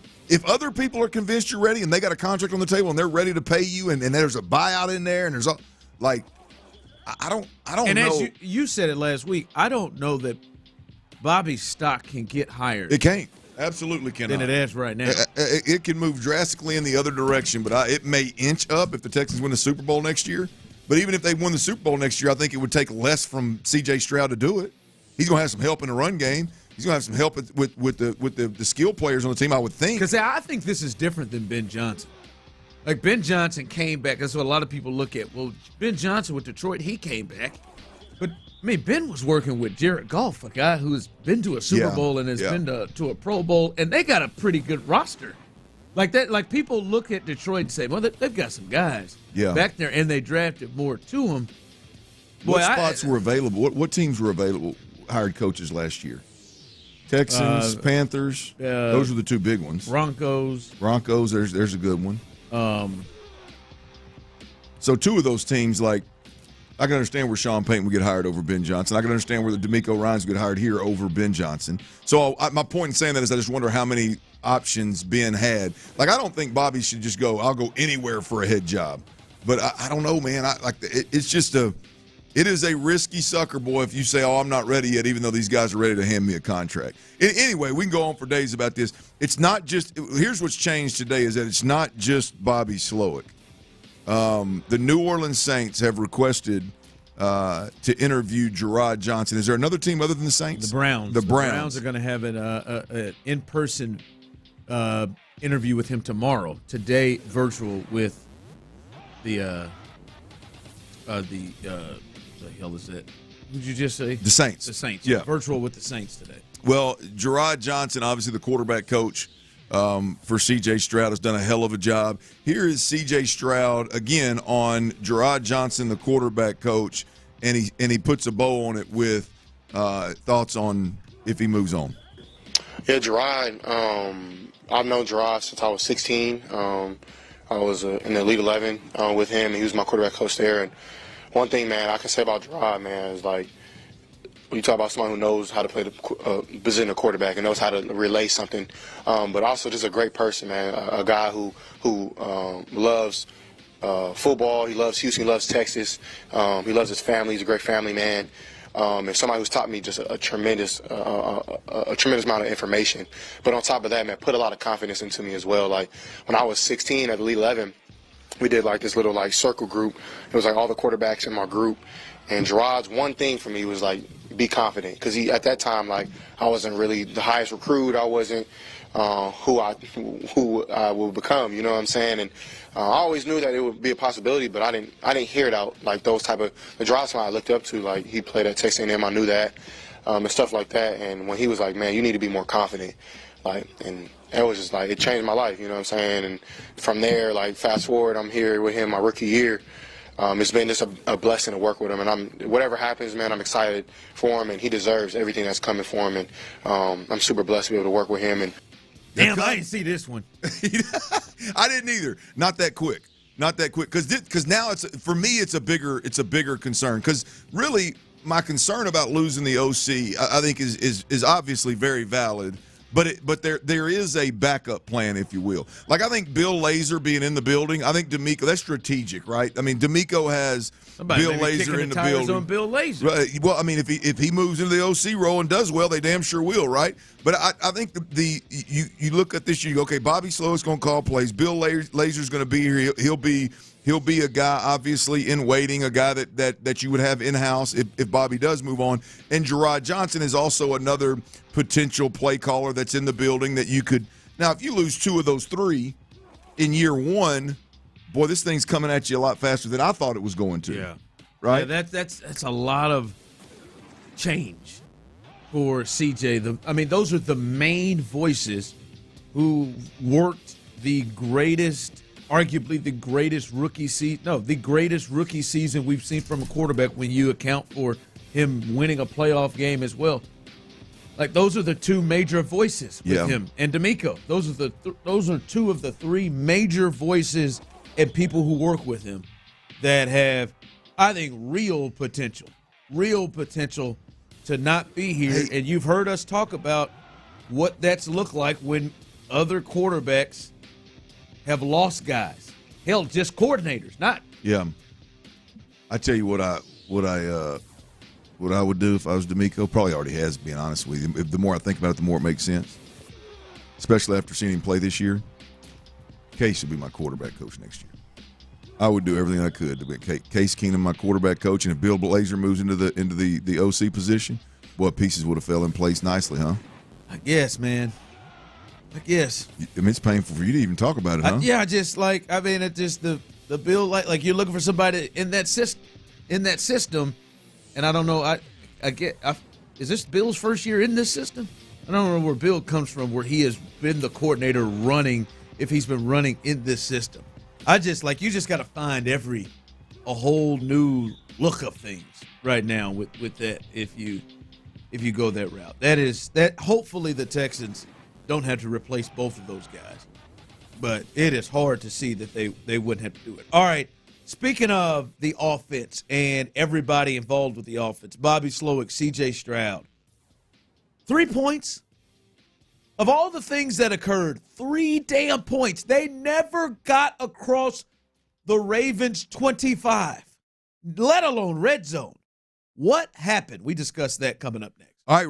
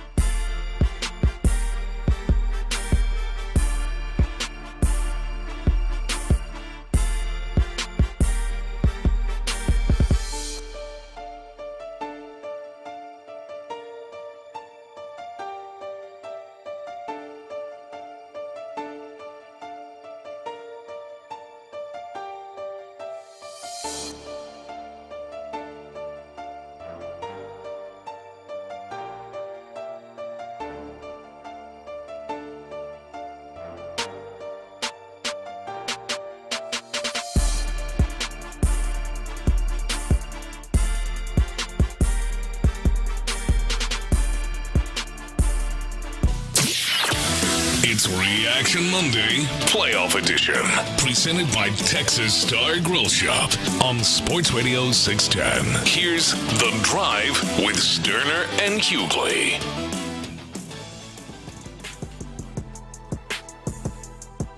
All right, welcome back in to The Drive on this Reaction Monday presented by Texas Star Grill Shop. And Clint, by the way, if you missed it, Josh Hader, number 71. That's what he had in San Diego with the Padres. Number 71. I don't care if you're Wharton Little League. That ain't it. You ain't feeling 71? 71, baby. And he got that ponytail. Frail, skinny gentleman. Yeah, well, bringing a lot of power to him. Yeah, that's right. He's damn sure wired right. That's for sure. Yeah, he's got it. Oh, 71. I didn't think you'd like that. Yeah, I don't like it at all.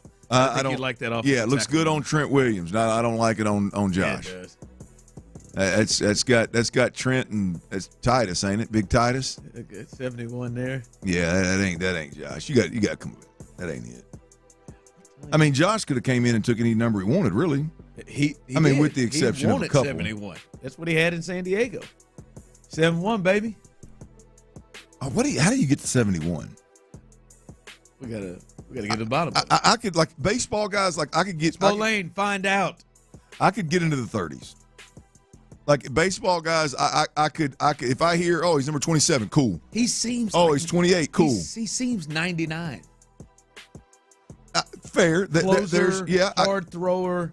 Fair. There are certain numbers that are up there that I could get behind. I could get behind, like, 50. I could get behind 44. You like 44 out of the bullpen? Yeah. I mean, but I could get behind 99. 71. That's about as random as you get. Watch it be like his uncle that played back in the 40s that passed away or something. Watch it be his number. Or maybe he's really a huge Trent Williams fan. Yeah, maybe he's a Trent guy. And he just rolls that way. All right, man. Listen, Clint, I've been waiting to get your thoughts on this after the game, watching it. Like, to me, I obviously I picked the Ravens to win this game. But one of the things that I said was I don't think that the Texans would get embarrassed. And offensively, we've watched this team play with, not the most healthy parts, where they've struggled and have had guys out. We've watched them the last 2 weeks in playoff games against pretty good defenses. Obviously, Cleveland was ranked number 1, and then the Colts had a pretty good defense, not have certain players, not have certain weapons. And they were able to move the ball and score and look really good, really, really good against the Browns. Clint, they mustered 3 points and a 47-yard field goal attempt that was missed. And they could not cross the hell with the red zone. They didn't even get close. And offensively, I didn't think that they would just be no contest. I mean, there were portions in the second half they didn't have a chance. And you knew it when it was first down. It didn't matter. There could have been penalties, whatever. They didn't have a shot. Yeah.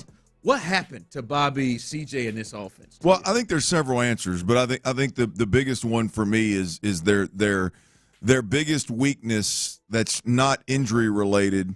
I think got exposed.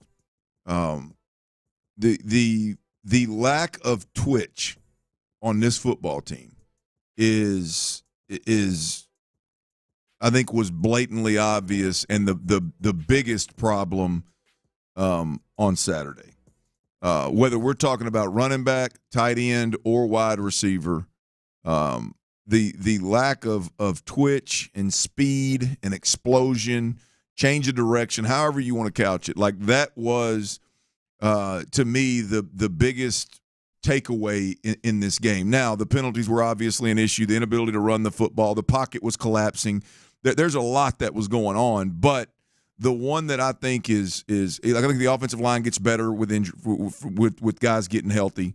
The twitch thing at the skill player position is big for me because the only thing that helps is you either draft them and they're ready to play or you sign them in free agency. When all hell's breaking loose and you can't protect, or if you can't run the football, then you've got to somebody's got to create some separation. Somebody's got to catch a ball with a little bit of separation, make guys miss, and go get you a first down.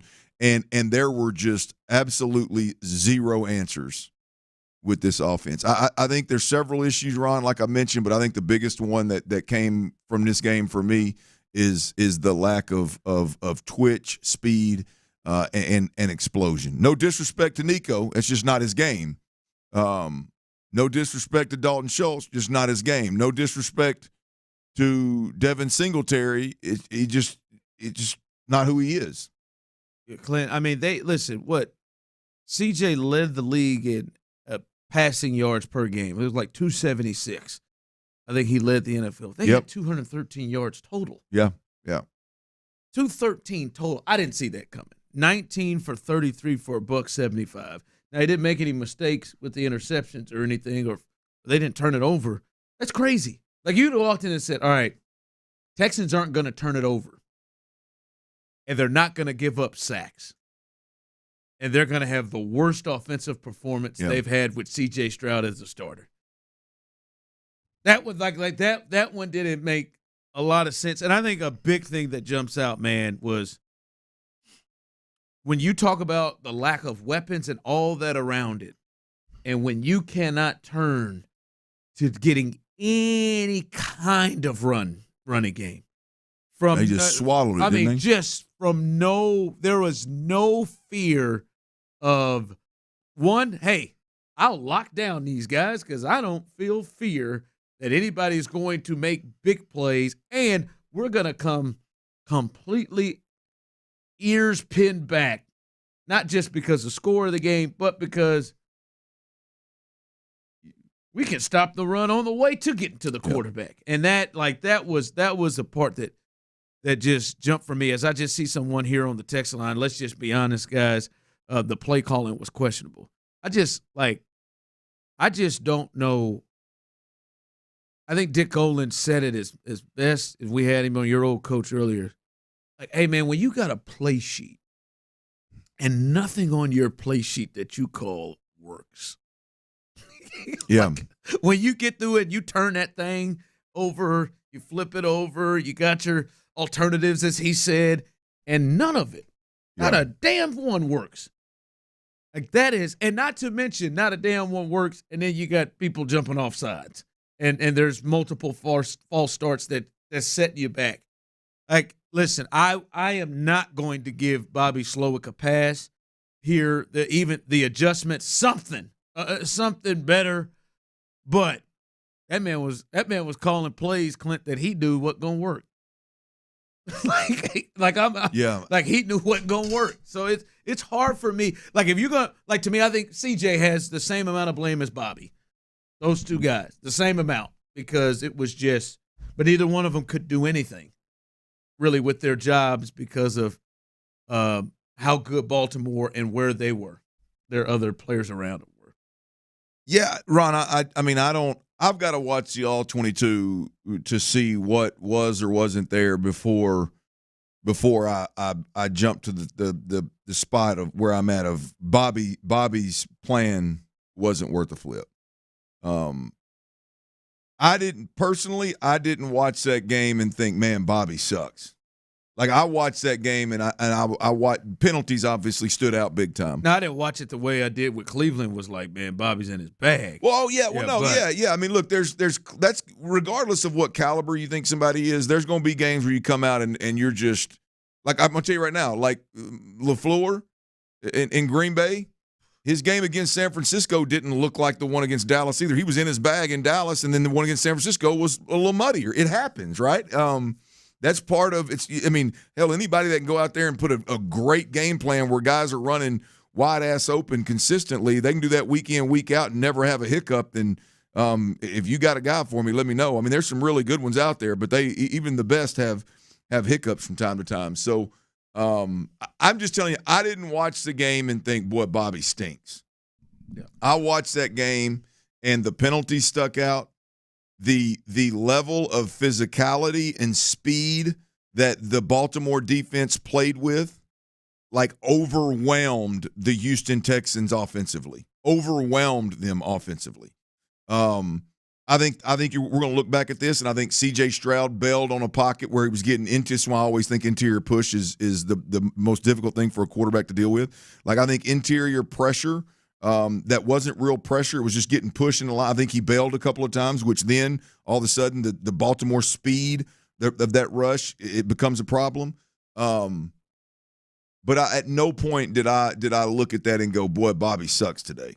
Yeah. I'm sure we can find some times throughout the game. Sure, yeah. But as a whole, I got a list of things before I get to Bobby. All right, coming up, what was your emotion after that game? What was your feeling, your emotion after that game? I found it very interesting listening to you and Sean on the post-game show, kind of giving your thoughts and some of the callers. What was your emotion on Saturday night after that game concluded? We'll finish out and continue that coming up.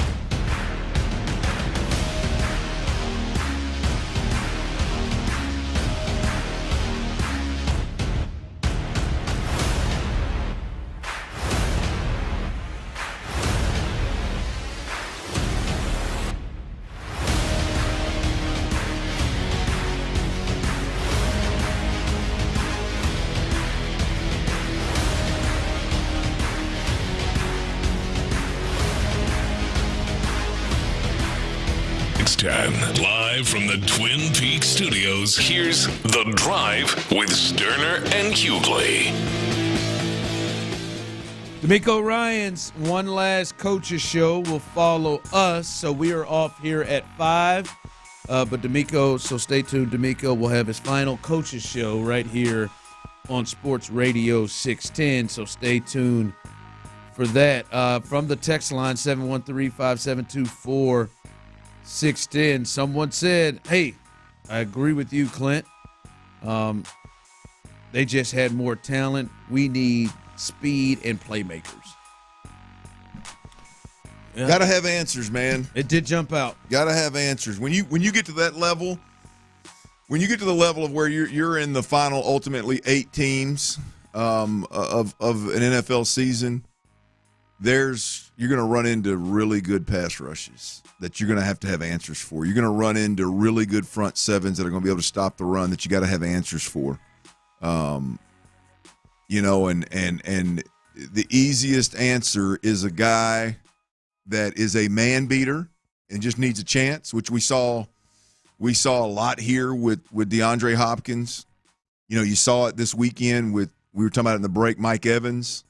You know, and or at the very least, it's got to be a guy like Zay Flowers that the Baltimore Ravens have, which obviously Jalen Waddle and Tyreek Hill in Miami, and you look at Deebo Samuel and Christian McCaffrey out in San Francisco, and you know, one of those two guys, like either a dude that once at very minimum once or twice is going to run by somebody and make a big time catch, or you can get it to him underneath coverage and he can make guys miss and just sheer speed and change of direction and can go get a chunk of yard.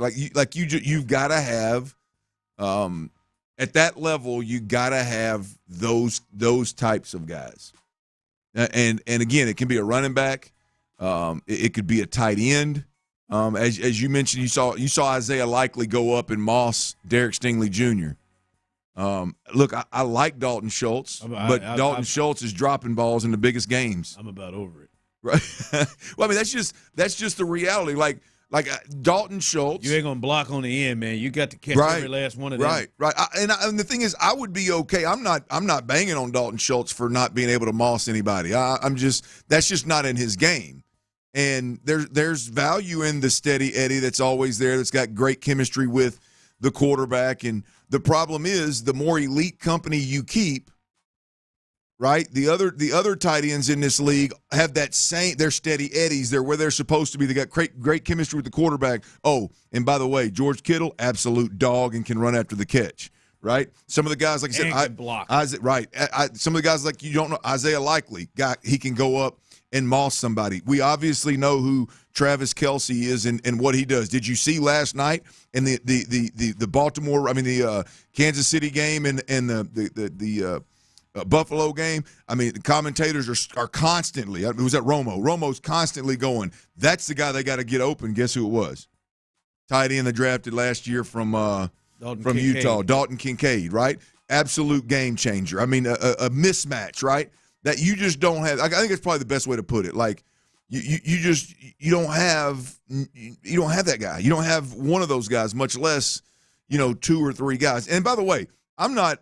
I want everybody, like everybody starts thinking I'm not knocking on Nico. Nico is a really good, big-bodied receiver. The guy the twitch I'm talking about, the man beater I'm talking about, he's just not in his game. What he does is unbelievably impressive, and what he turned into is great for the Texans. But what I'm talking about is a little different animal right there. Christian McCaffrey, like I said, you look at Saquon Barkley's one of those guys. There's running backs out there that create mismatches. That just they dial up the best run defense. Boom, they get a linebacker free in the hole. Boom, make him miss and go hit your head on the goalpost. We saw Jonathan Taylor do that to Blake Cashman, right? I mean, those kind of guys, you've got to have those kind of guys. The more elite company you keep, Final 8, obviously AFC Championship and Super Bowl, man, The other team's got very similar guys with the intangibles, but they've also, those same guys at that level have the tangibles to go along with it. So the Texans got to find those guys. Man. And I said this on the other side. What was your feel coming out of that game? What was your emotion coming out of that game after the game? Because there's a lot. I don't think there's very, very, if any, wrong answers to it.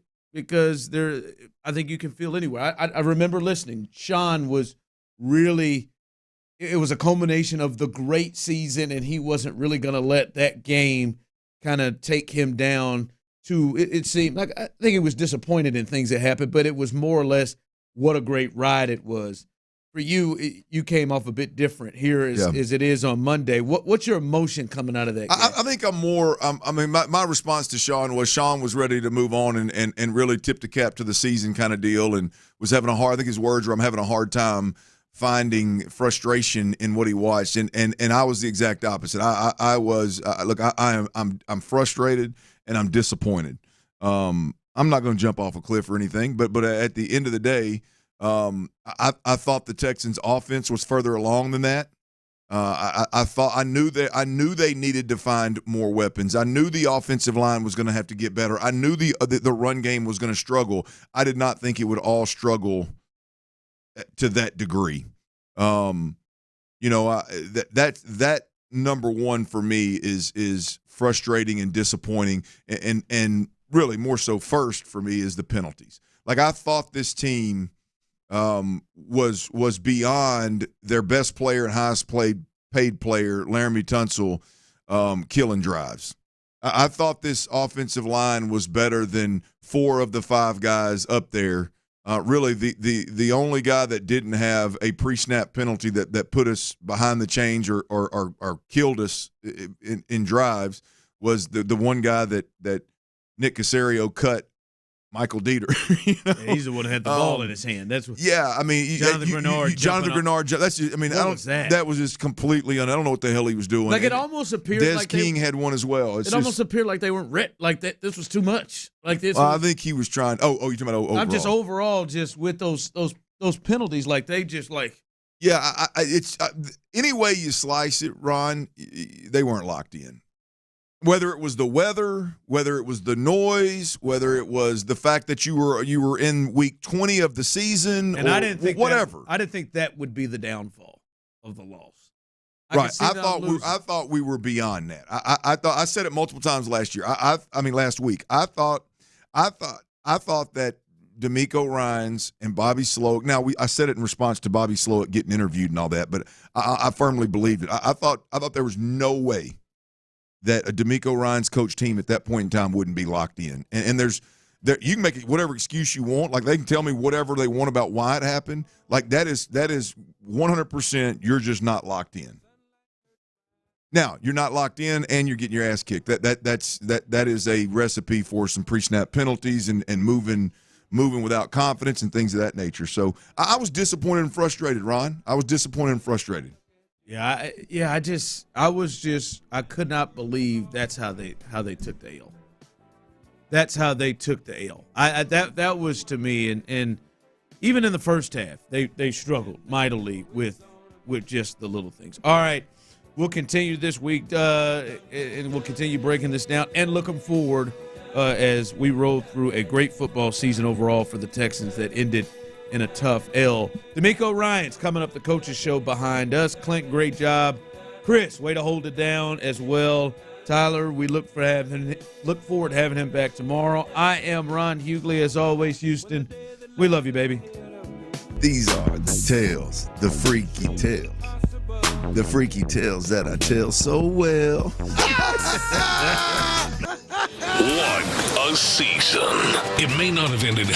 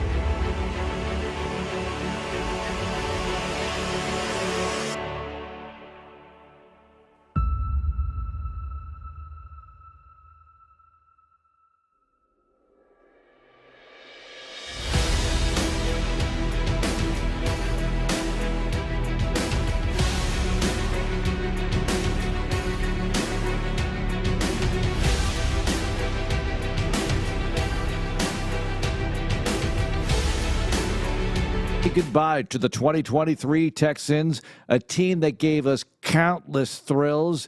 We can go over all of them, and we will go over many of them with the head coach, some of the players as well coming along the way here on the program. And it's been a strange day here at NRG Stadium, a sad day, because everyone had so much fun. This was such a terrific run for these Houston Texans in year one of the DeMeco Ryans regime.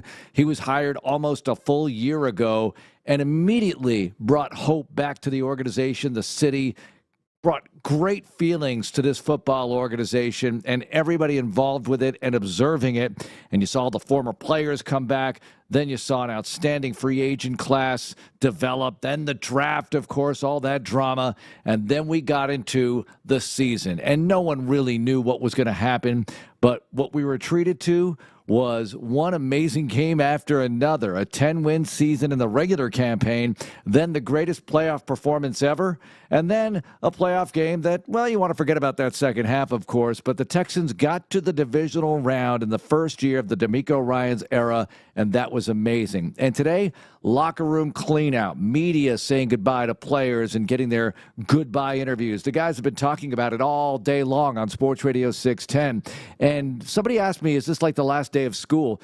It felt more like graduation because you have so many free agents who will not be a part of this thing. It just can't happen because you can't possibly retain everybody. It just doesn't work that way in this league. And as the coach says, every year is different. Every team is different. And, of course, you have an outstanding foundation led by quarterback C.J. Stroud. And he talked about that right after the loss to the Baltimore Ravens. Yeah, I think coming in, maybe guys didn't know what it looked like to win or the standard. And I think DeMeco set that at a high level of expectation. I did the same. I hope of just every day at practice, working my tail off, film, sending guys clips, like just little stuff that I can do to set a standard.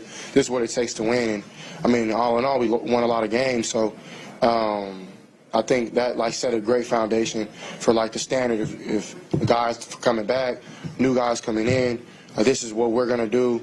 Either you join or it is what it is. You know, you got to be professional about that. So I think we set a great foundation. Wait till later on in the show. Brevin Jordan is going to join us, and he will talk about the moment he realized that C.J. Stroud was him, and it was early on. So you want to hear that, but let's hear from the head coach as C.J. Stroud, Tank Dell, the other rookies, young players who were in recent draft classes, Nico Collins, etc., who are part of this thing, are all going to benefit from his mentorship. We visited with DeMeco Ryans one final time. Coach, great to see you. I know it didn't end the way you wanted it to, but what a campaign. I know a lot of reflection right now, looking forward to the future. Your thoughts as you embark on 2024. Oh, wow. What an incredible season. I told our guys this morning, right, really appreciate all of our guys for the work that they put in. Right? I think what goes unnoticed in this season is how many guys have to push through, and they're playing through injuries, they're playing through pain, and they're doing everything possible to just go line up and play. So I just want to let guys know I don't take that lightly, and really appreciative for the guys and the sacrifice that they put their bodies through to allow us to have the season that we had. But man, many great accomplishments throughout the season. A lot of special moments. And I think just none other than just seeing the young group of guys, our rookies, our young players, being able to step in and immediately impact our team, right, and be the reason why we had a successful season. You talk about the impact of CJ, right off the back. Like you want to win games in this league, you have to have a quarterback, right, who can get the job done, who can lead an offense. And to get a young player, his first year, to accomplish all of the things he accomplished, all the records he was able to set, and to know he's just getting started. Right? It's just so encouraging for the future, and to see where we are when you know you have a young player who's been through those 2-minute drives, who's led our team to winning drives, right? It's encouraging to continue to build on the success that he's had, and, man, what a bright future we have with him. Coach, I think the word culture is used a lot, and I think sometimes it's not really appreciated or defined very well. You call it vibe, whatever it is. I know Mark and I have talked about this a lot. The fact that we wanted to be in the building every single day to see the guys, to see you, to be around this particular team. How important was it for you to kind of establish the culture, your culture, the way you wanted to see it? And do you feel like you were able to do it to the extent you wanted to this year? Right. I do feel that, man. That culture, it drives not only the team, but it drives the entire building, right? Our entire organization. But to see, whether it's the business side or see everybody you walk past in the hall, just to see the smiles on everyone's faces, the excitement, right, to be prepping for a playoff game, then feel that buzz and the energy. It's one thing, for me is to get that culture, right, it's about the people that you bring in, right? And so starting with the free agents that we brought in and then our rookie class, it's like we brought in the right people who had the right mindset, positive energy, right? They had a ton of success by growing closer together throughout the entire year. I felt like that culture, it kind of permeated when our team continued to get closer and closer and closer. And I felt like, man, we got connected right at the right moment towards the end of the season. We needed to make a run, and we needed a lot of special plays by a lot of special people. Man, it showed up most. So that culture is it's definitely happened quickly, right? And to get that in the first year and to continue to build off of that, I think it's very encouraging for us. You mentioned in your press conference one of the great memories is the Tampa Bay game because of the way the guys really banded together in that game. And Dare Ogunbowale kicking a field goal. I mean, that kind of was a great example of teamwork right there. Everybody doing even more than their job, maybe. Right. Yeah, it helps, man. When my first team, man, I said, this is going to be a team-first organization. It's going to be about the team. Our first message to our guys, or the number one rule is to protect the team. So it's all about that team atmosphere. Then you come to the Tampa Bay game, right? Then we got our running back kicking field goals. We got, the plays that our rookie quarterback is making on this 2-minute drive, right, to put us in position to another rookie, Tank Dale, who's showing up, making unbelievable catches. It was a loose game, fun game. They say, man, we lost our kicker. Like, what? What are we gonna do? And Dare is warming up, and Frankie is going. It's like, hey, coach, I know his range. He's here, right? It's like I'm listening to the running back's range as a kicker. It's like it's just a game, a moment I'll never forget. And then for me having to make the call to, we were going for two. It's like, you know what? Let's kick it. And he makes it, and to see the reaction from our sideline, to see the reaction from our fans just going crazy. See Dare's reaction with the Steph Curry walk-off moment. It was just such a cool game, one I always remember. As you're going back through all of that, I'm like, it's a lot. That all happened in one game. Yep. I mean, it wasn't a game-winning field goal. It was pretty darn close, which kind of goes to the concept of the team. If you count it as a game-winning field goal, you had 3 guys kick game-winning field goals this year, which is pretty crazy. Is that the one that ultimately stands out more than any other? Does it stand out more than Indy? I mean, that win at Indy gets you in the playoffs. You beat Indy, which, by the way, we've got an 8-game road division winning streak going, which is kind of odd. But we've got that. You won all 3 division games on the road. But where does the Indy game sit, Coach? The second one, of course, not the first one. The second one sits, right next to the Tampa Bay game, right? I think when you talk about another message I always give our guys is, like, whatever we have to do, however we have to get it done, we have to win this game to have an opportunity to play in the playoffs. And every season, every time you start, that goal is to win your division, because you win a division, you're in the playoffs. Everyone wants to play postseason football. So to be able, right, for it to come down to that last drive of that game, and it was, wow, what a moment, right? And it's probably the highest I've jumped in a long time. It was pretty high, Coach. Such an awesome moment for our team. I was so happy for our guys, man, our first year together, for them to be able to get into the playoffs. Like, I know how special that is. I know it's one you always remember, because I tell those guys, man, I played for 10 years, and I only made it to the playoffs a few times, and you remember those times, and those are special. And so I want our guys to feel that, every single year I want them to feel that. So to get that done at that moment versus a divisional rival, like that was one that's up there as well. Yeah. When you clinch your spot in the playoffs, the excitement just from everyone, I was happy. It's like, man, we did it. We're in. And that was a special moment for us. 7 of the 10 regular season wins you got were nail-biters, all down to the wire. And as you know, those can go either way, right. But you got 7 of them to go your way.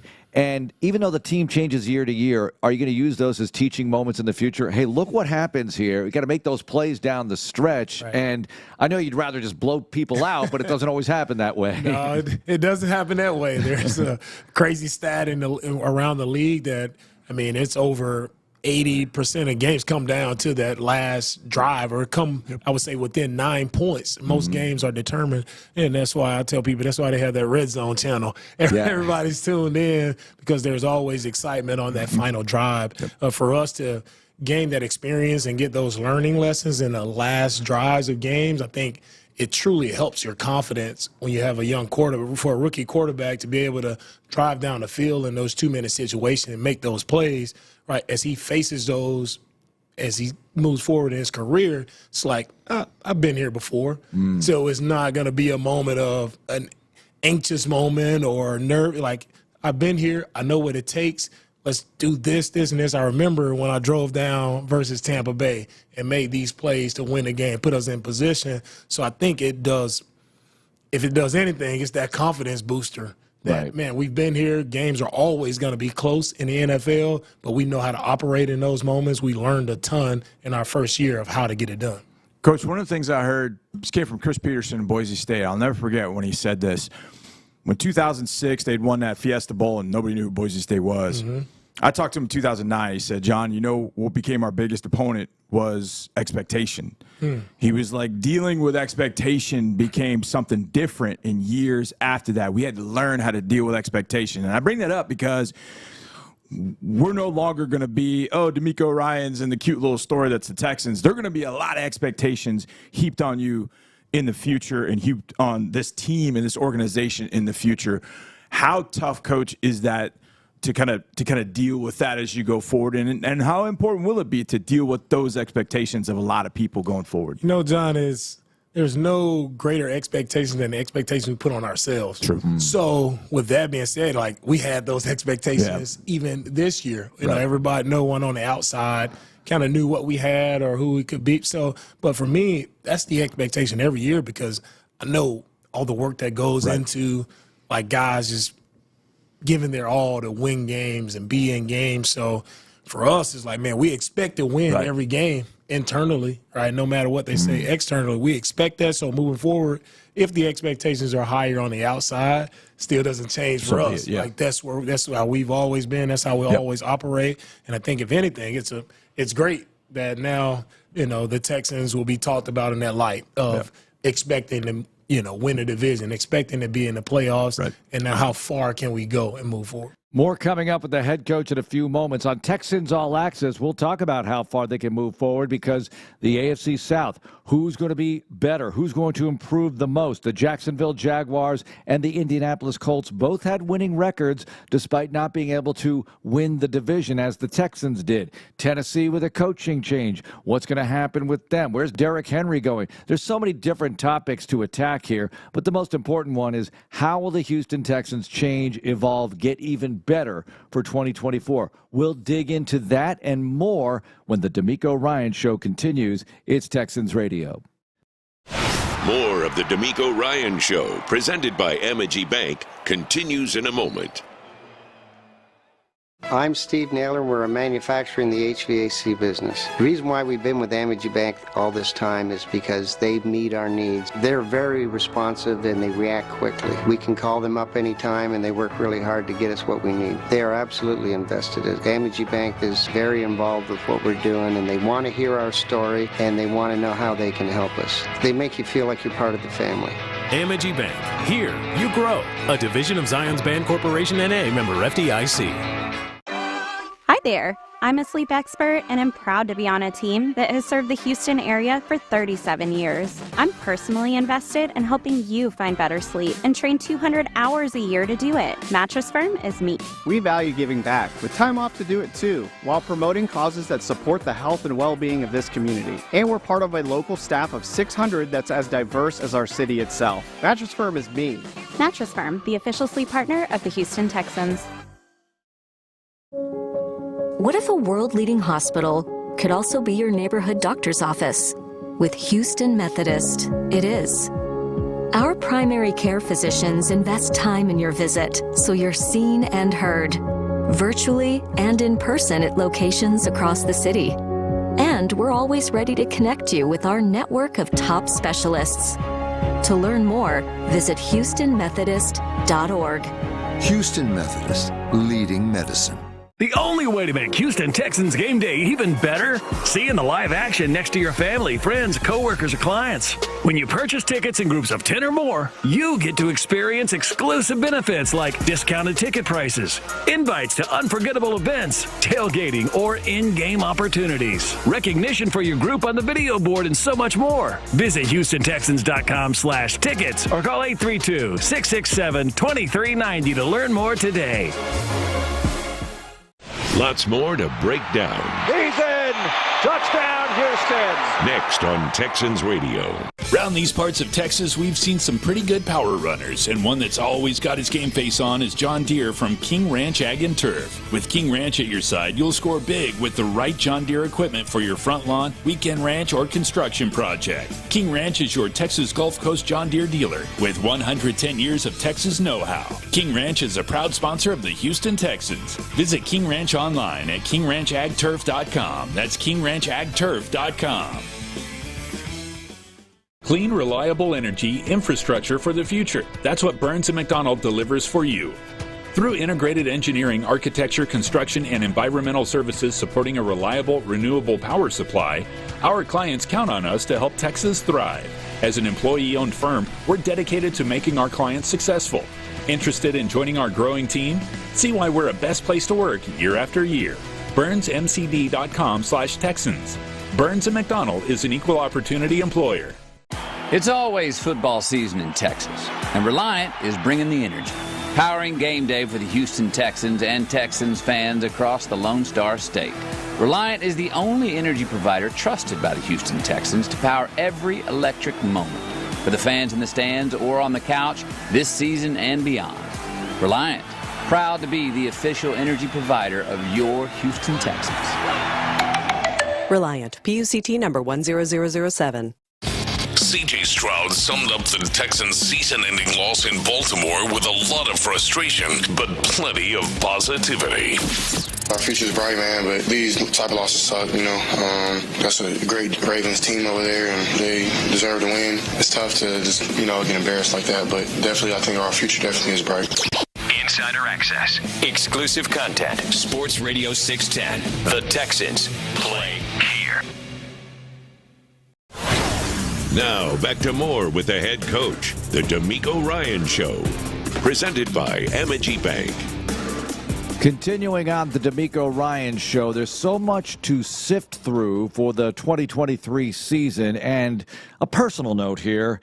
After that playoff win over Cleveland, best playoff performance the Texans have ever put together, I heard from people I haven't heard from in maybe a decade plus, and a bunch of people I've heard from recently as well, but my phone was blowing up. People saying that was the greatest Texans game they've ever seen. And we could debate that. We could talk about what the greatest Texans games are. And is it opening night? Is it the 2011 playoff debut, one that Coach Ryans played in? Is it the latest playoff victory, the one over Cleveland, where they were so dominant against the team that was actually favored in their building, in the Texans building? Which one was it? We can discuss all that later. I can tell you this season, the whole campaign, and here's an editorial comment coming down in 3, 2, 1. This is the greatest coaching performance we've seen this organization have ever. There's no question about it. They had 3 wins last year. Yeah, they fortified the roster. You didn't know how much. Somebody had to put it all together. This is coaching and the players working together, of course, but it's the best coaching performance we have ever seen as far as a season-long effort to make the team win, get better, be better, execute. I would say the second greatest is 2011. Gary Kubiak working with the offense, Wade Phillips as the defensive coordinator, everything that team was able to achieve, getting to the postseason for the first time and winning a postseason game. I would put that number 2 behind this one. I would be curious, and I would bet Gary Kubiak would agree with me, as great as that was, this turnaround from a 3-win team to this, with a rookie quarterback, a lot of rookies involved, a lot of second, third-year players involved in doing what they did, was just phenomenal. Didn't end the way you wanted it to end, of course, but you have to look at the body of work here and get ready for 2024. Speaking of which, let's jump right back into our conversation with the head coach. Couple of things about players venturing off into the offseason, Coach. Give me an example or maybe a hypothetical on the way you might address a player in a one-on-one who you know is coming back, but there they go into the offseason. Do you give them a list of things to improve upon or just things to handle? How do you handle that kind of thing? First thing going into the offseason, tell guys, make sure you get some rest. Right, that's the most important thing. Right, it's just decompress, get some rest. Long season, you need that time to rest, and then it's period of time, and call it mid-February, where, you need to be in the weight room. You need to be on it, when it comes to the strength and conditioning aspect of your game. That's where you gain, where I've seen guys gain the most to their game, or being able to add, to their game and taking care of their bodies, is when you get in that weight room in mid-February and you're working. So come OTAs, you're not getting ready in OT, like you're there, you're prepared, you're ready to go.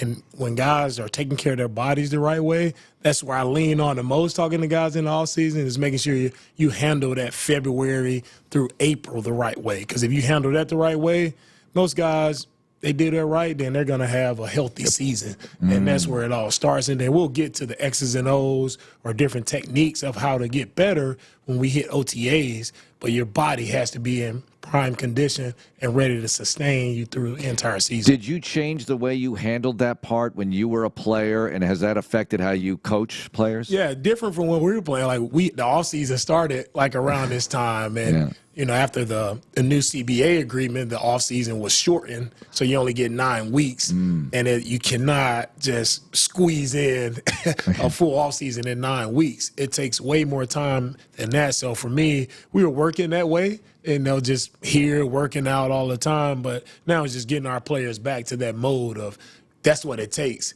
to have a healthy season. You got to be preparing in mid-February. Coach, I know you have a special relationship with a lot of players, but the head coach quarterback relationship, I'd imagine that's something pretty special, and you were able to establish that this year with CJ Stroud. A, how special was that with CJ? B, as great as he was, there's always obviously room for improvement. What do you think are the keys for CJ taking the step from year 1 to year 2? Yeah, it's a great relationship, right? CJ is a very genuine person, right? And it's easy to talk to him. I remember even back when we were figuring it out in OTAs, training camp, remember sometimes you definitely get heated at me because I'm putting the pressure on him because I know what's going to come, in the season. It's going to be a lot of pressure. So I like to put the quarterback in that pressure position in off season, right? And, just seeing him grow, seeing his command of the huddle, seeing his communication with the offense, his ability to get everybody in the spots when they're asking him a ton of questions after they break the huddle, seeing just his confidence and calm of getting everybody in the right spot, and just seeing him grow as a player throughout the year. It's been special. And I think he'll continue to take those steps. Right, we got to continue to help him, surround him with the right people to help him. Right, he wants to throw the football all day, every play. He's even asking me last game, let me go in. I want to throw. It's like, nah, man, this is kind of out of hand. But it just shows his mindset. He's always competing. And when you have a guy who has that competitive spirit, has that internal drive to continue to get better, it's easy to work with a guy like that. I would never ask you this in the offseason, but since we're recapping 2023 still a little bit here, Coach, and I know we're getting ready for next season already, a couple of sentences from the following games. First, Jacksonville down there, your first win. What stands out to you? A couple of things. Man, the first Jacksonville game, just the dominance and how we ran the football throughout that game and how we were in control. The Andrew Beck return for a the kickoff return for a touchdown. The heaviest player in the NFL to return for. Heaviest. I mean the Blake Cashman pick. I mean it was a lot of cool moments, but none cooler than just lining up in 4-minute mode, and they know you're running the ball. We know we're running the football, and to be able to just seal that game the way we ran the football, that's the thing that sticks out the most. I'm not going to do them all, but what about Pittsburgh here on J.J. Watt Day? Oh yeah, J.J. Watt Day in the Battle Red jerseys.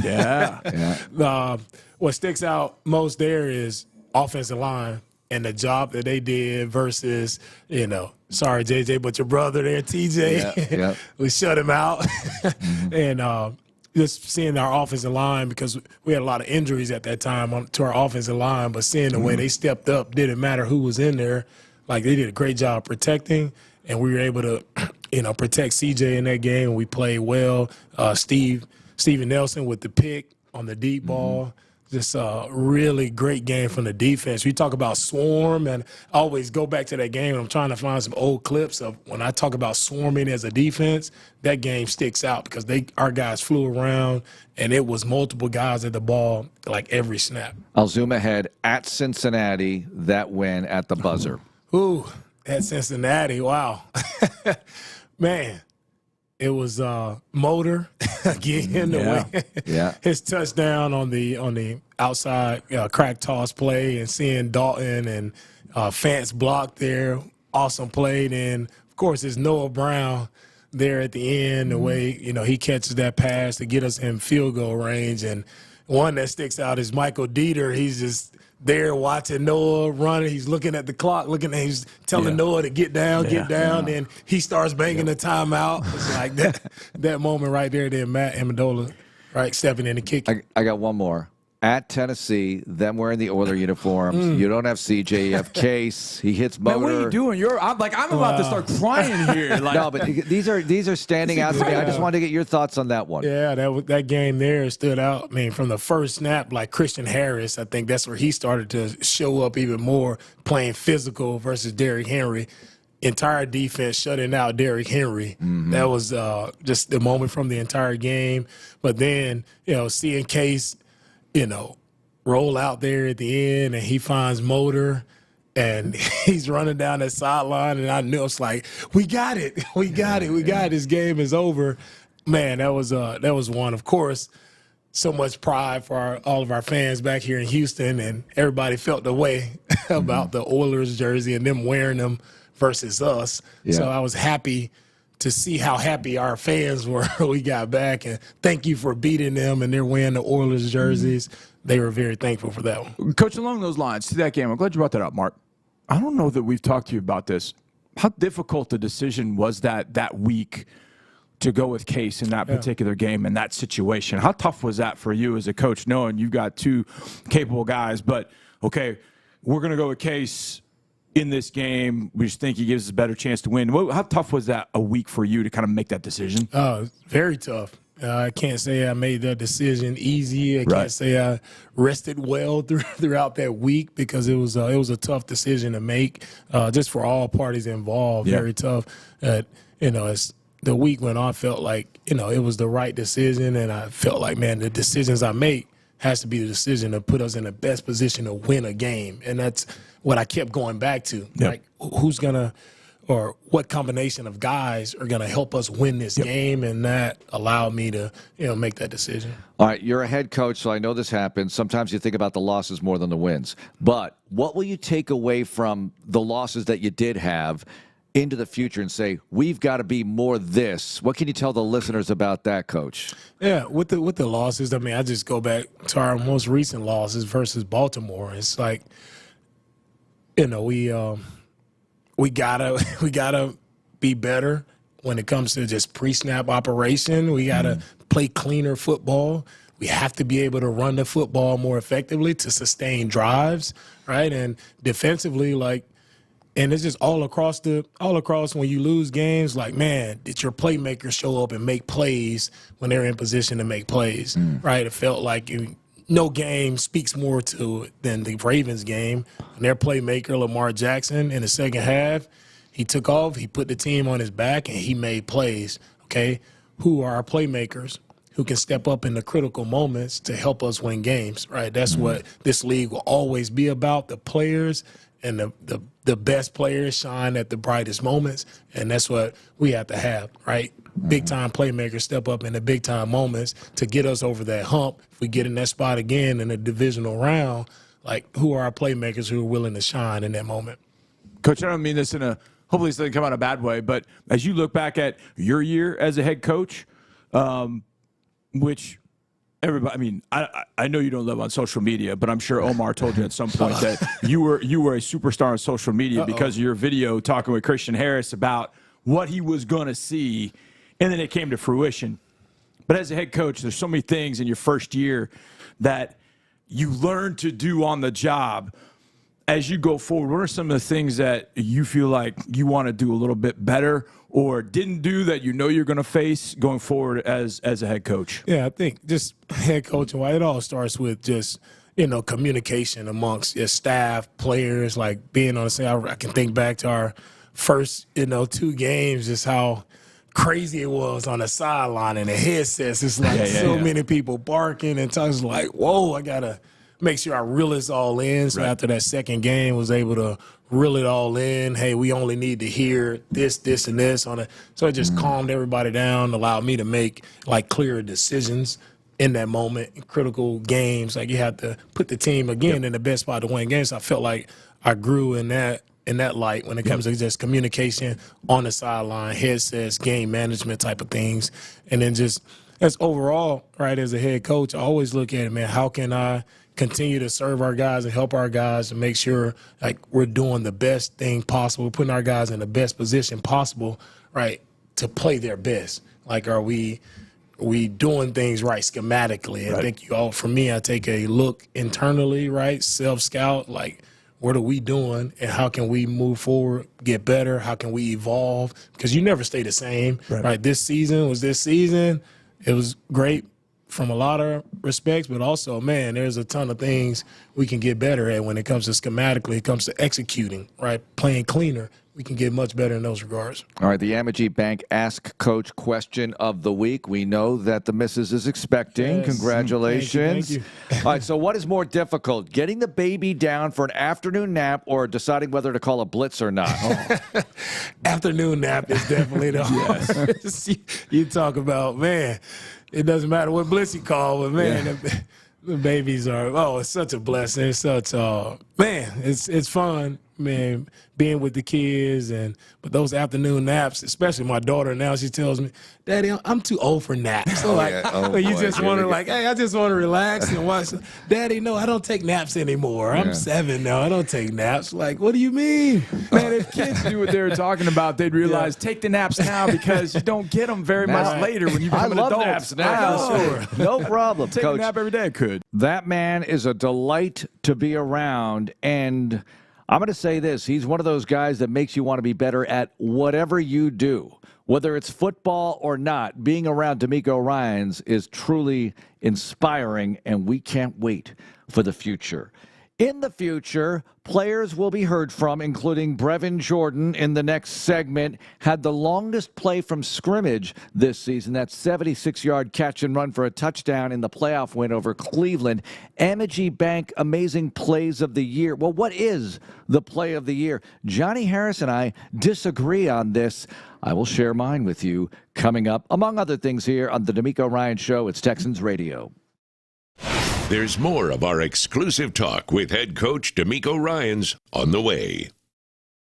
When you drive a Ford truck, there's strength in numbers. Ford F-Series, America's best-selling trucks for 46 straight years and the best in Texas.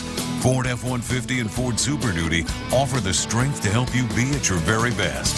Drive one today at your best in Texas Ford dealer. There's a great selection in stock. Based on 1977 to 2022 calendar year total sales. Ford is the best in Texas. The Texans and SLB are proud to present the Houston Texans Stats Challenge for our 8th consecutive year. This program is designed to help middle school children learn and sharpen their math skills using the game of football. With interactive worksheets and fun videos from Houston Texans representatives, the Stats Challenge presented by SLB makes math a blast for everyone. Last year, over 700 teachers and 85,000 students across Texas completed the challenge. Help your local middle school be the next to join them. Visit HoustonTexans.com. And we're back with the action. Coke Zero Sugar might be the best Coke ever. That's right, Jim. With an irresistible taste and zero sugar, Coke Zero Sugar is a must-try for any sports fan. So make sure you... Wait, Jim, I didn't mean try it right now. We're still on the air. Best Coke ever?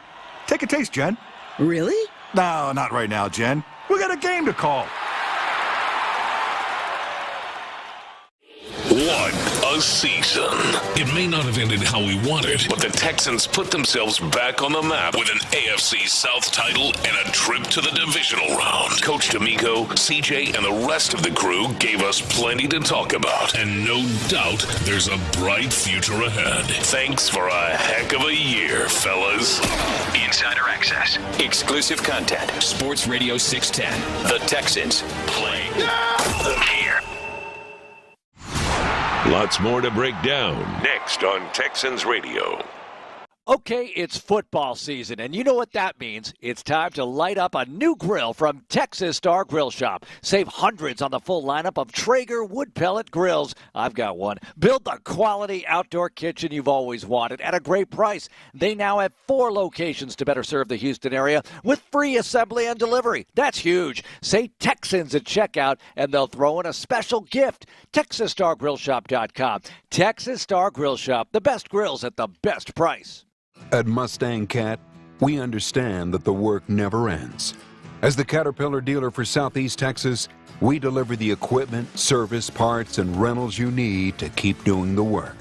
For a limited time, Mustang Cat is offering 0% financing with no money down on all compact equipment. Learn more at MustangCat.com or call us at 888-MyCat20. Mustang Cat, building Texas, powering the world. Is your phone plan messing with your savings plan? Don't get stuck paying for things you don't want. With Verizon, you only pay for what you need. And for a limited time, when you bring your own phones to a Verizon store, you'll get an amazing price on your plan. Plus, you'll save on things you actually love, like the Netflix and Max with Ads bundle. And it's on our award-winning 5G network. Bring your phones to your Verizon store today for an incredible deal.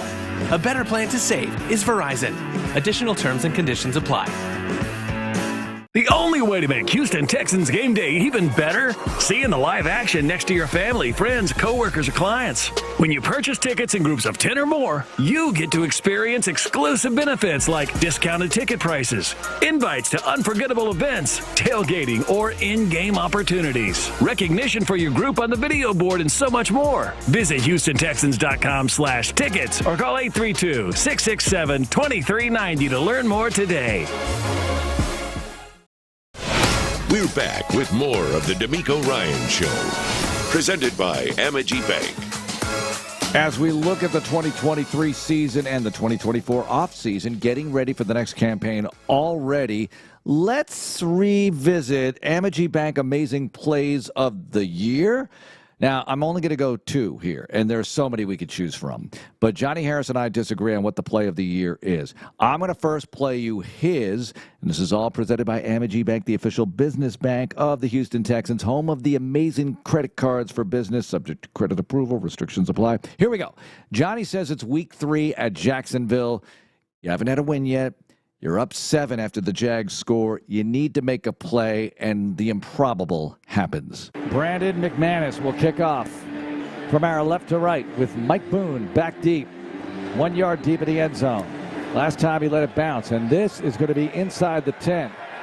And this is dropped, picked up by Beck.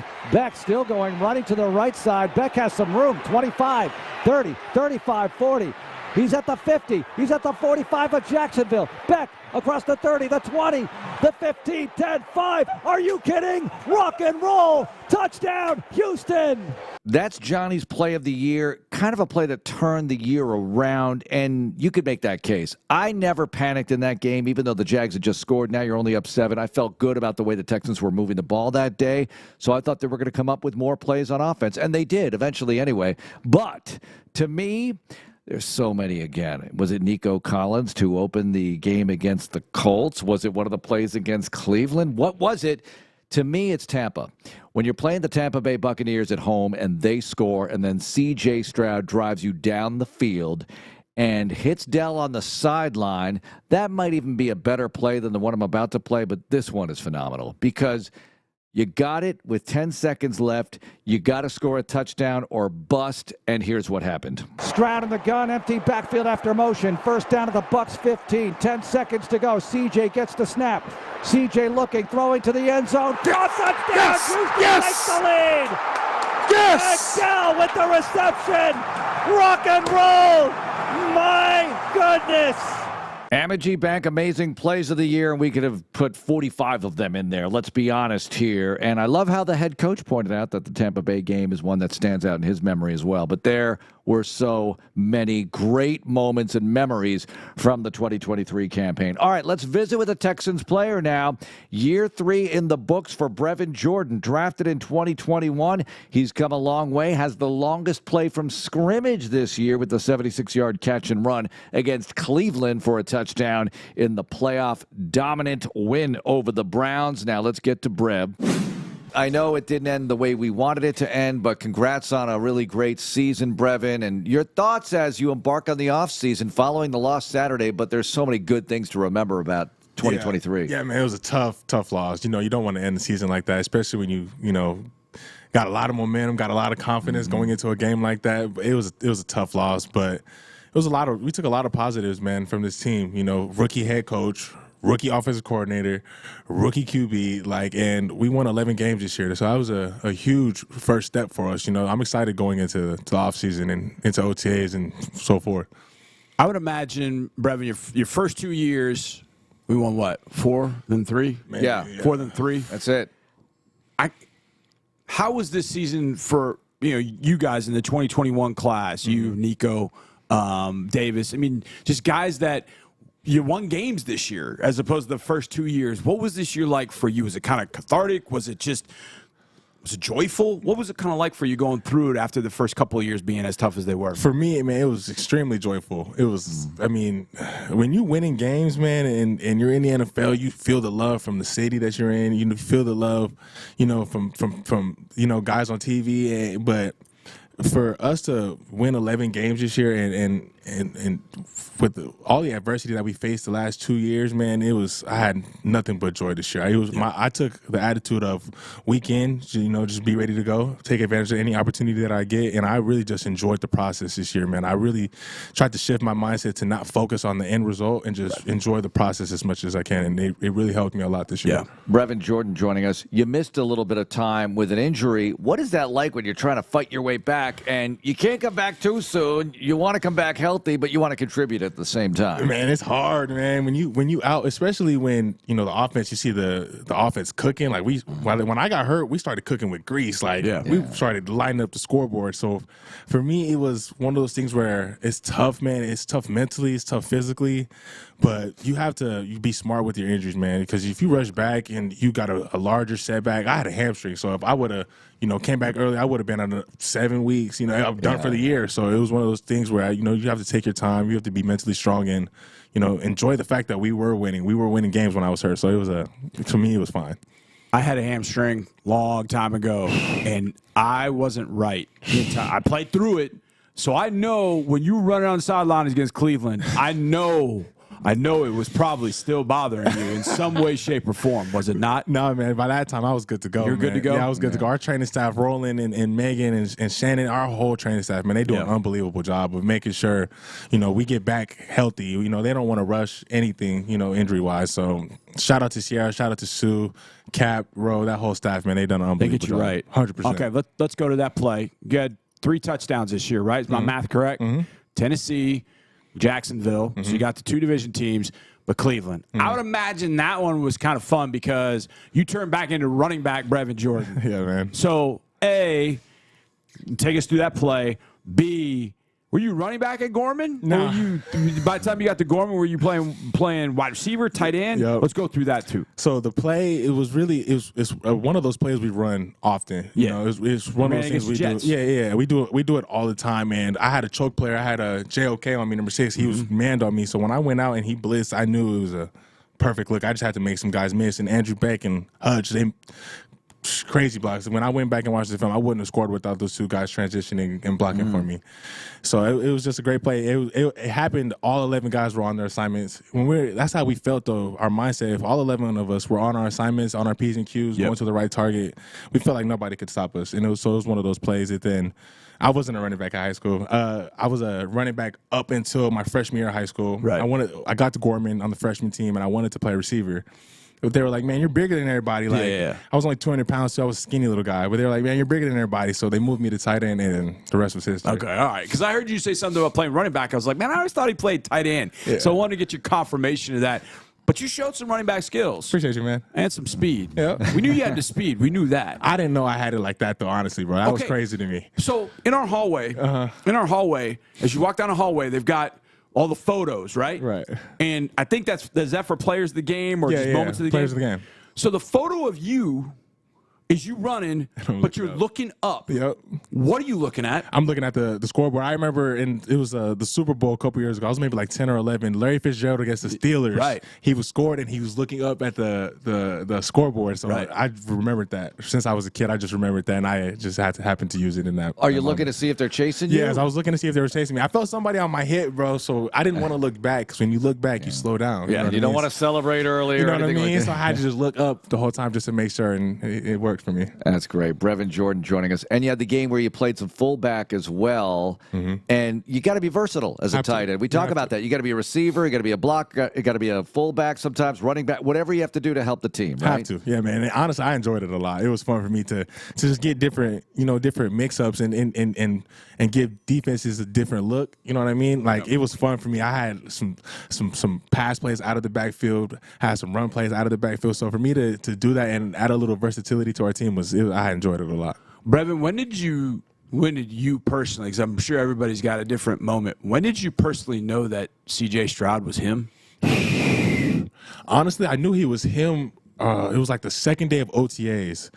Wow. Literally, yeah. So we run a play, and it was a 3-by-1 formation. The number 3 guy normally has like a drag China, and number 2 has a clear out. Like, he doesn't get the ball. He's not even really in the progression. And I remember during OTAs, I just had to clear out the safety so the drag China can come open.